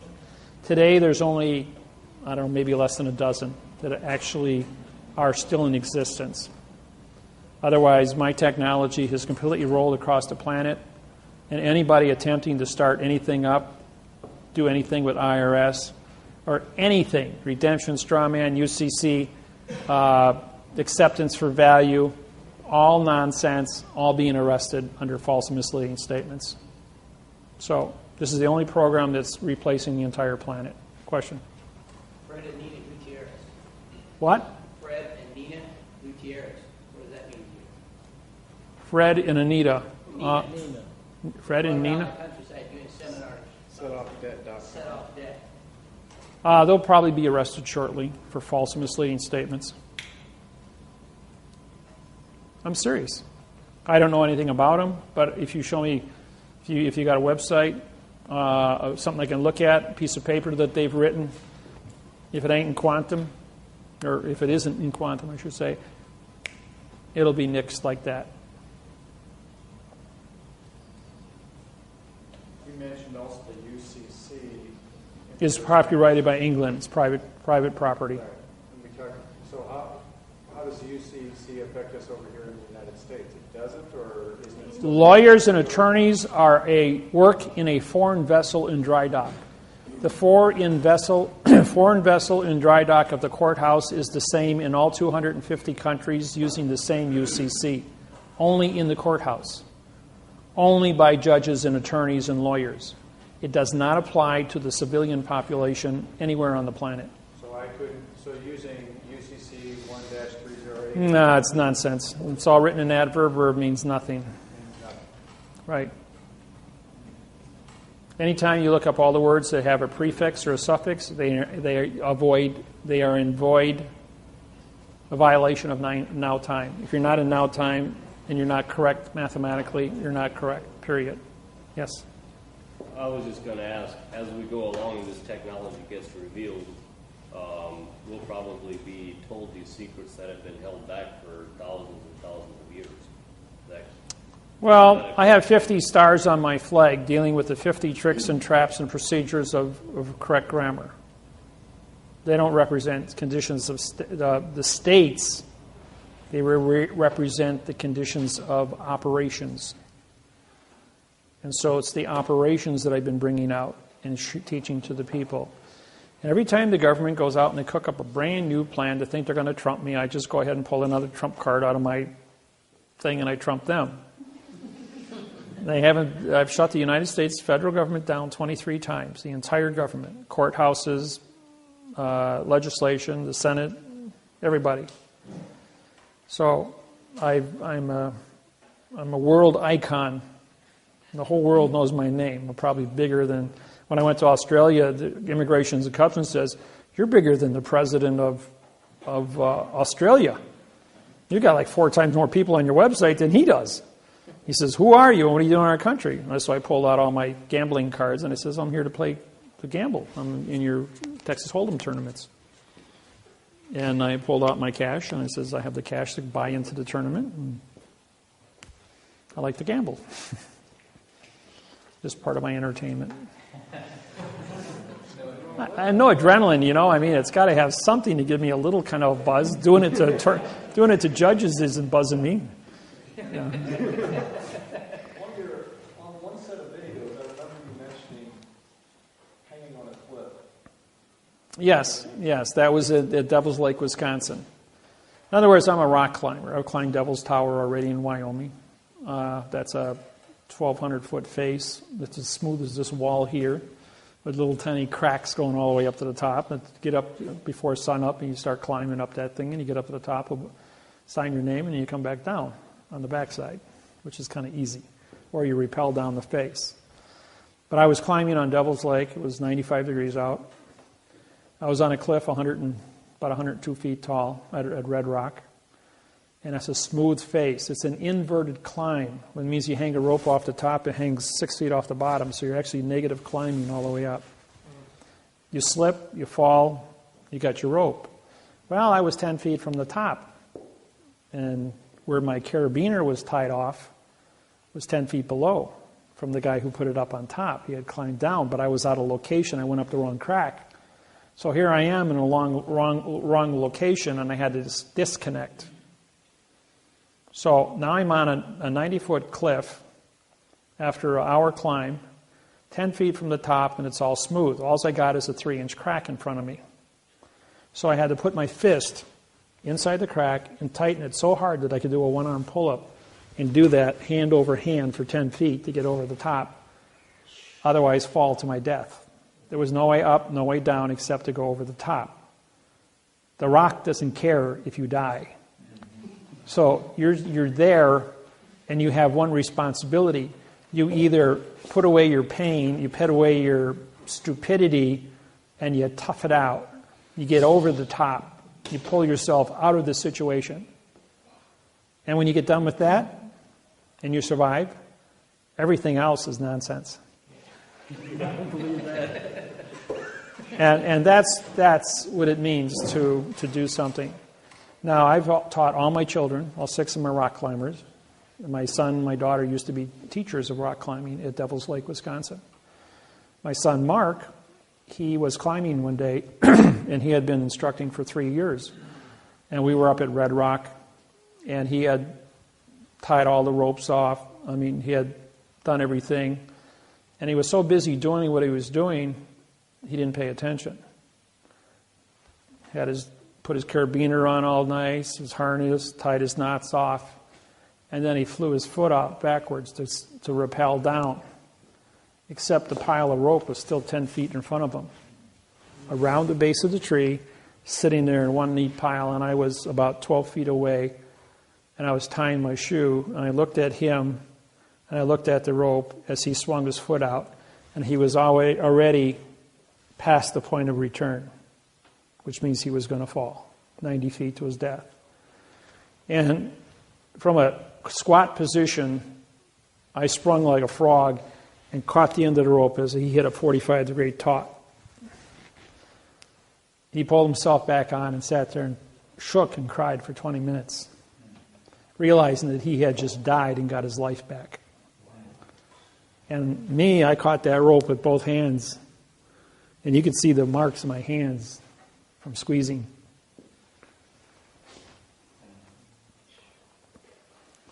There are relevance in time, just like me dropping the bullet and avoiding things. There are some things that aren't supposed to happen. There are some things that have to happen. And after that, he was the safest climber, does a triple everything. Nobody touches a rope that he touches. He doesn't trust anybody or anything, but he is triple secure at everything he does now. At 18, he's now 38 years old, 20 years later. 8 years ago, he caught the edge of his foot on a roofing nail and fell 12 feet onto concrete off a roof. Crushed his left foot, which is now titanium, and crushed his left wrist, which has pins in it. And so he still roofs, but he wears a harness when he's up on the roof. And he's super, super careful. That was the second time he was careless. So he pays very close attention now, but he's in a lot of pain. The bones change, titanium doesn't. So, any questions? Yes? Oaths of office, if they're upholding an oath to the Constitution, which is not the Constitution, but you're saying just to the state, is that what you said? All right, I'll explain what that means. The judge says, I swear to support the Constitution of the United States. Correct? What does the word United States mean? United means no citizen, condition of state.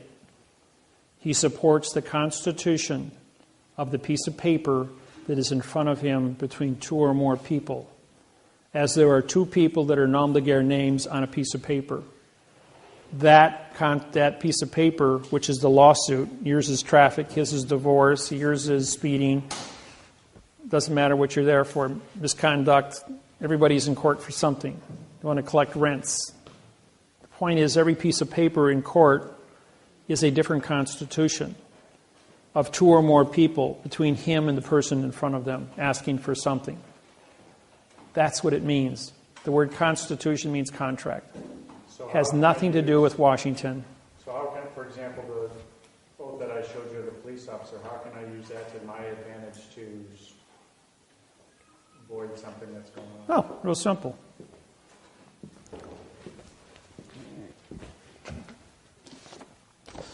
Mr. Police Officer, will you please take the witness stand? And he takes the witness stand. And you take the oath of office and you hold it up. Is this your oath of office? Yes, it is. Did you write that? And he's going to say, no, that was presented to me. Do you know what the word syntax means? He's going to go, well, no, I don't. I says, you signed a document, but you don't know what grammar means. You know what the word grammar means? Do you know what the word parse means? Do you know what the word syntax means? If he answers yes to all three of those, then you're saying then you understand how to syntax this document, correct? He's going to say, no, I don't. So you don't know what you're signing, which means you don't have an oath of office with knowledge. It says you're saying one thing here, but you're just testified because you don't know what you're doing. Your Honor, this man has just identified the fact that he doesn't have an oath of office. Now, let's say it says, did you go to college? And yes, I did. I went 4 years of criminology, took college in criminology. Did you study English in college? Yes, I did. Did you study English in high school? Yes, I did. All right, do you know what the word syntax means? Yes, I do. You understand what the word grammar means? Yes, I do. You understand what parse means? It's a French word. If you don't, I'll explain it means parts of a word. Okay, that's fair. You can give him a hint. So now you understand parse, syntax, grammar. Is that correct? He goes, yes, it is. Did you write this? You're going to say, well, it's an oath that I signed. Again, do you understand what it means? He's going to say, well, yes, I do. Then if you understand what this means, did you modify your facts with adverbs and adjectives? Did you change the meaning of the syntax on this document by putting adverbs and adjectives in front of the facts? What's he going to say? Is that your autograph? Yes. He's going to have to say yes. He's going to have to say yes. He understands that he modified. Under false and misleading statements and fictitious conveyance of language and deprivation of rights under coloring of law, you just confessed to 3 felonies, and you signed it. Now, while engaged in criminal activity under Title 42, 1988, states responsible for all fees in this case. Your Honor, this man asked me for $525 fine here. The district attorney is a co-conspiracy with this here, as the two of them work together to ask me for a $525 fine. I'm invoking the Clayton Act for a 4 times damages. I want to check for $2,200 right now, and this man just confessed to treason in front of me. And the state pays all fees. Now you cut me a check because I have a criminal confession by a police officer. Can you take that a step further? If the DA wants to prosecute, yes, but then the DA was party to it, so therefore it's a co-conspiracy. So he's guilty of 22 and he's guilty of 22. And the state's going to go, I'm going to vacate this case right now because I ain't paying no bills. So we could do the same thing with the attorneys, though. Exactly, which says nothing. Once you, and judges. Well, not the judges, on the other hand, are not in the courtroom. They're on a different plane. You know, when I went through a divorce, the lawyer asked me for $1,700 worth of attorney fees for fighting for my children. He says, hey, Mr. Attorney, take the witness stand. Oh, I don't have to take the witness stand. Client-attorney privileges. So I didn't care about your client. I didn't ask you a question for that. I said, take the witness stand. You asked me for money. That's maritime law of commerce. You have to testify under maritime law of commerce. Judge Wasilewski goes, he's right. It's maritime law of commerce. You asked him for money. You've got to take the witness stand and testify. Well, his 8 business partners that belonged to his law firm all were sitting in the courtroom, all in a nice row next to each other to watch him take down David Miller and make him pay a fine, make him pay attorney fees. I asked him the same questions. Did you go to law school? How long have you been a lawyer? And his answer to each one of them, do I have to answer that, Judge? And the judge says, of course you do. If you're not a member of the bar, you're going to get kicked out of here. If you didn't go to law school, you're an imposter. Do you understand syntax? He goes, yes. Do you understand grammar? Yes. Is this your autograph? Yes. Did you write this document? Yes. Did you ask me for money? Yes. Did you modify your facts? Not your nouns, because they're no-nos. Did you modify your facts with adverbs and adjectives? Well, yes, I did. And what did they do? They modified. Therefore, you changed. And because you intentionally changed, is there any closure on this document for false, misleading information, for modification of the facts into verbs? Well, no. Well, by your own confession, you modified grammar under false, misleading statements, fictitious conveyance of grammar, and deprivation of rights under color of law. And you tried to extort money from me under mail fraud, Title 18, Section 1341. That's $1 million fine and 30 years in prison. You feel lucky today? Judge goes, can he do that to me? Wasilewski is laughing. He had to stop himself from laughing. He was laughing so hard when I downloaded it on him. He says, he's already done it to you. You just confessed the 4 felonies. You will write him a check right now for $6,400 or I'm going to put you in prison. And he did. Pulled out his checkbook and his boss stands up and yells across the courtroom, you're fired. I'm not paying that bill. And ever since that day, there has never been an attorney take the witness stand in my presence. They won't even let me in the courtroom. You said maritime law. Isn't maritime law connected with the UCC at all? No. Aren't you a vessel in a sea of space called Earth? That's maritime. Earth is a vessel in the sea of space, outer space. All things are maritime. And isn't that contract? Well, contract law, right. The contract better be correct or you're going to get nailed for false, misleading information. But UCC is contract also. UCC is copyrighted. It's not allowed to be used unless you're under contract in a foreign venue. Foreign venue would be a spaceship landed on planet Earth from another planet. Declared the fact that they are a foreign spaceship in dry dock under law of the flag, which is fiction, in advertising fiction. Therefore, when you walk in there with no paperwork, you've trespassed on a foreign vessel and nothing you say matters. Because you're not going to talk to them in correct parse, syntax, grammar.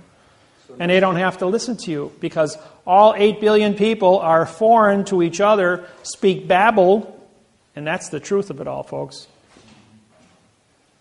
Only thing that matters is what you write on paper with a stamp, a flag, and the correct mathematical grammar, and you take responsibility for every word, the laws, rules, regulations, and codes on that paper.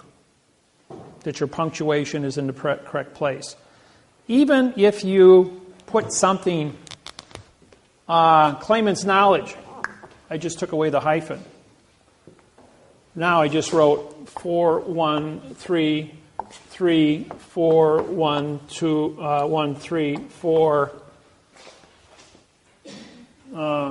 This is a 3. No.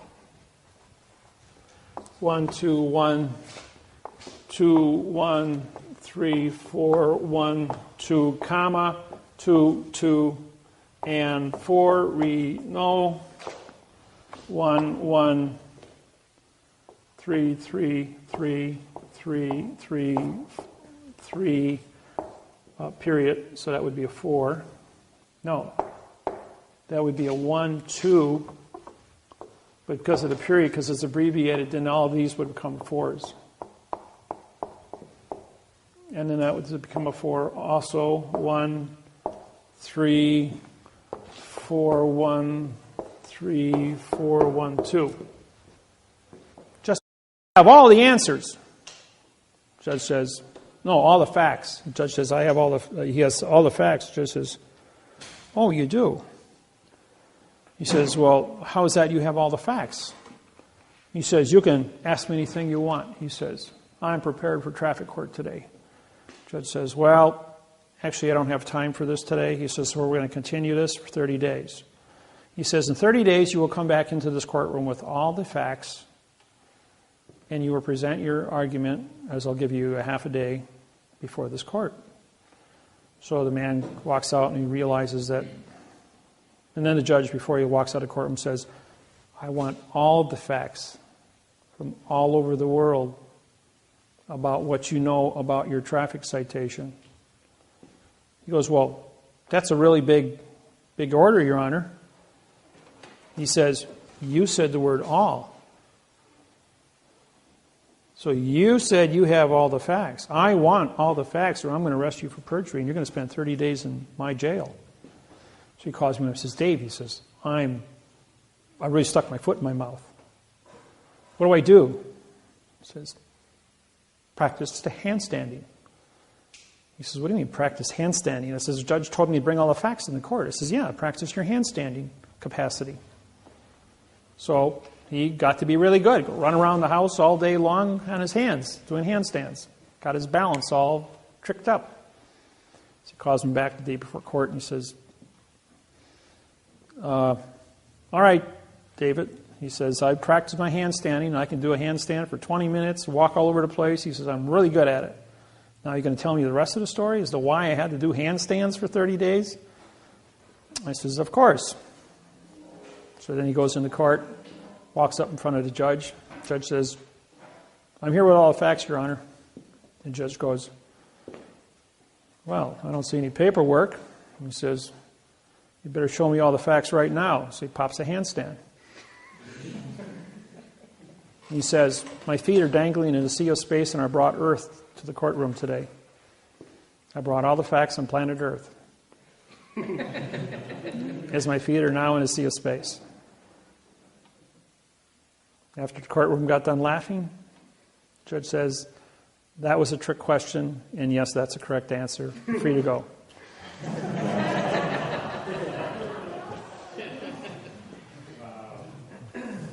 You see, sometimes it isn't about syntax or it's about knowing where to look. So everyone in this room has a really unique gift right now. I'll tell you another little story that is relevant to the gift before I answer the question. Man walks up, Ford, president of Ford Motors, Mr. Ford himself, 1952, holds his annual shareholders meeting. And people come from all over the United States for all the Ford dealers. And Mr. Ford is amongst all of his executives, and he's having a conversation. And finally, this young executive walks up, 31 years old, graduate, cocky little guy, and he walks up to Mr. Ford and says, Mr. Ford, I understand you can answer all questions. He says, yes, I can. He says, okay, I got a question for you. So he asked the question in front of all the people there. Give me a phone. I want the answer to this question. You got 15 seconds. Calls his think tank. 15 seconds later, comes back and he says, here's the answer to your question. And answers it. He says, is that the correct answer? He says, yes, it is. He says, you can't answer all the questions. He says, you had to call somebody else. He says, is that the right answer? And the man says, yeah, that's the right answer. He says, I know where to look. And that's why I know I can answer your question. By the way, you're fired. For being a wise guy. Okay, what did I say that for? I said that because all of you here have a now have access to me. So therefore, if somebody presents you with a scenario, an argument, a document, anything, trick question, craziness, no matter what you think it is, say, hey, I got Dave's number. Call Dave. Ask me the question. Make sure you got a tape recorder. I will give you the answer. And you won't have to wait no week or so for me to research it. I will give you the answer while you're on the phone immediately. I haven't been defeated in 100,000 questions at 2,500 seminars, so you guys just cook up your best things. I hope I've answered everyone's questions here today and showed you the necessary points of information that are necessary. Yes? I got another question. With all these people that know about you and have your phone number from being on the website, all your students all over the world, how can you have time to answer? I think you'd be getting 2,000 calls a minute. I get 200 emails a day. I hope everybody sends me by email because you can write things out and you get to think about things when you write them out. And so it gives me an opportunity then to answer then when I'm not on the phone, but between the phones and the emails and the lawsuit writing and my day trading and research. I do have a full mental capacity. I don't watch television because that's just... If I'm going to syntax documents where I actually get to sit there and write, I'll watch TV because it gets boring when you're doing numbers at 300 words every half hour. So I watch TV because it's all my right brain does the work while my left brain is entertained watching. Or if I'm talking to you on a phone, I'll be syntaxing at the same time. But I'm always syntaxing. It's just automatic after 12 years, and I don't even think about it. My question was, how do you have time to answer all these questions? I do. I take care of everybody, and I get it all out in record time.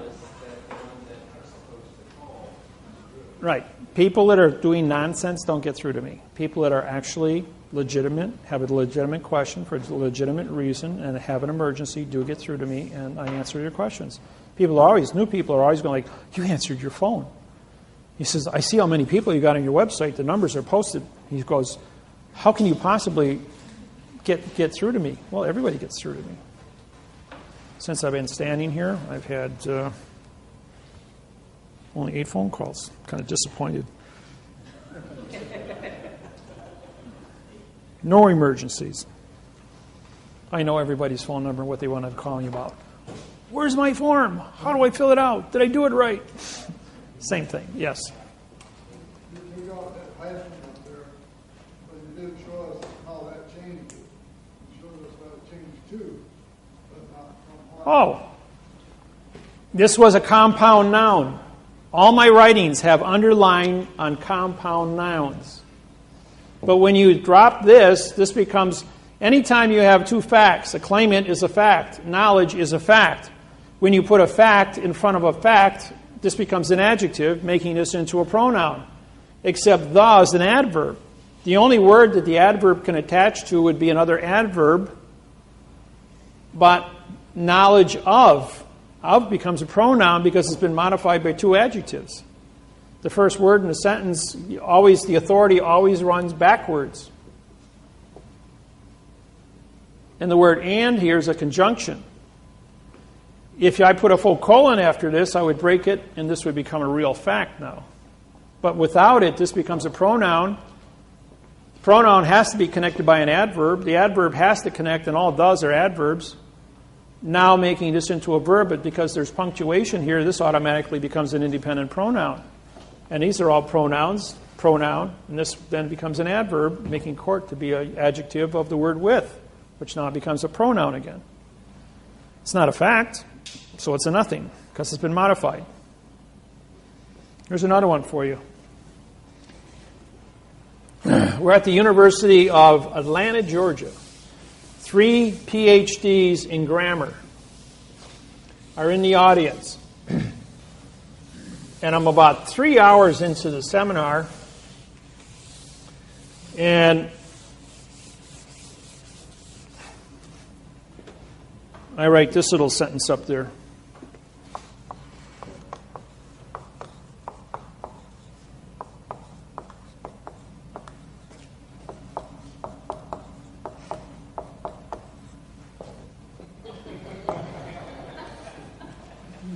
The is for the da. And they're going like, lady stands up and goes, well, that makes a lot of sense. He says, yeah, but what does it say? Doesn't mean anything to anybody in this room. Why don't we syntax it? Here's a prepositional phrase. Can you put a verb in front of a pronoun? Or, a preposition. Yes, you can put a verb in front of a preposition. Can you put an adverb in front of a verb? Well, the answer is yes. Can you put an article in front of an adverb? The answer is no. So the only solution here is the adverb modifies the verb, which is connected to the adverb, which modifies the verb, which connected to the adverb, which modifies the verb. So I use the as an adverb and a verb. Or it's a 4, 1, 3, 4, 1, 2. That's also correct. Because there's no prepositional phrase in front of for the. And as the word for becomes a pronoun, the is now an adverb, connects and then modifies the adjective is, which modifies the pronoun for, which is connected to the adverb the, which modifies the verb the. Depends on what the volition of the writing is.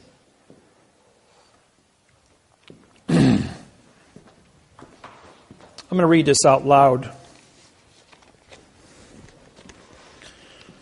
Now, everyone in this room thinks in music. You have music in your brains. You've been brainwashed to understand music. Lawyers write in music. 3, 4, 3, 4, 4, 1, 3, 3, 4, 4, 0, 3, 4, 4, 4, 4, 3, 3, 4, 4, 4, 4, 1, 2, 2, 2, 1, 2, 1, 2, 1, 2, 1, 2, 1, 2, 1, 3, 3, 4, 1, 3, 3, 4, 1, 3, 3, 4, 1, 2, 1, 3, 3, 4, 1, 3, 3, 4, 1, 2, 1, 3, 3, 4, 1, 3, 3, 4, 1, 2. You see a pattern here? You're either doing a two-step, a quick step, a waltz, country two-step, rock and roll. And this is the pattern that the brain goes through. So you write with patterns, you read with patterns. And when you start getting into numbers, you see the patterns. Here the guy is using, there's a quick step, 1, 2, 1, 2, 1, 2. A judge would say, this is the way I want it. An attorney who doesn't know what a judge knows is going to go 4, 1, 3, 4, 4, 1, 2. What is my exercise? I use the as a verb. I use the as an adverb. I use the as a pronoun. Three different syntax identities. You don't believe me? Pull the dictionary out and look up the word the. It's used as an adjective, an adverb, a pronoun, a preposition, an article, and a noun.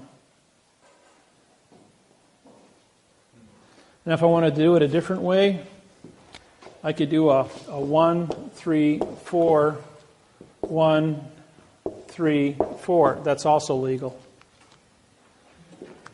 So now I used it as a pronoun, an adjective, an adverb, and a verb. 4 different identities. And all three of those are correct. Now, how would I make a determination as to why this is correct? I would look at all the rest of the thinking of the person, the other paragraph around it, and see which one of these patterns have been duplicated before. And that would tell me what his volition was when he wrote this part. If one attorney writes continuously in a 1, 2, 1, 2, 1, 2 and hits this pattern, I'm going to say this is his volition. If the next attorney writes this pattern and it's unbroken throughout the document, I'm going to say this belongs to his pattern. This might be Harvard, this might be Yale, this might be Princeton. Each law school teaches different patterns. So you got to know where the music came from. And when you see the music, you know what your thinking capacity is, and you're going to say, oh, Benjamin Franklin wrote this in the Declaration of Independence. But then he went ahead and he helped Thomas Jefferson write the Constitution of the United States of America. But then there was a few other little individuals that got their fingers in the pie. So he wasn't the only guilty party up there. Yes? Do you recommend sending your kids to college? Did your kids go to college? Well, we're only talking about English here right now. If you want to study electronics, mechanics, car repair, motor engines, technical schools, yes, there's nothing wrong. Remember, what is the law of the mafia? You keep your friends close. You keep your enemies closer. Don't forget, who is the enemy? The fiction is the enemy. Smith is going to come after you as Zion. The machine, which is government, is going to try and control you through videotapes, mechanics, automobiles, houses, contracts. So you got two enemies in the world. One is a machine, the other one is a virus. So you have to exist and know who the enemy is. You have to be proficient to understand how the enemy thinks, how the enemy works. But you also have to know what the facts are and how to be proficient in the fact. And by doing so, you can protect yourself and your family and teach it on to other people. You know what the world of syntax pays an hour? It's a $1,000 an hour paycheck. When the world switches gears, they're going to need every document, every topic in the yellow pages rewritten in quantum language. It's a $1,000 an hour paycheck if you can write contracts for what is a refrigeration contract, what is a law contract, what is a real estate contract, what is a bank contract, what is a mortgage contract. How much do you think Bank of America will pay you to write a mortgage contract in quantum grammar compared to the 15-page one of nonsense you now possess? I can take that document and probably, that's 6,000 words. Let's see, 18 and 8, 20, 30, probably about 44 to 46 hours I could have an entire 5,000 word document written in quantum grammar to cover all the topics there, all the scenarios of weather, pesticides, pollution, contracts, and do it in quantum.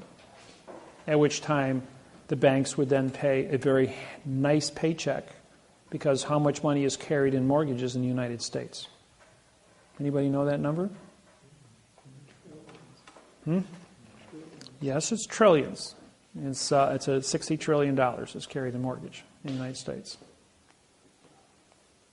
So therefore, what would be your paycheck if you just know how to write a 15-page quantum document? For Bank of America, Wells Fargo, Citibank, Chase, Wachovia, J.C. Morgan. Do the math. You got 38 major banks. They're all going to want mortgages. Learn how to do syntax. One contract, you're financially independent. There is no substitute for knowledge. The only security you have in life is your own daily capacity to earn. Earn doesn't mean money. Earn means respect, love, ability to communicate with other people about anything.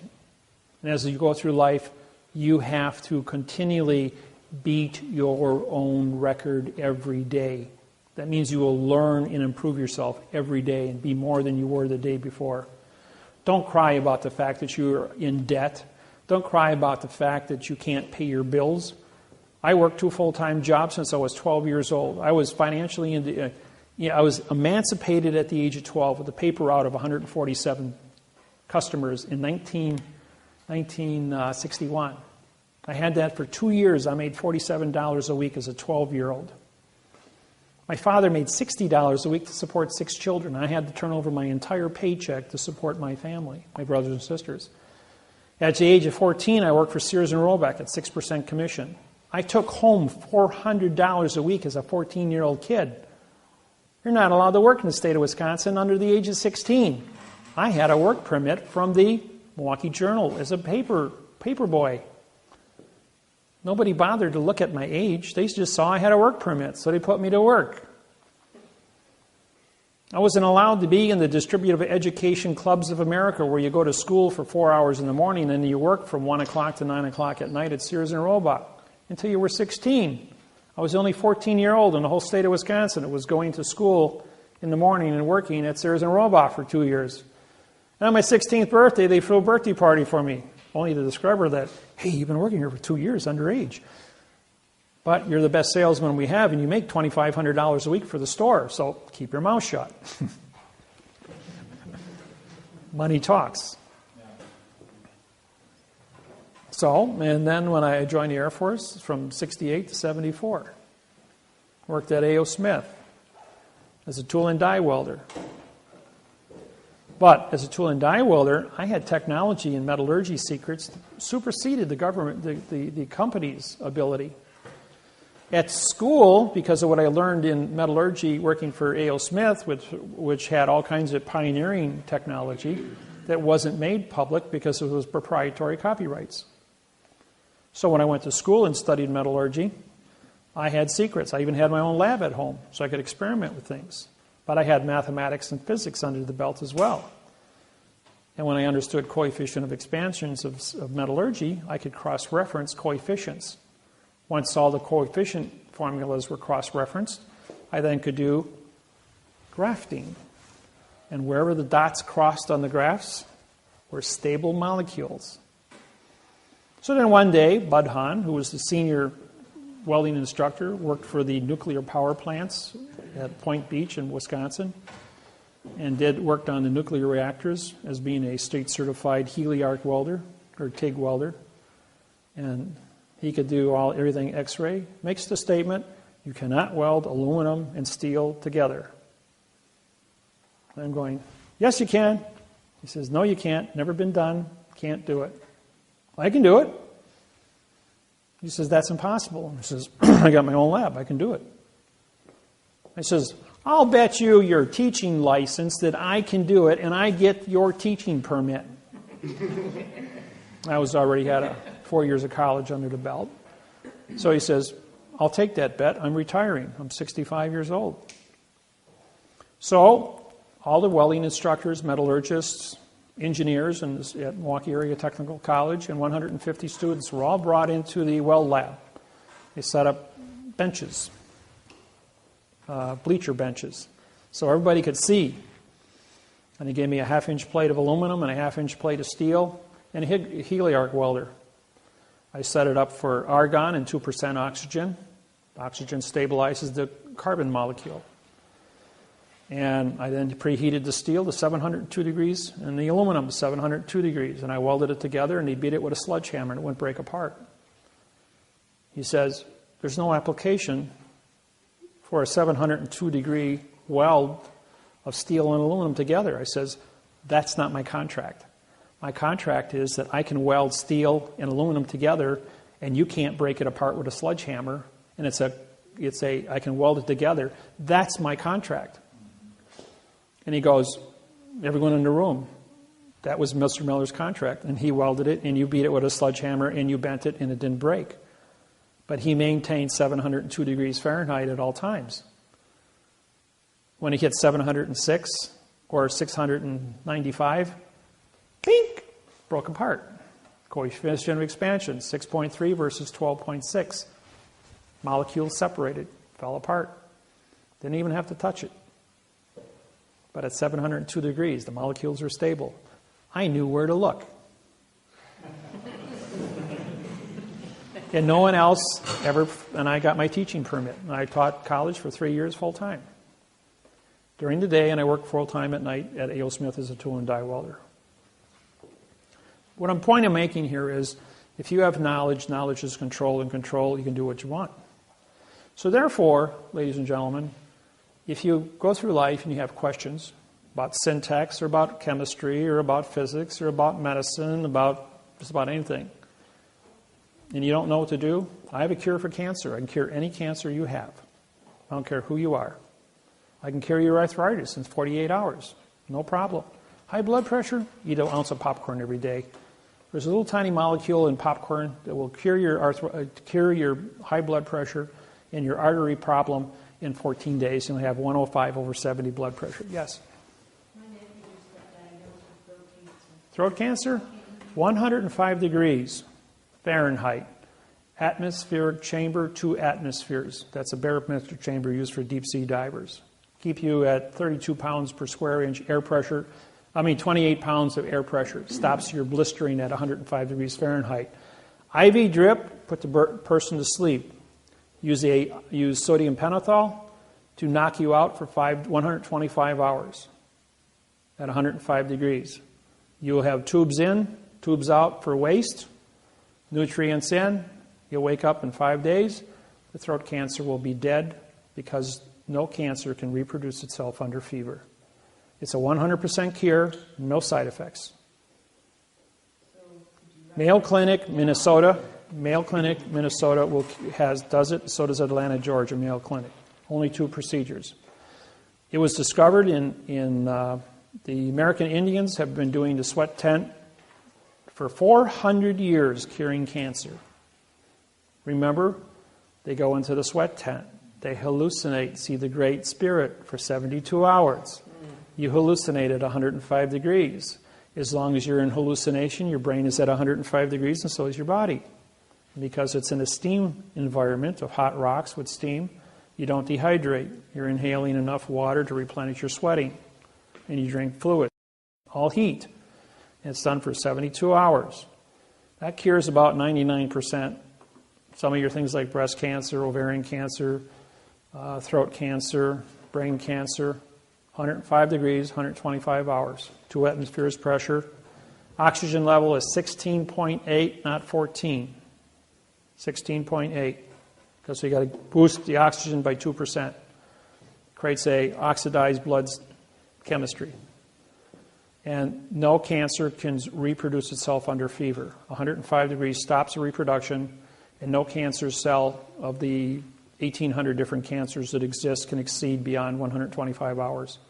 They will all die, 100% will die without reproducing, and your body will be purged. The human cell can go 90 days at 105 degrees. You only got to do 5. They will have no side effects. Nope, you're asleep. You're under sodium pentothal. Your whole body is completely kept asleep. You have a heart pacer to hooked up, so your heart is electronically monitored and timed so that there's no interruption of your heartbeat. And use an anesthesiologist to create the chemical IV drip that will create an artificial fever. The atmosphere of the barometric chamber is also heated to 105 degrees, so it's stable, both internal and external. But he does not have any money. He's still paying hospital bill that he If you when he had an accident earlier. It's not an excuse for murder, so I gave you the cure. You go to the Mayo Clinic, they'll take care of it. Is it a child? He's old. He's old. Oh, because if it happens to your children, the Shriners Hospital in Chicago will take care of that for children that have cancer or birth defects. So would they take care of him? They may if he's poor, but Mayo Clinic will probably take him in if he applies for it. He's also hemophilia. It's a 5-day cure. So my recommendation is go to Mayo Clinic, explain your situation, and you might qualify. Obamacare might kick in.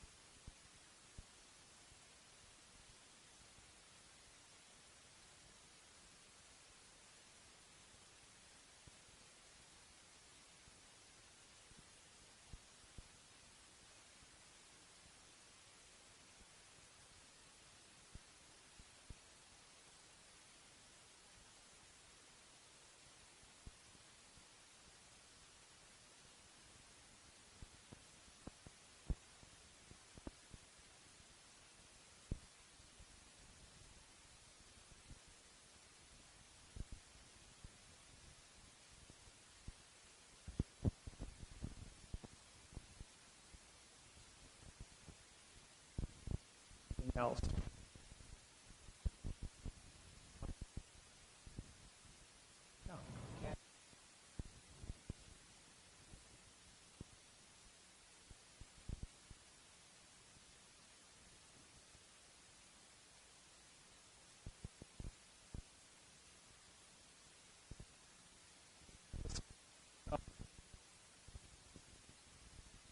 Popped white rice corn.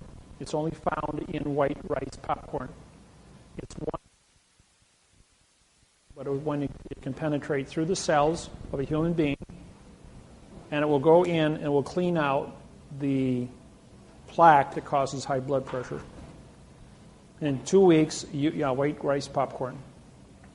Air pop it, put as much butter and salt on as you want, has no effect. Popcorn neutralizes cholesterol in the bloodstream. And you'd be right back to normal. Don't have to take your blood pressure. Oh, that's another thing. Anybody on Tylenol PM, and you know this person, might be a senior citizen, Tylenol PM and high blood pressure medicine causes Alzheimer's in 5 to 10 days. You won't be able to find your way back to your house if you're on that combination of chemicals. So don't do it. You can take regular Tylenol, but don't take Tylenol PM. Any PM medicines mixed with high blood pressure medicine will wipe out your memory. And if you're in that condition, you're going to wind up in a nursing home, and there's nothing wrong with you. As soon as you stop taking it takes about 5 days to flush your system. Put a little baking soda, half a teaspoon a day, and neutralize that, and you'll be back to normal. Yes? I have a question. A friend of mine had a property that sold it for actually a couple months behind. Would he be able to do this program? Sure. Even though he sold the property, he can still go back after his caretaker fees, his guardian fees from the bank, because he was never paid that. They'll adjust. The amount of money can be adjusted for any monies he may have taken out in the form of second mortgages, refinances, stuff like that. Those all get worked out after the fact. But fraud is still fraud. And the U.S. Attorney's Office is looking at $20 million a pop everywhere for one of these files. So still cooperate. Otherwise, we've talked to you about different things.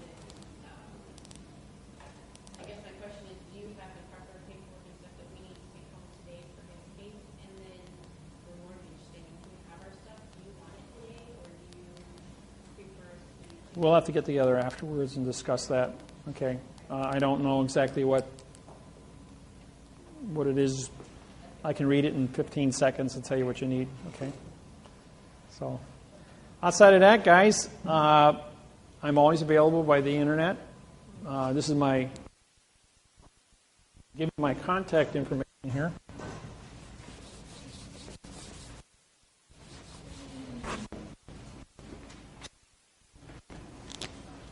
My DWAWRO.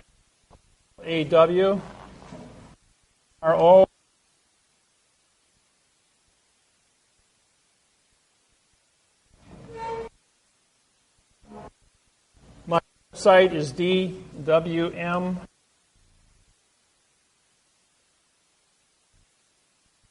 Address, all correct. And my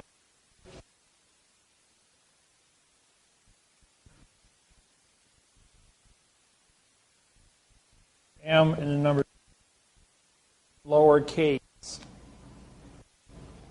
So that's how you get a hold of me. If you want to do video seminars if you have a support group, call me, make an appointment. We'll do a 2-hour video seminar on Skype. I'm going to be unavailable until the 20th of October. I'm going to be traveling. I've got a bunch of seminars I'm doing in California, in Hawaii.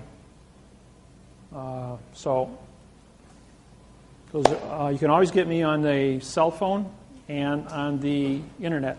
I will have internet 24/7 as I have my own independent router it's portable that I travel with. It works anywhere in the United States. If a cell phone works, my router works.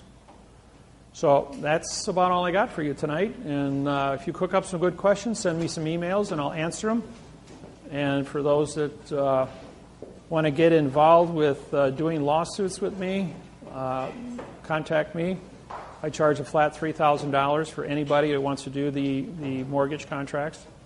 And the syntaxing, the fault judgment, any follow-ups that would take place, the contacts with Tyrone Williams in the U.S. Attorney's Office, any court issues that come up where a judge is going to get attitude, be more than happy to participate. It'll be fun. So thank you for coming to my seminar. Thank you.